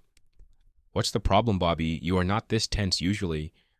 The truth is, I'm afraid of what kind of trouble you'll find yourself in next. What do you mean? I only plan on moving some of my storage, nothing else. They all start simply, trader. You go on a short visit at the witch's clan, and next thing you know, you are in the middle of a Villager outpost burning their houses. We go to explore the forgotten fortresses in the nether, only for you to end up getting killed in the Sandstone Palace. That was true. Don't worry, I'm much better prepared now. I have a few powerful items on me that would help me in a pinch. I have a few god apples, an undying totem, an enchanted diamond armor, and a potion that would make me invincible for a few seconds. I think I'm very prepared for any kind of situation. I could still see him nervous for a few moments before giving up and letting out a sigh. That's true, trader. I guess I've been more nervous recently because of all the reports I read about the upcoming war. We said our goodbyes and went past the portal frame. This time I was fully equipped with my diamond armor since I planned on being safe instead of stealthy. Of course, I wouldn't go through the nether by shouting my presence. I would drink a speed potion and run through all the dangers that it has, fully trusting the fire protection on my armor. Just as I planned, I drank the potion and started running, feeling a rush of emotions all over me as I made dangerous jumps, dodged arrows, and took a break from time to time. After what I could assume was a day, I arrived at my portal, or at least the huge pillar that hid my portal. I took out my diamond pickaxe and broke a few blocks before arriving where I wanted. A huge room that was half white and half red, with a huge portal in between. After I covered the hole I just made, I passed the portal frame once again, but this time I was home. Home sweet home, isn't that right, Violet? She appeared out of nowhere and shrugged her shoulders. Then, with her special eye, she looked to see if we had uninvited guests. I, instead, went through some of the chests to remind myself where everything was placed and where I would move my new treasure. Half an hour later, I was done and tired for the day. Okay, I'm too tired to start working now, so we will do this tomorrow instead. Get some rest since you will be teleporting a lot tomorrow. Violet nodded her head, and I went to get some rest in my fortress at the surface. The next day, early in the morning, I woke up fully energized and did a little stretching. I've been moving so much recently that I started to see some growth in my muscles, even if it looks weird since it was made off small cubes. I visited my animals, and they grew in numbers since last time I was here. Good thing that I made such a large space for them to enjoy. I also gave up on growing any kind of garden since I came home so rarely. Any kind of crop that would grow in my underground base would rot and join the soil. Unless the items are placed in a chest or inventory, they will slowly start to rot or rust. The animals are used to taking care of themselves. They don't need constant supervision like in my original world, and they were wild from the beginning. The only difference they see is that they're more safe in my base than outside. With my maintenance done, I went back to my real base, only to find Violet sitting bored out of her mind. I guess the fact that she promised to help me today made her stuck waiting for me to give her the mission. I kind of felt bad about this, but I'm sure it wasn't that bad. Good morning to you, my friend. Ready to do some work? The only response I got was an annoyed hiss. Well, good thing you're that energetic since you're going to need it for what's to come. Do you know where the witch's portal is? She shook her head as a no. Then follow this compass that will guide you. Try not to lose it since I only have one registered for now. She took the enchanted compass out of my hand and studied it with curiosity, teleporting into different rooms of my base or even the nether to see how it moved. The lodestone was in the nether, and the compass worked interestingly when it was imprinted on it. If I stayed in the overworld, it would point toward the closest working portal and then change its position to the original target. I have an idea of using this as a detector for any possible working portals, since that would mean there are some ruins nearby. But that was a project for another time. For now, I needed to calm Violet down so I could give her a second item. All right. Violet, stop for a moment. I need to give you another item. She appeared once again with a curious look before changing it into one of disgust. What I gave her was an ender pearl. Sorry that I make you do this, but it's the only way I can think of traveling fast. While clearly showing her displeasure, she took the pearl and teleported into the nether. Thank you, I yelled after her. Time to do some preparations then. I turned around and made a small redstone system that Violet would use when she would get back. At the same time, I took out the last lodestone from my inventory and placed it in my portal room, not forgetting to connect it with a compass. Then I took out my diamond pickaxe from my inventory and went to build another room. While the road through the nether was much shorter than the one taken in the overworld, that didn't mean it was an easy thing to travel, though. That's why it took around 2 hours for me to feel a pull in my stomach. Suddenly, I was in the storage room at the Wirch's clan. What? Wait, who are you? How did you get here? I turned around and saw Elder Anastasia with a panicked look on her face taking out a loaded crossbow. Why did Violet bring me when someone was in the base? Is this her way of getting revenge? It's me, Anastasia. Please drop your weapon. It was even loaded with fireworks, so that would do some damage to me, even with my powerful armor. Traitor? How did you get here so fast? I didn't hear anything. I came through the portal. Sorry for the scare, I didn't intend to. But I didn't hear you. Never mind. Welcome back. Is there something we can help you with? Not really. I only came here to move the storage to my main base. Suddenly, she froze in place with her smile slowly dying off. Don't worry. I don't intend to take everything with me, just what's more valuable for me and items that you can't use. No, I'm sorry about my reaction as well. This is your storage, after all. We are just borrowing from it. Thank you for what you did for us. Especially at the Viligers outpost. Our clan would be forever in your debt. And I could only turn my head in embarrassment at this moment since I didn't know how to respond. I'll call the other elders as well. We need to sort out what we need and don't. 20 minutes later, Flora and Froggy were in the room as well. Trader, welcome back. How's Bobby doing? How are the others? Glad to see you, Froggy. It's been a few weeks, and guess what? Bobby is getting married next year. Froggy looked shocked, while the two elders looked confused. With who? He was almost as busy as me last time I checked.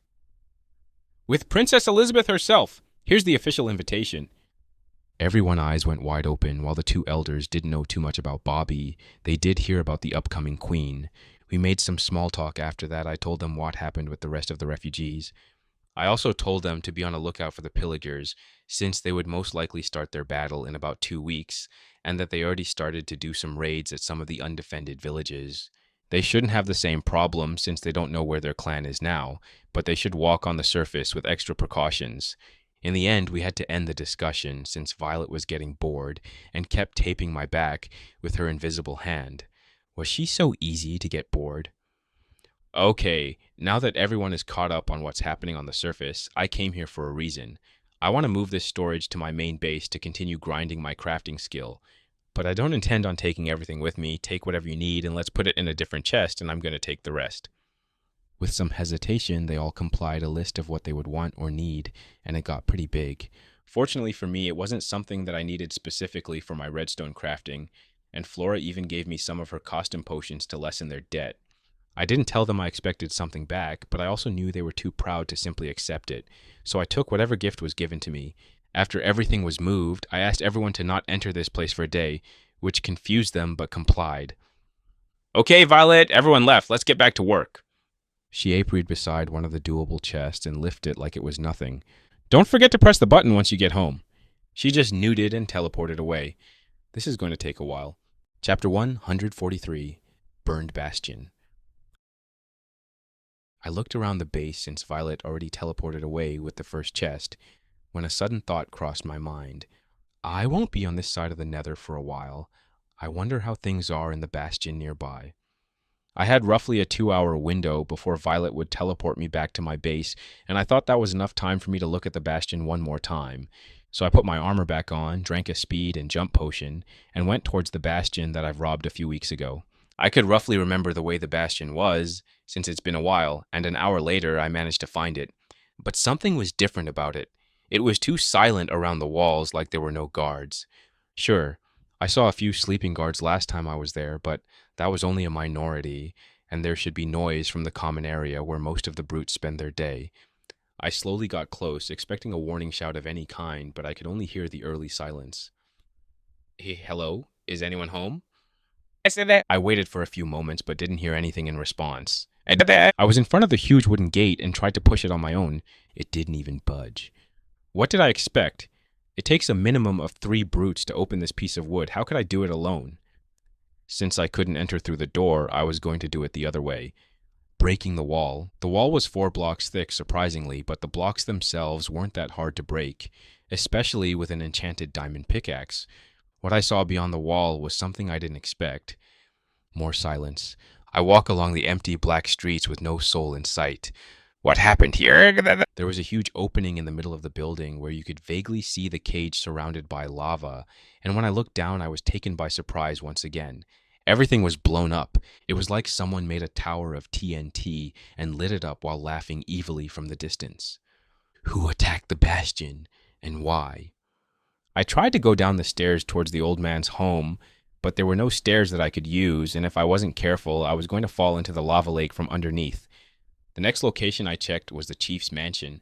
I quickly passed the huge wall and was devastated at what I saw. Countless skeletons with golden tools and clothing lying on the ground. The whole bastion seems to be here, but since they're only skeletons, it must have happened a long time ago.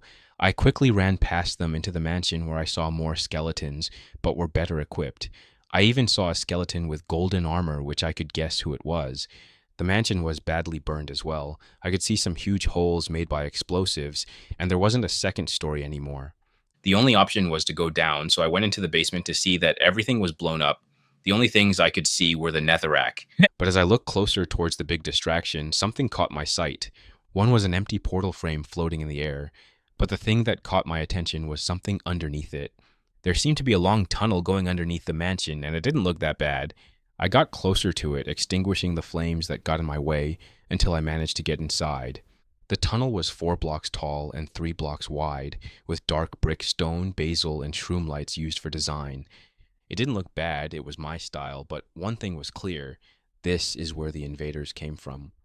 But why did they do this? Was it because the chief was killed and they saw an opportunity to attack? Is this all my fault? Unfortunately, there was nobody who could answer that question. I still had the speed buff on me, so I decided to pick one side and run as much as I could before I was teleported back. So I did just that. I ran and ran for a whole hour until suddenly I felt my guts being pulled and I was back at my base. Huff. Thank you, Violet Huff. Could you get the other chests as well? Violet just rolled her eyes, but still teleported away, getting back to work. I, on the other hand, just laid down on my back, trying to catch my breath. Something big happened at that bastion, since not everyone has access to TNT just to rob, especially since it's so hard to get those materials in the nether. It would be much more efficient to use invisible potions and steal items stealthily, but this was a huge amount of resources invested to delete everyone. But this isn't something that I could look into now, especially when the Viligers invasion is so close.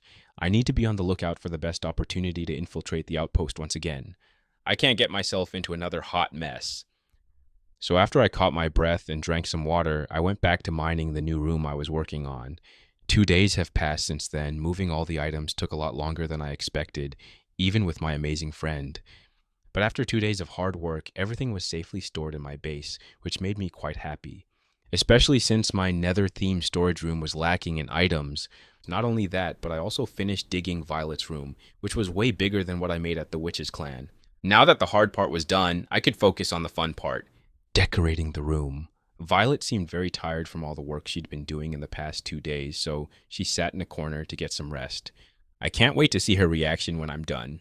Since this was her testing room, that meant that I didn't have to over-decorate, since there wouldn't be any point in doing that. Instead, it needed to be simple and easy to understand. First, I planned on placing some obsidian on the wall. Not all of it, but 5 blocks wide should be more than enough. Those would be placed in the middle of all the walls. Not only that, but it would also have a part of the floor made with obsidian that would connect. As for the rest, I was thinking of splitting the floor into 4 parts, and each is colored themed with concrete. I decided to use green, yellow, light blue, and purple. In the purple corner, I also put purple wool to imitate a bed, and placed a few pillows with some blankets on the side for her to sleep on. It was uncomfortable for me to see how she sleeps, so I decided to help her with that. The walls were made of white concrete, and the ceiling was a mix of glowstone and obsidian. After that was done, a few hours passed, but I wasn't finished yet. I took a few chests, hoppers, and dispensers to use for a storage system that she can use. It was pretty simple overall. She already made one for herself. I'm just going to optimize it. There would be a chest labeled with an item frame, and 2 hoppers would be connected to that chest. One would put items in, and the other would take them out.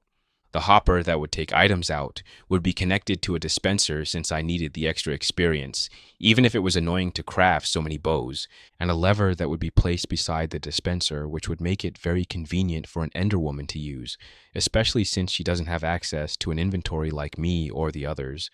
I made a few more, each holding a different redstone material until I was finally done. I looked over the finished room with pride in my eyes. It looked similar to a large warehouse with some colors splashed here and there, but I think Violet would love it like this. To put my theory to the test, I walked out of the room and stopped in front of a sleepy Enderwoman who was as tall as me even when she was sitting down. Psst, Violet, wake up. I barely got a reaction from her, so I moved her leg a little to get her attention. Slowly her eyes opened and looked at me annoyed. Come with me, I want to show you something. With a little more grunting, she finally got up and followed me to the redstone room. So, what do you think about this room? She looked over the room, moving her head from side to side, showing that she was interested, but not enough to forgive from being awakened. Well, this whole room is yours now. She suddenly froze, then slowly turned toward me with a shocked expression. I know you want to test some of your new ideas, and since we would be staying here for a while, and you don't have the same space anymore. I decided to make you this room as a thank you. Next, I was the one taken by surprise at what happened next. She teleported right in front of me, picked me up, and gave me a tight hug where I thought I was going to die. Then, as quickly as she appeared, she disappeared playing with the storage system that I made for her, leaving me in shock at what just happened. Yeah, I think I broke a rib there. Have fun. I'll go get some rest as well. She only waved her hand at me without looking, so I emptied my inventory and went to the surface where I laid down on my white bed and fell asleep instantly. Ja, chef home. 2 months passed since I made Violet her own redstone room, and she barely got out of it, going crazy with her redstone experiments, making me a little worried that I made a mistake by overestimating her with this gift. With this, I also found out that Endermans don't need to eat, which kind of makes sense since they're still a monster, but was taken by surprise with the new information. I also kept in touch with Bobby on how the Pillagers' attack was doing. They started 2 weeks ago, which was later than we expected, but the attack was way more powerful than we anticipated. They killed the soldiers controlling the golem and baited the golem to get out of the village while they destroyed and captured as many villagers as possible. On the Sandstone Kingdom side, they directly attacked a town with 5 Ravagers and 5 invisible evokers that devastated the guards before raiding the town. Not all of their attacks were successful, some others were defended successfully, but usually the battles lost were the most painful ones, especially for the Sandstone King Ome, who recently finished their dispute of who is the new ruler. I don't envy the princess position with all the pressure she has on her shoulders now, but I wish her the best of luck for what it's about to come, since everyone would need it. On my side, I made a lot of progress, and I was finally able to craft diamond items on my own, but there was a predicament that I found myself in. Skills: crafting level 7, enchanting level 6, brewing level 4, trading level 4. Why isn't my crafting skill maxed? Chapter 1, 144. Back at the outpost. I looked with confusion at my skill tab, wondering how did this happen. I've read countless books that all say the same thing. The pinnacle of any skill was at level 7. But since I was here and could craft with diamonds, what was beyond that? And what's the real maximum level for skills? Unfortunately, nobody was there to answer my questions, which made me come to one conclusion. Whoever brought me here gave me a different system than the others, but the question is who and why. It also makes me wonder why the system itself doesn't strike me down or have an interview with me. After all, it spoke with Mary and destroyed the old civilization. I don't think it would take too much from it to take me to the White Realm and answer some questions. But I was still curious, what would I gain if I passed to the next level? So I took out the newly made diamond armor that I enchanted with everything I got, making it even more powerful than what the hero had at the battle with the zombie lord, and brought it to my smithing table. The smithing table had a menu like in the game, but nobody in this world knows what it's used for. No ingot that was put there ever worked, so people could only speculate what its true purpose was before giving up. What was different than the game, or what I remember from it, is that it only requires the armor and the ingot, which was very convenient for me, as I put my helmet and the netherite ingot in their specific slots. The result took me by surprise. Error. Contacting the SY error. Error. Error. Insufficient level. The table was suddenly flashing red error signs, like the system had a stroke, before giving me the classic red X, saying that my skill level wasn't high enough. At the same time, I suddenly felt a pressure over me like a giant was breathing over my shoulder. I felt naked in front of the invisible eyes, and then something in my gut started to move. It wasn't as powerful of a feeling as when I used the Ender Pearl, but it was still noticeable. The sensation returned once again, with a little more force, but giving up in the end. I felt like the system was watching me at the moment and was frustrated that it couldn't do something with me before giving up and leaving me alone. What was that? What just happened? Suddenly, Violet appeared beside me, picked me up, and teleported me away with her.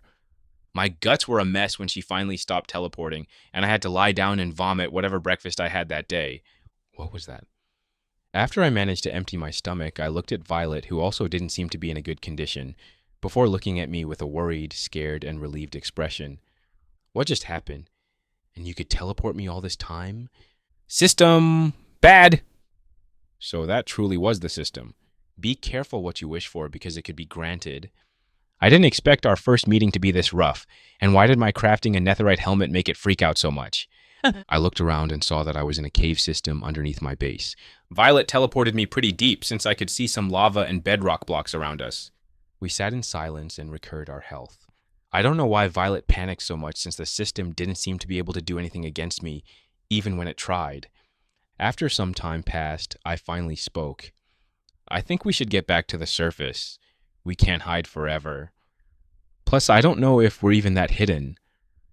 She seemed hesitant at first, but agreed with me as we traveled along the dark tunnels. It was hard to navigate, and Violet didn't seem to want to teleport us back to the surface, so my only option was to dig my way up. 3 hours later, I was back on the surface, exhausted from all that just happened. I didn't feel like I was being watched anymore, and Violet's special eye didn't seem to catch anything either, which meant we could get back home safely. That was until I arrived at the smithing table that I was working on. Where are my items? I looked all around for the helmet or the netherite ingot, but to no results. Suddenly, I started to have a bad feeling about this, so I quickly checked my inventory and saw that everything was fine. Then I went towards the storage room and saw that a few items were missing from my storage. More specifically, the research books that I managed to gather in my adventures. Enchanting, brewing theories, and much more vanished into thin air like they didn't exist in the first place. I started to sweat nervously and went to check on my ender chest, but to my relief, it seemed to be intact with all the items inside.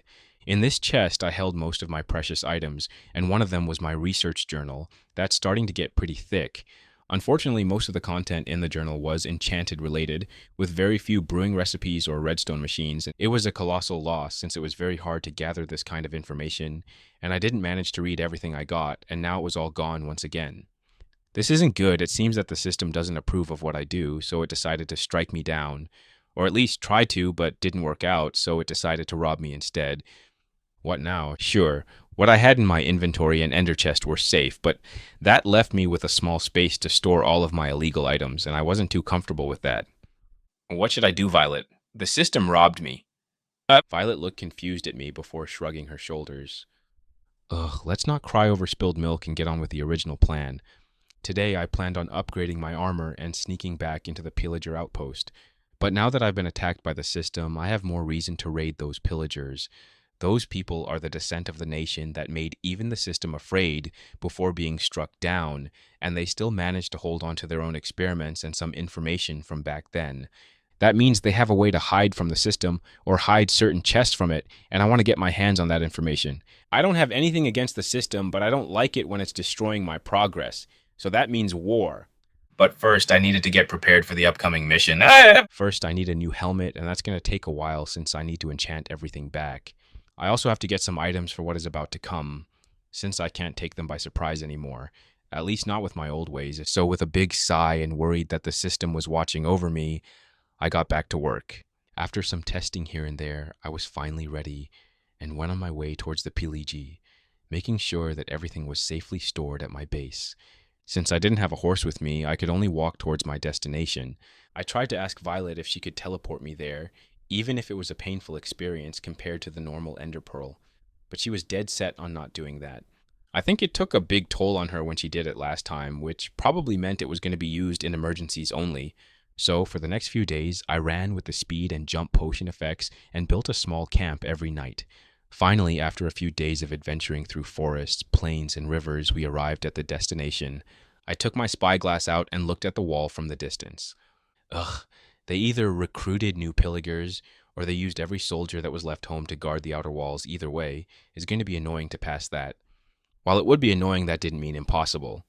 Unfortunately, I couldn't just drink an invisible potion and break the wall since the guards were moving too often, and surely someone would hear me. But that meant I had to dig a lot more than planned, so I took my enchanted diamond shovel and dug a tunnel straight towards the outpost, stopping from time to place the golden bell down and use it to see people through the dirt. With this method, I easily passed their defense and continued to dig under their noses, hoping to get to the castle this way. But on my way there, started to notice something unusual. There were very few pillagers living on the surface.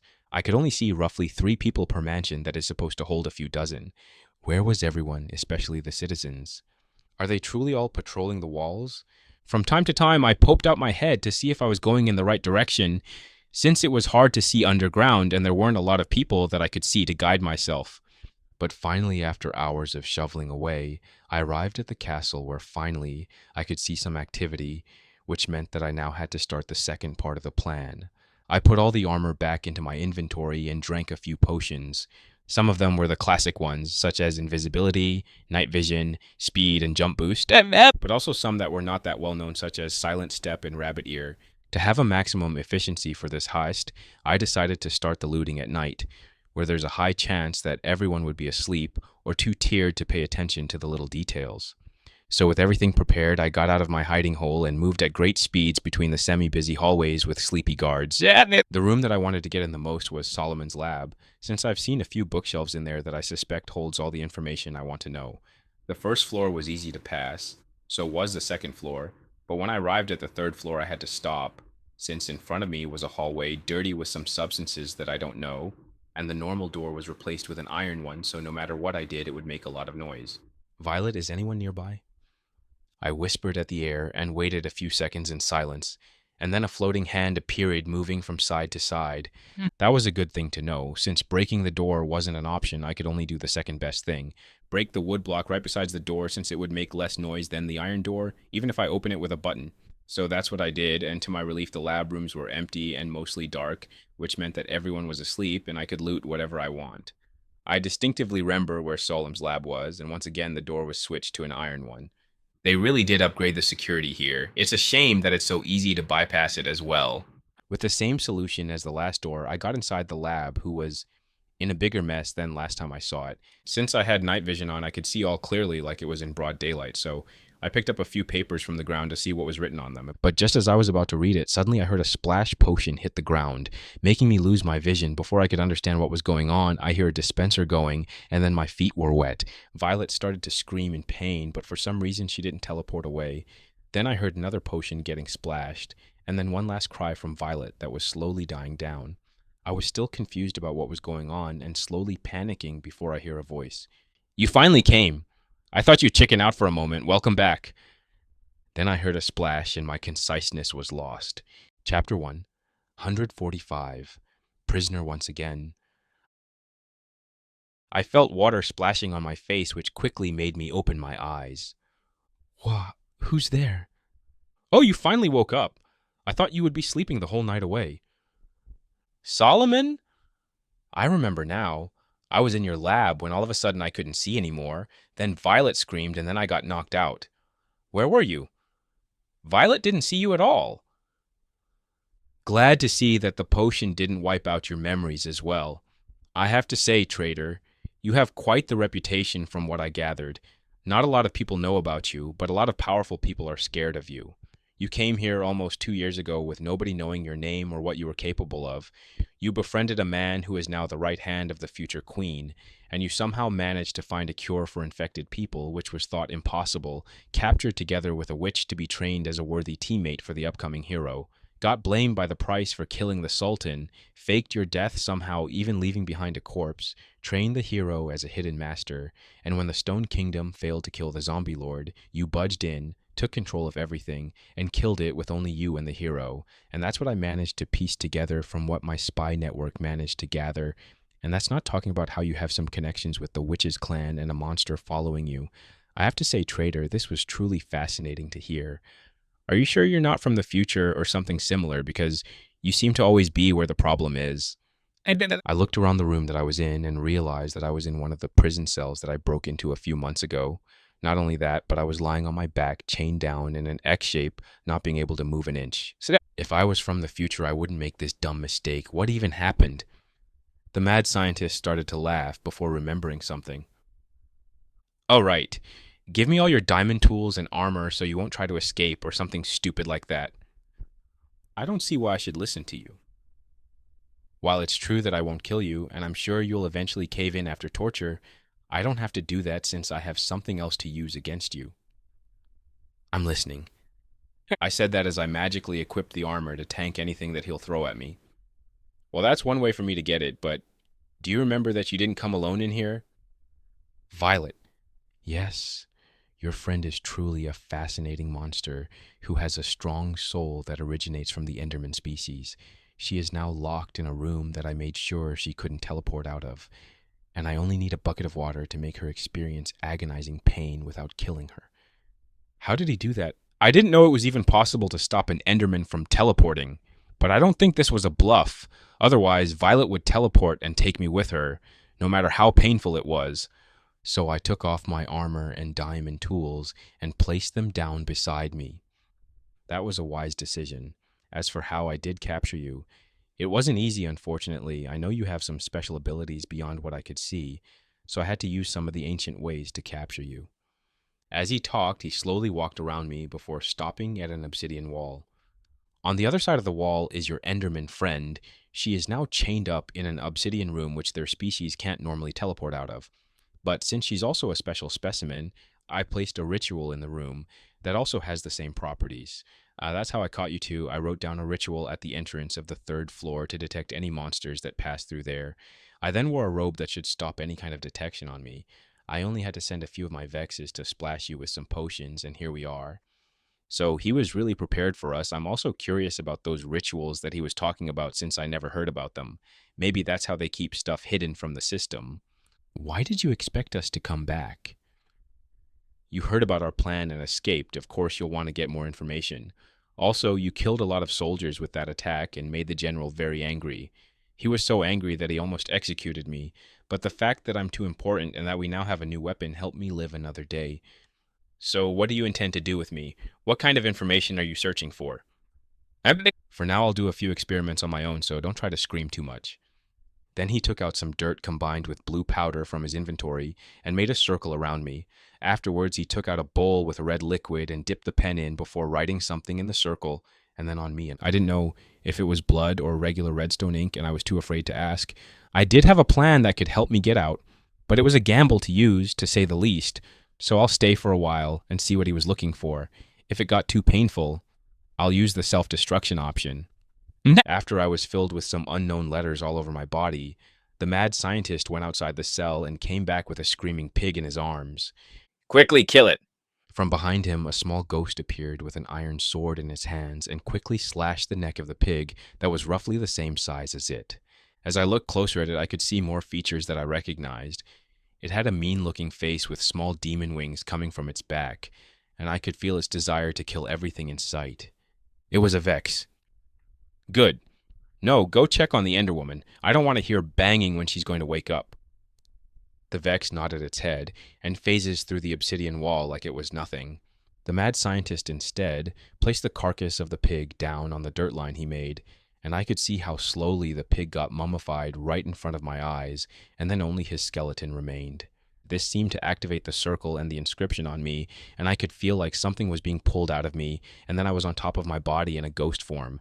I slowly started to panic as I didn't have access to my inventory or status, and for some reason I couldn't leave the circle I was in, leaving me a ghost just floating in the air. But I slowly noticed something, and the mad scientist did the same. My soul took the shape of my old self, not the current one, which quickly intrigued the mad scientist. Interesting. My monocle shows me that your body has the same structure as our ancestors, which would explain how you are not limited to 7 levels on each skill. If you somehow manage to get it to 10, then you should get an achievement and have a meeting with the system. But from what happened in the past, I don't know if it's still possible. He then took out a sample of my blood with a syringe, which was a weird sight to see. Then he did a few more checkups on my body, especially on my face for some reason. As for your soul, it's more interesting to see. The shape of it is so wrong. Why are you so skinny, and why don't you have any edges, and what's up with that stuff at the end of your arms? What kind of creature are you? He looked at me with an expression of wonder and disgust, which didn't make me feel comfortable. Everyone looks like this in my world, so imagine my surprise when I got here. Let's not talk about all the laws of this universe. I mean, you do look very different than I expected, but you know a lot of information about this world, so there could be a path where we could look like you. I'm curious, what's the system in your world like? Did you manage to change it like we did? Is that why you look so weird? We don't have a system. The mad scientist stopped looking over my body and slowly turning towards me with a frightened but excited expression. This was not good. How did you kill the system in your world, and what was the aftermath of it after it died? Why didn't you replace it with one made by your people? He shoots question after question so fast that I couldn't even begin to answer them, and when he saw my hesitation to answer, he straighted to threaten me. If you don't answer my questions, I'm going to kill this body and bound your soul to a chicken. Can he do that? Why is this getting further and further away from the game origins? Or maybe this was in a future update. My world works on different rules than this one. We never had a system, we don't have a magical inventory, very few living beings have edges, and our planet is a giant sphere. This seems to take him by surprise. Then how did you manage to reach such technical advances if you didn't have a system to inspire from? Oh boy, would everyone in my world love to have a status tab that would tell them what's wrong with them? By trial and error, that's how we learned pottery, how to make glass and metals. Then we build machines that could help us leave our planet. He was genuinely curious, asking more questions about my world, and I answered what I could until finally he was satisfied with the new information I gave him, and I could ask some questions. So why do you think I got here? I'm telling you right now, my homeworld doesn't know anything about other worlds besides fiction. I don't know a solid answer, but I could give you my theory. We know that the void has the ability to break space into other worlds, since that's how it got to our. Maybe it did the same to your world and kidnapped your soul, built a body similar to my ancestors, and threw you into this world either as a test or to wreak havoc into this world. I don't remember anything about my journey to this world, and I'm very sure the Ender Dragon doesn't have that ability. But then again, this world keeps proving to me that it's different from what I know, so it could be true. What about the hero? She came from my world, and the system seems to be okay with her.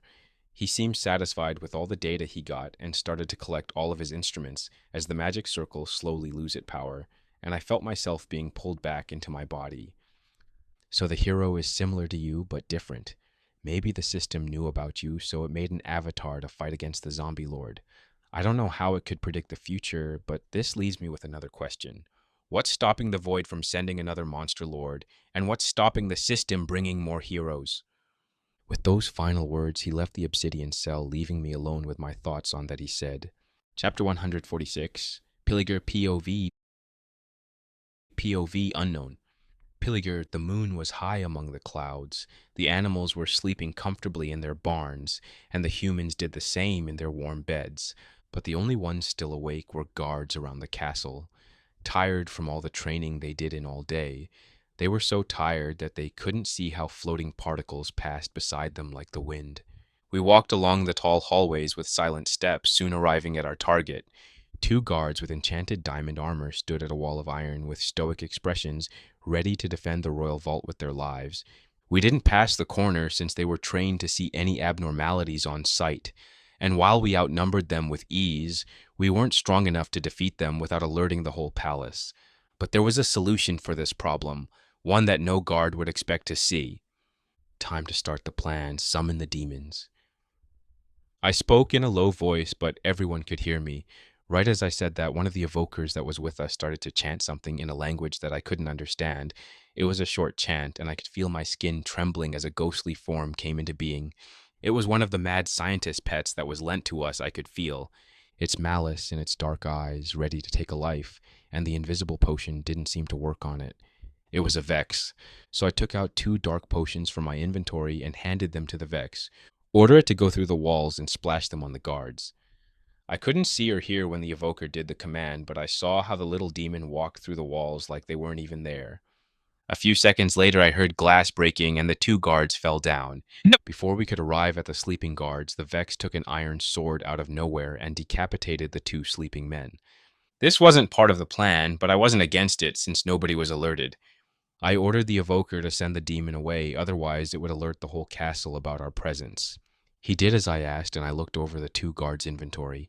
There I saw some powerful weapons and potions that increased their focus while they worked. There I also saw a lever that I recognized to be the key to the vault, so I quickly took everything and started to place and move the lever until finally something managed to click, and the iron wall slowly disappeared, revealing the rows of chests filled with riches beyond our imagination. Blood ran through my veins as I was so close to fulfilling our goal. So with a smile on my face, we started to take what was more valuable in here. Armors, tools, items, and much more were disappearing in our inventory, and I could feel the excitement of everyone around me. Soon our inventories were full of the items requested for this mission and much more.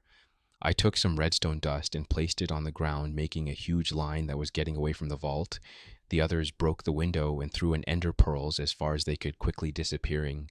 I placed the key of the vault at the end of the red line, threw my pearl, and flicked the lever that ignited the blocks of TNT left in the vault. Right as the vault was about to explode, I felt my stomach being pulled, and then I was in another location. Boom! Explosions were heard throughout the castle, waking everyone up. We didn't wait to see how the chaos ensued, as we quickly left to get as far away from here until our pearls would be broken, bringing us back to the main camp. POV unknown pillager. We were in the middle of the desert, the moon was high in the sky, and the lack of warm light made for the perfect ground for monsters to spawn. We, the people abandoned by the system, were not targeted by them unless we started the fight, so our only obstacle was the 4 blocks in the middle of the desert. Those 4 blocks were made with sandstone that could easily be overlooked in the dunes of sand around us, and we were a few hundred blocks away from the capital of the Sandstone Kingdom. From what our spies told us, here was their royal vault. Hidden far away, but will be guarded, and we want to rob it blind and destroy everything that's left. I called the 2 evokers towards me and asked them to summon the little demons, and soon the 2 gray beings were here, ready to cause some chaos. I gave them some potions, and soon they disappeared into the ground. 30 seconds later, they came back with bloodied swords and a satisfied smile. While it wasn't what I expected, it was still a signal that the guards at the entrance were dealt with, so we took our tools and broke down the secret entrance until we arrived at an obsidian corridor. We all stopped, drank our invisibility potions, and went deeper into the vault, ignoring the 3 guards who lay dead on the floor. The corridor split into 3 ways, but we continued to run forward like we've been here thousands of times. 1 block at the time, it went deeper into the ground until we had to stop since we arrived at the entrance of the vault and 2 guards with enchanted diamond armor stood there. We stayed at a reasonable distance and sent the 2 Vexes to use another batch of potion for them, but just as those little devils were about to knock them out, one of them rolled out of the way while the other tried to fight against the potion effects. Quickly, drink some milk. Who's there? Who dares attack the Sultan's vault? Both of them were running towards us, ready for attack. This was not a pleasant outcome, but we took our loaded crossbows and shot rows of fireworks towards the 2 soldiers like the intruder did to us a few months ago. Firework after firework blew them further away from us, almost killing them on the spot. But right as they were about to get up, 2 small figures came out of nowhere and killed them before they could realize what just happened. Brutal, as were the rumors. Quickly, let's take what we need and leave this place before the others would come and check the noise. We quickly got to the golden door and started to break the blocks with our enchanted pickaxes, and a few minutes later we were in a golden room, surrounded by chests that were placed on the walls, easy to see. Our time is running out. Take what we need and leave the explosives behind. Everyone ran to take redstone equipment, rare blocks, and a few riches before placing blocks of TNT all over the vault. Now let's leave. Everyone quickly left except for me, as I made a long line with redstone dust and placed 4 repeaters dealed all the way back and turned it on before running away like never before. But just as I was about to pass the splitting point of the long corridor, I saw a soldier with enchanted diamond armor looming over 3 soldiers dead on the floor. Oh, someone else stayed here. I'll keep you alive as prisoner. Like the wind, she ran towards me, grabbed me by the neck, and lifted me like I was nothing. Her hand was like iron, and no matter how much I kicked her, she didn't seem to feel anything. How many of you were sent? Where's your camp? Who told you about this location? But before I could say anything, a huge explosion was heard deep into the vault, which made her freeze. You blew up our treasury. I felt something stabbing me from behind, and slowly my life was slipping away. The last thing I heard was more yelling from the armored woman. Those little demons! They killed my POV Ronnie the General. The sun was high in the sky, bringing warmth to everyone who stayed in its mighty rays. Everyone in the Stone Kingdom were shaken by what happened last night and lived in fear of when will the invisible enemies attack next. I left the safety of our temporary cave and looked at the sun high in the sky and yelled back, "Break the pearls of our Silders and bring them back with their spoils." The man who followed me turned around and ran to fulfill my command, bringing 16 soldiers back from their successful mission. Why are there only 6 of you? And where is your officer? Sir, we report that we were caught as we were leaving the vault, and only we escaped, sir. This mission wasn't a complete success, I intended, on robbing their vault and blaming it on the Coral Kingdom, so more chaos would spread throughout the land. But it wasn't a total failure, as now we have all the necessary materials for our next plan. I'm sad to hear that. We shall take a day to mourn our losses, and tomorrow we shall celebrate our victory. Everyone cheered while others were saddened by the loss of their friends. We spent the rest of the day thinking about all the soldiers we lost along the way, and the next day we celebrated all the victories we had because of them. On the third day, we put our plan into action and built 10 staircases 200 blocks into the air. On top of them, we built a huge platform where everyone could stay comfortably, and there and underneath, we built a complicated mechanism that would move the platform in the air with the help of pistons, slimes, and honey. After 10 days of trial and error, we managed to recreate one of our ancestors' projects, which brought a yell of victory among the soldiers as the platform started to move through the air. The flying platform was slow but consistent on its way. Because of its size, we left a huge shadow on the surface, and sometimes monsters managed to spawn underneath it. Days passed, and slowly the other nations realized what we did, but didn't know why we did this, as our flying platform wasn't going towards a big city or its capital. Instead, we were slowly flying along the borders of both nations, not doing anything. But after a month of no other attack, they finally realized that we were heading towards the Coral Kingdom, and to my surprise, they didn't seem to know about our arrival as we passed their borders without being stopped. This was good news as we soon arrived at a village.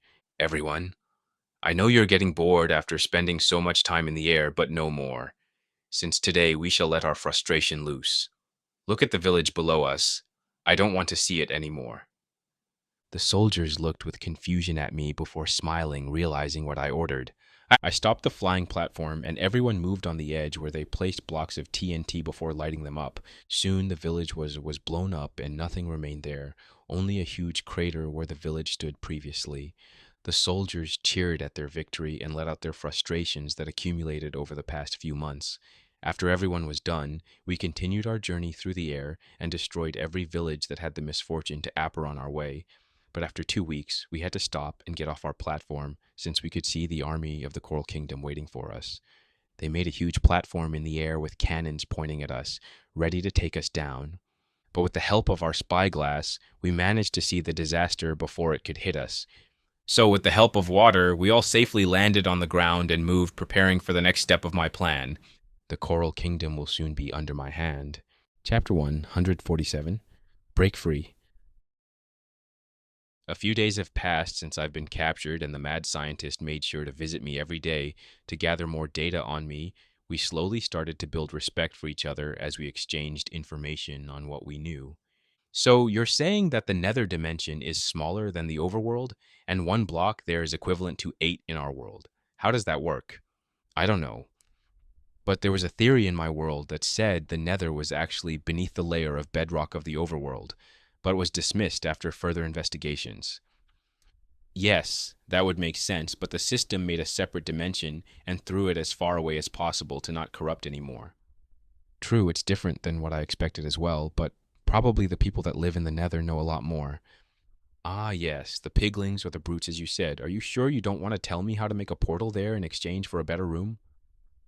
I looked hesitant at the mad scientist who clearly was hungry for more knowledge, and my body was getting sore from sitting in the same position for days. I don't need another room to live in. Instead, let my limbs move a little since I can feel my body getting sick. Only this? You've been a good prisoner while you stayed here, so I'll grant your request. After he said that, he called 4 Vexes to hold me down while he broke the chains from the wall and placed another piece of chain that magically merged with the other ones.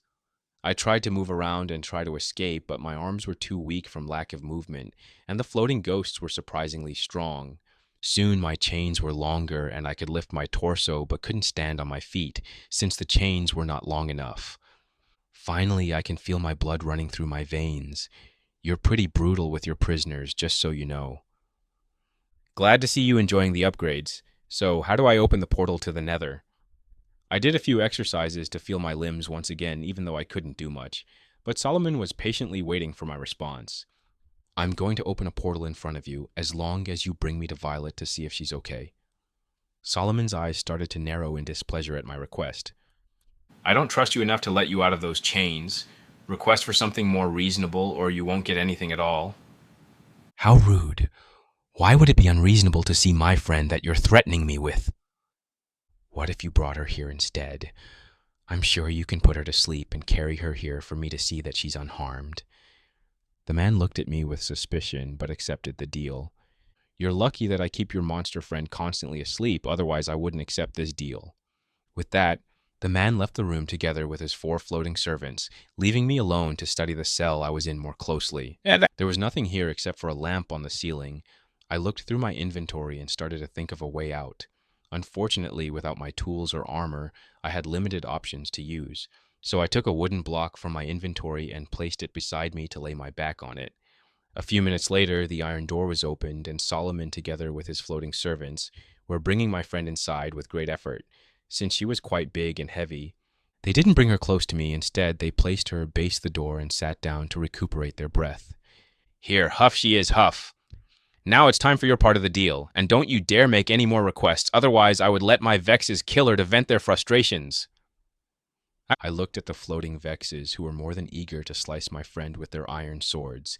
Not something pleasant to see, so I studied her instead. She was sitting down, sleeping peacefully with rows of chains all around her body to keep her in place.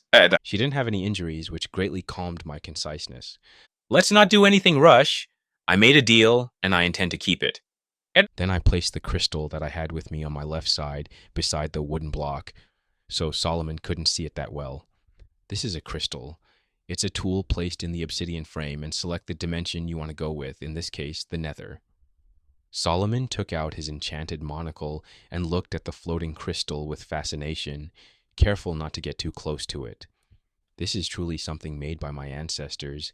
Those enchantments are so complicated that only they could do something like this. I want to study it more closely in my lab. What tools do I use to get the item dropped?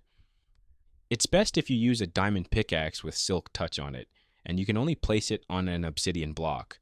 He kept nodding his head, but his eyes were still on the floating crystal, almost hypnotized. "You better not lie to me, otherwise your friend would suffer." Then he took out a diamond pickaxe, which I could only assume was mine, and got close to the base of the crystal to break it. Right as he was beside me, I held the undying totem in my hand and closed my eyes, preparing for impact. Boom! A huge explosion came from the broken crystal. Me and the mad scientist was designated on the spot. The 4 Vexes were blown away by its blast, and Violet was rudely awakened by the damage to the crystal. But since the wooden block was in the way, it didn't injure her heavily. Right as I was disintegrated, I felt a warm light, similar to when I was first revived around me, and then the small room where I was held captive was suddenly illuminated by a pillar of light. I could feel the totem in my hand being broken as bones and flesh quickly grew back, and I was back to life with strength, similar to the God Apple. I quickly got up since the chains were broken, and I saw how Solomon went through a similar transformation. Without giving him time to get used to his new powers, I kicked him down and built a coffin around him with wooden blocks. He tried to get up, but I kept him down with my feet until I placed a wooden block on top of his head, making him unable to get out of the coffin easily. To make it even harder for him, I placed a bucket of water at his feet and covered his final escape with another block. Now I was waiting for him to drown or replace any blocks that he would break. My heart was beating loudly in my chest, and strength went through my veins, and I could feel that I could take on the world. If this is how I feel, then Solomon must be in the same boat. He will surely try to escape out of the box, so I had to be prepared for anything. From behind me, I could hear high-pitched cries that caught my attention. The Vexes seemed to be angry at what I did and took out their sword to attack me. Just as I was about to start punching them, a huge shadow teleported behind them, and with its huge hands grabbed 2 gray beings and crushed them to death, making the other freeze in shock. Violet came to the rescue, and she didn't look happy. "Violet, glad to see you awake. Help me defeat those before Solomon gets out." "Hands off my human!" And with one last yell, she killed the remaining Vexes before looking at me with relief since I didn't have any injuries. Both of us looked at the box in the corner of the room and saw that a block was slowly being broken. As expected, a minute later it was broken, but I was ready for this, so I quickly placed another block in its place to Solomon's displeasure. Before I placed the block down, I managed to see what Solomon was doing, and I didn't like what I saw. The mad scientist was using my diamond tools to break the blocks, and my enchanted diamond armor to resist longer underwater, and because of the helmet, he could stay underwater for hours. I quickly scanned the room in case there was something I could use. The iron door was broken from the blast, and on the ground, I saw some splinters from the wooden block, a diamond pickaxe, and a monocle. I quickly ran to get the monocle and put it on my eye to see what was going on with it. Suddenly, the world turned gray around me, and I could see Violet and me being surrounded by dark smoke. Then I locked towards the scientist, and I could vaguely see his silhouette, unfortunately, nothing more. Then I took my diamond pickaxe back and placed down the ender chest I had in my inventory. From there, I took a black knockout potion and got back to the struggling man. Soon the block was broken once again, but this time Solomon quickly placed his X in the empty space so I couldn't place another block. But I didn't plan on doing that. Instead, I threw the potion at him, making his moves very sluggish. The effects of the undying totem were still running through his blood, so the potion didn't manage to fully knock him out, but his movements were slower, and the effects of the potion lasted longer than that of the totem. Give up, Solomon. You don't stand a chance against me and Violet, even with what you have. If you surrender now, I promise that I won't kill you. The man looked at me then, at Violet, and finally at his inventory. From there, he took out a bucket of milk and started to drink, making all the effects on him disappear. Okay, Before he could finish his sentence, Violet teleported right beside him and punched him into the side of the head, making him fly and hit the obsidian wall. Violet, he was about to surrender. I quickly went to check and see if the man was alive, and to my relief he was, just unconscious. Well, I kept my promise, I guess. Plus, it's better if he's unconscious for a few hours. Let's go and loot this place. After taking my armor off him and checking his inventory one last time, I left the prison that I was in for a few days and went back through their dark castle and bypassed all the guards with Violet's help. Soon I was on the floor that held all the labs in the outpost, and I quickly took all the research books and papers that caught my attention. At one point, I didn't have enough space in my inventory or the double chest that Violet was carrying, so I had to improvise and make a bag with the cow leather and carry the rest of the books that way. After one final check, I took out my flint and steel and burned everything that was wood and quickly run back to the underground prison.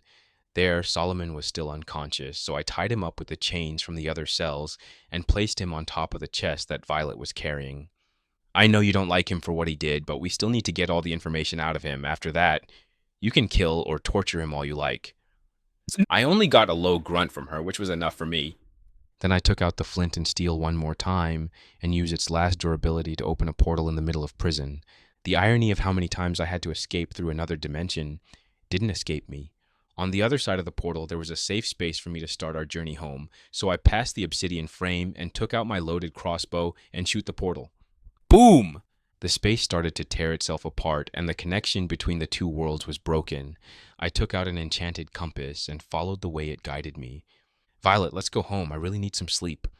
And an approving growl soon followed as Violet followed me back home. Chapter 1, 148, Turntables. POV, Solomon. I woke up with my head ringing nonstop like a bell. I tried to get out of my bed, trying to remember what kind of experiments I did last time for me to get this bad.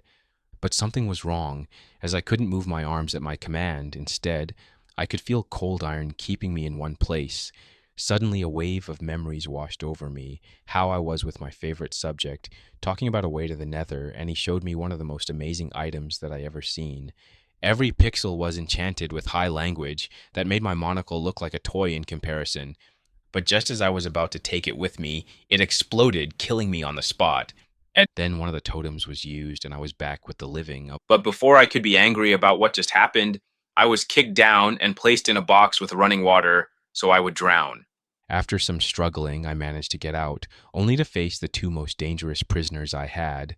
The sleep potion was slowly taking its effects on me, even with the buff from the totem, so I drank some milk to wash it off and surrendered, only for everything to go black from there. If I were to guess, I was knocked out by the monster, since she has those kinds of tendencies. I looked around the room I was in. It was tall, in a round shape, beautifully designed with dark-colored blocks that made your skin crawl but still appreciate the beauty of it. As I looked closer, I saw 4 hallways that were connected to this room. Unfortunately, from my position, I couldn't see what was beyond them. And then I tried to get up, but it was hard to move with chains on my legs, so for a few minutes I was struggling to get up. So you're finally awake. That's a shame. I wanted to use the water bucket. I turned my head towards the voice to see my ex-prisoner, now my jailer, who had a smirk on his face at my predicament. I feel like I have a bell ringing into my head. Yeah, don't try to make Violet mad again. I barely stopped her from killing you. Now, I've left everything from your lab and a few chests in the nether. Let's hope the system won't be able to steal those books from there as well. Looks like he robbed my lab as well. I wonder how much he managed to take and what he did with the rest. But then I listened closely to what he said and my eyes opened wide. What do you mean I hope the system won't steal those books as well? While the system has done so in the past, that doesn't mean it can do the same today since it used a lot of its power to do so. To get the system's attention, you truly need to do something spectacular, and for him to act on it, it must be something dangerous for itself. We got the system's attention from time to time, but it wasn't something worth for it to act on, but we still have our rituals to hide our chests from its eyes. First thing first, I want you to give me everything in your inventory, and don't hide anything since I have your monocle. To prove that, he took off his helmet and placed the monocle on his right eye, looking intensely at me. What do you plan on doing with me? I said that as I placed all the items beside me with great effort, since I couldn't move from the chains. Every item that I placed down brought grief, especially my equipment and undying totem. But by the end of it all, I had my inventory emptied for the first time in my life since I was born. It was an unpleasant situation, to say the least. Perfect, now I want you to wear those boots all the time. After he took all of my items, he handed me a pair of diamond boots. For others, this would be a great gift. As for me, it would be my shackles. The boots were enchanted with Curse of Binding, Locator, and Fire Resistance 1. Two of those would be a curse that would always follow me, while the last one just confused me. With this, no matter where you go, I'll always know your location. You're lucky that this enchantment caught my eyes and wasn't stolen by the system. I started to get irritated with the unanswered question and the fact that I was basically naked, so I spoke back. How is that lucky for me? Without it, you would have to live in shackles for the rest of your life in your new home. At least I won't be tied down like I did to him. I don't want to imagine how uncomfortable it was for him to stay like that for days. With a final sigh, I put the boots on, and suddenly I felt something connected to my soul, which made me freeze in place for a full minute before I could move again. I've done what you asked. Now where is my new prison cell? And how come I wasn't in it already? Well, good news and bad news, Mr. Mad Scientist. You'll have the honor of your wish being fulfilled, but you'll also work to the bone for me. That caught my attention as I listened to him. First, I'm going to cover your eyes. He took out a pillow cover and put it on top of my head, making me unable to see where I was going. Then the chains on my legs were gone, and I was guided by him with a hand on my shoulder. We walked for a while when suddenly the temperature of the room suddenly rose, making my breath more painful, but my feet were feeling normal because of the boots. We walked some more, and I heard blocks being broken at a rapid pace, and then placed back as we passed them. And then we were out in the open once again, where we walked with sharp turns until I couldn't tell where was our original location. And only then the pillowcase was taken, and I could see. I looked with shock at what I saw in front of me. Red blocks all around me, huge lava lakes that had animals bathing in them. Welcome to the Nether. Indeed, this is truly my wish being fulfilled, and I didn't know if I should be happy or angry about the situation I was in. Why did you bring me here? To bring you to your new prison. With that, we traveled a whole day in the Nether. There I saw the Hoglings, the Pigmen, Striders, and Endermen, surprisingly. I also saw the unique biome of this world, and Trader was willing to share with me whatever knowledge he had. But what truly caught my attention was the Soul's End Valley. I couldn't believe my eyes what I was seeing. So much soul sand in one place and filled with so much soul energy. This place was the best treasure that I could ask for, since, just with a potion of what was here, I could make great rituals and an unknown amount of undying totems. Trader seemed to worry about my excitement until I vaguely told him what this treasure meant in hopes of bringing a few blocks. Those blocks? I guess it makes sense since they are rumored to trap souls, but don't worry, they are not that rare, so we don't have to stop for this one particularly. I couldn't believe my ears. Maybe me being caught wasn't so bad after all. I can't wait to start experimenting soon. In the end, we arrived at the tribe under his protection, where everyone seemed respectful towards the man, and then we arrived at a huge tree with a blue door on it. We stopped and Trader knocked on it. Come in! POV, Violet the Ender Woman. I was angry. I was angry at the man who captured us. I was angry at my human for not killing him, and I was angry at myself for being caught in the first place. I was so used to sneaking in buildings without consequences that I didn't expect an ambush at the outpost. The fact that my human had to save me as well made my shame only bigger, but I was thankful that he thought of saving me instead of running off by himself. I know he's not that kind of person, but I also know that he's willing to do anything for his friends, and I didn't know if I was part of that group. We were now in the nether at his tribe once again, where the man that I wanted to kill so badly was being interrogated by the man with blue eyes who seemed to see the truth. After hours of getting everything useful out of him, they decided to hold him captive and do some research for my human, something related to dimensional travel. Maybe if I brought my human to meet with my father, he could help out with his odd request. He was the one to create the portal to the void dimension after all. Unfortunately, my trip to this dimension was one way, and I don't know if my human would survive the ruler's wrath, even when she's heavily injured from the Great War. So I could only throw that idea out of my mind and started to think of other ways I could pay him back for saving my life, when suddenly I heard a voice. Violet, I know you're here. Can you do something for me? I looked down towards the voice and saw my human who looked directly at me like I was visible. He always had weird ways of seeing through my invisibility. At first was with a ringing bell, and now it's because of his weird monocle. How did it even work, and how could I hide from it as well? I didn't make myself visible, but I tapped his shoulder to let him know that I'm listening. Can you please bring me the chests I put in the portal room? As always, he asked for me to bring him more chests.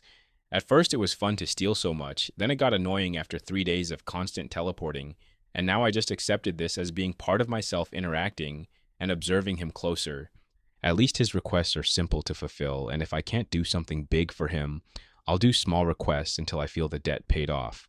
A few hours later, I was back with one of the chests he had in his portal room, but right as I was about to leave it in the big tree, I stopped and looked at my human who had a menacingly dark armor on him.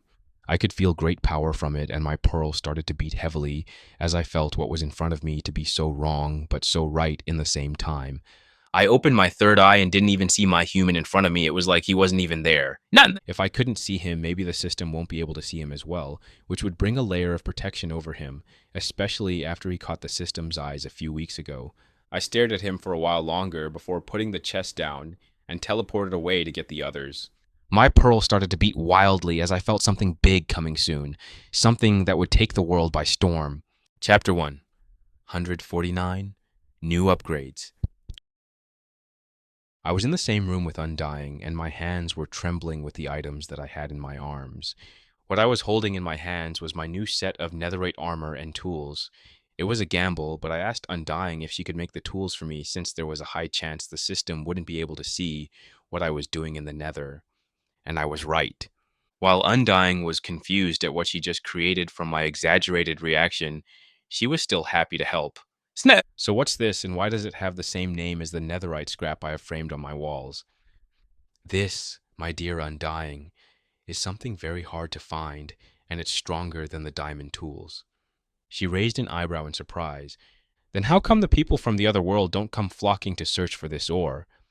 Most likely they don't know about its existence, and even if they did, they couldn't do anything with it since you need to have a higher level than 7 on the crafting skill, and the system is seriously against this creation.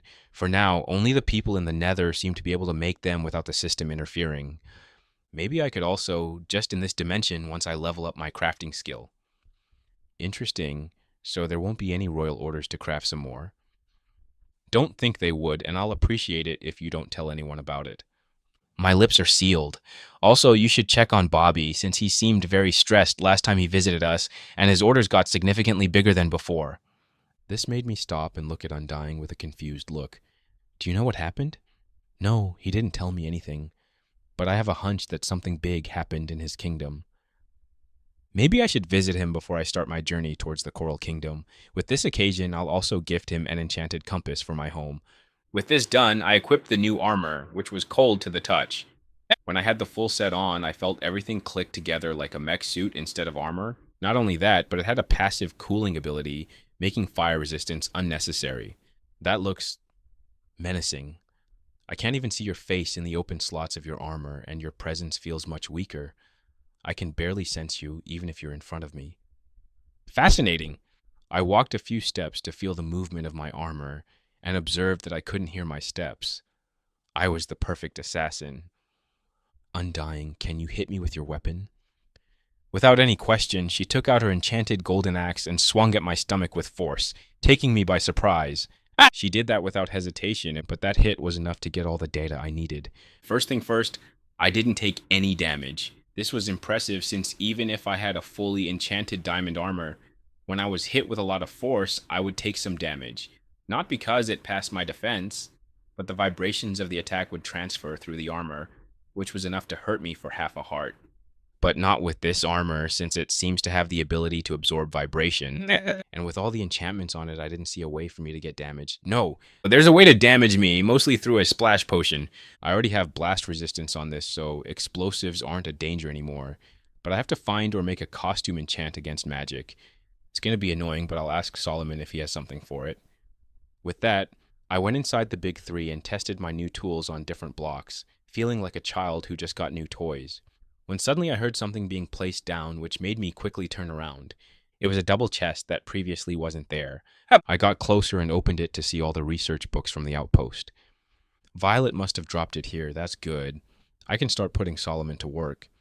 And I could already hear my two researchers arguing in the other room. How could you not study the soul's end in your world? They are full of potential. For us, it only has two uses, to slow the enemy down and to grow nether warts on it. I would argue that a block of the dirt in your world is much more useful than Soul's End with how versatile it is. They both argued with no ending in sight until I had to interrupt those two. Ahem! Both of them jumped in surprise as they looked at me, and soon their demeanor changed to one ready to fight. Who are you? How did you get here? Blue was pointing his crossbow at me, which I didn't expect. Relax, guys, it's me, Traitor. I said that as I took off my helmet. It's really you, Traitor, but when did you get here? I didn't even hear you open the door or walk in. Meh. So the stealth options are more versatile than I thought. Really? I didn't try to be particularly silent. I said that as I put my helmet back on. It was surprisingly comfortable to wear. Solomon looked with intense eyes at me like trying to piece a puzzle together until it finally clicked. Is that new armor better than diamond? Yes. Fascinating. I only heard about. But it is different when you see it in person. It was my turn to be surprised since I didn't expect anyone to recognize it. What do you know about it? Not much. Only that my ancestors tried to make a metal stronger than diamond through an achievement. Again, he talks about achievements in a way that I think is different from what I know. What is an achievement more exactly? When someone reaches the max level at any skill, they would receive a reward from the system in the form of a new recipe in their field. That's an amazing thing to receive as a reward. No wonder the ancient civilization managed to progress so much in such a short time. They accumulated achievements over time and requested custom enchantments, potions, and even crafting recipes. How many managed to reach that level, and how many undiscovered recipes are out there? But I know a lot of people who reached level 7 in their skills. Even I managed to do that, and I haven't seen the system. I mean, it saw me, but I don't think that counts. No, the max level is 10, but the system stopped it at 7 since after that are the custom recipes. But even if you manage to get to that level, Trader, it's not guaranteed you'll get the rewards since there are a few historical records of people not getting it. Wait, that could be a way for me to get back. I can increase my crafting skill until level 10 and request an item that can bring me back home. Even if there's a low chance of succeeding on this, there's still hope at the end of the tunnel. But this would be a hard task since I can only craft with diamonds from now on, and the higher level I go, the more resources I have to spend. Unless... Solomon, do you think the water temple survived the system purge? The scientist looked at my face, trying to read what I was about to say. Unfortunately, I had my helmet on, and the effects only gave him darkness to stare at. That's what we're hoping for, since it's the reason we started the invasion in the first place. Do you think I'll find custom crafting recipes there? His eyebrows raised, realizing what I was thinking. Yes, there's a high chance you'll find what you're looking for in there. Perfect. Do you know where the temple is hidden? Unfortunately, no. Only the general has the map to its location. That sucks, but maybe I can go to the Coral Kingdom and ask the fishermen there if they saw the Guardians. A plan slowly started to form in my mind the more I thought about it. Well, that decides it. I'm going to the Coral Kingdom next. Blue, you're in charge of supervising this man to not run away or do any immoral experiments. Otherwise, give him everything he needs, and if you don't have the items at hand, you can take them from my base. The man nodded his head in understanding, so I said my final goodbye as I left the tribe toward the stone Kingome portal. Unfortunately, when I arrived at the fortress, I was stopped by the guards since they didn't recognize me in the new armor. Funny thing about this, they only found me because I accidentally bumped into someone. Who are you? How did you get here? The two guards quickly took out their diamond swords and pointed them at me with confusion on their faces. There's no need to draw swords. It's me, traitor. You must have been tired from all this heat and haven't seen me since my armor is blending so well with the dark bricks. I said that as I took off my helmet to show them my face. I was surprised by the stealth of this armor once again, since it seems to have the passive ability to make others avert their eyes from my general area, and as long as I wasn't in a brightly colored area, I was safe to walk unnoticed. This is more fun than I expected. The guards looked with suspicion at me, but they knew about that master with no nose that defeated the zombie lord, and they had strict orders not to make him mad. Sorry, sir. I truly must have been tired since I didn't see you. Carry on. With that, they continued their patrol with higher alertness than before. I could only chuckle as I passed the portal now into the overworld. I calmly walked besides the wall of the tall hallways as I saw servants running to finish their jobs. But just as I was about to visit Bobby's office, one of the guards saw me and yelled with his loud voice, "You there? Who are you? Identify yourself or face death." I was taken by surprise, so I turned towards the guard, who soon was joined by two others ready for a fight. But for some reason, they were more tense than normal, ready to attack me at a slight twitch. What happened here for them to be on edge? Since the stealth of my armor didn't work on those guards, I decided to put it in my inventory to ease their minds and not bring any more trouble. "It's me, traitor. I came to check on my friend Bobby. Sorry if I scared you." They were taken by surprise as the menacing aura was suddenly gone, and let me visit Bobby as I wanted. With them out of the way, I walked towards Bobby's office with the exception that every servant was seeing me and stopped from time to time to look. In the end, I arrived at Bobby's office without any hiccups and knock on his door. A few moments of silence and I heard a yell from the other side. "Come in!" I opened the door only to see my friend buried in a mountain of paperwork and dark bags under his eyes from lack of sleep. "Just put the rest there. Oh, traitor, it's you." "Bobby! Glad to see you as well. What happened here? I thought you'll get all this paperwork after you become king," I said with a small laugh. "At this point, I want to be anything but the king." I raised an eyebrow in surprise. What happened? He stopped writing and leaned back on his chair, letting out a big sigh. "Our vault has been destroyed." Chapter 1, 150, The Coral Kingdom. The vault was destroyed? Who would do such a thing? Robbed, I could see it, but fully destroyed. Why would anyone do that? Any suspicions who could be behind this? Only 2 days ago we got a message from the Sandstone Kingdom that their treasury was destroyed by the Pillagers. The Pillager did this? This is a huge blow for the two nations then, and the perfect time to ravage more. Should I help them fight back? Maybe I could tell them the location of their outpost, but I don't know how much that would be of help since almost everyone is gone from there, taking most of their riches with them. Even if they search for forbidden knowledge, they won't find anything since I stole it and burned the rest. At least the Stone Kingdom has access to a portal and can request precious items from the piglings. I don't want to think how the Sandstone Kingdom is dealing with this disaster. I'm guessing they started to harass the towns and villages more now. Yes and no, surprisingly. They kept the same pace of attacking small towns, but not with the same precision as before. Most of the attacks were composed of ravagers and their tamers. While they're still dangerous, we can fend them off with our fireworks. That wasn't so bad, which means the main force is doing something else. A week ago, we received reports of a huge flying platform between the borders going towards the Coral Kingdom.